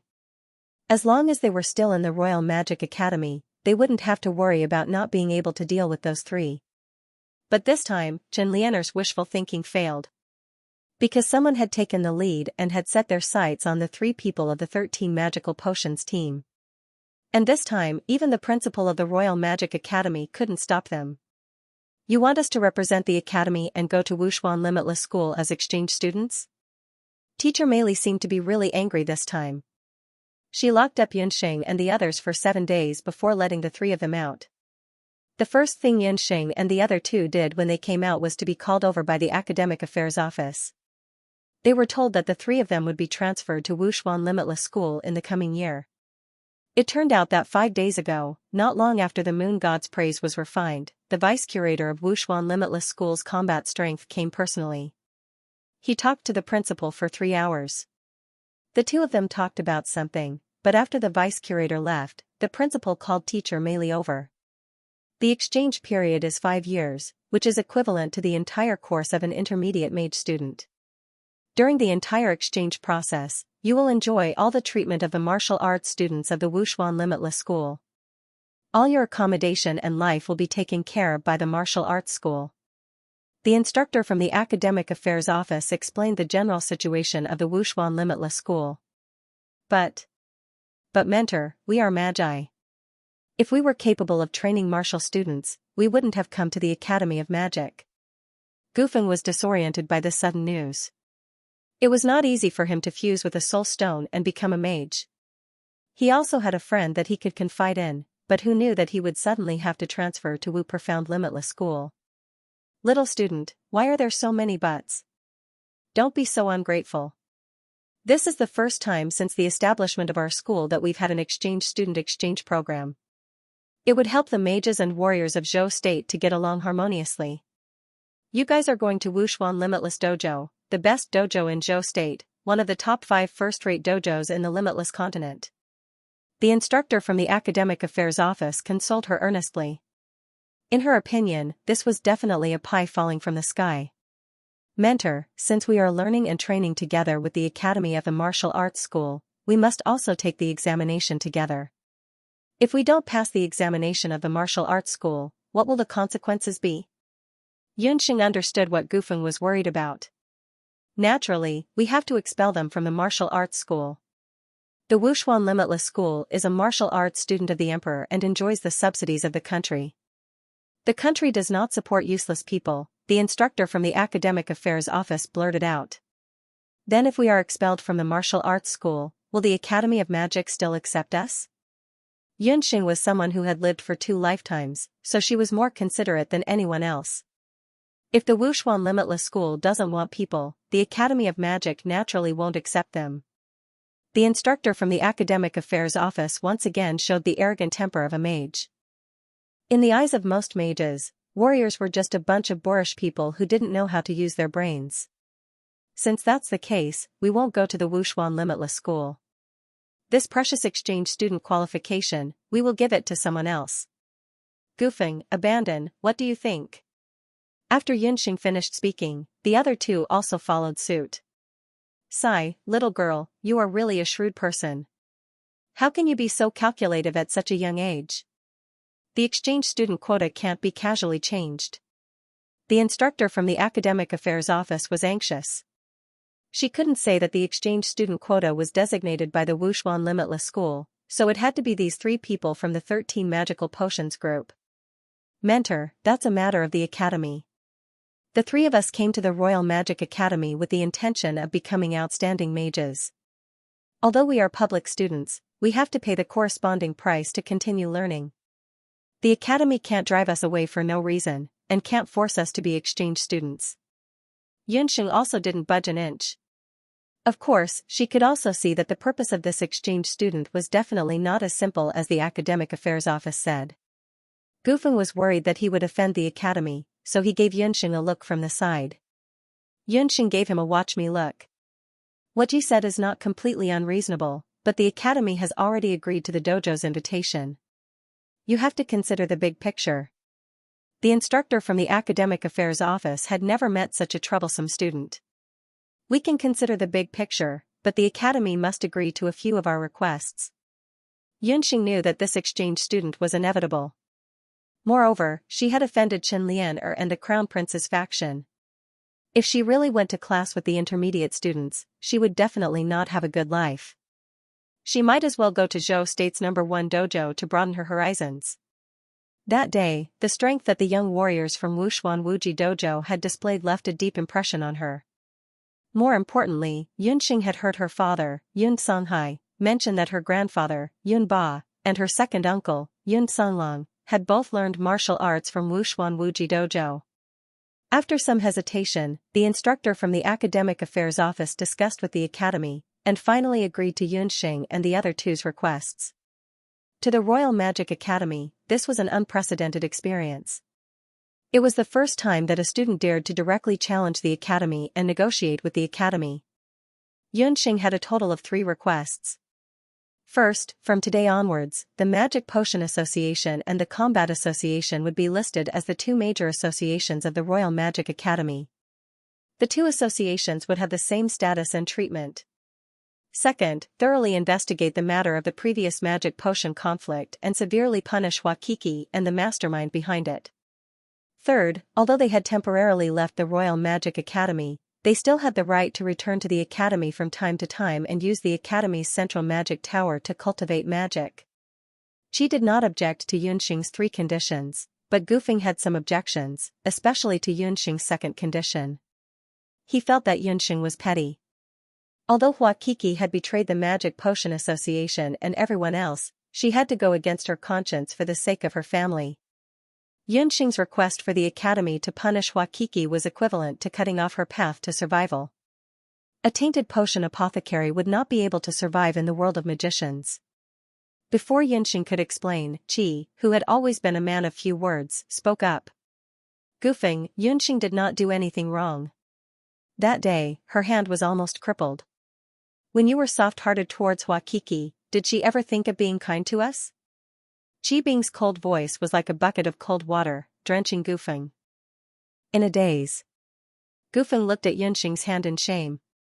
He would never forget that during the few days of confinement, Yunxing's right hand was wrapped up like a steamed bun. The lethality of the magic lightning vortex was terrifying. Yunxing said that she had learned a unique family technique, and that was how she managed to neutralize most of the magic power. If it had been anyone else, their hand would have been crippled long ago. For a magician, the right hand was as important as the heart. Yunxing could not help but look at Qi gratefully. This kid, at least he still had some conscience. That day, almost everyone's attention was attracted by the high-ranking moon god's praise. Only Qi, who had quietly handed over a bottle of hemostatic potion on the way. Yunxing's hand was indeed severely injured, but she relied on the Shenong medical bangle to combine it with the special technique of Trillium's hand to forcefully refine the potion. However, the destructive power of the magic potion lightning vortex formed from the clash of magic potions was indeed astonishing. Even with the heaven-defying Shenong medical bangle combined with Mentor Mary's healing technique, Yunxing's hand was wrapped in bandages for a full 3 days and 3 nights before it healed. Goofing was still young, so it was understandable that he couldn't understand Yunxing's way of doing things. However, Qi was at most 1 or 2 years older than them. He agreed with Yunxing's way of doing things, which surprised Yunxing. Yunxing thought to herself that Abandon must have gone through some kind of painful experience, which was why he was so wary of others. Goofing, I admit that my method is a bit extreme, but if there is one Hua Kiki, there will be another Hua Kiki. A potioneer with evil intentions may harm many innocent people. I'm doing this to let others know the consequences of associating with the Combat Association, Yunxing warned Goofing earnestly. When the 3 of them returned to the public student dormitory, they happened to meet Mentor Mary. Looking at her appearance, she seemed to have been waiting for the 3 of them for a long time. The 3 of you, come with me, Mentor Mary brought the 3 of them to her residence. The 3 of you should already know about the exchange student matter. This matter was personally ordered by the dean, and there's no way to change it anymore. I also just received the news that there are a few magic tools here. Keep them by your side and bring them to Wuxuan Everlasting School for self-defense, Mentor Mary sighed as she looked at the 3 students in front of her. After getting along with them for a while, she really liked the children in front of her from the bottom of her heart. It was a pity that the current situation did not allow her to be the mentor of the 3 of them. However, after experiencing the moon god water, Mentor Mary also knew that she didn't have much to teach the 3 of them in terms of magic potions.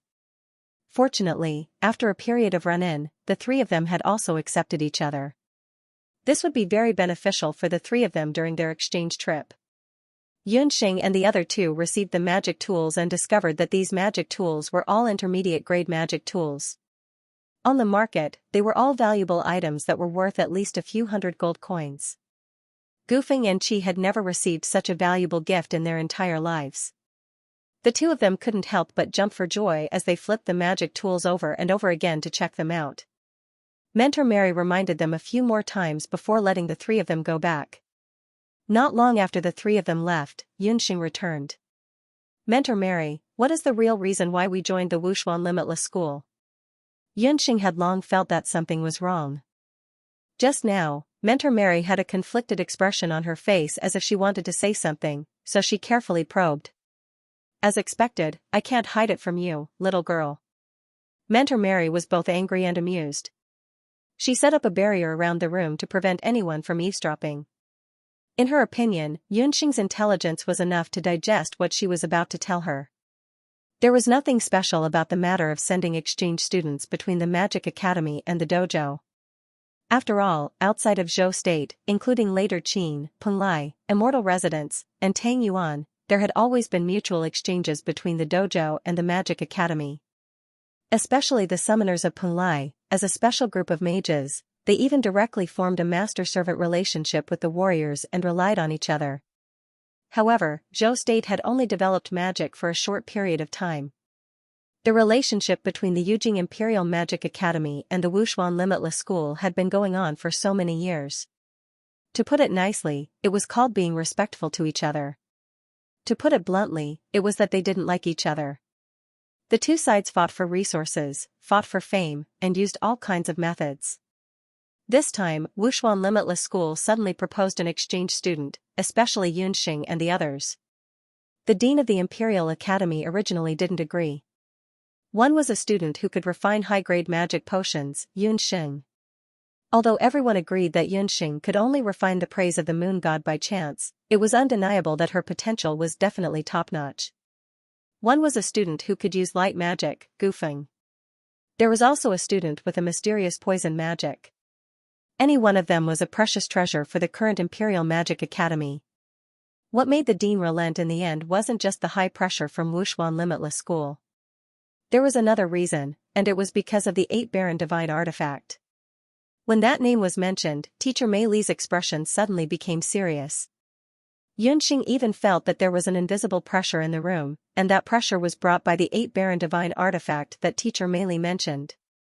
Divine Artifact, just this name alone was enough to give one some clues. The magic artifacts refined by mages were used to store magic or magic power. According to the strength of the magic, they were divided into 3 types: elementary, intermediate, and high. Above the magic artifacts were the holy artifacts, and above the holy artifacts were the divine artifacts. A divine artifact referred to an artifact that stored divine power. It could be a weapon or a treasure, and no matter which one it was not easy for the world to see it. Once a divine artifact appeared, it would at least cause a phenomenon in the heavens and earth, and at worst, it would cause a natural disaster. No matter which one it would definitely cause chaos in the world, and the heroes would chase after it. Unlike magic artifacts and holy artifacts, which were divided according to their levels, divine artifacts were divided according to different periods of history. Yunxing had once heard his teacher mention the 8 Baron Divine Artifact in the Magic Academy's elementary magic course. This was a special period, but his teacher did not mention the 8 Baron Divine Artifact at that time. The so-called 8 Baron Divine Artifact referred to the divine artifacts left behind from the ancient 8 Desolate era. The memories of the 8 Desolation period from magic classes were still very clear. The so-called 8 Desolation period was a special period that happened on the Boundless Continent. At that time, humans and demonic beasts lived side by side and ruled separately. There were no vassal states on the continent, so humans were very weak. The demonic beasts were ruled by the 8 strongest dire beast tribes. For a long time, the demonic beasts treated humans as food and forced humans to the point where they could not survive. Then, 8 powerful humans appeared. They used 8 divine artifacts to kill the leaders of the 8 dire beast tribes and drove the demonic beasts away. They also sealed all the demonic beasts that were above the Lord level in the Dutian blood beast world. Since then, humans were the true rulers of the Boundless Continent. The demonic beasts were also reduced to tools for human magicians, warriors, and summoners. In order to commemorate the 8 mighty figures of the human race and the bloody period of the wild beasts, the later generations recorded the ancient 8 Desolates into history. After the 8 mighty figures of the human race died, the 8 divine artifacts left behind were also respectfully called the 8 Desolates Divine Artifacts. Teacher Mei Li told Yunxing about the 8 divine artifacts. Immortal Holy Grail, a medicinal cup with incredible power. It has 2 sides, yin and yang. The yin side can be used to refine deadly poisons, while the yang side can be used to refine elixirs that can neutralize hundreds of poisons. Netherworld Ghost Key has magical power. Legend has it that it can open the secret key to the Netherworld Ghost World. Halberd of the Divine War, the weapon of the first martial god. Kill a human and a beast and add their soul energy to the halberd of the Divine War, doubling its power. Summoning Demon Hand, the right hand of the first Zhao State Emperor Zhao. Possessing it is equivalent to possessing the power of a legendary summoner. Heavenly Fate Mirror, inject your spiritual energy into the mirror to see a person's past, present, and future. It can also reflect all magic attacks. Magic Bracelet, a bracelet that can raise all magic attributes by 1 grade. It belonged to the first Divine Lord. Heart Lamp, the light of the heart lamp can cause humans and beasts to hallucinate and use it to control their souls. Donghuang Qing, an ancient Qing, left behind by the first emperor of the Donghuang dynasty. It can calm one's heart and eliminate the demons in one's heart. This was the first time Yunxing had heard of the Octotera divine artifacts. Her mind was shaken, especially when she heard about the immortal Holy Grail. In her heart, she thought that if she had the Holy Grail, she would definitely be able to cure the poison in her father's body. However, the Octotera divine artifacts were divine artifacts after all. Presumably, not just anyone could obtain them. Where are the 8 divine artifacts now? The Xianxia medical bracelet on her hand was also considered a divine tool, but compared to this so-called Ba Huang divine tool, it paled in comparison. Yunxing naturally did not know that she had only unearthed 1/10 of the true use of the Xianxia medical bracelet on her hand. His whereabouts are unknown. Teacher Meili could not help but sigh. Yunxing's question was also the question of countless people. After successfully killing the chief of the Bakra orcs, the 8 almighty beings who had saved the human race had also exhausted their divine energy. The 8 of them took their respective divine artifacts and went into seclusion to cultivate. Among them, 4 of them benefited from the disaster and successfully broke through after their seclusion. They respectively established the Donghuang dynasty, the predecessor of the present Donghuang central capital, and the 5 vassal states, the Zhao state, the Dharma temple, and the Longqian martial dojo, the predecessor of the 5 great martial dojos in the mainland. The remaining 4 were not so lucky. One of them failed in his seclusion and lost all his cultivation. One of them went berserk during his seclusion and was killed by his enemy. The other 2 were a couple. After their seclusion, the 2 of them comprehended the heavenly Tao and finally left the boundless land hand in hand. As for the 4 people who were either dead, crippled, or left, their divine artifacts also became ownerless and no one knew where they were. As for the couple, it was said that they hid their divine artifacts in 2 places on the mainland, waiting for the fated person to find them. As for the 4 divine artifacts that had owners, their owners passed away one after another about 100 years later. The descendants of the owners of the divine artifacts fought over them crazily. After many killings, after changing owners, after experiencing all sorts of changes, no one knew where they ended up. Teacher Meili, since everything is gone, then why did you say that the reason we are heading to Wu Profound Limitless School this time is because of the 8 Wastelands divine artifact? Yunxing was naturally very envious of the divine artifacts. However, she also understood very well that divine artifacts and the like were all spiritual objects. Only those who were truly comparable to the 8 supreme experts of the human clan in the past could truly obtain the approval of the 8 Wastelands divine artifact and display the effects of the 8 Wastelands divine artifact. In the hands of an able person, a divine artifact would only be a divine artifact. In the hands of an ordinary person, not only would it be useless, it would even bring about a fatal disaster. The battle strength of the Wu Profound Limitless School's vice head has received news that within 5 years, a divine artifact will be unearthed on the continent. Teacher Meili's eyes were filled with surprise. The power of a divine artifact was enough to make the world go crazy, and Teacher Meili was no exception. Then why was he so kind as to tell us the news? The people of the Wu Profound Limitless School can send their own people to snatch it.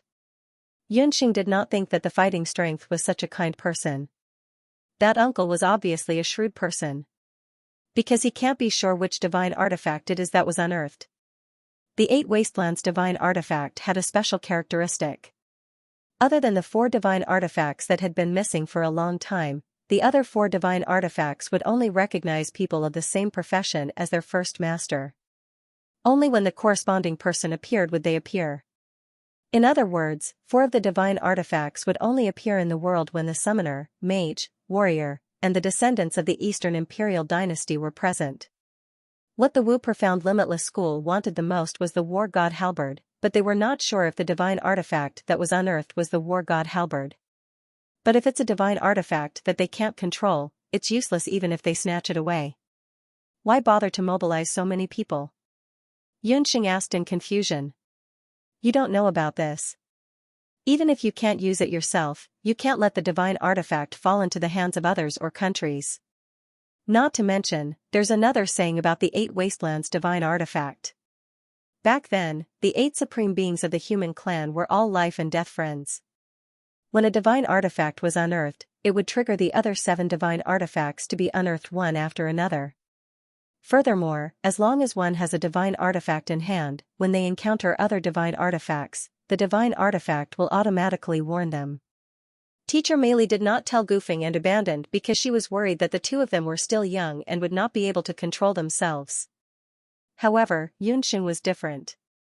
She had a calm personality and was good at thinking. She could take on the role of the leader of the 13 Magic Potions group. When the Battle Strength received the news that the divine artifact had been unearthed, they had to find a suitable mage and summoner. He was a citizen of the Zhou state, so he naturally had to search within the Zhou state. Furthermore, the mage and summoner that he found had to ensure that they would completely obey the orders of the Wu Profound Limitless School. Therefore, after he chose Yunxing and the others, he proposed the exchange student request. The vice-curator of the Battle Strength agreed that if the 8 Wastelands divine artifact that was about to be unearthed was a divine bracelet that was suitable for mages, he would give it to the Royal Magic Academy. This was the reason why the Magic Academy agreed to the dojo in the end. I believe that no rational mage would be able to refuse this condition. The temptation of the 8 Wastelands artifact was too great. There were not many people in the entire continent who could resist the temptation of the artifact. After Teacher Meili told Yunxing the real reason for the exchange, she repeatedly warned Yunxing not to tell Goofing and abandon the truth of the matter, lest the two of them could not resist the temptation and make a mistake in the future. Not to mention Goofing and abandon, when Yunxing returned to the public dormitory alone, there was only one thought in her mind: the immortal Holy Grail. She wanted to find the immortal Holy Grail. The poison in Yun Songhai's body was temporarily suppressed under the effect of Yun Meng's frozen sleep. However, as long as the poison was not removed, her father would not be able to wake up.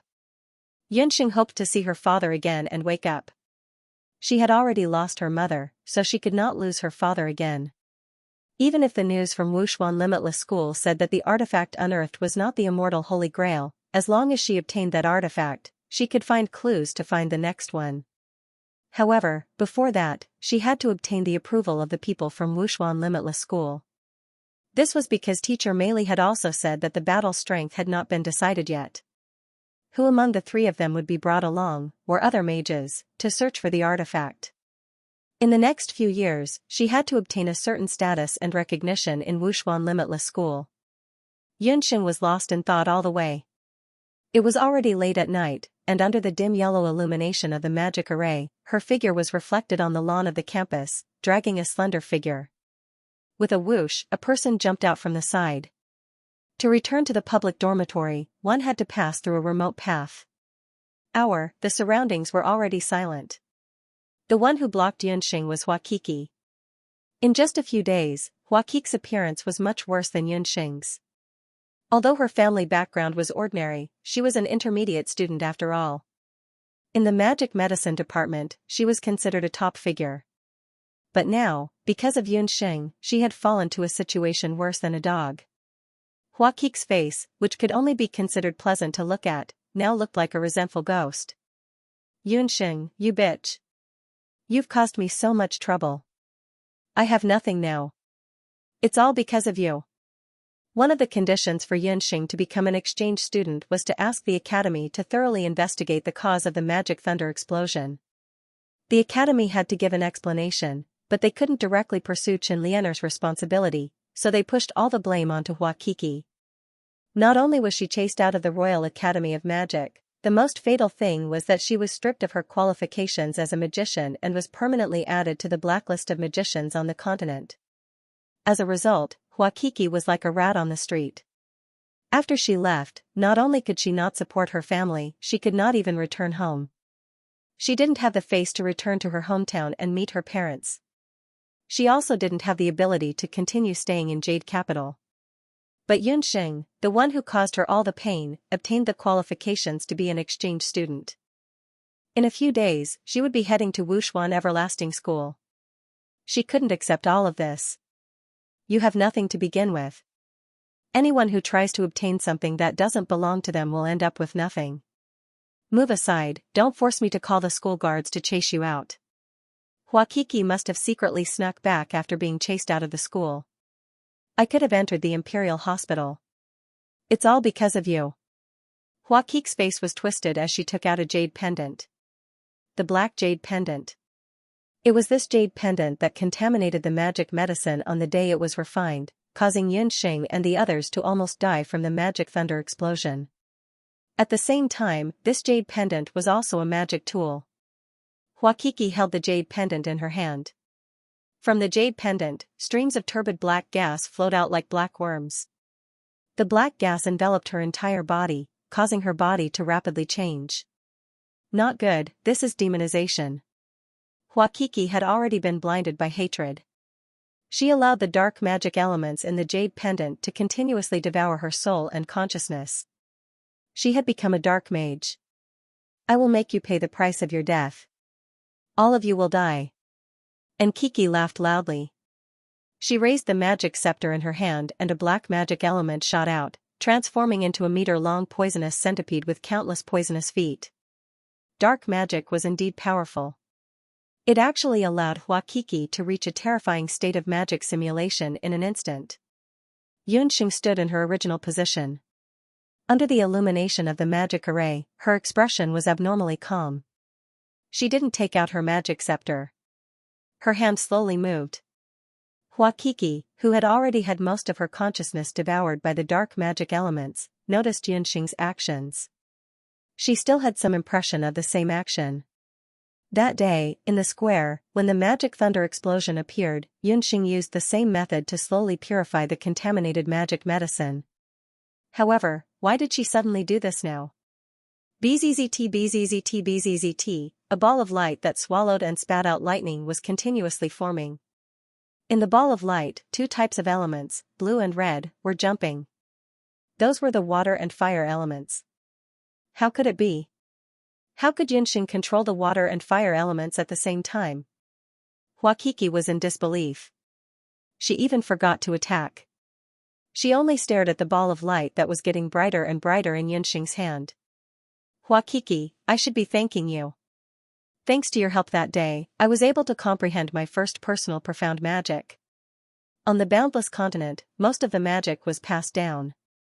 After a mage comprehended a brand new personal magic, such as Gufeng's heavenly sphere of light, this personal magic would be called profound magic.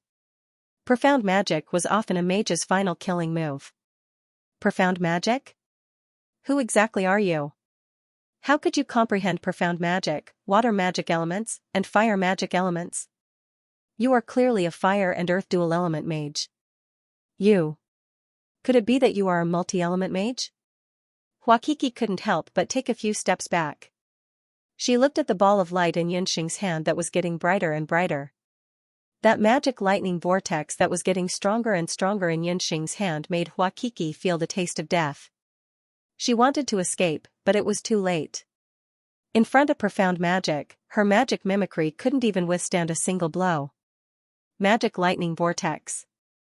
Xianxia's profound magic was a magic lightning vortex. It was a combination of water and fire elements. It was the most violent and destructive magic lightning vortex. Goodbye, Hua Qiqi. Under the illumination of that ball of magic lightning, Xianxia's slender fingers were almost transparent. Her lips curled into an intoxicating smile. At that moment, Hua Qiqi felt regret. Who exactly did she offend? The ball of light flashed past. On the remote path, it was like a shooting star. There was a burnt smell in the air. On the ground, there was a long ditch. After tonight, no one would realize that Hua Qiqi was missing from the world. It was her first time killing someone. The process was not bloody, but it was very violent. After killing Hua Qiqi, Xianxia was stunned for a moment. This was her first time killing someone in the truest sense of the word.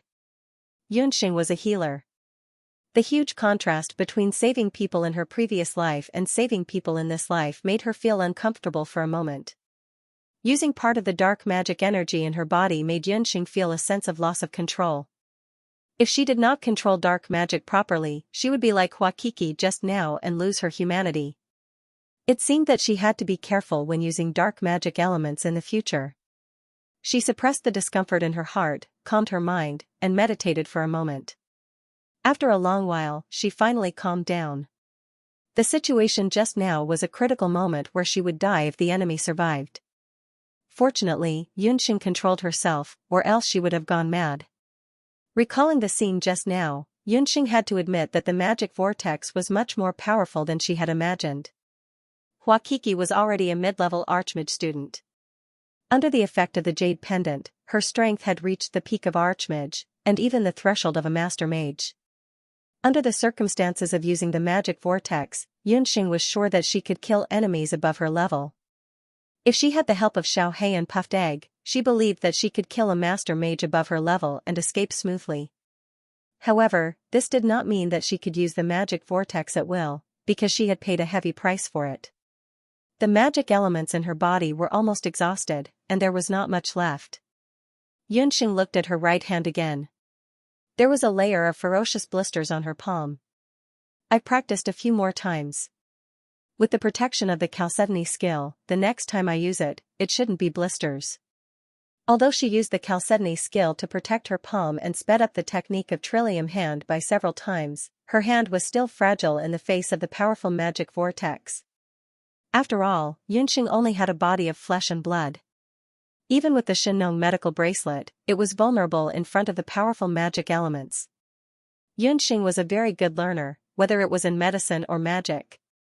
Yunxing was determined to become a powerful magician after she obtained a 5-elemental magic spirit and her father's illness.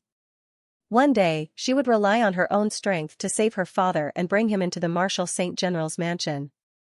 Yunxing hadn't been immersed in inexplicable joy during the time she had been confined by Master Mary. That joy wasn't because she had concocted a high-grade magic potion, the praise of the moon god, but because of the magic lightning vortex. She had clearly realized the power of the magic lightning vortex that day.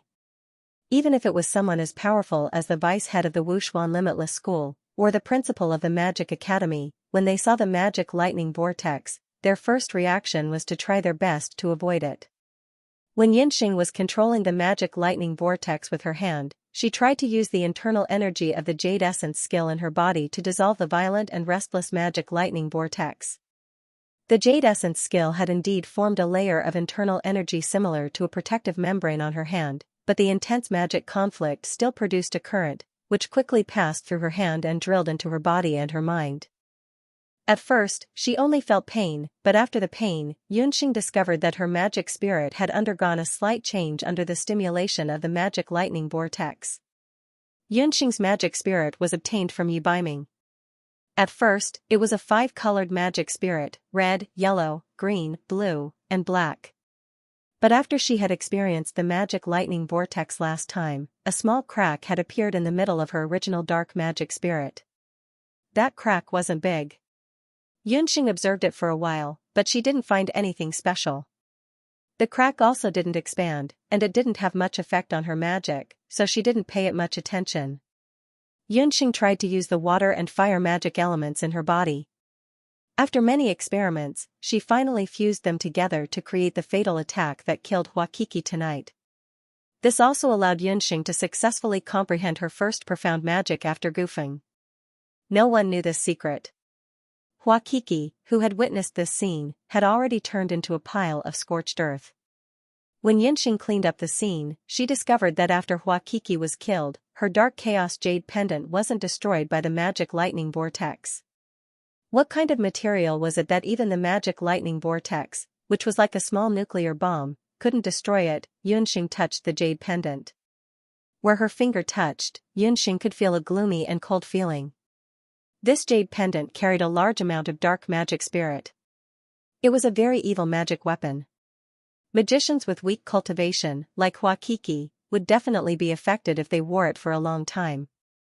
No wonder Huaqiki lost control.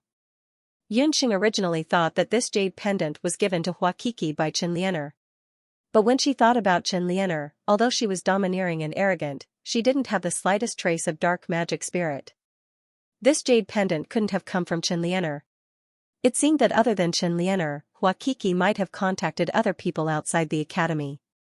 It was a pity that she was already dead, and the truth couldn't be found out.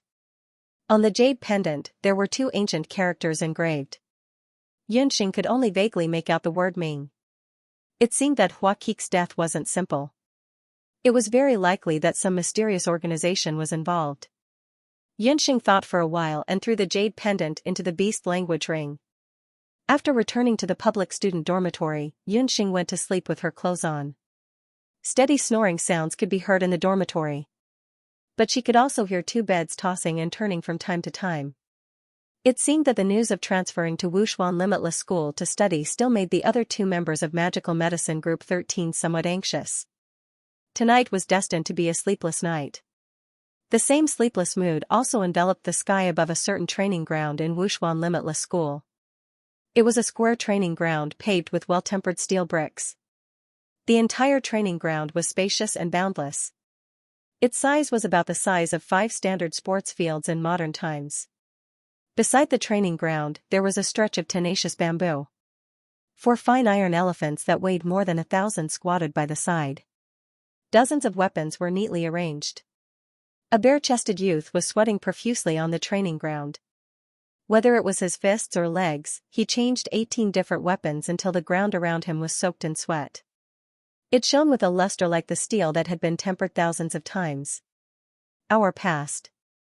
Only then did the youth circulate his do-qi to his entire body. Breathing in and out, he withdrew his posture. Jiao Xiao, I say, you practice early and late. As expected of Zhou State's #1 martial arts fanatic. A very inappropriate teasing voice came from the other side of the training ground.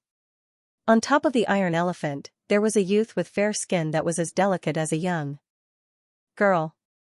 If Yunxing was present, she would definitely recognize these two youths. They were Qingbai and Bu Jiaoxiao, whom she had met at the Royal Academy of Magic. It was already around midnight, but Bu Jiaoxiao was still training hard. His title as the young expert of Wuxuan Everlasting School was not just for show.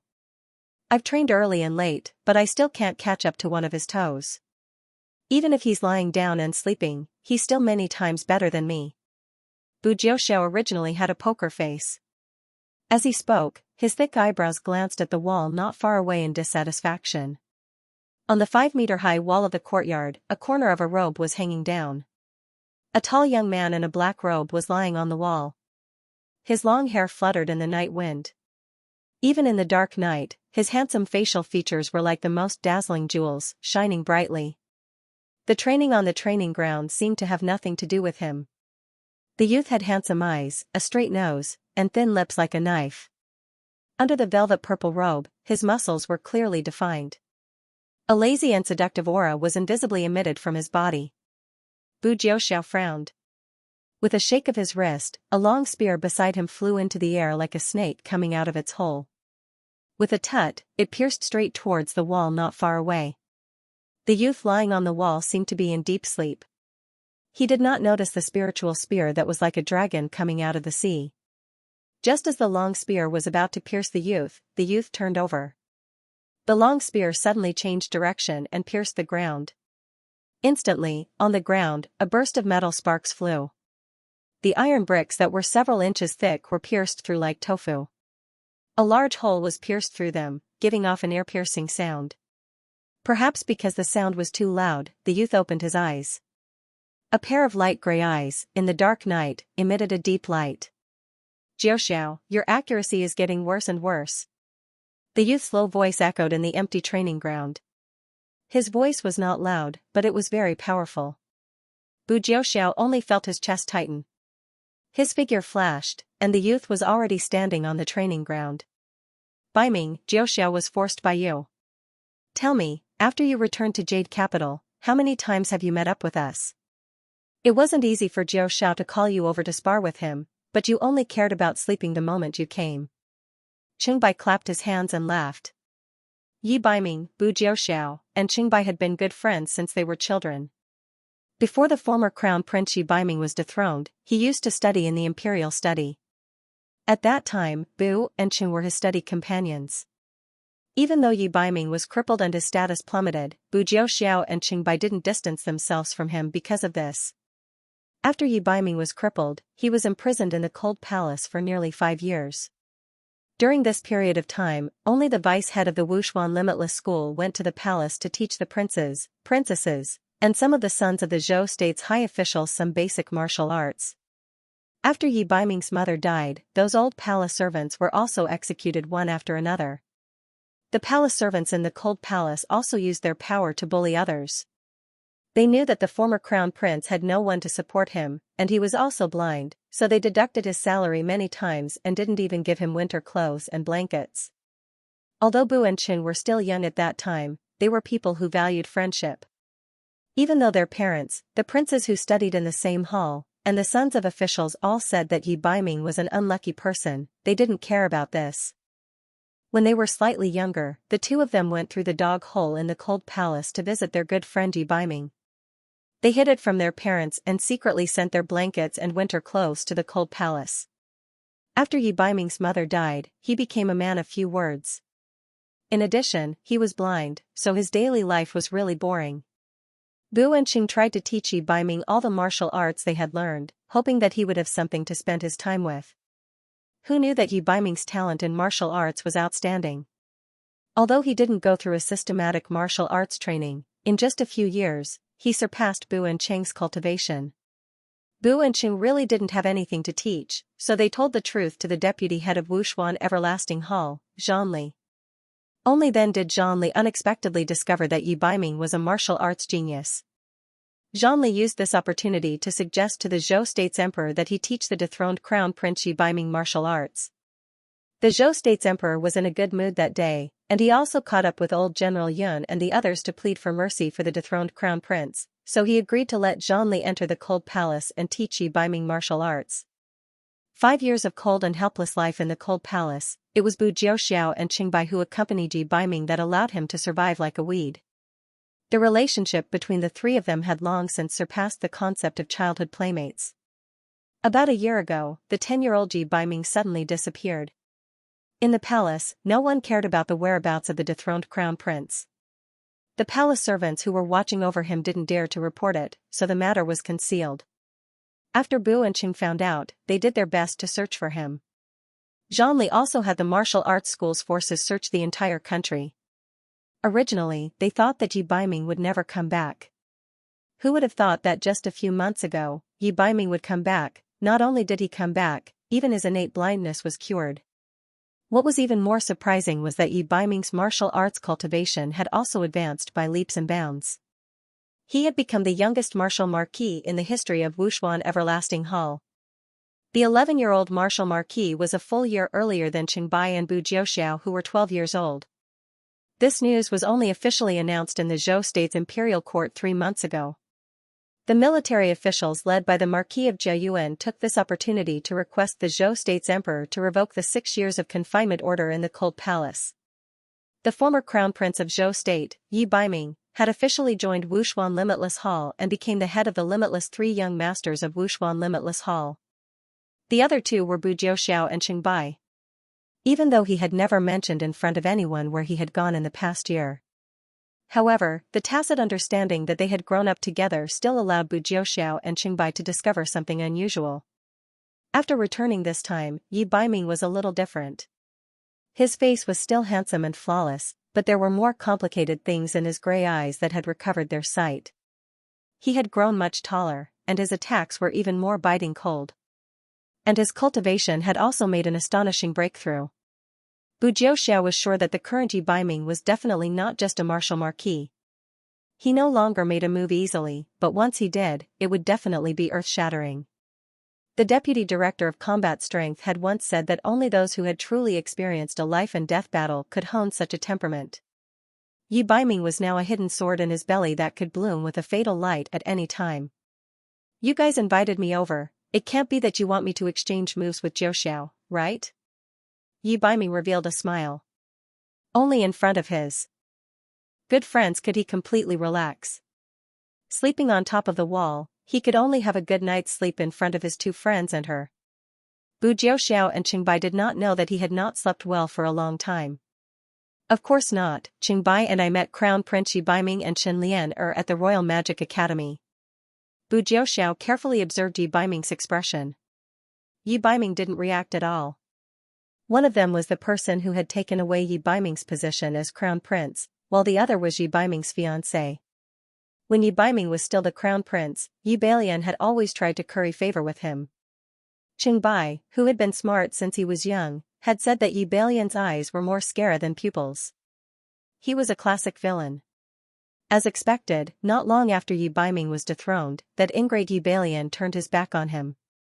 Not only did he personally get a eunuch to kill Yi Baiming's wet nurse, he even brought Chen Lianer to Yi Baiming to taunt him. Although Yi Baiming was young, he had grown up in a place like the palace. He had been blind since he was young, so he knew much more than the average person. He felt terrible at the time, but he didn't do anything. He just hid all the bitterness in his heart. Bu Jiuxiao and Qingbai also deliberately didn't mention them in front of him. This time, Bu Jiuxiao took the initiative to mention them. He wanted to see Yi Baiming's reaction. This time, after Yi Baiming came back, Bu Jiuxiao and Qingbai only felt that he had changed. That change was not only in his eyes, but also in Zhou State's emperor and crown prince Yi Balian. He didn't seem to care about them at all. Yi Baiming also knew about going to the Royal Magic Academy to observe. However, he had long heard that the Royal Magic Academy's strength was average. In addition, he had received news that Yi Balian would go, so he found an excuse to decline. Yi Baiming used a very casual tone, but Bu Jiuxiao and Qingbai felt a chill when they heard it. After Yi Baiming regained his sight, his gray eyes always flashed with a flirtatious light. No one could guess what he was thinking. After Yi Baiming came back, he took the initiative to ask for permission to move out of the palace. Within Zhou State, it was impossible to confer the title of prince if one did not have outstanding military achievements. Even if one was a prince, it was the same. Other than the crown prince, Yi Balian, who was favored by the emperor of Zhou State and had a courtyard in the Jade capital, the other princes did not have a residence in the city. Yi Baiming was temporarily staying in the dojo. After he left the palace, he asked his friends not to call him by his full name. He no longer had the aura of a member of the royal family. In the past year or so, he had been killing blood cloud beasts all over the place. His reputation had risen in Zhou State, and even the imperial city of Zhou State had begun to view him in a new light. However, he was still not given any official position by the dynasty. He was still a nosy prince. However, in the eyes of Bu Jiuxiao and Qingbai, this plain-clothed Yi Baiming was the real king of Zhou State. Even though they did not know why the imperial city of Zhou State would oppress Yi Baiming, who was the most outstanding of his sons, Bu Jiuxiao and Qingbai had already made up their minds to follow Yi Baiming for the rest of their lives. They're doing well. Come to think of it, I haven't seen them in years. Yi Baiming changed his tone to one of indifference. It was as if he was discussing whether they had eaten that night. They're doing very well. They're the president and vice president of the Labor Combat Association in a trashy school like the Royal Magic Academy. Qingbai was very sarcastic. However, he thought about it again. Hey, you don't care at all. That adulterous couple is so mushy in front of others. I can't stand it anymore. Then tell me, what are you doing in that trashy school? Don't tell me it's just to visit an old friend. Yi Baiming changed his tone to a teasing one. Even though they were both men, the two of them felt their hearts beat faster when they saw Yi Baiming smile. The 8 Wastelands divine tool will be unearthed in a few years. The vice president wants to find a few outstanding mages to accompany him. I don't know if that guy's head was kicked by a magical beast, but he actually wants to find suitable candidates in the Royal Magic Academy. Bu Jiuxiao and Qingbai originally only wanted to watch a show when they went to the Royal Magic Academy. After all, they were very clear about the teaching standards of the Royal Magic Academy. They were all hedonistic sons of rich parents. The news of the 8 Wastelands divine tool being unearthed was not considered a big secret in the Wushuan Everlasting School. The old master of the Wushuan Everlasting School was someone who did not care about anything. He was never seen from the beginning to the end of the year. The news of the 8 Wastelands divine tool was sent back by the old master in a letter. The vice president was in charge of the daily affairs of the school. He had already announced to everyone that as long as they had the ability, everyone would be qualified to search for the divine tool group. However, everyone knew that in the entire Wushuan Everlasting School, there were 3 people who would definitely be qualified. That was the Wuji 3 young masters, the golden triangle of the school, Yi, Bu, and Qing. Qingbai, pay attention to your words. The vice president must have his reasons for doing things. Also, the Royal Magic Academy is not as simple as you and ye think. The 3 selected exchange students cannot be underestimated. Bu Jiuxiao originally had the same thoughts as Qingbai. However, what happened that day at the Magic Academy had completely changed his view of her. Jiuxiao, the one you said cannot be underestimated, is it that little fatty who only knows how to defend, or that little girl who was lucky enough to concoct a high-grade magic potion, or that strange cloaked man? Qingbai grinned, revealing a mouthful of sparkling white teeth. Oh, looks like the 2 of you have gained quite a bit from this trip. Those 3 people are the exchange students that the vice president said would come to the Wuxuan Everlasting School to report after the annual break, right? Yi Baiming had long been used to the bickering style of communication between his 2 best friends. That's them. We still have to wait for another 2 months. I almost forgot that the annual break is about to begin. What are your plans for this year's break? Qingbai remembered that the winter was coming and Zhou State was also about to celebrate the new year. Zhou State's dojos and magic academies would have an annual break at the end of every year. The annual break lasted for 2 months. During these 2 months, most warriors and mages would return home to reunite with their families. Of course, there would also be some hard-working students who would arrange special training during these 2 months in order to raise their cultivation. I plan to make a trip to the south. There's a blood cloud beast in the south. Royal father sent me to kill it, Yi Baiming said indifferently. We'll go with you. Qingbai and Bu Jiuxiao said in unison. The annual break meant celebrating the new year. Zhou State's emperor had actually sent him to kill a blood cloud beast during the new year. He was truly a cold and heartless father. Yi Baiming didn't really care. His mother was already dead. To him, the annual break was just an empty title. Rather than staying in the Jade capital and being treated coldly, it would be better to travel to the south and gain some experience. Let me say this first, it's not for fun. It should be a high-grade magical beast. Yi Baiming narrowed his eyes.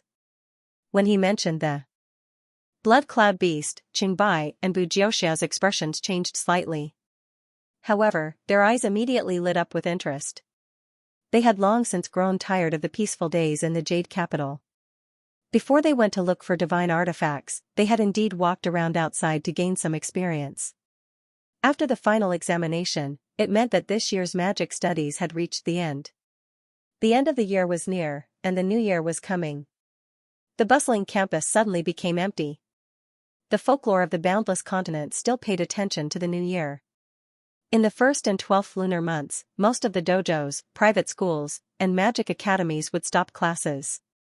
The Royal Magic Academy was no exception. Hua Qiq's death didn't attract anyone's attention. After the incident, her mother came to the academy to look for Hua Qiqi. After knowing that her daughter had been driven out of the academy, she fainted at the school gate. In the end, Gufeng couldn't bear it and secretly gave her some gold coins. Yunxing didn't object to this. Hua Qiq's family was innocent. Yunxing also specially asked Gufeng to ask if Hua Qiqi had made friends with some unknown people in private. Anton didn't have any impression and only said that her daughter hadn't returned home for many years. Last time, after her father broke his leg, she only asked someone to send some money home. She said that she found a job in a shop in the city, but Anton didn't know which shop it was. Seeing that he couldn't get anything out of her, Gufeng comforted her and promised to help Anton keep an eye on Hua Qiq's whereabouts before sending her back home. After Gufeng had received the 10,000 gold coins from Yunxing, his life improved a lot. He didn't send all of it home, saying that his parents had never seen so much money in their lives. He was afraid that his parents would worry about where the money came from. He still saved it for his younger siblings to study and start a family in the future. With Gufeng's help, Yunxing completed the last batch of herbs in the public herb field. The 3 of them also received the recommendation letter from the Academic Affairs Office. When spring came next year, the 3 of them could report to Wuxuan Everlasting School with the recommendation letter. Gufeng wanted to return home for the new year. Before leaving, he asked about Yunxing and Qi's arrangements. Yunxing wanted to go back to Huichun Hall to help, but Qi said the word gambling house, which was considered a reply. What a pity. I originally wanted to invite you to go home with me. Although my family is very poor, the village is very lively during the new year. Gufeng reluctantly bid farewell to the two of them. After Yunxing and Abandon sent Gufeng away, they parted ways at the gate of the school. Abandon went to the Wanlong casino in the city. As for Yunxing, she started to make her own plans. She did not return to the medical center immediately. Instead, she went back to the public student dormitory first. During the annual break, the entire dormitory was almost empty. Yunxing took out the skeleton of the berserk corpse cow from the beast language ring. After Yunxing's Shen pupil broke through to the second level, she could roughly tell the age of a magical beast. This set of berserk corpse cow's bones had reached 130 years old. It was a peak 4th rank magical beast that had yet to reach the 5th rank. Moreover, this set of bones was very complete. It could be said that it was perfectly collected. From the spine to the ribs, there was no damage at all. In this way, the magical elements and doqi in the bones were also very well preserved. If put on the market, it would be worth no less than 1,000 gold coins. After confirming the age of the beast, Yunxing was even more aware that Night Fox's strength was extremely strong. He casually gave away such a set of bones and he did not feel any heartache. Yunxing originally wanted to find Uncle Iron in Banana Leaf Village to help make a set of heart bone needles and scalpels. After all, the beast teeth of the golden rhino boar had been used many times and had been severely worn out. As a strict doctor, Yunxing understood the principle that if a worker wanted to use a good tool, he must first use a good tool.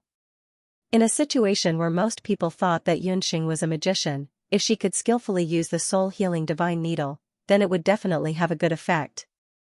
But what disappointed Yunxing was that after Uncle Iron looked at the set of bones, he embarrassedly said that he had no way to help Yunxing forge this set of bones. The bones of the Boundless Lands beasts, especially the high-grade ones, were much harder than the usual metal ores. The first scalpels of the golden rhino boar that Tai Gang forged for Yunxing were between the 2nd and 3rd rank beast bones. As long as it went through 100 hammers, it could be forged into a scalpels. But the berserk corpse cow was different. It could not be forged using normal forging hammers. It could only be refined using magical elements or doqi. Tai Gang was only an ordinary blacksmith and could not forge it. With no other choice, Yunxing could only store the 100-year beast bones in the beast language ring.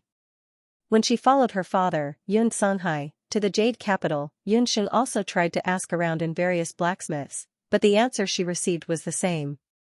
She had to find a magician or a warrior to forge it into a magic weapon or weapon.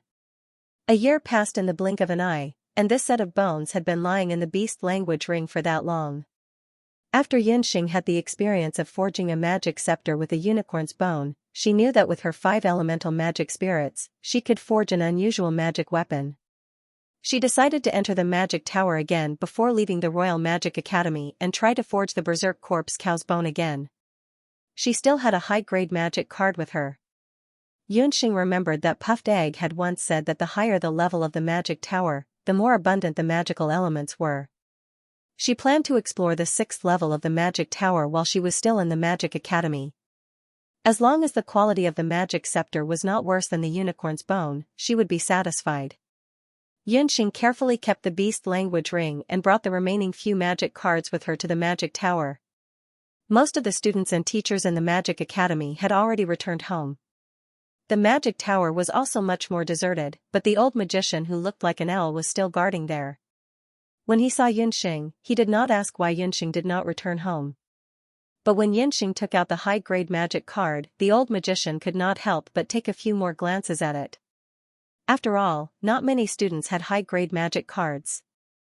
You are the beginner student who created the high-grade magic potion during the magic potion forging demonstration? This old magician looked like he did not care about worldly affairs, but he seemed to know everything that happened in the Magic Academy like the back of his hand. After confirming Yunxing's identity, the old magician did not make things difficult for her. 615 Magic Space. After the old magician handed over the magic crystal key, Yunxing thanked him. When she was about to go upstairs, the old magician suddenly called out to her, "Wait a moment, take this key with you."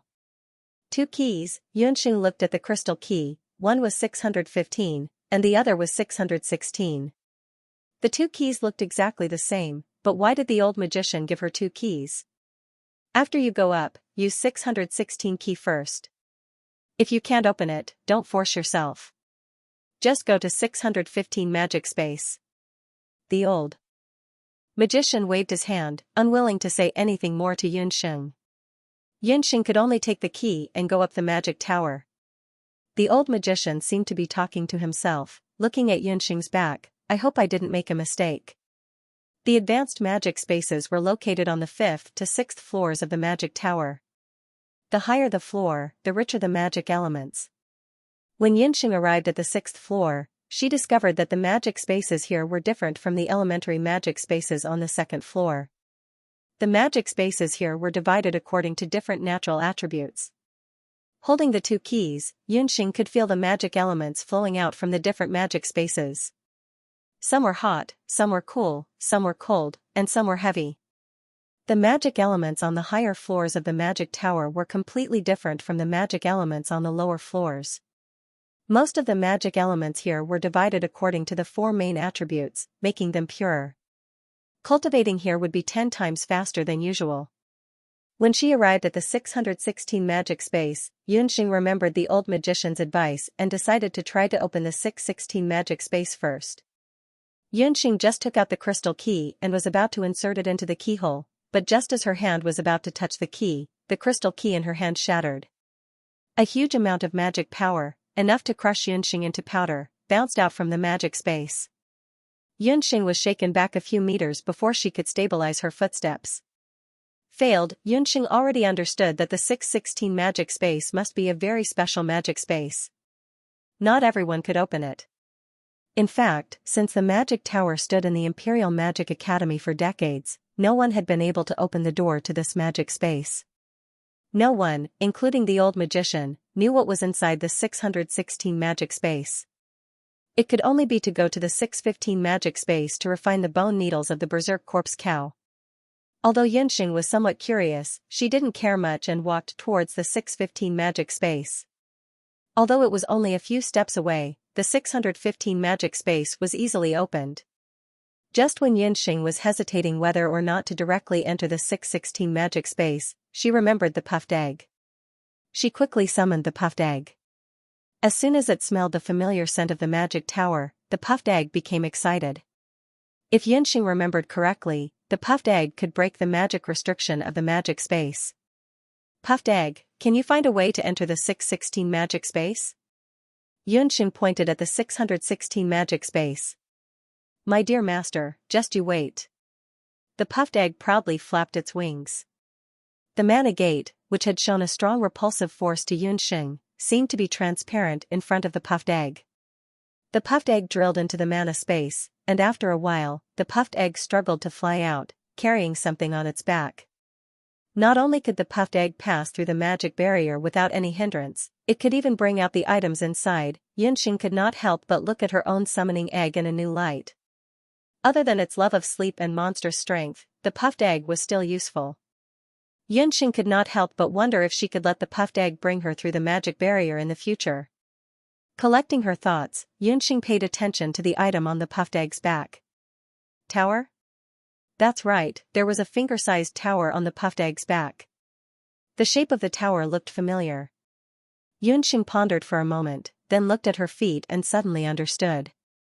The tower brought out from the 616 magic space was exactly the same as the magic tower in the Royal Magic Academy. It also had 6 floors, but the size was thousands of times smaller. The strangest thing was that although the tower was small, it was shockingly heavy. Even with the monstrous strength of the puffed egg, it could only barely drag it. Yunxing hurriedly let the puffed egg bring the tower into the 615 magic space. Only in the 615 magic space would it be safe enough. The puffed egg was exhausted. It was easy for it to pass through the magic barrier alone, but it was difficult to carry the tower. Seeing egg popping drooping its wings and looking like it was about to cry out in exhaustion, Yunxing found it funny. Okay. I'll bring you to find some delicious magical beast meat later. The puffed egg loved magical beast meat very much. It was still young and could only eat low-level magical beast meat. When it grew up, its requirements would be higher. Yunxing carefully looked at the tower in front of her. She originally thought that the tower was just a model made by a magician who had entered the 616 magic space for fun. However, upon closer inspection, she realized that the tower was exquisitely carved and the internal structure was exactly the same as the magic tower. At the bottom of the small tower, she saw the name of the tower, Exquisite Beast King Tower. Master, use your 5 elemental spirit to refine it. The puffed egg seemed to know the origin of the tower and urged Xianxia to refine it. Xianxia released her 5 elemental spirit. 5 different colored magical elements climbed up the small tower like 5 ropes. The small tower seemed to have realized that Xianxia wanted to refine it. The small tower, which was originally standing still, seemed to have been hit by fire. It jumped up and down, trying to escape from the 615 magic space. However, Xianxia was already prepared. Her elemental spirit enveloped the small tower. She and the tower seemed to be wrestling with each other, neither willing to let go first. Finally, the small tower's energy was exhausted. Xianxia's magical elements were like countless tentacles that drilled into the small tower and obtained information about the small tower. Xianxia found out that the Exquisite Beast Tower had a great origin. It and the Magic Tower in the Imperial Magic Academy were originally twin towers. One was the Exquisite Human Tower, which was used for human cultivation. The other was the Exquisite Beast Tower, which was used for magical beasts to cultivate. Xianxia had already refined the tower during the wrestling of magical elements. She also knew that the Exquisite Beast Tower had been turned into this pocket-sized tower by someone using a special method. The 616 magic space was the seal that had been made with a special method. This seal was extremely powerful. Even if a sky magus came, they might not be able to open it. No one expected that Xianxia's puffed egg would be able to break the magic barrier and pull the Exquisite Beast Tower out. The Exquisite Beast Tower's magic barrier was unintentionally broken because of this. Once the seal was broken, the Exquisite Beast Tower was refined by Xianxia using her elemental spirit. Its size could also be changed according to Xianxia's will. Puffed egg, you really did a great job this time. Xianxia had always wanted to bring Xiaohei into the magic tower to cultivate. However, she had always been wary of the old magician in the magic tower and did not succeed. With this Exquisite Beast Tower, it was equivalent to having a portable magic beast cultivation tower. It was a tower specially built for magical beasts. Xianxia could throw the puffed egg and Xiaohei into it. Xianxia tried to control the Exquisite Beast Tower. Big. The Exquisite Beast Tower was like a leek that had eaten the spring rain and immediately grew a little taller. As long as the conditions permitted, Xianxia could completely turn the Exquisite Beast Tower into the size of a magic tower. After happily shrinking the magic tower and putting it into the beast's beach ring, Xianxia did not forget about today's business, which was to refine a new set of bone needles and scalpels. After taking out the whole skeleton of the berserk corpse cow, Xianxia did not immediately start to refine the magic tool. Just now, when she was refining the Exquisite Beast Pagoda, Xianxia had consumed a little bit of magic power, but at the same time, she also had a new understanding of refining magic tools. In the Imperial Magic Academy's library, there were the most basic magic tool refining books. Xianxia had looked up the related books, and according to the methods in the books, when she was refining the unicorn bone magic scepter, she had used the magic element of a single element to refine it. But this time, she wanted to use the magic elements of multiple elements and try to refine this set of bones. The magic books did not record this kind of refining method, but it did not mean that Xianxia could not try it. After all, Xianxia was the only 5-element magician in the whole continent, other than Yi Baiming. Xianxia once again released her magic soul. The unique 5-color magic soul under Xianxia's meditation sparkled like a magic cloud. Xianxia tried to refine the berserk corpse cow's bones with the fire element that she was most proficient in. The gorgeous fire element rushed towards the berserk corpse cow's bones, but the strange thing was, the fire element did not immediately rush into the bones like when refining the unicorn bone magic scepter. Instead, it was rebounded. Then, as if the corpse cow's bones were alive, it stood up with creaking sounds. A scarlet mist shot out from its empty lair and shot towards Xianxia. It was a vicious counterattack. Xianxia did not expect that she would encounter such a dangerous situation in her second attempt to refine a magic tool. In the magic books, she had read about a similar refining phenomenon.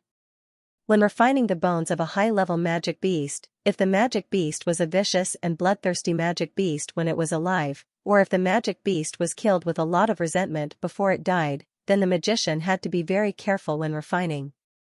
In addition to carefully arranging a defensive magic array, the magician also needed to have a high level of refining experience. But for Xianxia, who only had 2 refining experiences, she was completely unprepared. Surprised, Xianxia chanted an incantation and used the light wind technique, nimbly dodging the murderous aura. The soul stone on the magic scepter shone, and the intermediate spell, fire net, covered the struggling skeleton like a huge net, making it difficult for it to move. The fiery net burned the bones of the cow corpse, while a few earth thorns rose from the ground, nailing the bones to the ground. After using 3 types of magic in succession, Xianxia's magic elements were quickly depleted. She took out 2 bottles of meditation water and drank them. Fortunately, she had made preparations for this refinement and had made a few bottles of meditation water in advance. Under the effect of the meditation water, the magic elements in Xianxia's body that had been depleted quickly condensed. In addition to the abundant magic elements in the surroundings, Xianxia quickly recovered her magic. All kinds of magic elements poured into Xianxia's body like seawater. For a moment, Xianxia was like a huge black hole that devoured magic elements, and the magic elements in the surroundings were crazily swallowed by her body. Xianxia was quickly able to mobilize the magic elements again, and under the effect of several types of magic elements, the set of bones of the cow corpse also changed. The bones, which were originally the size of a calf, were dissolved and shattered by the magic elements, and then fused together again, finally turning into a ball of bone paste the size of a fist. Xianxia outlined the appearance of modern scalpels and golden needles in her mind, and the ball of bone paste transformed into the shape of a needle. After an hour of meditation, the magic elements were withdrawn, and Xianxia's hand had 4 needles. Unexpectedly, a complete set of bones of the berserk cow corpse could only be refined into 4 needles that were as thick as a cow's hair. The 4 needles, compared to the needles made by blacksmiths, were thinner and longer, and their colors were also very special. They were red, yellow, blue, and green respectively. The red needle was like a raging flame, and had a strong penetrating power, and was best used for attacking. The yellow needle had a steady aura of earth, and was best used for suturing wounds. The green needle was light and elegant, and was best used for acupuncture and moxibustion. The blue needle was flexible and long, and was best used for healing external wounds and stopping bleeding. When Xianxia was refining just now, she had integrated the magic of the 4 major attributes into the 4 needles. These 4 needles had now become the only set of magic needles on the continent that had magic and medical functions. Because of their transparent color and jade-like luster, Xianxia gave them the magic tool name of 4 Seasons glass needles. It seemed that she still needed to find suitable materials to refine the scalpels. Xianxia was satisfied as she put the needles back into the beast language ring. Then, she looked at the magic power space and found that the magic elements in the magic power space had been squandered by her. Xianxia's magic soul had also grown by 1/3 during the refining process just now. Xianxia found that whether it was refining magic tools or magic potions, it was very beneficial for the cultivation of the magic soul. Xianxia's magic soul control was now much stronger than the average great magician. She had also learned a kind of intermediate magic, and as long as she went to the temple for evaluation, she would officially be promoted to great magician. It seemed that if the 615 magic power space wanted to recover its original abundance of magic elements, it would at least have to wait for a while. Fortunately, it was now the annual break, and no one would come to the magic power tower to cultivate again. In the 615 magic power space, without the magic elements, Xianxia couldn't cultivate anymore. In order to avoid arousing the suspicion of the old magician guarding the magic power tower, she had to leave the magic power tower early. When she returned the key to the 616 magic power space to the old magician, he looked a little disappointed, but he didn't ask too much. It seemed that the Imperial Magic Academy vaguely knew that there was a treasure hidden in the magic power tower, but for many years, no one had been able to enter the 616 magic power space. The old magician would never know that the exquisite beast tower that had once made the continent's top summoners go crazy had already been taken away by Xianxia and Puffed Egg. Yunxing rushed back to the medical center. After greeting Dr. Fan, Yunxing went to the backyard to visit her father. In the magic array of dream cloud hibernation, an icy aura enveloped Xianxia, and her father looked a lot more haggard. Yunxing couldn't help but frown. Xianxia's current situation was very similar to that of a vegetable. Even if dream cloud hibernation could make him fall into a coma and not die, without the modern sense of nutrient solution, the human body's consumption would be very large, and all the organs in the body would be affected. If only I could find the immortal Holy Grail earlier, Yunxing secretly thought. After leaving her father's room, Yunxing went to find Xiaohe. Because the Imperial Magic Academy didn't allow pets, Yunxing sent Xiaohe back to the medical center after entering the academy. Dr. Fan's routine of working at sunrise and resting at sunrise almost caused Xiaohe to fall ill. Yunxing took out the exquisite Beast Tower and placed Xiaohe and Puff Egg into it. Then, she shrunk the magic power tower and stored it in the beast's speech ring. Cultivating in the exquisite Beast Tower could increase the cultivation speed of the two magical beasts by at least 5 to 10 times. She believed that it wouldn't be long before the two magical beasts had a breakthrough. In the next few days, because the end of the year was approaching, the medical center's business was booming. Relying on Yunxing and Dr. Fan, they were very busy. Yunxing took care of the medical center during the day, and meditated at night. Unknowingly, she had mastered the contents of the second intermediate magic scroll that teacher Meili had given her, the intermediate magic spell Earth Meld. On this day, Yunxing was busy in the medical center when she suddenly heard someone calling her name. Looking up, she saw a person standing outside the medical center. Outside the clinic stood a tall and burly woman. She was valiant and exuded a terrifying aura. That was the unique aura of a hunter. The patients who wanted to enter the clinic were so scared that they all stepped aside. Yunxing couldn't help but smile. The person who came was Mu Nanyan of the Huangting hunting squad. Mu Nanyan had a fiery personality. She came to look for Yunxing because she had just heard that Yunxing had passed the various examinations of the Royal Magic Academy with excellent results in the final examination. This also meant that Yunxing already had the ability to control beginner-level magic. It was also time for her to go with them to participate in the B-ranked hunting squad's examination.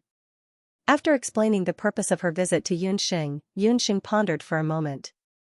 Dr. Fan, who was at the side, carefully asked about the cause and process of the matter. Unexpectedly, he didn't object to Yunxing going to participate in the hunting squad's advancement examination. Hunting is a job with real swords and spears, but it is also the best way to train people. Huangting is also a well-known hunting squad in the country. Going with them to gain experience is much better than going to the clinic to treat some trivial problems. Besides, it's the end of the year and the clinic will be closed for a while. Your father will be left to me. Don't worry and go. Dr. Fan understood Yunxing's talent and advised her to go with Mu Nanyan. If it wasn't for Dr. Fan's ordinary cultivation, he would have long wanted to go to the battlefield to become a battlefield doctor. In his opinion, brilliant medical skills needed to be comprehended and practiced by continuously treating high-risk patients. Yunxing was still young. It was not suitable for her to go to the battlefield directly. Going with Huangting's people, not only could she hone her courage and experience, but also improve her medical skills. That was the best thing to do.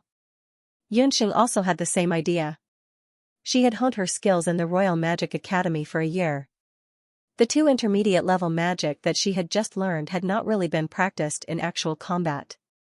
It was just right to take advantage of this hunting squad's examination to test the water. Yunxing didn't know that in the hearts of the few people in Huangting's hunting squad, they didn't want Yunxing to take action at all. Who asked her to be too young and was only a mage? Letting Yunxing go with them was just using her identity as a summoner. The three of them had already discussed it. If Yunxing was willing to go to the examination site, she would be the key target of protection. They must ensure that not a drop of water would not leak. Yunxing packed her luggage and prepared some medicinal herbs and magic potions. Before leaving, she didn't forget to say goodbye to her father, Xianxia's father. Father, forgive Xing'er for not being able to spend the new year with you. However, Xing'er will be a member of the B-grade hunting squad. In the south of Zhou State, you have told Xing'er about the local conditions and customs in the south. Sheng'er will go this time. Knowing that her father wouldn't hear her words, Yunxing still quietly said in her father's ear. After she personally performed a dreamy cloud eye sleep, she wiped her father's face. Only then did she go with Mu Nanyan to Wenren Manor to meet up with the other two people. Yun Songhai, who was inside the dreamy cloud eye sleep magic array, still had a layer of frost on his face and was silent. As the new year approached, the weather in Yujing City also became cold. The lush trees on both sides of the street also gradually withered, and yellow leaves fell to the ground. A few days ago, it had just snowed. Fortunately, Yunxing and Mu Nanyan's physical qualities were extraordinary. At this moment, they were both wearing a single layer of clothing. Wenren Manor, which hadn't been here for more than half a year, also had a festive new year at this moment. Under the pure white snow, the red lanterns swayed unceasingly under the northern wind. Under the command of the old housekeeper, the servants had also renovated the manor from top to bottom. Wenren was still the same as before. When she saw Yunxing, she didn't forget to rub Yunxing's head, causing Yunxing to dodge incessantly. After the new year, Yunxing would be 7 years old. During this year, she had also grown a lot taller. However, on the outside, she still looked like a harmless little loli. This was also what made Yunxing the most depressed. Just imagine an adult in her 20s who was almost 30 years old being treated like a little girl. No one would be happy about it. Little girl, you are quite impressive. I thought that you would need to stay at the Imperial Magic Academy for at least 3 to 5 years before you could grasp elementary magic. I didn't expect you to be familiar with all kinds of elementary magic so quickly. This way, you are qualified to go with us to Mount Daoi to participate in the assessment for the promotion of the hunting team. Wenren chuckled. Her tone was extremely similar to that of a human trafficker who abducted children. Wenren couldn't help beaming with joy when she recalled the scene of her showing off her skills in the assessment field. Yunxing secretly thought that if Wenren knew that she had also refined a high-grade magic potion, she wondered how shocked he would be. Of course, it was better not to talk about this matter. But the new year is approaching. Don't Brother Wenren and the others need to stay at home? Yunxing knew that the customs of the mainland had always been particular about traditions. We are hunters. What new year is there to be concerned about? Boss is teaching in the Magic Academy. For half a year, he can't go on a team mission. Mu Nanyan and I are so bored that we are going to go moldy. Let me tell you, the hunter assessment is very exciting. You can see whether or not you are an expert. You will be joining Wuxuan Wuji School next year. It is good for you to get used to it early. As far as I know, there are a lot of warriors roaming around Mount Daoi. Wenren mouth was quite powerful. She could make the dead sound alive. Wenren and Mu Nanyan really didn't take any hunting missions for the past half a year. It wasn't that the two were lazy, but because their strength was now at the peak of sea level. Accepting a sea level hunting mission wasn't challenging at all. But they weren't qualified to accept a B-level mission. Therefore, the two simply didn't go on a mission. It was also because they were really bored and because they knew that Yunxing's magic had improved that Mu Nanyan took the initiative to go to the medical hall to ask for her. Unexpectedly, Yunxing didn't show the slightest bit of timidity and directly agreed. This also made Wenren and Mu Nanyan have a better impression of Yunxing. After a while, Fengque also rushed over. Knowing that Yunxing agreed to participate in the assessment, Fengque's big mouth opened wide. To be honest, he had wanted to encourage Yunxing to participate in the mercenary assessment for a long time. After all, he had always wanted to upgrade his hunting team. It was just that he was Yunxing's mentor. Encouraging a 7-year-old student to participate in the mercenary assessment felt a little too much. But after his observation over the past year, Yunxing's wisdom was far more mature than the average child, even compared to his two impetuous teammates. If they brought her along, it was still unknown who would cause trouble for whom.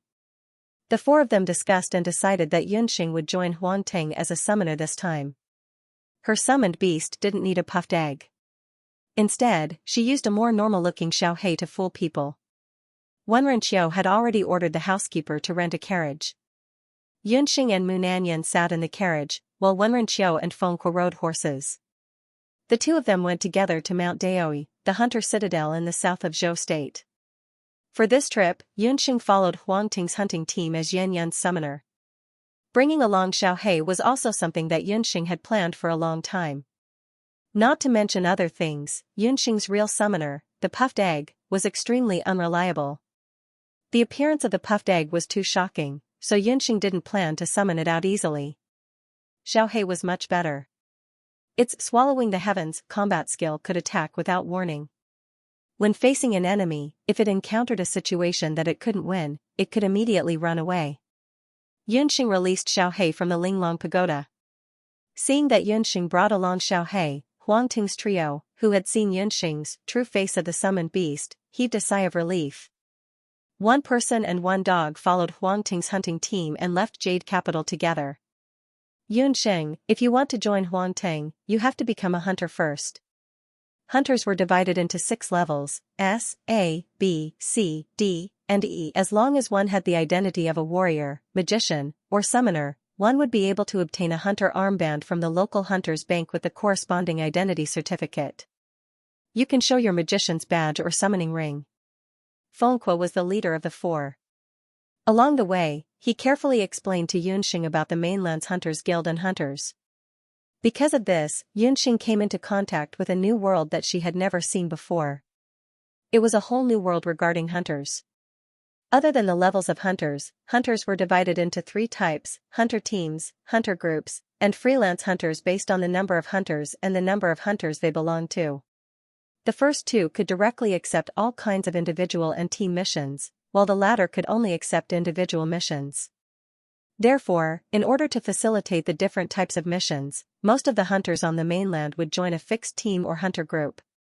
The hunter team was also divided into 6 levels, S, A, B, C, D, and E.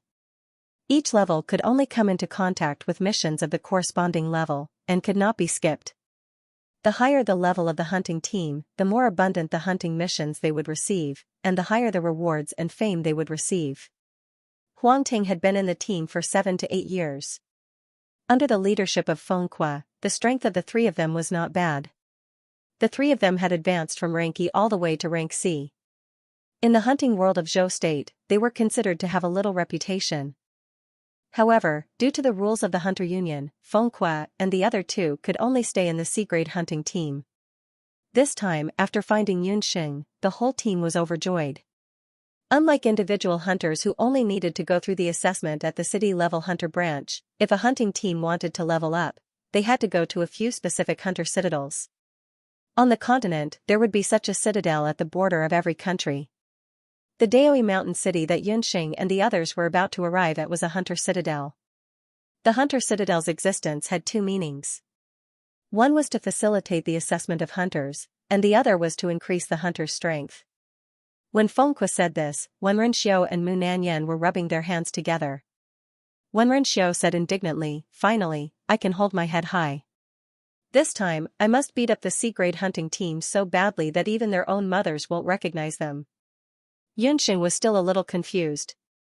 Weren't they here to take part in the assessment? Why did it sound like they were here to fight? It didn't take long for Yunxing to understand what Wenrenxiu meant. Zhou State was vast. Its area was about the same size as Yunxing's modern motherland, Country Z. The terrain in the country was also very diverse. After passing through many steep mountains, a sky-blue stone oval-shaped building appeared in front of him. When she saw the building, Yunxing realized that the so-called Hunter Citadel wasn't a real city. It was a huge gymnasium-like building. "Boss Feng, this is Daoi Mountain City? It looks like an arena?" Yunxing was sure that this was an arena. The arena was very similar to the ancient Roman Colosseum. It was huge, about half the size of Yujing City. It was bigger than any modern sports stadium that Yunxing had ever seen. Little Xing's experience is not bad. This is an arena. Zhou State's a loud arena.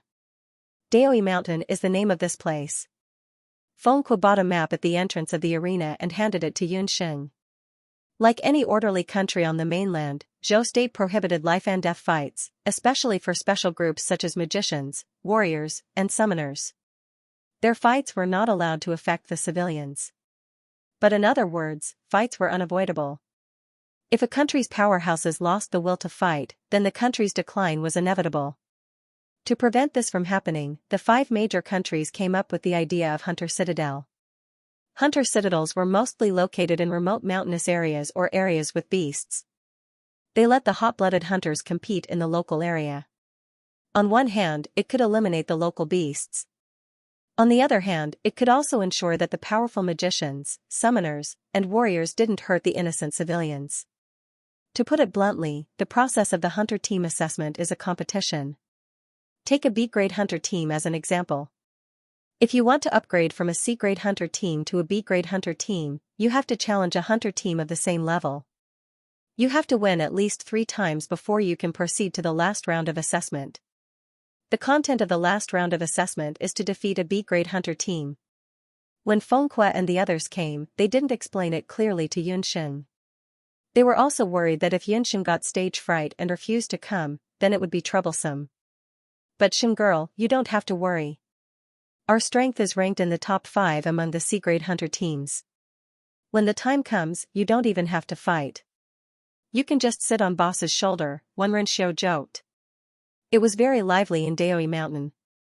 With Yunxing's small arms and legs, she would be drowned by those tall and strong hunters if she wasn't careful.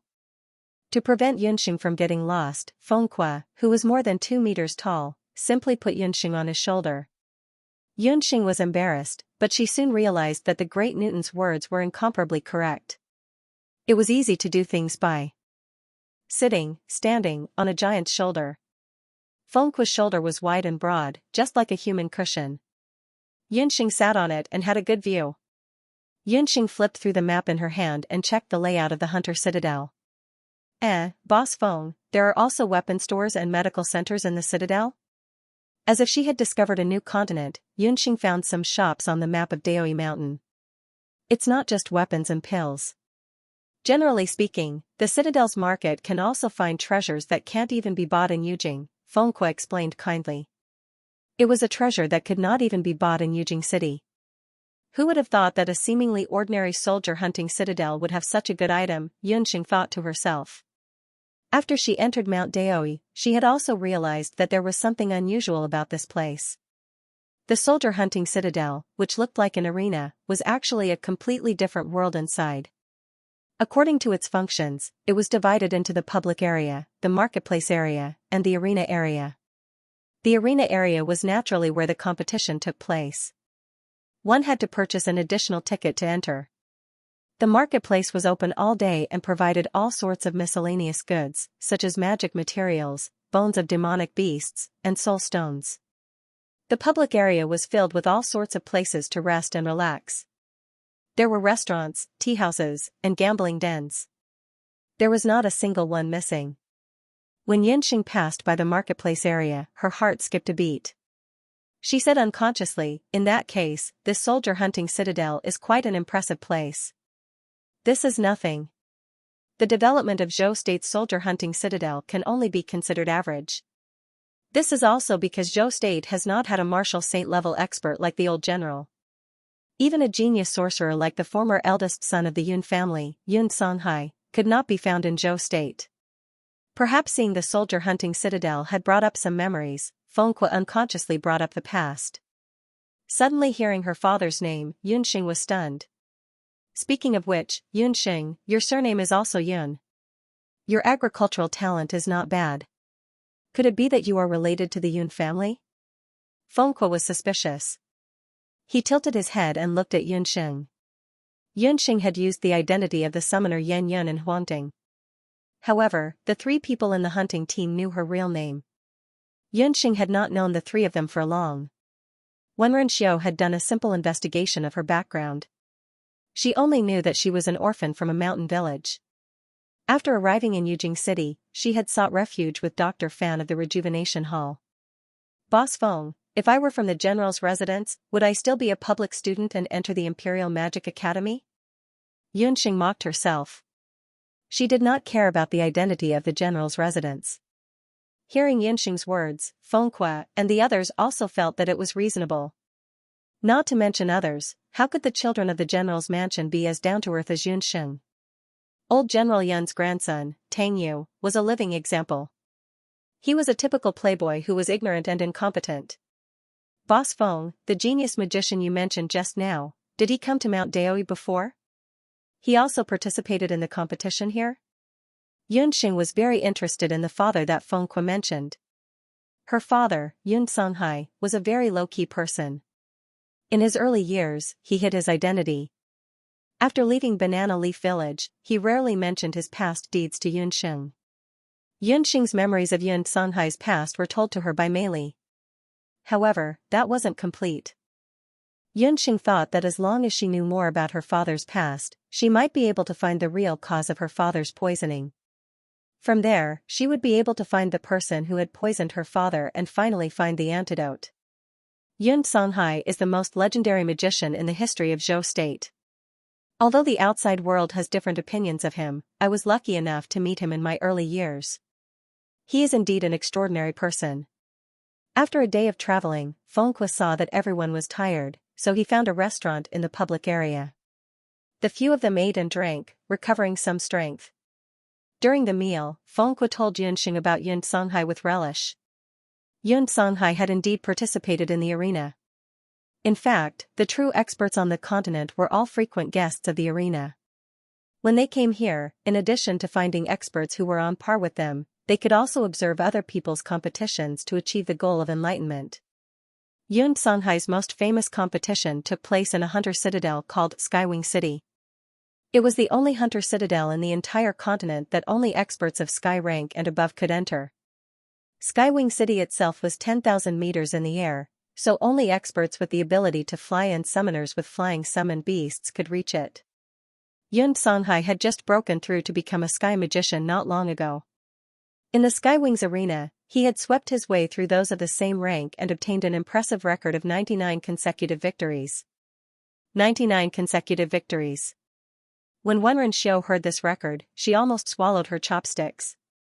Every hunter on the continent had heard of the name Skywings Hunter Citadel, but only less than 1 in 100,000 experts were qualified to enter Skywings. Only those who had entered Heaven's Wings would know how difficult it was to obtain a victory there. That was because in Skywings, not only did they have to fight people, they also had to fight beasts. There, the ticket price for a competition was as high as 10,000 imperial purple gold coins. The arena would first capture a batch of magical beasts with strength close to commander rank and imprison them for a month. Only when their stomachs were rumbling with hunger would the magical beasts and competitors be allowed to compete in the arena. One could only imagine the terrifying strength of a lord rank or even a domain rank magical beast king. Under such circumstances, Yun Songhai was still able to maintain such a perfect victory record. This made Yunxing, who was always calm, couldn't help but feel the blood in his entire body surge. That was her, Yunxing's father, the high-spirited Yun Songhai at his peak. Did Yun Songhai obtain 100 consecutive victories in the end? Even Mu Nanyan stopped and listened to Feng Kui speak of the final result. In the arena, if one obtained 100 consecutive victories, they would obtain a Soldier Elite Recruitment Order that was recognized by the Hunter Union. A Soldier Elite Recruitment Order meant that the owner of the order could obtain the Hunter Union's unconditional and unlimited help. Only the hunters knew the importance of this Soldier Elite Recruitment Order. It could be as small as saving a life or as big as attacking a country. Unfortunately, during Yun Songhai's 100th match, he met a female summoner who was participating in a competition for the first time. In just a quarter of an hour, Yun Songhai was defeated, Feng Kui said slowly. He had not seen that match, but the results of the match were widely known in every hunter citadel. Lost to a female summoner? Could the opponent be an expert from the Zhou state? Wenren Xiu wrung her hands and did not forget to gossip about the appearance of the female summoner. No, the opponent was a freelance summoner with no background. No one knew her appearance or age.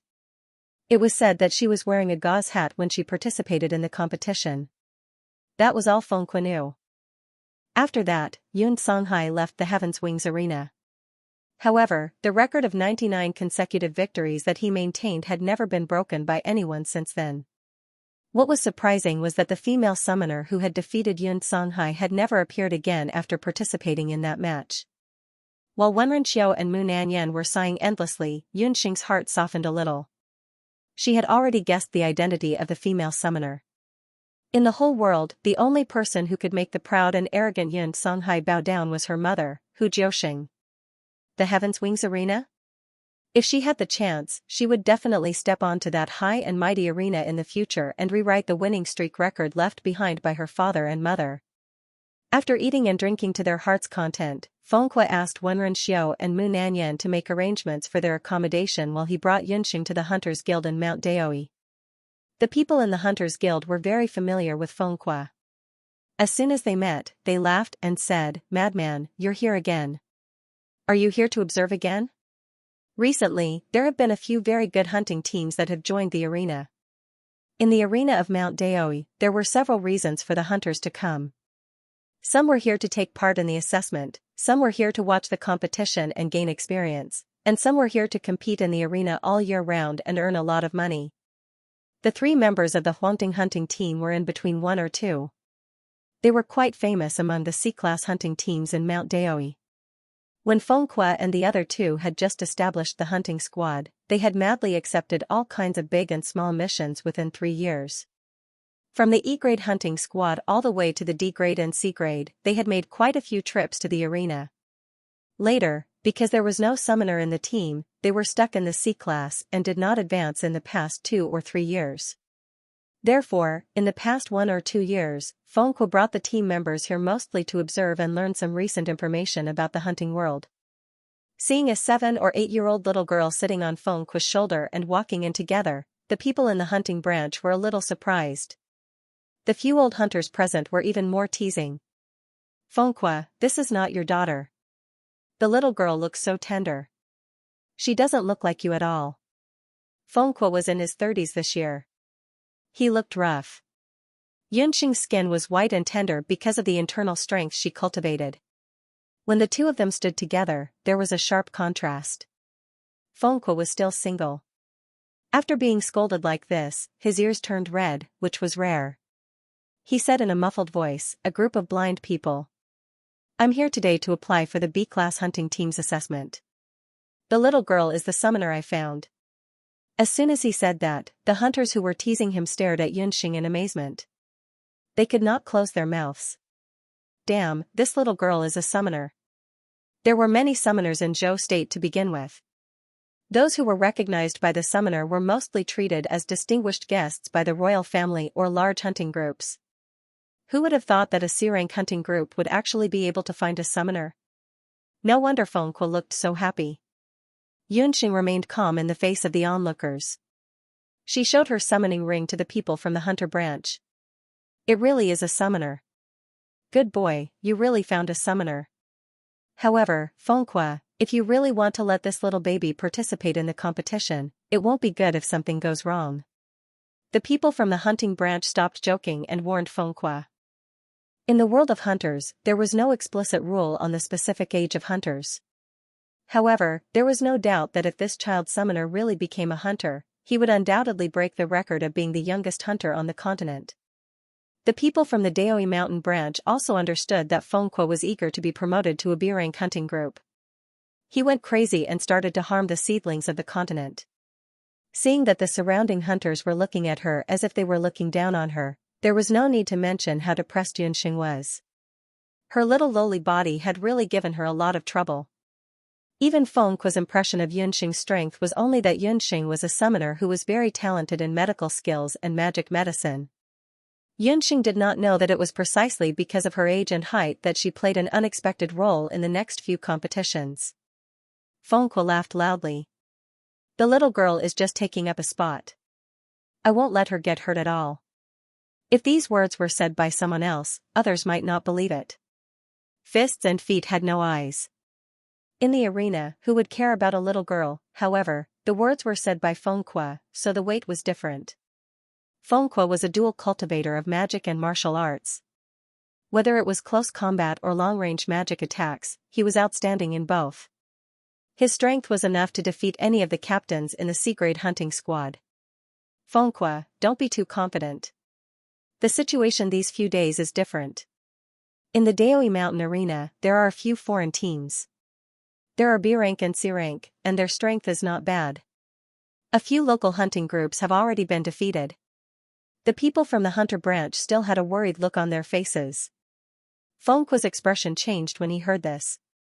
Usually, due to the region, the number of local hunters in each hunter citadel was the highest. However, in the past few years, in order to watch the competition, there was a new competition mode between the citadel and the citadel, which was competitive hunters. Most of these hunters were aggressive and liked to challenge each other in different arenas so that they could gain more fame and win more prizes. A group of hunters had come to the Daoi Mountain Citadel a while ago. They came from a few other vassal states and had already created many winning streaks in the arena. When this matter was mentioned, the hunters in the hunter branch all had angry looks on their faces. Although there was competition between hunting groups, that was a matter between the hunters of Zhou State. If they were defeated by the hunters of other countries, it would be a loss of face for Zhou State. Why didn't the other hunting regiments appear when such a thing happened? Feng Kuo also frowned when he heard this. He was also a hot-blooded person. When he encountered such a thing, he naturally couldn't stand it. Zhou State also had a few A-rank hunting regiments. The hunters inside should be able to teach these blind hunters of other countries a lesson. Those challenging hunting teams from other countries are all B-rank and C-rank hunting teams. It's not easy for the A-rank hunting regiments to make a move. The people from the hunter branch side. If the news of the high-level hunters suppressing the hunters of other countries spread, the reputation of the hunters of Zhou State would be ruined. When Feng Kuo heard this, he also fell silent.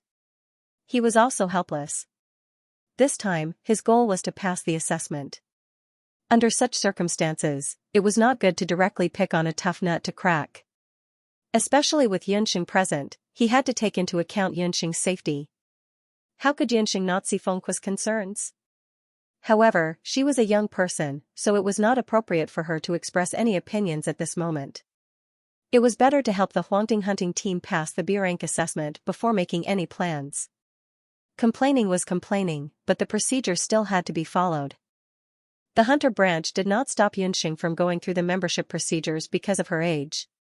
After filling in a place of origin, name, and information about the hunter branch quickly made a hunter badge for Yunxing. It was marked E on it. This symbolized that Yunxing had officially become an E-rank hunter. Boss Feng, I want to go to the market alone to take a look. After Yunxing and Feng Kuo walked out of the hunter branch, Yunxing took the initiative to take a look at the market with Xiaohei. The market in Inaba Mountain was near the hunter branch. That's good too. It's almost the new year, so the market must be very lively.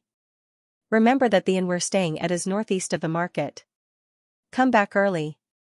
Feng Kuo was not worried that Yunxing would encounter any trouble in the city. No one would dare to cause trouble in the hunter branch's citadel. The strength of the citadel's patrol team was very shocking. Yunxing agreed, then took Xiaohei and ran to the market as if they were flying. Feng Kuo was deep in thought. He decided that after returning to the inn, he would talk to Wenren Xiao and Mu Nanyan about the hunters of other countries. Mount Daoi was the largest hunter citadel in the southern border of Zhou State.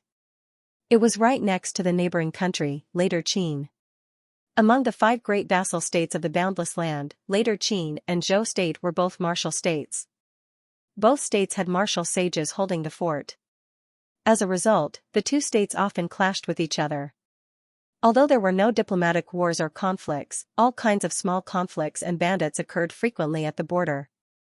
In order to stabilize the border, the hunter citadel came into being. On one hand, the hunters accepted all kinds of missions to suppress bandits.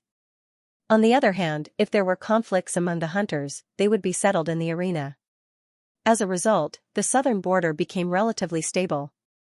However, at the same time, there was an unavoidable consequence. Neither Zhou State nor later Qin interfered with the management of the hunter citadel. In front of the bloodthirsty and warlike hunters, the soldiers and border guards could only turn a blind eye. The security of the hunter citadel was completely controlled by the hunter citadel's guards organized by the hunter citadel. Yunxing bade farewell to Feng Kuo and brought Xiaohei to the market. Along the way, they met many hunters and merchants from later Qin. One could tell at a glance whether they were from later Qin or not. The citizens of Zhou State were similar to the Asian countries like Country Z where Yunxing was from in her previous life. They all had yellow skin, black hair, and were of average build. Later Qin people were closer to the people of northern Caucasus. They had brown hair, blue eyes, a high nose bridge, tall build, fair skin, and deep facial features. After Yunxing entered the market, she immediately put on the illusion earring to hide her appearance. She still had 10,000 gold coins that she won from the Wanlong gambling house. Together with the money she earned from selling medicine, she had some savings. When she passed by a magic scroll shop, Yunxing walked in to see if there were any magic scrolls that she could learn. Yunxing planned to return to the Jade Capital to raise her level as a sorcerer after helping Fengqua and the others complete the Hunter Team assessment. She had already learned Fire Element Intermediate Magic and Earth Element Magic. If it was possible, she wanted to learn Wind Element and Water Element Intermediate Magic as well. The layout of the magic scroll shop was very similar to that of a normal bookstore. However, the bookshelves were filled with magic scrolls made of different animal skins. Seeing that a customer had arrived, a magician came forward to welcome her. Looking at the badge on his chest, he was an archmage. After hearing that Yunxing wanted to buy water and wind intermediate magic scrolls, the magician couldn't help but take a few more glances at Yunxing. Even with the illusion earrings, it wasn't hard to tell that she was a young, new magician just by listening to her voice and the magician's badge on her. Esteemed customer, the price of magic scrolls are not cheap. Just a scroll that has the ability to confuse water magic, Eye of Fog, costs as much as 9,000 gold coins. The scroll shop owner kindly reminded Yunxing. He saw that although Yunxing was young, her speech was very steady. Furthermore, there was a small dog beside her. That small dog wasn't an ordinary beast, but a battle pet. To be able to raise a battle pet, she must have some background. 9,000 gold coins, this price truly shocked Yunxing. Originally, she had thought that she was already a rich woman.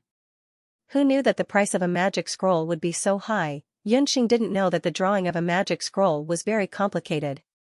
It required the skin of a magic beast that was mid-level or above, special beast blood, and a special method to refine it. Naturally, the price was not cheap. Then I'll take a water magic scroll. It's best if it's a water magic that has a certain level of defense. Yunxing had no choice but to settle for the second best. She had already received the blessing of the wind spirit. In terms of movement and evasion, there wasn't much of a problem. Yunxing had occasionally heard her tutor mention the cultivation of a multi-elemental magic soul in magic classes. It emphasized balance and couldn't deviate from any one element. Otherwise, the overall strength of a magician would be like a wooden barrel with a missing board. They would always be half-baked. However, although cultivating a multi-elemental magic sounded easy, it was actually very difficult to put it into practice. This was also why, although a magician with a multi-elemental magic soul had an innate advantage, most of them would specialize in one element. Currently, among Yunxing's 5 main elements, fire magic was the strongest, followed by the dark thorns that she had just learned. After that, it was earth magic and wind magic. Water magic was the weakest. However, Yunxing didn't want to buy the Eye of Fog that had the ability to confuse enemies. Because she already had Xiaohei. Xiaohei's swallowing the sky battle technique caused the entire screen to turn black. It was much more effective than the Eye of Fog. Or you can use Blizzard Sky. That's a large-scale attack mid-level water magic. The scroll owner still enthusiastically recommended. Yunxing still shook her head. A large-scale attack spell sounded very cool. However, with her current magical power, she was afraid that her magical power would be depleted after just one use. When facing an enemy, she wouldn't have time to use meditation water to recover. In the end, Yunxing chose a mid-level spell called Water Binding. This mid-level spell could transform water magic elements into a snake-like magical vapor to restrict the movements of the enemy. The scroll for the mid-level spell Water Binding costs 10,000 gold coins. If you buy it now, I can give you a discount. 9,500 gold coins will do.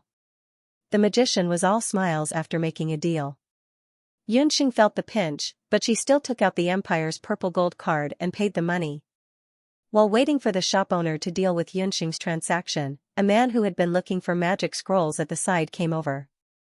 He opened his mouth and asked, "Boss, are you buying magic scrolls?" The shop owner raised his head and glanced at him. This man wasn't a magician.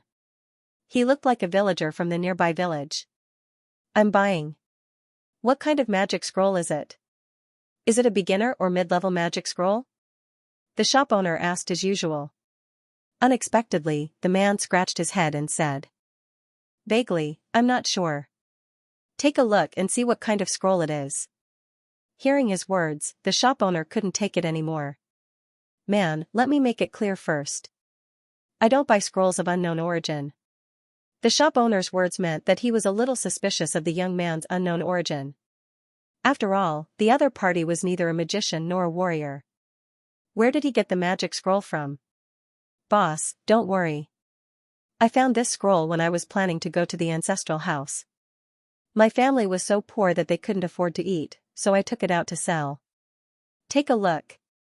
The man said and stuffed the magic scroll into the shop owner's hands. Xianxia took back the Empire's purple gold card and wasn't in a hurry to leave.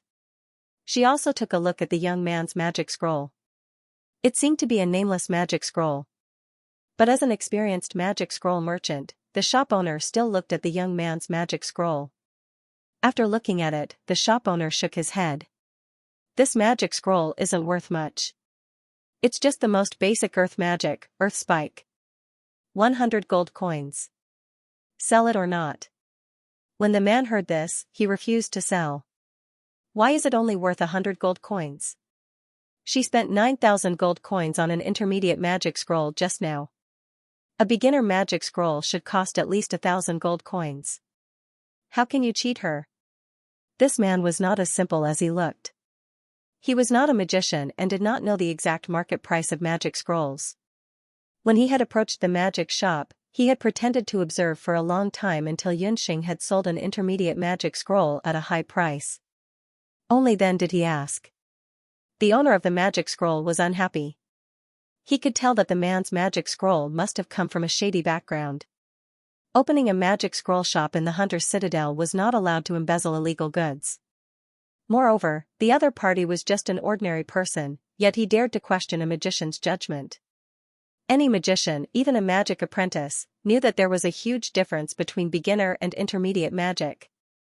To advance from a magic apprentice to a magician's servant, one only needed to apply to join a temple and they could learn beginner magic under the guidance of the temple's high priest. The magic scroll that the man brought over was made of the worst quality animal skin, and it indeed recorded earth spikes. The second beginner magic that Xianxia learned was earth spikes. This kind of basic beginner magic was not expensive to begin with. 100 gold coins was already very fair. Go, go, go. If you don't want to sell it, then get out. Don't interfere with my business. Seeing the boss's disdainful expression, the young man was annoyed. However, no matter how angry he was, he did not dare to challenge a magician. He grabbed the magic scroll and stormed out of the magic scroll shop in a huff. Xianxia saw this and quickly followed him out. When they reached a secluded area, the man heard someone following behind him and became alert. It's you. Why are you following me? The man turned around and saw that it was the spendthrift little girl from the shop just now. He knew that Xianxia had a lot of money on her and could not help but have evil intentions. He wanted to take the opportunity to rob Xianxia, but at this moment, Xianxia calmly took out her magic scepter and pointed it at him. He could only give up on the idea. Brother, can you let me take a look at your magic scroll? Xianxia had seen the magic scroll at the counter just now. She didn't know why, but she had a feeling that this coarse-looking magic scroll wasn't as simple as the scroll shop owner had said. Seeing that the other party was interested in his magic scroll, the man hurriedly took out a magic scroll and said, "That shop owner's taste is too bad. This scroll must be something good. I spent a lot of effort to get it." Xianxia opened the magic scroll and looked at it. At first glance, it seemed that the magic scroll shop owner's judgment was correct. It was the skin of the lowest grade of magical beast, and it was impossible for it to be used to record any high-level magic. The beast blood on it had long dried up and faded. Xianxia touched the magic scroll with her finger, and a golden light flashed through her pitch-black eyes. A weak, almost imperceptible mana leaked out from the magic scroll. Xianxia felt that this feeling was somewhat familiar. This was the mana of darkness. How could a magic scroll have the mana of darkness? Xianxia thought to herself, but she was sure that this magic scroll, at least on the surface, was the most basic earth spike magic scroll. How is it? This is definitely something good. It has at least a few hundred years of history. Look, the animal skin is still in good condition. It hasn't been weathered, and the writing on it is still quite clear. The man saw some hope from Yunxing's reaction. Uncle, this is indeed the most basic magic scroll. The magic recorded on it isn't very valuable, but this scroll has a very long history. My father likes to collect ancient things. If you are willing, I can buy this scroll for 200 gold coins. Yunxing didn't show too much excitement. As she spoke, she glanced at the man in front of her again. At the same time, she quietly activated the dark magic soul in her body. Once the dark magic soul was activated, Yunxing's perception of the mana of darkness greatly increased. As she expected, she quickly sensed a large amount of mana of darkness from the man's body. It wasn't a good thing for an ordinary person to have the mana of darkness on them. He either received a curse from a dark magician, or he believed in some dark demonic god. It was very clear that the man in front of her couldn't believe in any dark demonic god. Then there was only one possibility left. He received a curse from a dark magician. Yunxing looked at the bottom of his feet. There was still some golden, wet soil. This kind of soil was most commonly seen on the continent's tombs. Yunxing finally understood why she felt the mana of darkness on a magic scroll. Grave robber. The man in front of her who was selling the magic scroll was definitely a grave robber. It was very likely that he had robbed the grave of a former dark magician and obtained this magic scroll. Yunxing's guess was right. This man in shabby clothes was really a grave robber. He specialized in digging and robbing all kinds of graves in the border areas where the border guards were weak. Just the day before yesterday, he accidentally found a tomb. The tomb looked quite large, but the infuriating thing was that there was nothing valuable in it. There was only a piece of paper that looked like waste paper. In the line of grave robbers, it was taboo to return empty-handed. He had no choice but to take out that magic scroll. Later on, a fellow with good eyesight said that it was a magic scroll and that it could be sold for a lot of money in the market of Hunter Citadel. He took the magic scroll and went to Mount Daoi. He spent a lot of money on the way here. He thought that it was useless to bring the magic scroll back. 200 gold coins was double the price. 200 gold coins it is. The grave robber sighed and handed the magic scroll to Yunxing. Uncle, if you have time, go to the temple and pray for blessings. You should wash your hands of the business you're doing as soon as possible. Otherwise, if one person suffers, 3 generations will suffer. Yunxing calmly reminded the grave robber after she received the magic scroll. Then, she cast the levitation spell and left. Although tomb raiding was a crime against good karma, it was not a crime that deserved death. The only place that could remove dark magic was the Temple of Dharma. That was all she could do to help. The grave robber who was counting the gold coins was stunned. Could it be that this little girl had guessed his identity? He was about to ask when he looked around. The little girl was nowhere to be seen. Could it be that he had seen a ghost? The grave robber was so shocked that the gold coins fell to the ground. After a while, he remembered Yunxing's words. He picked up the gold coins and ran towards the temple in the city. After Yunxing obtained the magic scroll, she was not in the mood to stay in the market any longer. She returned to the inn where Huang Ting was. With Wen Renqiu, who loved to enjoy life, the room in the inn was very comfortable. Yunxing opened the magic scroll. She thought for a moment, then took out a bottle of meditation water and poured it on the magic scroll. If any magic apothecary on the continent were to see this, they would surely curse Yunxing endlessly. The precious meditation water was actually wasted like this. Yunxing used the meditation water because she remembered that there was a special herb called withered butterfly vine in the meditation water. This herb had an ingredient that could melt the blood of beasts. She suspected that this magic scroll was the legendary Axis scroll. In the magician's world, magic scrolls were the most important tool for learning magic. There were also so-called official magic scrolls and civilian magic scrolls. The so-called official magic scrolls were produced by the temple or the country. The civilian magic scrolls were produced by some magicians. Most of them did not have a specific production method, and one of them was called Axis scroll. It was said that the earliest Axis scroll was invented by dark magicians. In order to pass down dark magic without being discovered by the temple or the country, they used the appearance of ordinary magic scrolls to hide some of the magic inside. Previously, Yunxing could not see through this magic scroll with her Shenong eye, but she could see that this magic scroll's animal skin was not simple. It was actually a 100-year-old beast skin that had been tie-dyed with a special technique. From the outside, it looked like the coarsest magic beast skin. It was also because of its appearance that the magic scroll shop owner missed it. Otherwise, even if this Axis scroll really did contain dark magic, the scroll shop owner could sell it privately to some magicians who had a special interest in dark magic. The price would not be low. Think about it, how could a 100-year-old beast hide only record a beginner-level spell like Earth Spike? A layer of white powder floated on the surface of the magic scroll that was dipped in eagle-eye grass. The magic beast blood had also melted. A brand new piece of animal skin was revealed from the tattered animal skin. As expected, a new type of magic was recorded on it. That magic was not dark magic. Disguise magic? Yunxing read the magic runes on it and found that it was a strange magic that she had never heard of on the continent. It didn't belong to any magic attribute that Yunxing knew, but its function was very magical. According to the mage who made this magic scroll, he himself was a wind elemental mage. Once, he accidentally discovered this kind of magical magic.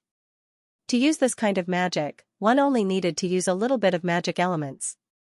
The principle of this magic was similar to Yunxing's illusion ear studs. They were both used to hide one's true appearance, but it was much more useful than the illusion ear studs. It could allow the user to transform into a man, woman, old, or young at will. Even the clothes and voice could be changed accordingly. It was too magical. This was Yunxing's first impression when she saw the disguise magic. In Yunxing's opinion, this spell was much more practical than intermediate spells such as Misty Eyes. It was a must-have spell for killing and robbing. However, there was also a record at the back of the magic scroll.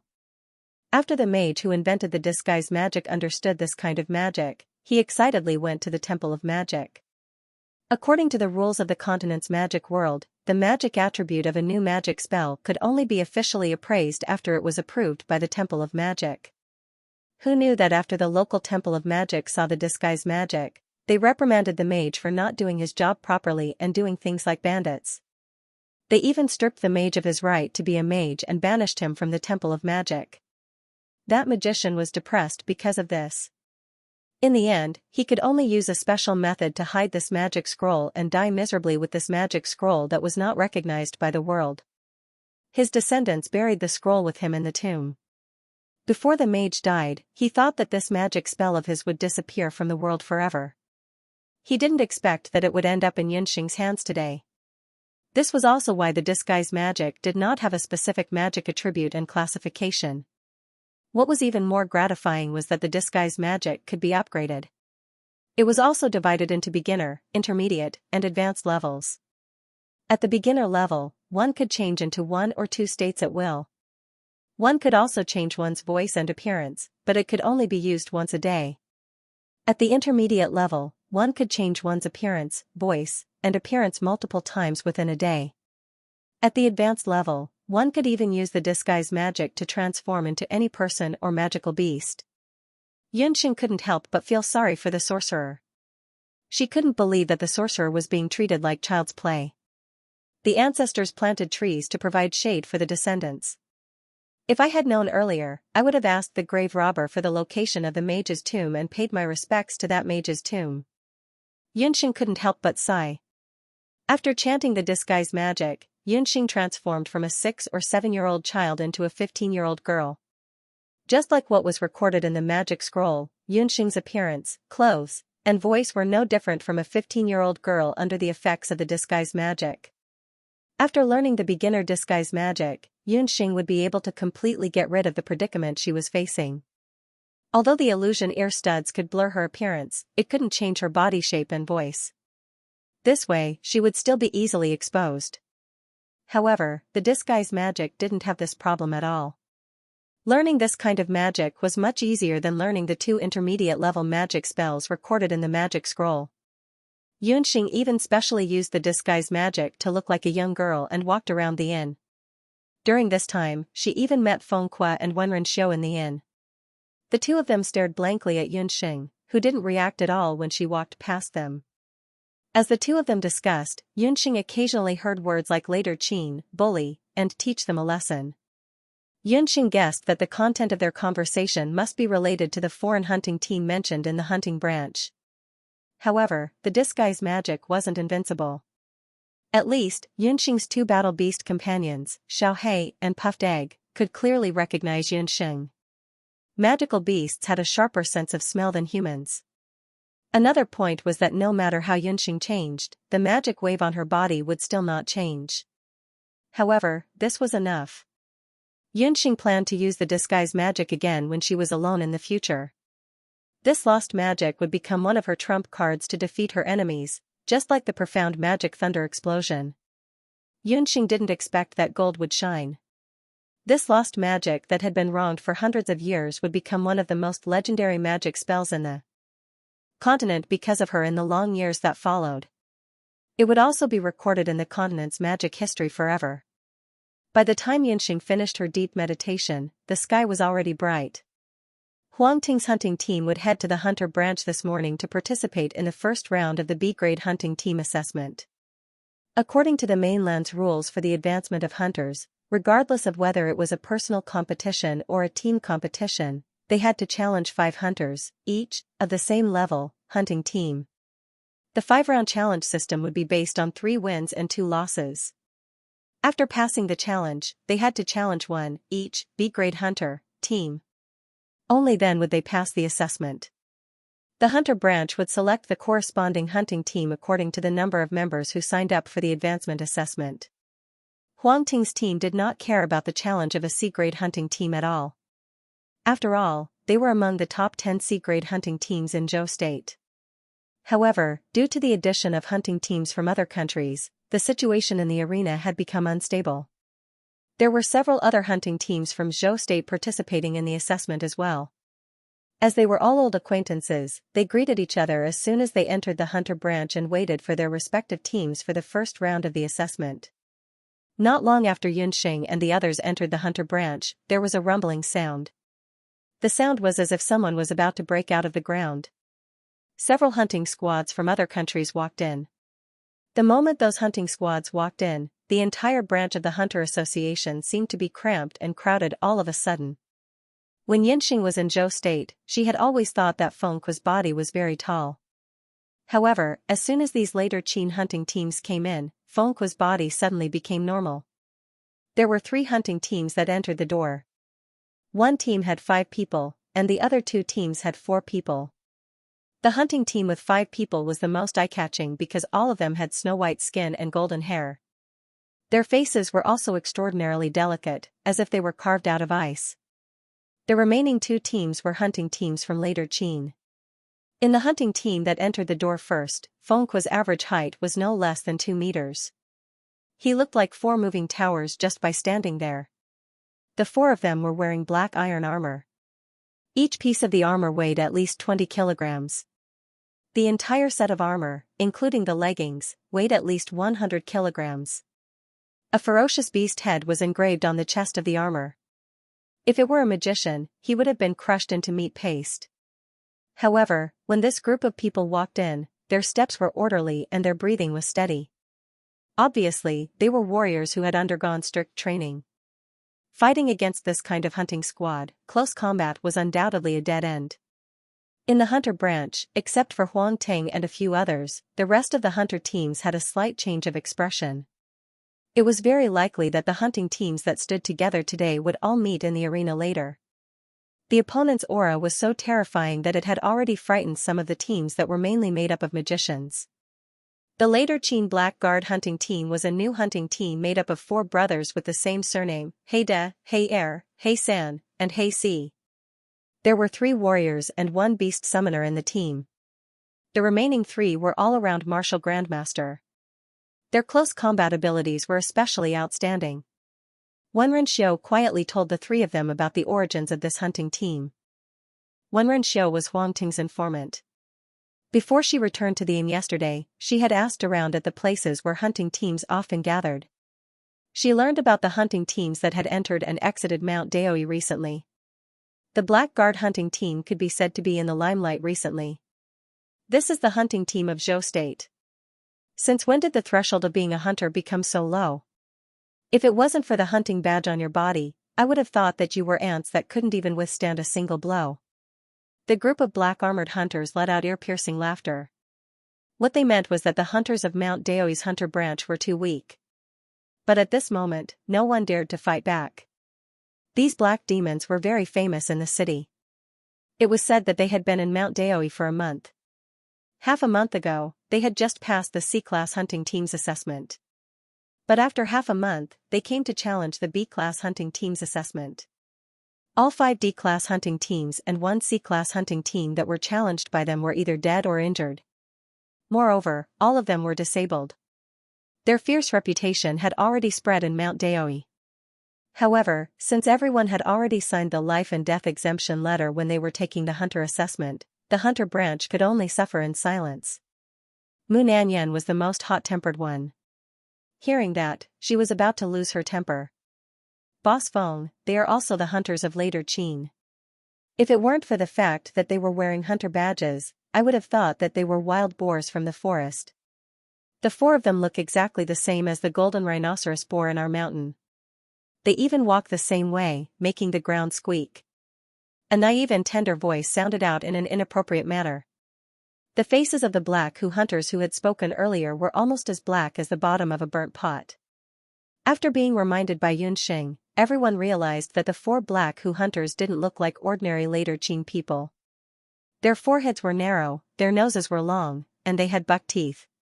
Together with their overly developed limbs, they were really no different from the clumsy golden rhinoceros boar. Looking at the person who spoke, it was a little girl with a delicate face. Among the 5 blonde hunters standing at the side, a female hunter with a charming face giggled. "You're courting death. Where did this little girl come from?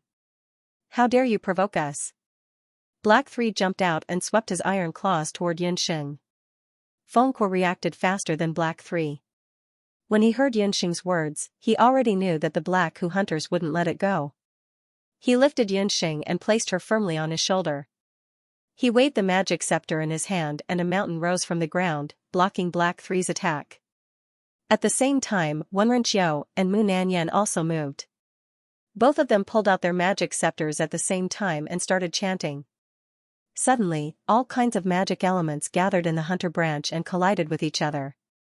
The smell of gunpowder filled the air. Black 3, others may be afraid of you, but our Huangting hunter squad isn't. You're a revered martial artist and you want to bully a young summoner. If this matter spreads out, I'm afraid that your black hunter squad won't be able to establish itself in the industry. Fengque's eyes turned sharp. Huangting hunter squad, you're lunatic? He's Icy Prince Wenrenqiu and Fiery Third Lady Mu Nanyan? The black who seemed to have come prepared. They had long heard of the strongest team in the sea-level hunting squad, Huangting. However, they had received news earlier that Huangting didn't have a summoner, so there was no way to advance. They didn't expect that they would find a summoner. However, this little reckless girl in front of them was their summoner? She was too young and too reckless. This time, the Huangting hunting squad was going to be defeated by this little summoner. At the same time, several Zhou State hunting squads, including the members of the hunting squad, broke out in a cold sweat for the Huangting hunting squad. Madman Fengque, Ice and Snow Prince Wenrenqiu, and Fiery Third Lady Mu Nanyan were all top-notch figures in the Great Zhou dynasty's hunting world. Their combat power was strong, and they had Fengque, who was a dual cultivator of magic and martial arts, as their leader. The hunting team formed by the 3 of them could definitely rank in the top 3 among all the C-class hunting teams. But in order to advance, they found a little summoner who was obviously not strong enough and not smart enough. Although she was young, she offended the Black Valiant hunting squad as soon as she opened her mouth.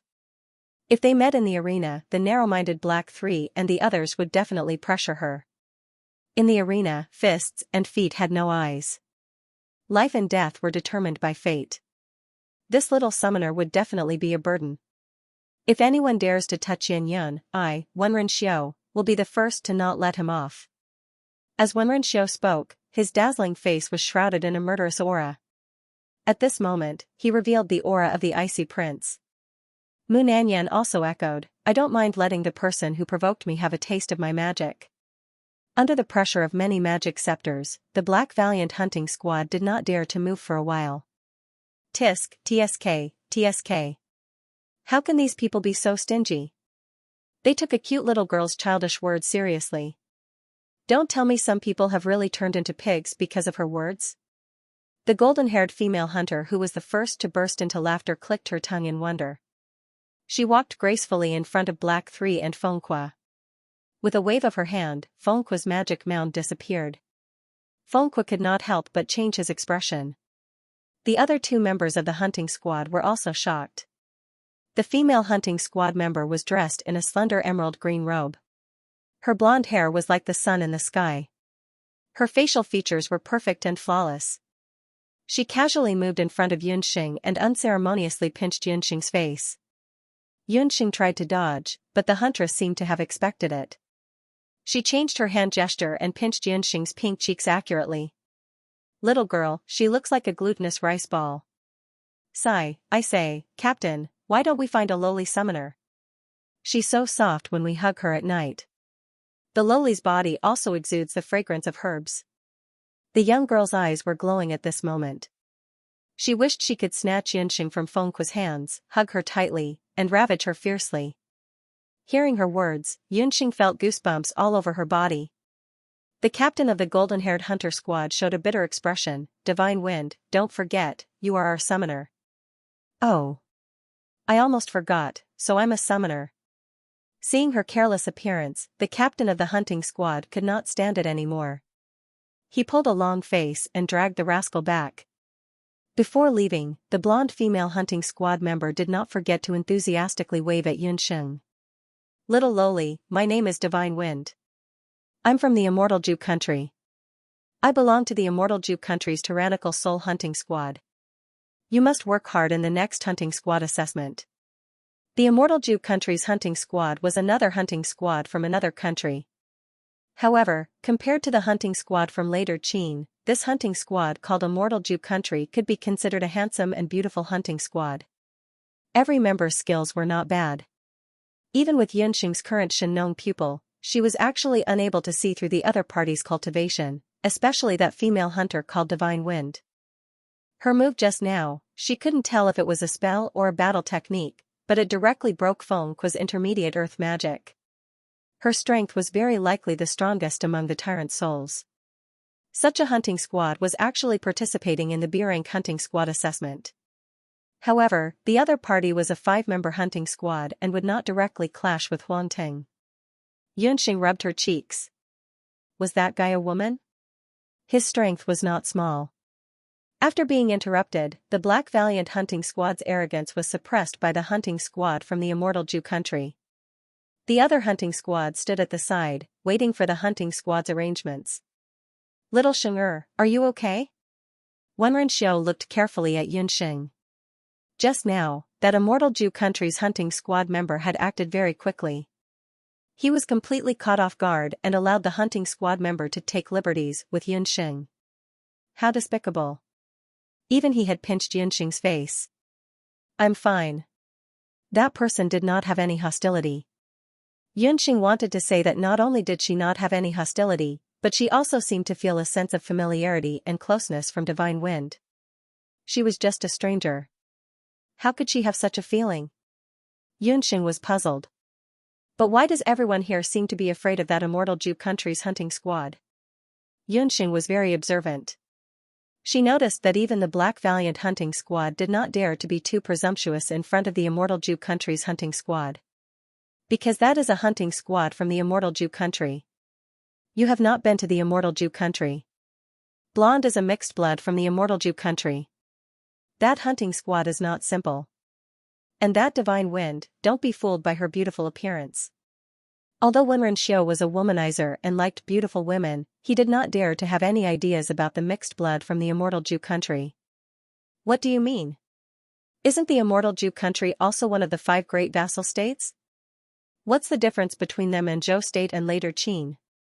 Yunxing had only been in the Boundless Land for 6 years and in the Jade capital for 1 year. Although she had learned some knowledge of the mainland through reading in classes, she did not know much about the other regions and countries of the mainland.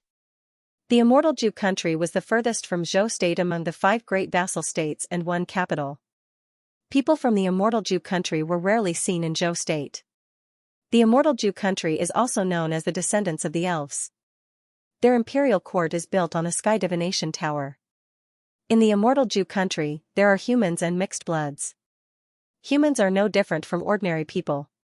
However, mixed bloods are different. Most of them have elven blood. Among them, the summoners are said to be able to summon combat elves.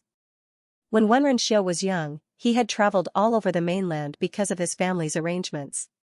He had been to the immortal Zhou country before and could not forget what he had seen and heard there. I also heard that the mixed bloods from the immortal Zhou country have a special characteristic. Most of them are indescribably beautiful. They only reach adulthood at the age of 20. Before they reach adulthood, they are not differentiated by gender. Mu Nanyan did not have a good impression of divine wind. Can summon elves? Not differentiated by gender, this completely subverted Yunxing's values. She finally understood why no hunting squad in the hunter branch dared to have a direct confrontation with the immortal Zhou country's hunting squad. The elves were an extraordinary existence second only to the gods. After the conflict between He Hu and Huang Teng, in order to avoid unnecessary conflicts, the hunter branch sped up the process and quickly arranged the teams for the first day. Huang Teng and He Hu, who disliked each other, did not meet in the first round. Huang Teng's first opponent was a sea-level sacred armor hunter team from Yujing district of Zhou state. The 4 members of the team were a summoner, 2 warriors, and a mage. However, before that, He Hu hunter team would fight against a hunter team from the northwest of Zhou state. In order to increase Yunxing's experience, Fengque and the other 3 came to the arena of Mount Daoi earlier to watch the match between He Hu and the trench hunter team. In the arena of Mount Daoi, there were mainly several types of competitions. One was purely for spectators, and the other was the hunter assessment competition, which was set up for the hunter assessment. The first type of competition was for spectators. Ordinary people and hunters had to buy tickets to watch the match. Most of the people who participated in the competition were hunters who made a living from the prize money. According to the seats, the price of each ticket ranged from 5 gold coins to 500 gold coins. Of course, there were some seats in the arena that could not be bought with gold coins. Those seats were for aristocrats or famous hunting groups to watch the competition. There was another type of competition, the hunter assessment. It was a competition that was used to test the hunter's abilities. The scale was much smaller than the spectator competition, but it was much more exciting than the spectator competition. The hunter assessment was also divided into individual and team competitions. At the same time, it was also known as the cradle of hunting and poaching. It was just like the popular sports such as football or basketball in the world where Yunxing lived in her previous life. Many talented hunters would be selected by large hunting groups or countries to be specially trained as mercenary hunters. The arena of the hunter assessment was arranged in the sub-arena of the arena of Mount Daoi. As long as one had a hunter badge and paid 10 gold coins, they could enter the arena to watch the competition. Those who participated in the assessment competition on that day could also enjoy a 20% discount. At the same time, the victory of a hunter in the arena would also be counted as a hunter's points in the hunter's level assessment. Compared to some hunting missions that took months to complete, the hunting tournament, which lasted from half an hour to several days, had become a shortcut for many hunters to level up. Yunxing had just become a hunter not long ago. She was only an E-class hunter, but if she participated in the hunter competition, as long as she won 30 E-class competitions in a row, she would be able to become a D-class hunter. However, Yunxing did not do so. She had come here to help Huang Teng. Fengque was a very good captain, but this did not mean that Yunxing was really willing to submit to others. Furthermore, Huang Teng was already famous, and she wasn't willing to be sheltered by his fame. She had even secretly planned that after this hunter selection tournament ended and she returned to the Jade capital, she could consider asking Gufeng and Abandon to form a small hunting team to play with. However, if anyone thought that it was easy to get through the hunting tournament, he would be very wrong. Yunxing was in Mount Daoi yesterday, so she did not visit the arena. Today, when she arrived at the arena, she was deeply shocked by the huge stone arena in front of her. It was a field-shaped building similar to the ancient Roman buildings. The outer wall was close to 50 meters high, and the stones were piled up tightly. Even a knife could not penetrate it. It was said that the defensive power of the arena was very high, enough to withstand the attack of 1,000 beasts tied. In the arena, there were 4 main areas: heaven, 500 consecutive winds; earth, 250 consecutive winds; human, 100 consecutive winds; and earth, 30 consecutive winds, as well as 12 sub-arenas. Generally speaking, the hunter assessment competition below B class would be held in the sub-arenas. Huangting's competition would be held in the 8th sub-arena in an hour, and the Black Squad's competition that they were going to watch now would be held in the 11th sub-arena. When Xianxia entered, the competition had just begun. About 500 to 600 hunters were already sitting inside. Most of them were hunters from Zhou State, and there were also a dozen hunters from later Qin. The hunters from Zhou State had the home ground, so they naturally cheered loudly for their own hunting team. Welcome to the Mount Dao Arena. I'm the referee for this competition, Lan Lan, the wind magic master. A woman in a blue satin robe floated in the air. She was about 20 years old, with a delicate appearance and good magic cultivation. While using the levitation spell, she quickly released a sound amplification magic array in the air. Lanlan's voice was amplified several times and fell clearly into the ears of every hunter who was blinded by their hot-bloodedness. The hunters who were originally excited only felt their minds clear up, and the surging blood in their bodies calmed down a lot. Yunxing believed that the female sorcerer named Lan Lan must have added a special kind of calming magic to the sound amplification magic array. It seems that the Mount Dao Arena has already prepared. The female sorcerer is a famous healing sorcerer in the Mount Dao area, and she's good at wind-type binding magic. The Black Squad's high casualty rate in the previous battles has already caused public anger in the hunting community of Zhou State. Mu Nanyan took the initiative to be the commentator. The Black Squire hunting squad has appeared. 4 black pagoda-like figures stood in 4 different directions of the arena. The Holy Armor hunting team of Zhou State also entered the arena.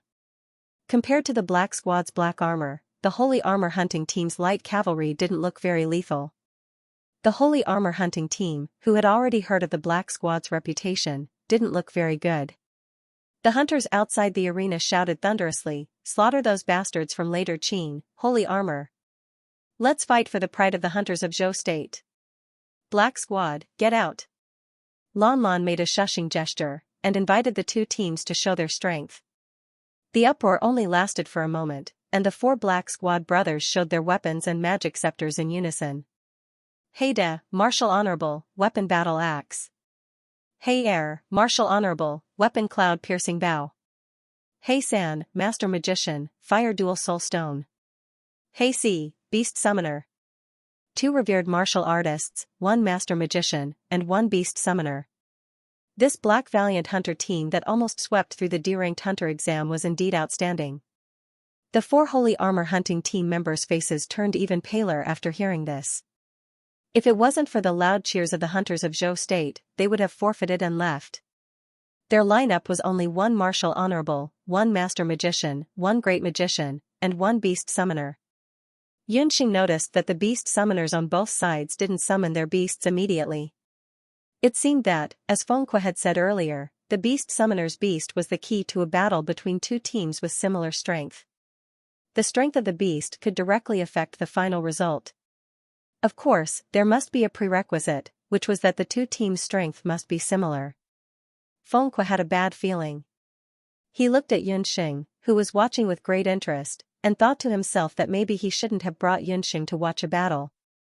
After Lan Lan confirmed that both sides were ready, she shouted, 11th Division, B-ranked hunter team qualification test, begin. Just as Lan Lan reminded them, the summoner of the Holy Armor hunter team immediately summoned his beast. It was an inconspicuous low-level Tibetan dog.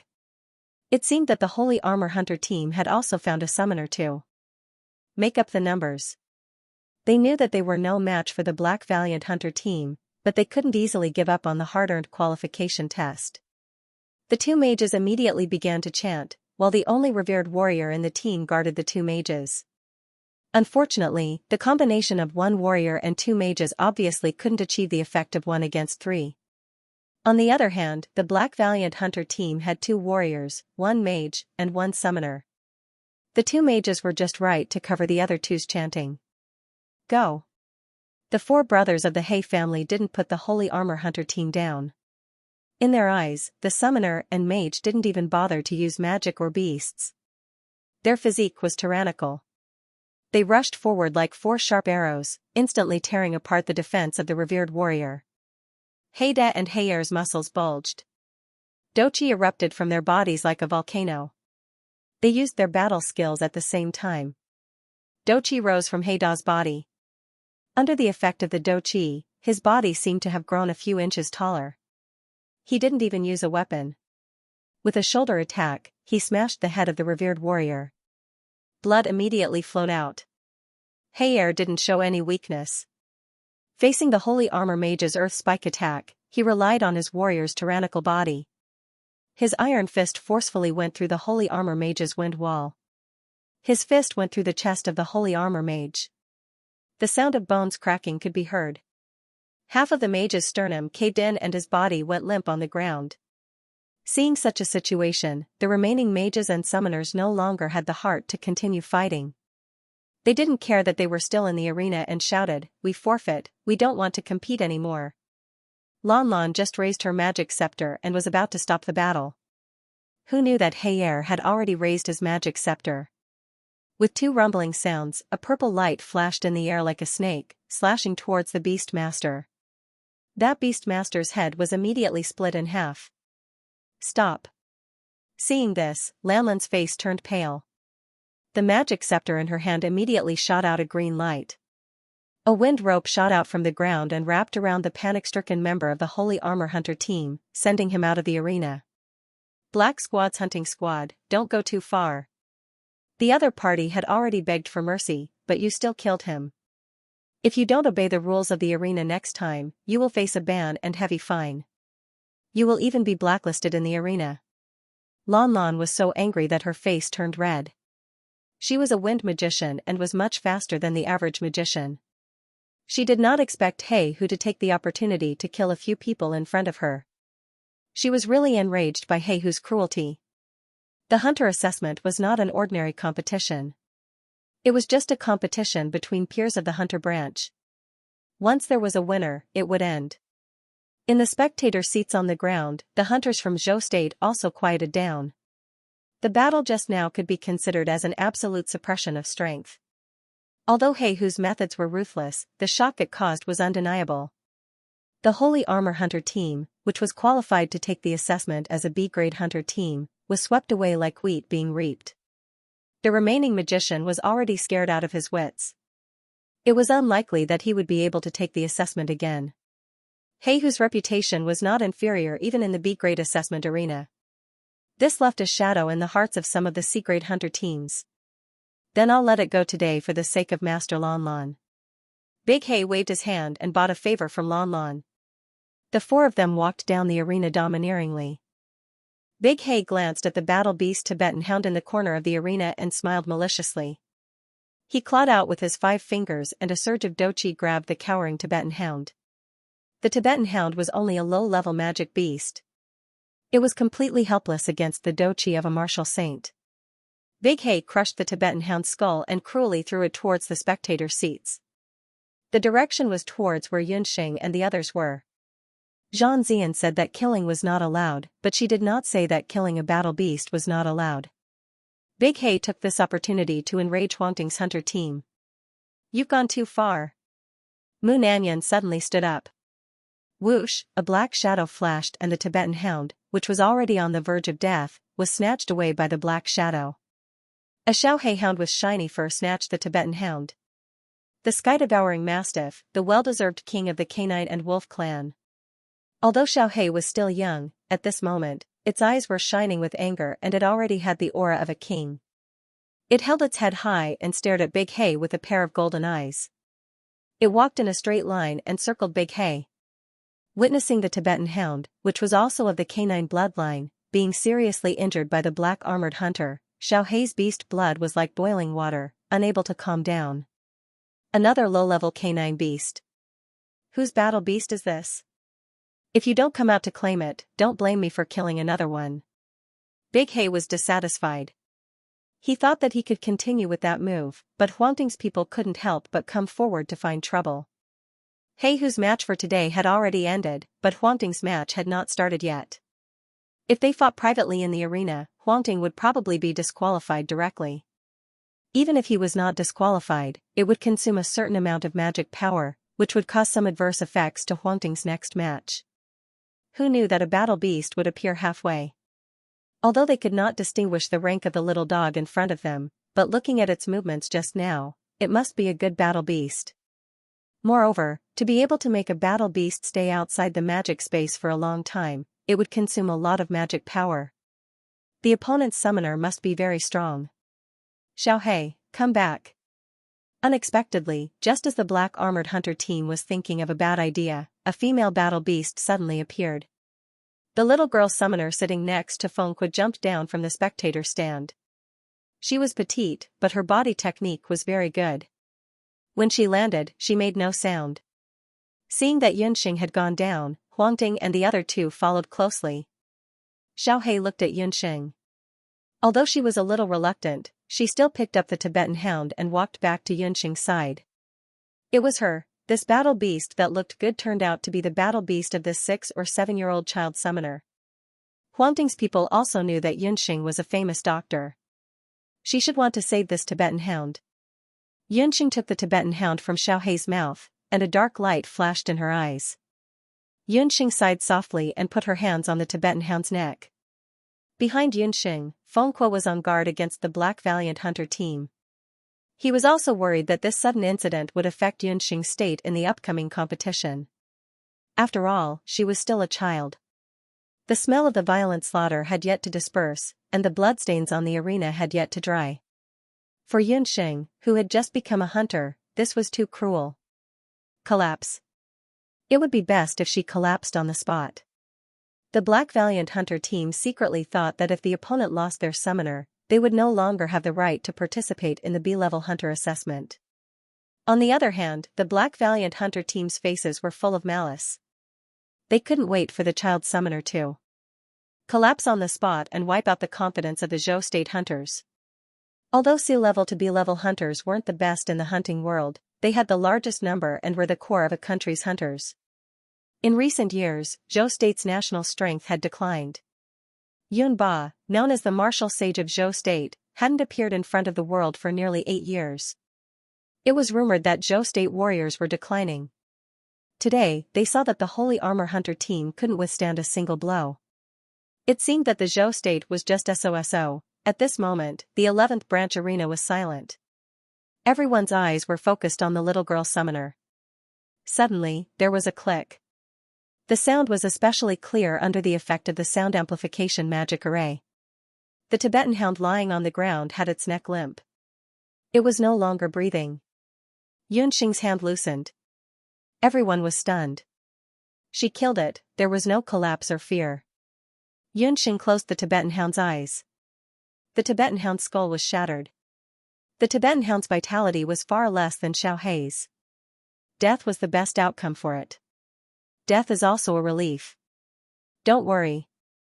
Sooner or later, I will twist your enemy's neck off like a chicken's neck. As Yunxing spoke, her eyes seemed to glance at the Black Valiant Hunter team. Everyone sucked in a breath of cold air when they heard those words. So arrogant, it was King awesome. This little girl actually said that she wanted to twist off the head of the Black Valiant Hunting Squad's captain, Big Black. When Blackie heard this, he immediately exploded. Damned girl, you're courting death. Big Hay was furious. With his cultivation and strength, he had been ridiculed by the same person for 2 days in a row. The other party was just a fledgling hunter. There was no way she could swallow her anger. Just as Haida was about to explode, his gaze was suddenly attracted by Yunxing's eyes. It was pitch black like a well that one could not see through. Suddenly, a golden light flashed. Haida only felt a stabbing pain in his head. He staggered and almost fell to the ground. Big brother. Hey 3, And four behind him thought something was wrong, and hurried forward to support. Hey Ghost Girl, what did you do to my big brother? Hey was furious. He had never seen his big brother like this. He was sure that Xianxia was cheating. He's such a big guy. What can I do? Why, do you still want to be violent? Do you really think that Master Lan is just a decoration? Xianxia laughed secretly. It seemed that the effect of her Shen pupil was better for warriors. Shen pupil also had a hypnotic effect. In terms of spiritual resistance, warriors were much worse than mages. Lan immediately intervened between the two parties. At this moment, the earth quaked and the mountains shook. A tornado rose up from the ground next to the 10th branch arena. In an instant, even the 11th and 9th branch were affected. The walls collapsed, and countless cracks appeared on the ground like crawling insects. The hunters who were still at the scene were in a mess. The crowd dispersed, and no one was in the mood to care about the dispute. Fengque did not say anything. He lifted Xianxia up and sat her on his shoulder. With a few leaps, he dodged the huge stones brought by the tornado. The sky was still as blue as before. There was not the slightest hint of gloominess before the arrival of a tornado. That tornado was very powerful, and there were no signs before it came. The tornado's destructive power was shocking. Fortunately, it only lasted for a short period of time. The tornado quickly rose into the sky and turned into a rolling cloud in the sky. However, its destructive power was undoubtedly shocking. 2 or 3 branch arenas were affected. The arenas and the spectator stands were all destroyed. Some of the spectators who did not have time to escape were crushed under the stones. At this time, the mages in the arena were not in the mood to care about what happened in the arena. A large group of mages rushed over. They worked together to lift the stones and heal the injured. What happened? Wasn't there a competition in the 10th branch arena just now? Why would there be a tornado out of nowhere? The spectators, who had just survived the disaster, were discussing the tornado animatedly. Someone remembered the schedule of today's competition. I remember now. Isn't the Immortal Abodes hunting team competing in the 10th branch arena? Sitting on Fengque's shoulder, Xianxia, who had the geographical advantage, pointed to the sky. There's someone up there. The tornado's effect had weakened. There was only a small cloud vortex left in the sky. A silhouette was revealed. That person was Divine Wind, who Xianxia had met in the hunting team's branch earlier. She was standing in the air. Under the sunlight, her half-elf face was almost transparent. On her back, there was a pair of emerald green wind wings. At first glance, she really did look like a wind elf. The wind wings flapped and drew a beautiful emerald green arc. Divine Wind landed on the ground. As soon as she saw Xianxia, a dazzling smile appeared on her face. Little lowly, I knew you were here. I heard your voice in the arena next door. In order to see you, I directly overturned the wall. Xianxia's little face stiffened. She did not know if she was telling the truth. Divine Wind, you're too presumptuous. You destroyed 3 branch arenas and injured 50 to 60 hunters. The opponent's hunting team did not even have a corpse left. Lan led the magicians and hunters in the arena and swarmed forward. They had already asked about the situation in the 10th arena. All of this was caused by Divine Wind alone. As soon as she said this, the hunters in the arena were in an uproar. What a good, not even a corpse left, what a good, destroyed 3 branch arenas. If they had not seen it with their own eyes, they would not have believed it. Today, the hunters who bought the admission tickets could be said to be worth the price of the ticket. At this moment, there was only one sentence in every hunter's heart. Wasn't this too cruel? In this day and age, how did hunters become such a high-risk profession? They were simply more desperate than desperados. No one would have thought that the tyrannical soul hunting team's methods were several times more cruel than the Black Valiant hunting team. What a good Divine Wind. Just for the sake of meeting a person, she destroyed 3 sub-battlefields. Because of this, the arena had no choice but to change the competition schedule. As soon as the competition ended, the tyrannical soul hunting team faced a high compensation from the arena as well as a 3-match ban. The captain of the tyrannical soul hunting team apologized, his face darker than the bottom of a pot. On the other hand, the troublemaker Divine Wind didn't have any self-awareness. He enthusiastically shouted at Yunxing, "Little lowly, your competition is about to start. I'll come over to support you later." Before he could finish speaking, the captain of the tyrannical soul hunting team grabbed him by the collar and forcibly dragged him out. When Divine Wind was dragged away, the hunters on the side all had a secretive look on their faces. That tornado just now had thoroughly revealed the strength of the tyrannical soul hunting team. Not to mention that tornado, just the wind wings that Divine Wind used to fly in the air just now were much more advanced than the levitation technique. The wind wing shape was lifelike. There were two ways to form them, magic wings and dochi wings. Dochi wings required at least the cultivation level of a martial ancestor. If it was elemental wings, then one had to at least be a sky magician. At this moment, if you casually asked any hunting team which team they were most unwilling to fight, it would definitely be the tyrannical soul hunting team and the black tiger hunting team.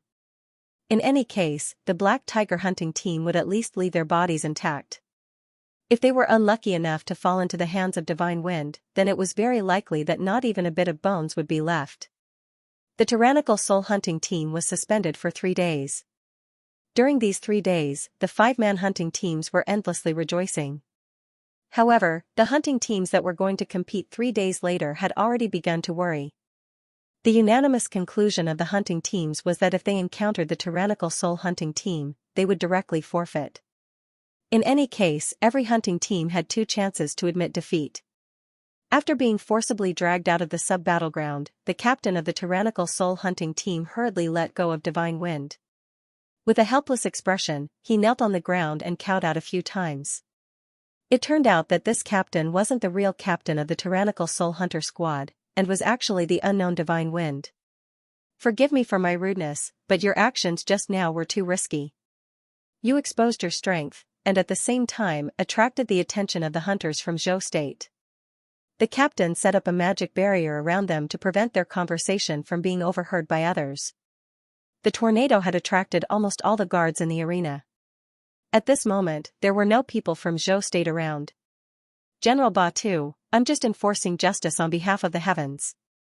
The enemy's hunting team dressed up as bandits in the border area. They robbed several villages and humiliated many women. Dying in my hands is already the best way for them. Divine Wind's face was still carefree, but his eyes were filled with killing intent. Divine Wind would not forget that after he entered the Great Zhou, he had encountered the ruins of several ruined villages and the orphans and widows. The matter of the hunters will come to an end for the time being. You also need to pay attention to your words and actions. You are too close to that child summoner. As descendants of the elves, the royal family of the immortal Jew country rarely dealt with the human race. In their view, most of the human race was extremely cunning and good at scheming. The summoner of the Huangting hunting team was young, but relying on the innate sensitivity of the descendants of the elves, Batu felt that Yunxing was far from being as simple as her appearance showed, especially with her eyes full of wisdom. The elves believed that the eyes were the door to the soul and could best reflect a person's wisdom. During the chaos just now, most of the people were still in shock, but that little girl was just watching coldly from the side. Her words and actions and calmness were not like an ordinary person at all. That kind of precocious wisdom should not appear on a child. I don't know why I want to be close to her, but when I saw her for the first time, I felt an unusual sense of closeness from her, as if we had known each other for a long time. Divine Wind narrowed her beautiful eyes thoughtfully. But she is not a descendant of the elves. Divine Wind King, you have forgotten the elves' warning. Descendants of the elves should not deal with humans. It will bring you misfortune, the captain persuaded earnestly. I know these things in my heart. Not everyone is so bad, at least the little lowly is not. Divine Wind's eyes could not help but glance at the branch arena not far away. He secretly said in his heart, "Little lowly, don't let me down. I believe that you will definitely be able to join me in the B-class hunting team. King, the purpose of our trip is less than the competition. The most important thing is to find the location of the ancient tomb. We have already found a few local gravediggers. I believe that under their investigation, the ancient tomb will soon be found. If you can get that divine object, your summoning skill will definitely reach a higher level." The captain showed some joy. They had followed the Divine Wind King from the immortal residence to Zhou State. Seeing that the deadline for completing the mission was getting closer and closer, they could not help but become excited. However, Divine Wind's face was indifferent. Her mind had already flown to the competition on the other side. Yunxing and the others' first round of assessment was about to begin. But just before the assessment began, Fengque cautiously asked Yunxing if she wanted to participate in this assessment. Yunxing knew what Fengque was worried about. "Boss Feng, you don't have to worry. In addition to saving people, a doctor is also the person who has experienced the most life and death situations in the world. I am far stronger than you think."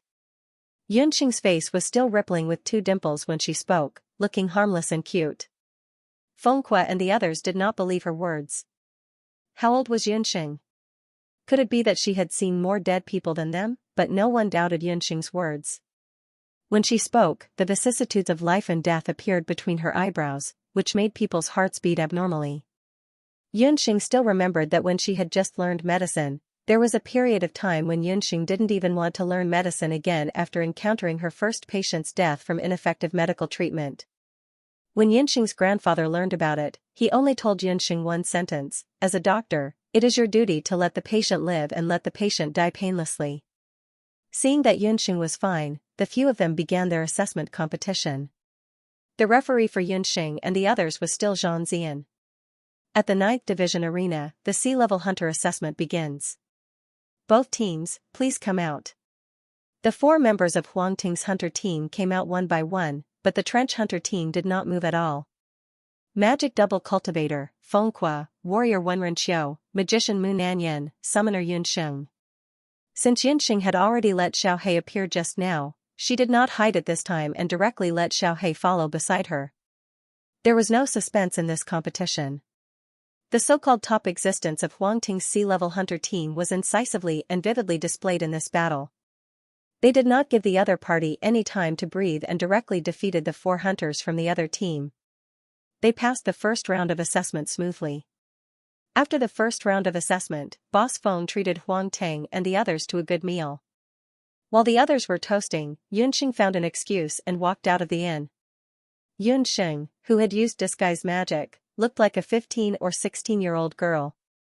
She was dark and thin, with an ordinary appearance. She was the kind of person who could be easily found in a crowd. "Boss, how much is the fresh beast meat?"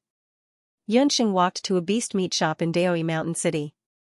Because of the frequent appearance of hunters, there was also a large amount of fresh beast meat and beast bones for sale here. "Little girl, what kind of beast meat do you want? This shop only sells beast meat of rank 3 and above. Do you want fresh or frozen?" The boss saw that there was a customer and enthusiastically introduced. On the boundless continent, there were no modern machines or equipment. The so-called frozen meat referred to the frozen meat that was enchanted with water and ice magic. This kind of meat was much cheaper and tasted bad. It was specially eaten by summoners or mages who were short on money but also raised beasts. Yunxing sent Puffed Egg and Xiaohei into the Ling Long Beast Tower to cultivate. During the cultivation period, the 2 beasts needed a large amount of beast meat to replenish their strength. Although Puffed Egg and Xiaohei were not big in size, their appetite was comparable to that of a strong man like Boss Feng. Eating 10 to 20 caddies of beast meat in a meal was considered a small matter. Yunxing now had 3 mouths to feed. In addition, she bought a new magic scroll water bind the day before yesterday. She really did not have many gold coins on her. "How much is the price of the 2 kinds of beast meat?" Yunxing pondered. "Rank 4 beast meat, starting from 10 caddies. Frozen meat is 250 gold coins for 10 caddies. Fresh meat is 400 gold coins for 10 caddies." The boss still explained kindly. Yunxing's face instantly turned bitter. Wouldn't this mean that she would become poor with just one meal? Magical beast meat was a rare commodity on the continent. Those who could afford it were either descendants of aristocratic families, nobles, or high-level hunters. The price of Class 4 magical beast meat was already several hundred gold coins, and Class 5 magical beast meat was over 1,000 gold coins. As for Class 6 magical beast meat, the price was sky-high. For a small summoner like Yunxing, who even risked her life to raise 2 beasts, one could imagine the pressure she was under. At present, it was impossible for Yunxing to personally hunt the magical beasts, so there was only one way left. She hesitated for a moment and asked, "Boss, is there a clinic nearby?" Yunxing had two main ways to earn money, either through alchemy or artifact forging. But for artifact forging, with Yunxing's current strength, she still needed to rely on a cultivation treasure like the magic tower, so she chose alchemy. After all, in her previous life, Yunxing had a solid foundation in medicine. In addition, she had previously refined hemostatic medicine, detoxification powder, high-grade meditation water, and top-grade moon god water. Her foundation in alchemy could be considered quite solid. "Little miss, if you want to see a doctor and buy ordinary finished medicine, then there's no one else but the Medicine Emperor Pavilion. The clinic is at the southernmost part of the street." The boss didn't neglect Yunxing because she couldn't afford the magical beast meat and pointed the way for Yunxing. In the continent's medicine system, the Medicine Emperor Pavilion was fully deserving of being the king. Yunxing had also guessed this point. Because of Dr. Fan, Yunxing didn't have a good impression of the Medicine Emperor Pavilion. But now that she had the disguise magic and was in Daoi Mountain City, she didn't mind. Yunxing arrived at the Medicine Emperor Pavilion in Daoi Mountain.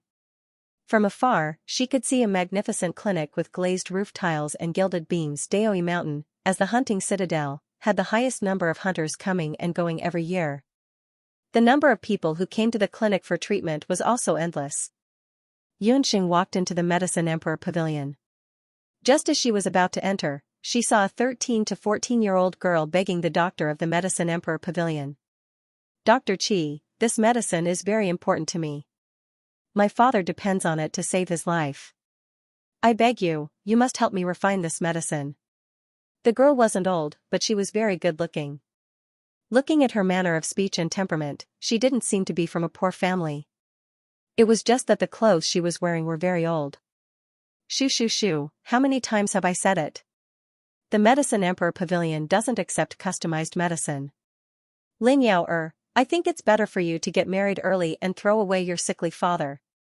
Your father's illness, let alone a single medicine, even if he ate 1,000 of them, they still wouldn't be able to cure him." That doctor had a yellowish complexion and a lustful gleam in his eyes. With a single look, one could tell that he wasn't a lecherous person. As he spoke, he didn't forget to rub his hand on the girl's hand. The girl's expression changed greatly. She pulled her hand away. "Chijiao, show some respect. Even if I, Lin Yao, only have a single copper coin left, I won't be so cheap as to be defiled by someone like you. Smelly bitch, shameless. This daddy has taken a liking to you because of the good karma accumulated by your ancestors. Do you really think that you are the young miss of the Xianxia? Do you believe that this doctor only needs to move a finger and no one in the entire Daoi Mountain would be willing to sell their medicine to you?" After that doctor spoke, he ordered 2 herbalists to push Lin Yao out of the Medicine Emperor Pavilion. That doctor's actions were so vile, but no matter if it was the people of the Medicine Emperor Pavilion or the guests, they all had a numb expression on their faces. It could be seen that this doctor had quite a reputation in the Medicine Emperor Pavilion. Yunxing inquired from a guest beside her. Only then did she know that the girl who was chased out was the young miss of another medical hall. Before the Medicine Emperor Pavilion entered the Daoi Mountain, the Xianxia was the largest medical hall in the area. But after the Medicine Emperor Pavilion entered, the Xianxia declined. The original doctor of the Xianxia, who was also Lin Yao's father, also fell ill because of this. Lin Yao was a beautiful girl. After her father fell ill, she took over the business of the medical hall. It was a pity that she was so young and had to bear the burden of supporting her family. Her father's illness required a large amount of medicine to recuperate. The doctor of the Medicine Emperor Pavilion, Qi San, accidentally met Lin Yao and had evil intentions towards her. Not only did he fail to flirt with her, he even wanted to take her as his concubine. Lin Yao naturally refused and Qi San used all sorts of excuses to bully Lin Yao. This time, it was unknown where Lin Yao got a prescription from, saying that it could treat her father's illness. She went to the Medicine Emperor Pavilion to request for help to concoct a custom-made medicine but was humiliated by Qi San instead. After Yunxing heard the whole story, she glanced at Qi San's ugly face and silently walked out of the Medicine Emperor Pavilion. From Yinxing's point of view, the Medicine Emperor Pavilion was stubborn. With scum like Qi San appearing one after another, the foundation of the Medicine Emperor Pavilion was already shaken. It was only a matter of time before it collapsed. She didn't mind stepping on its shaky foundation a few more times. Just a few steps later, Yinxing caught up with Lin Yaoer. After being chased out of the Medicine Emperor Pavilion, Lin Yaoer had a sad expression on her face. Her eyes were lifeless as she walked on the streets in a daze. "Miss Lin, take care." Lin Yaoer heard someone calling her name from behind. Turning around, she saw a young lady standing in an alley not far away, smiling as she waved her hands at her. Seeing that the other party was a woman who looked very kind, Lin Yaoer walked over. "Miss Lin, I just heard you talk about your father's illness in the clinic. Does he have rheumatism?" Yunxing asked kindly. She had glanced at Lin Yaoer's prescription just now. White bamboo, black stone, black tortoise shell, and so on were all medicines that were good for qi and blood circulation. In modern times, these medicines were used by traditional Chinese medicine doctors to prescribe to old rheumatism patients. Rheumatism? This sister, I don't know what rheumatism is. Lin Yaoer saw that Yunxing was 15 or 16 years old. She spoke very elegantly, so she thought that she was not a bad person. It seemed that the name of rheumatism in the Wuji continent was different. Yunxing rolled her eyes and said, "I was being rude. Rheumatism is actually a name in my hometown. Its symptoms are mostly red and swollen joints, sometimes cold and sometimes hot. After many years, the joints will change and turn black, and you won't even be able to walk on the ground at all. Especially these days, your father must be sick to the bone, and can't sleep at night." After listening to Yunxing, Lin Yaoer screamed. She grabbed Yunxing's hand because of excitement. How do you know?" "Miss, are you also a doctor?" "My father has had this disease for 3 or 4 years. I have looked for famous doctors everywhere, looking for various prescriptions, refining medicine, and making medicine, but there is no way to cure it. Rheumatism is a chronic disease. It can't be cured just by taking medicine. Take me to see your father's illness. I think I have a way to cure his illness." Yunxing and Lin Yaoer returned to the little Xiandong. It was an old clinic. Although it had declined, it was not difficult to see the scale of the clinic in the early years. In the shop, there was only an old shopkeeper and a 10-year-old herbalist.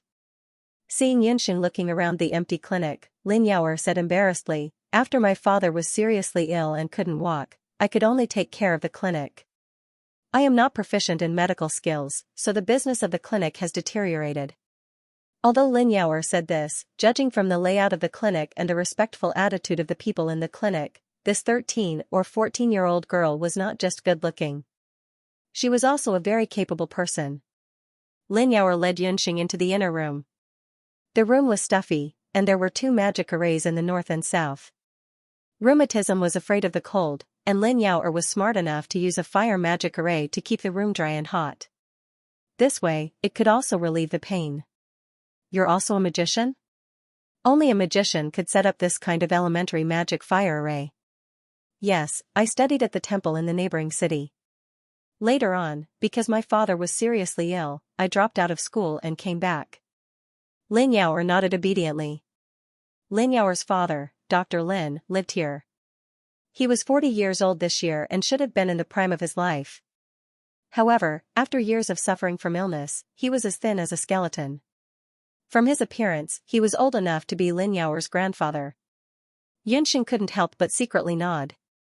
Lin Yaoer was a very flexible person. Although she came from a family of doctors, she subconsciously knew how to integrate magic with her family's medical skills. Her point of view and method coincided with Dr. Fan's. Yunxing asked Lin Yaoer to help Father Lin up. She saw that the joints of his hands and feet were swollen and were twice their original size. The 2 joints of his feet were red with a tinge of black. If the joints were completely black, the nerves inside would die, and Father Lin's legs would be equivalent to being disabled. Fortunately, we discovered it early and can still treat it. Go find a large wooden tub for bathing and prepare some hot sand in it."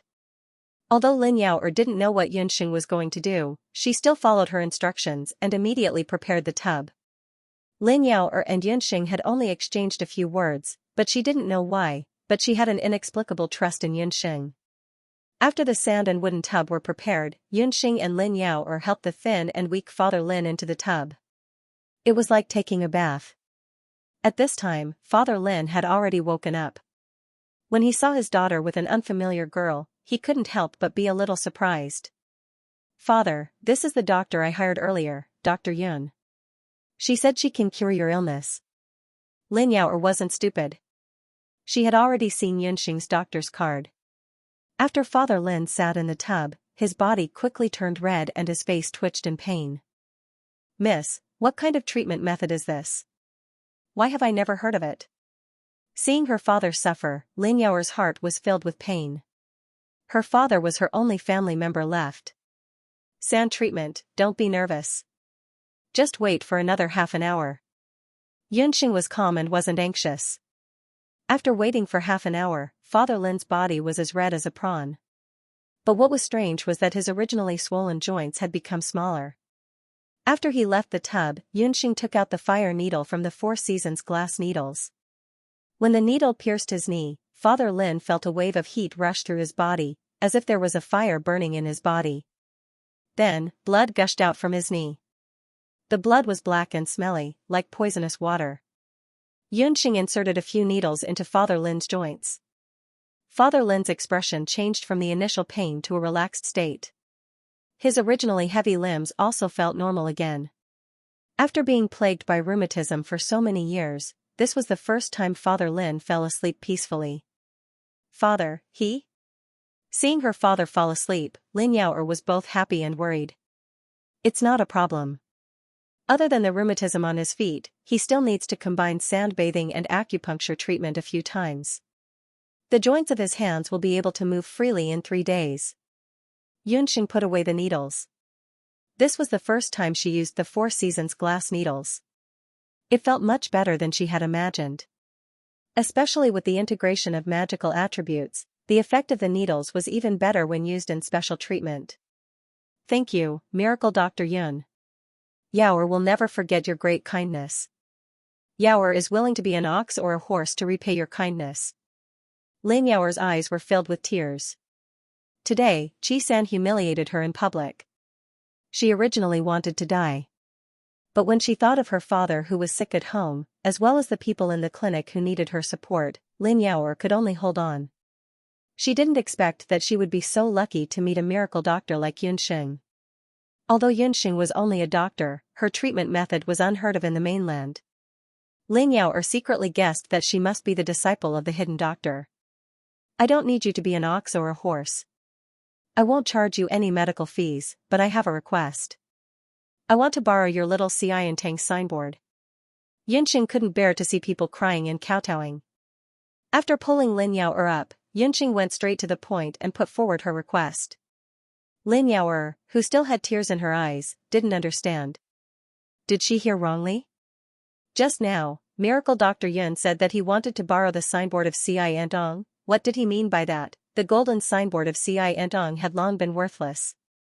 If it was 10 years ago, when her father was still healthy, Xianxia could be considered as a first-class medical center in Mount Daoi.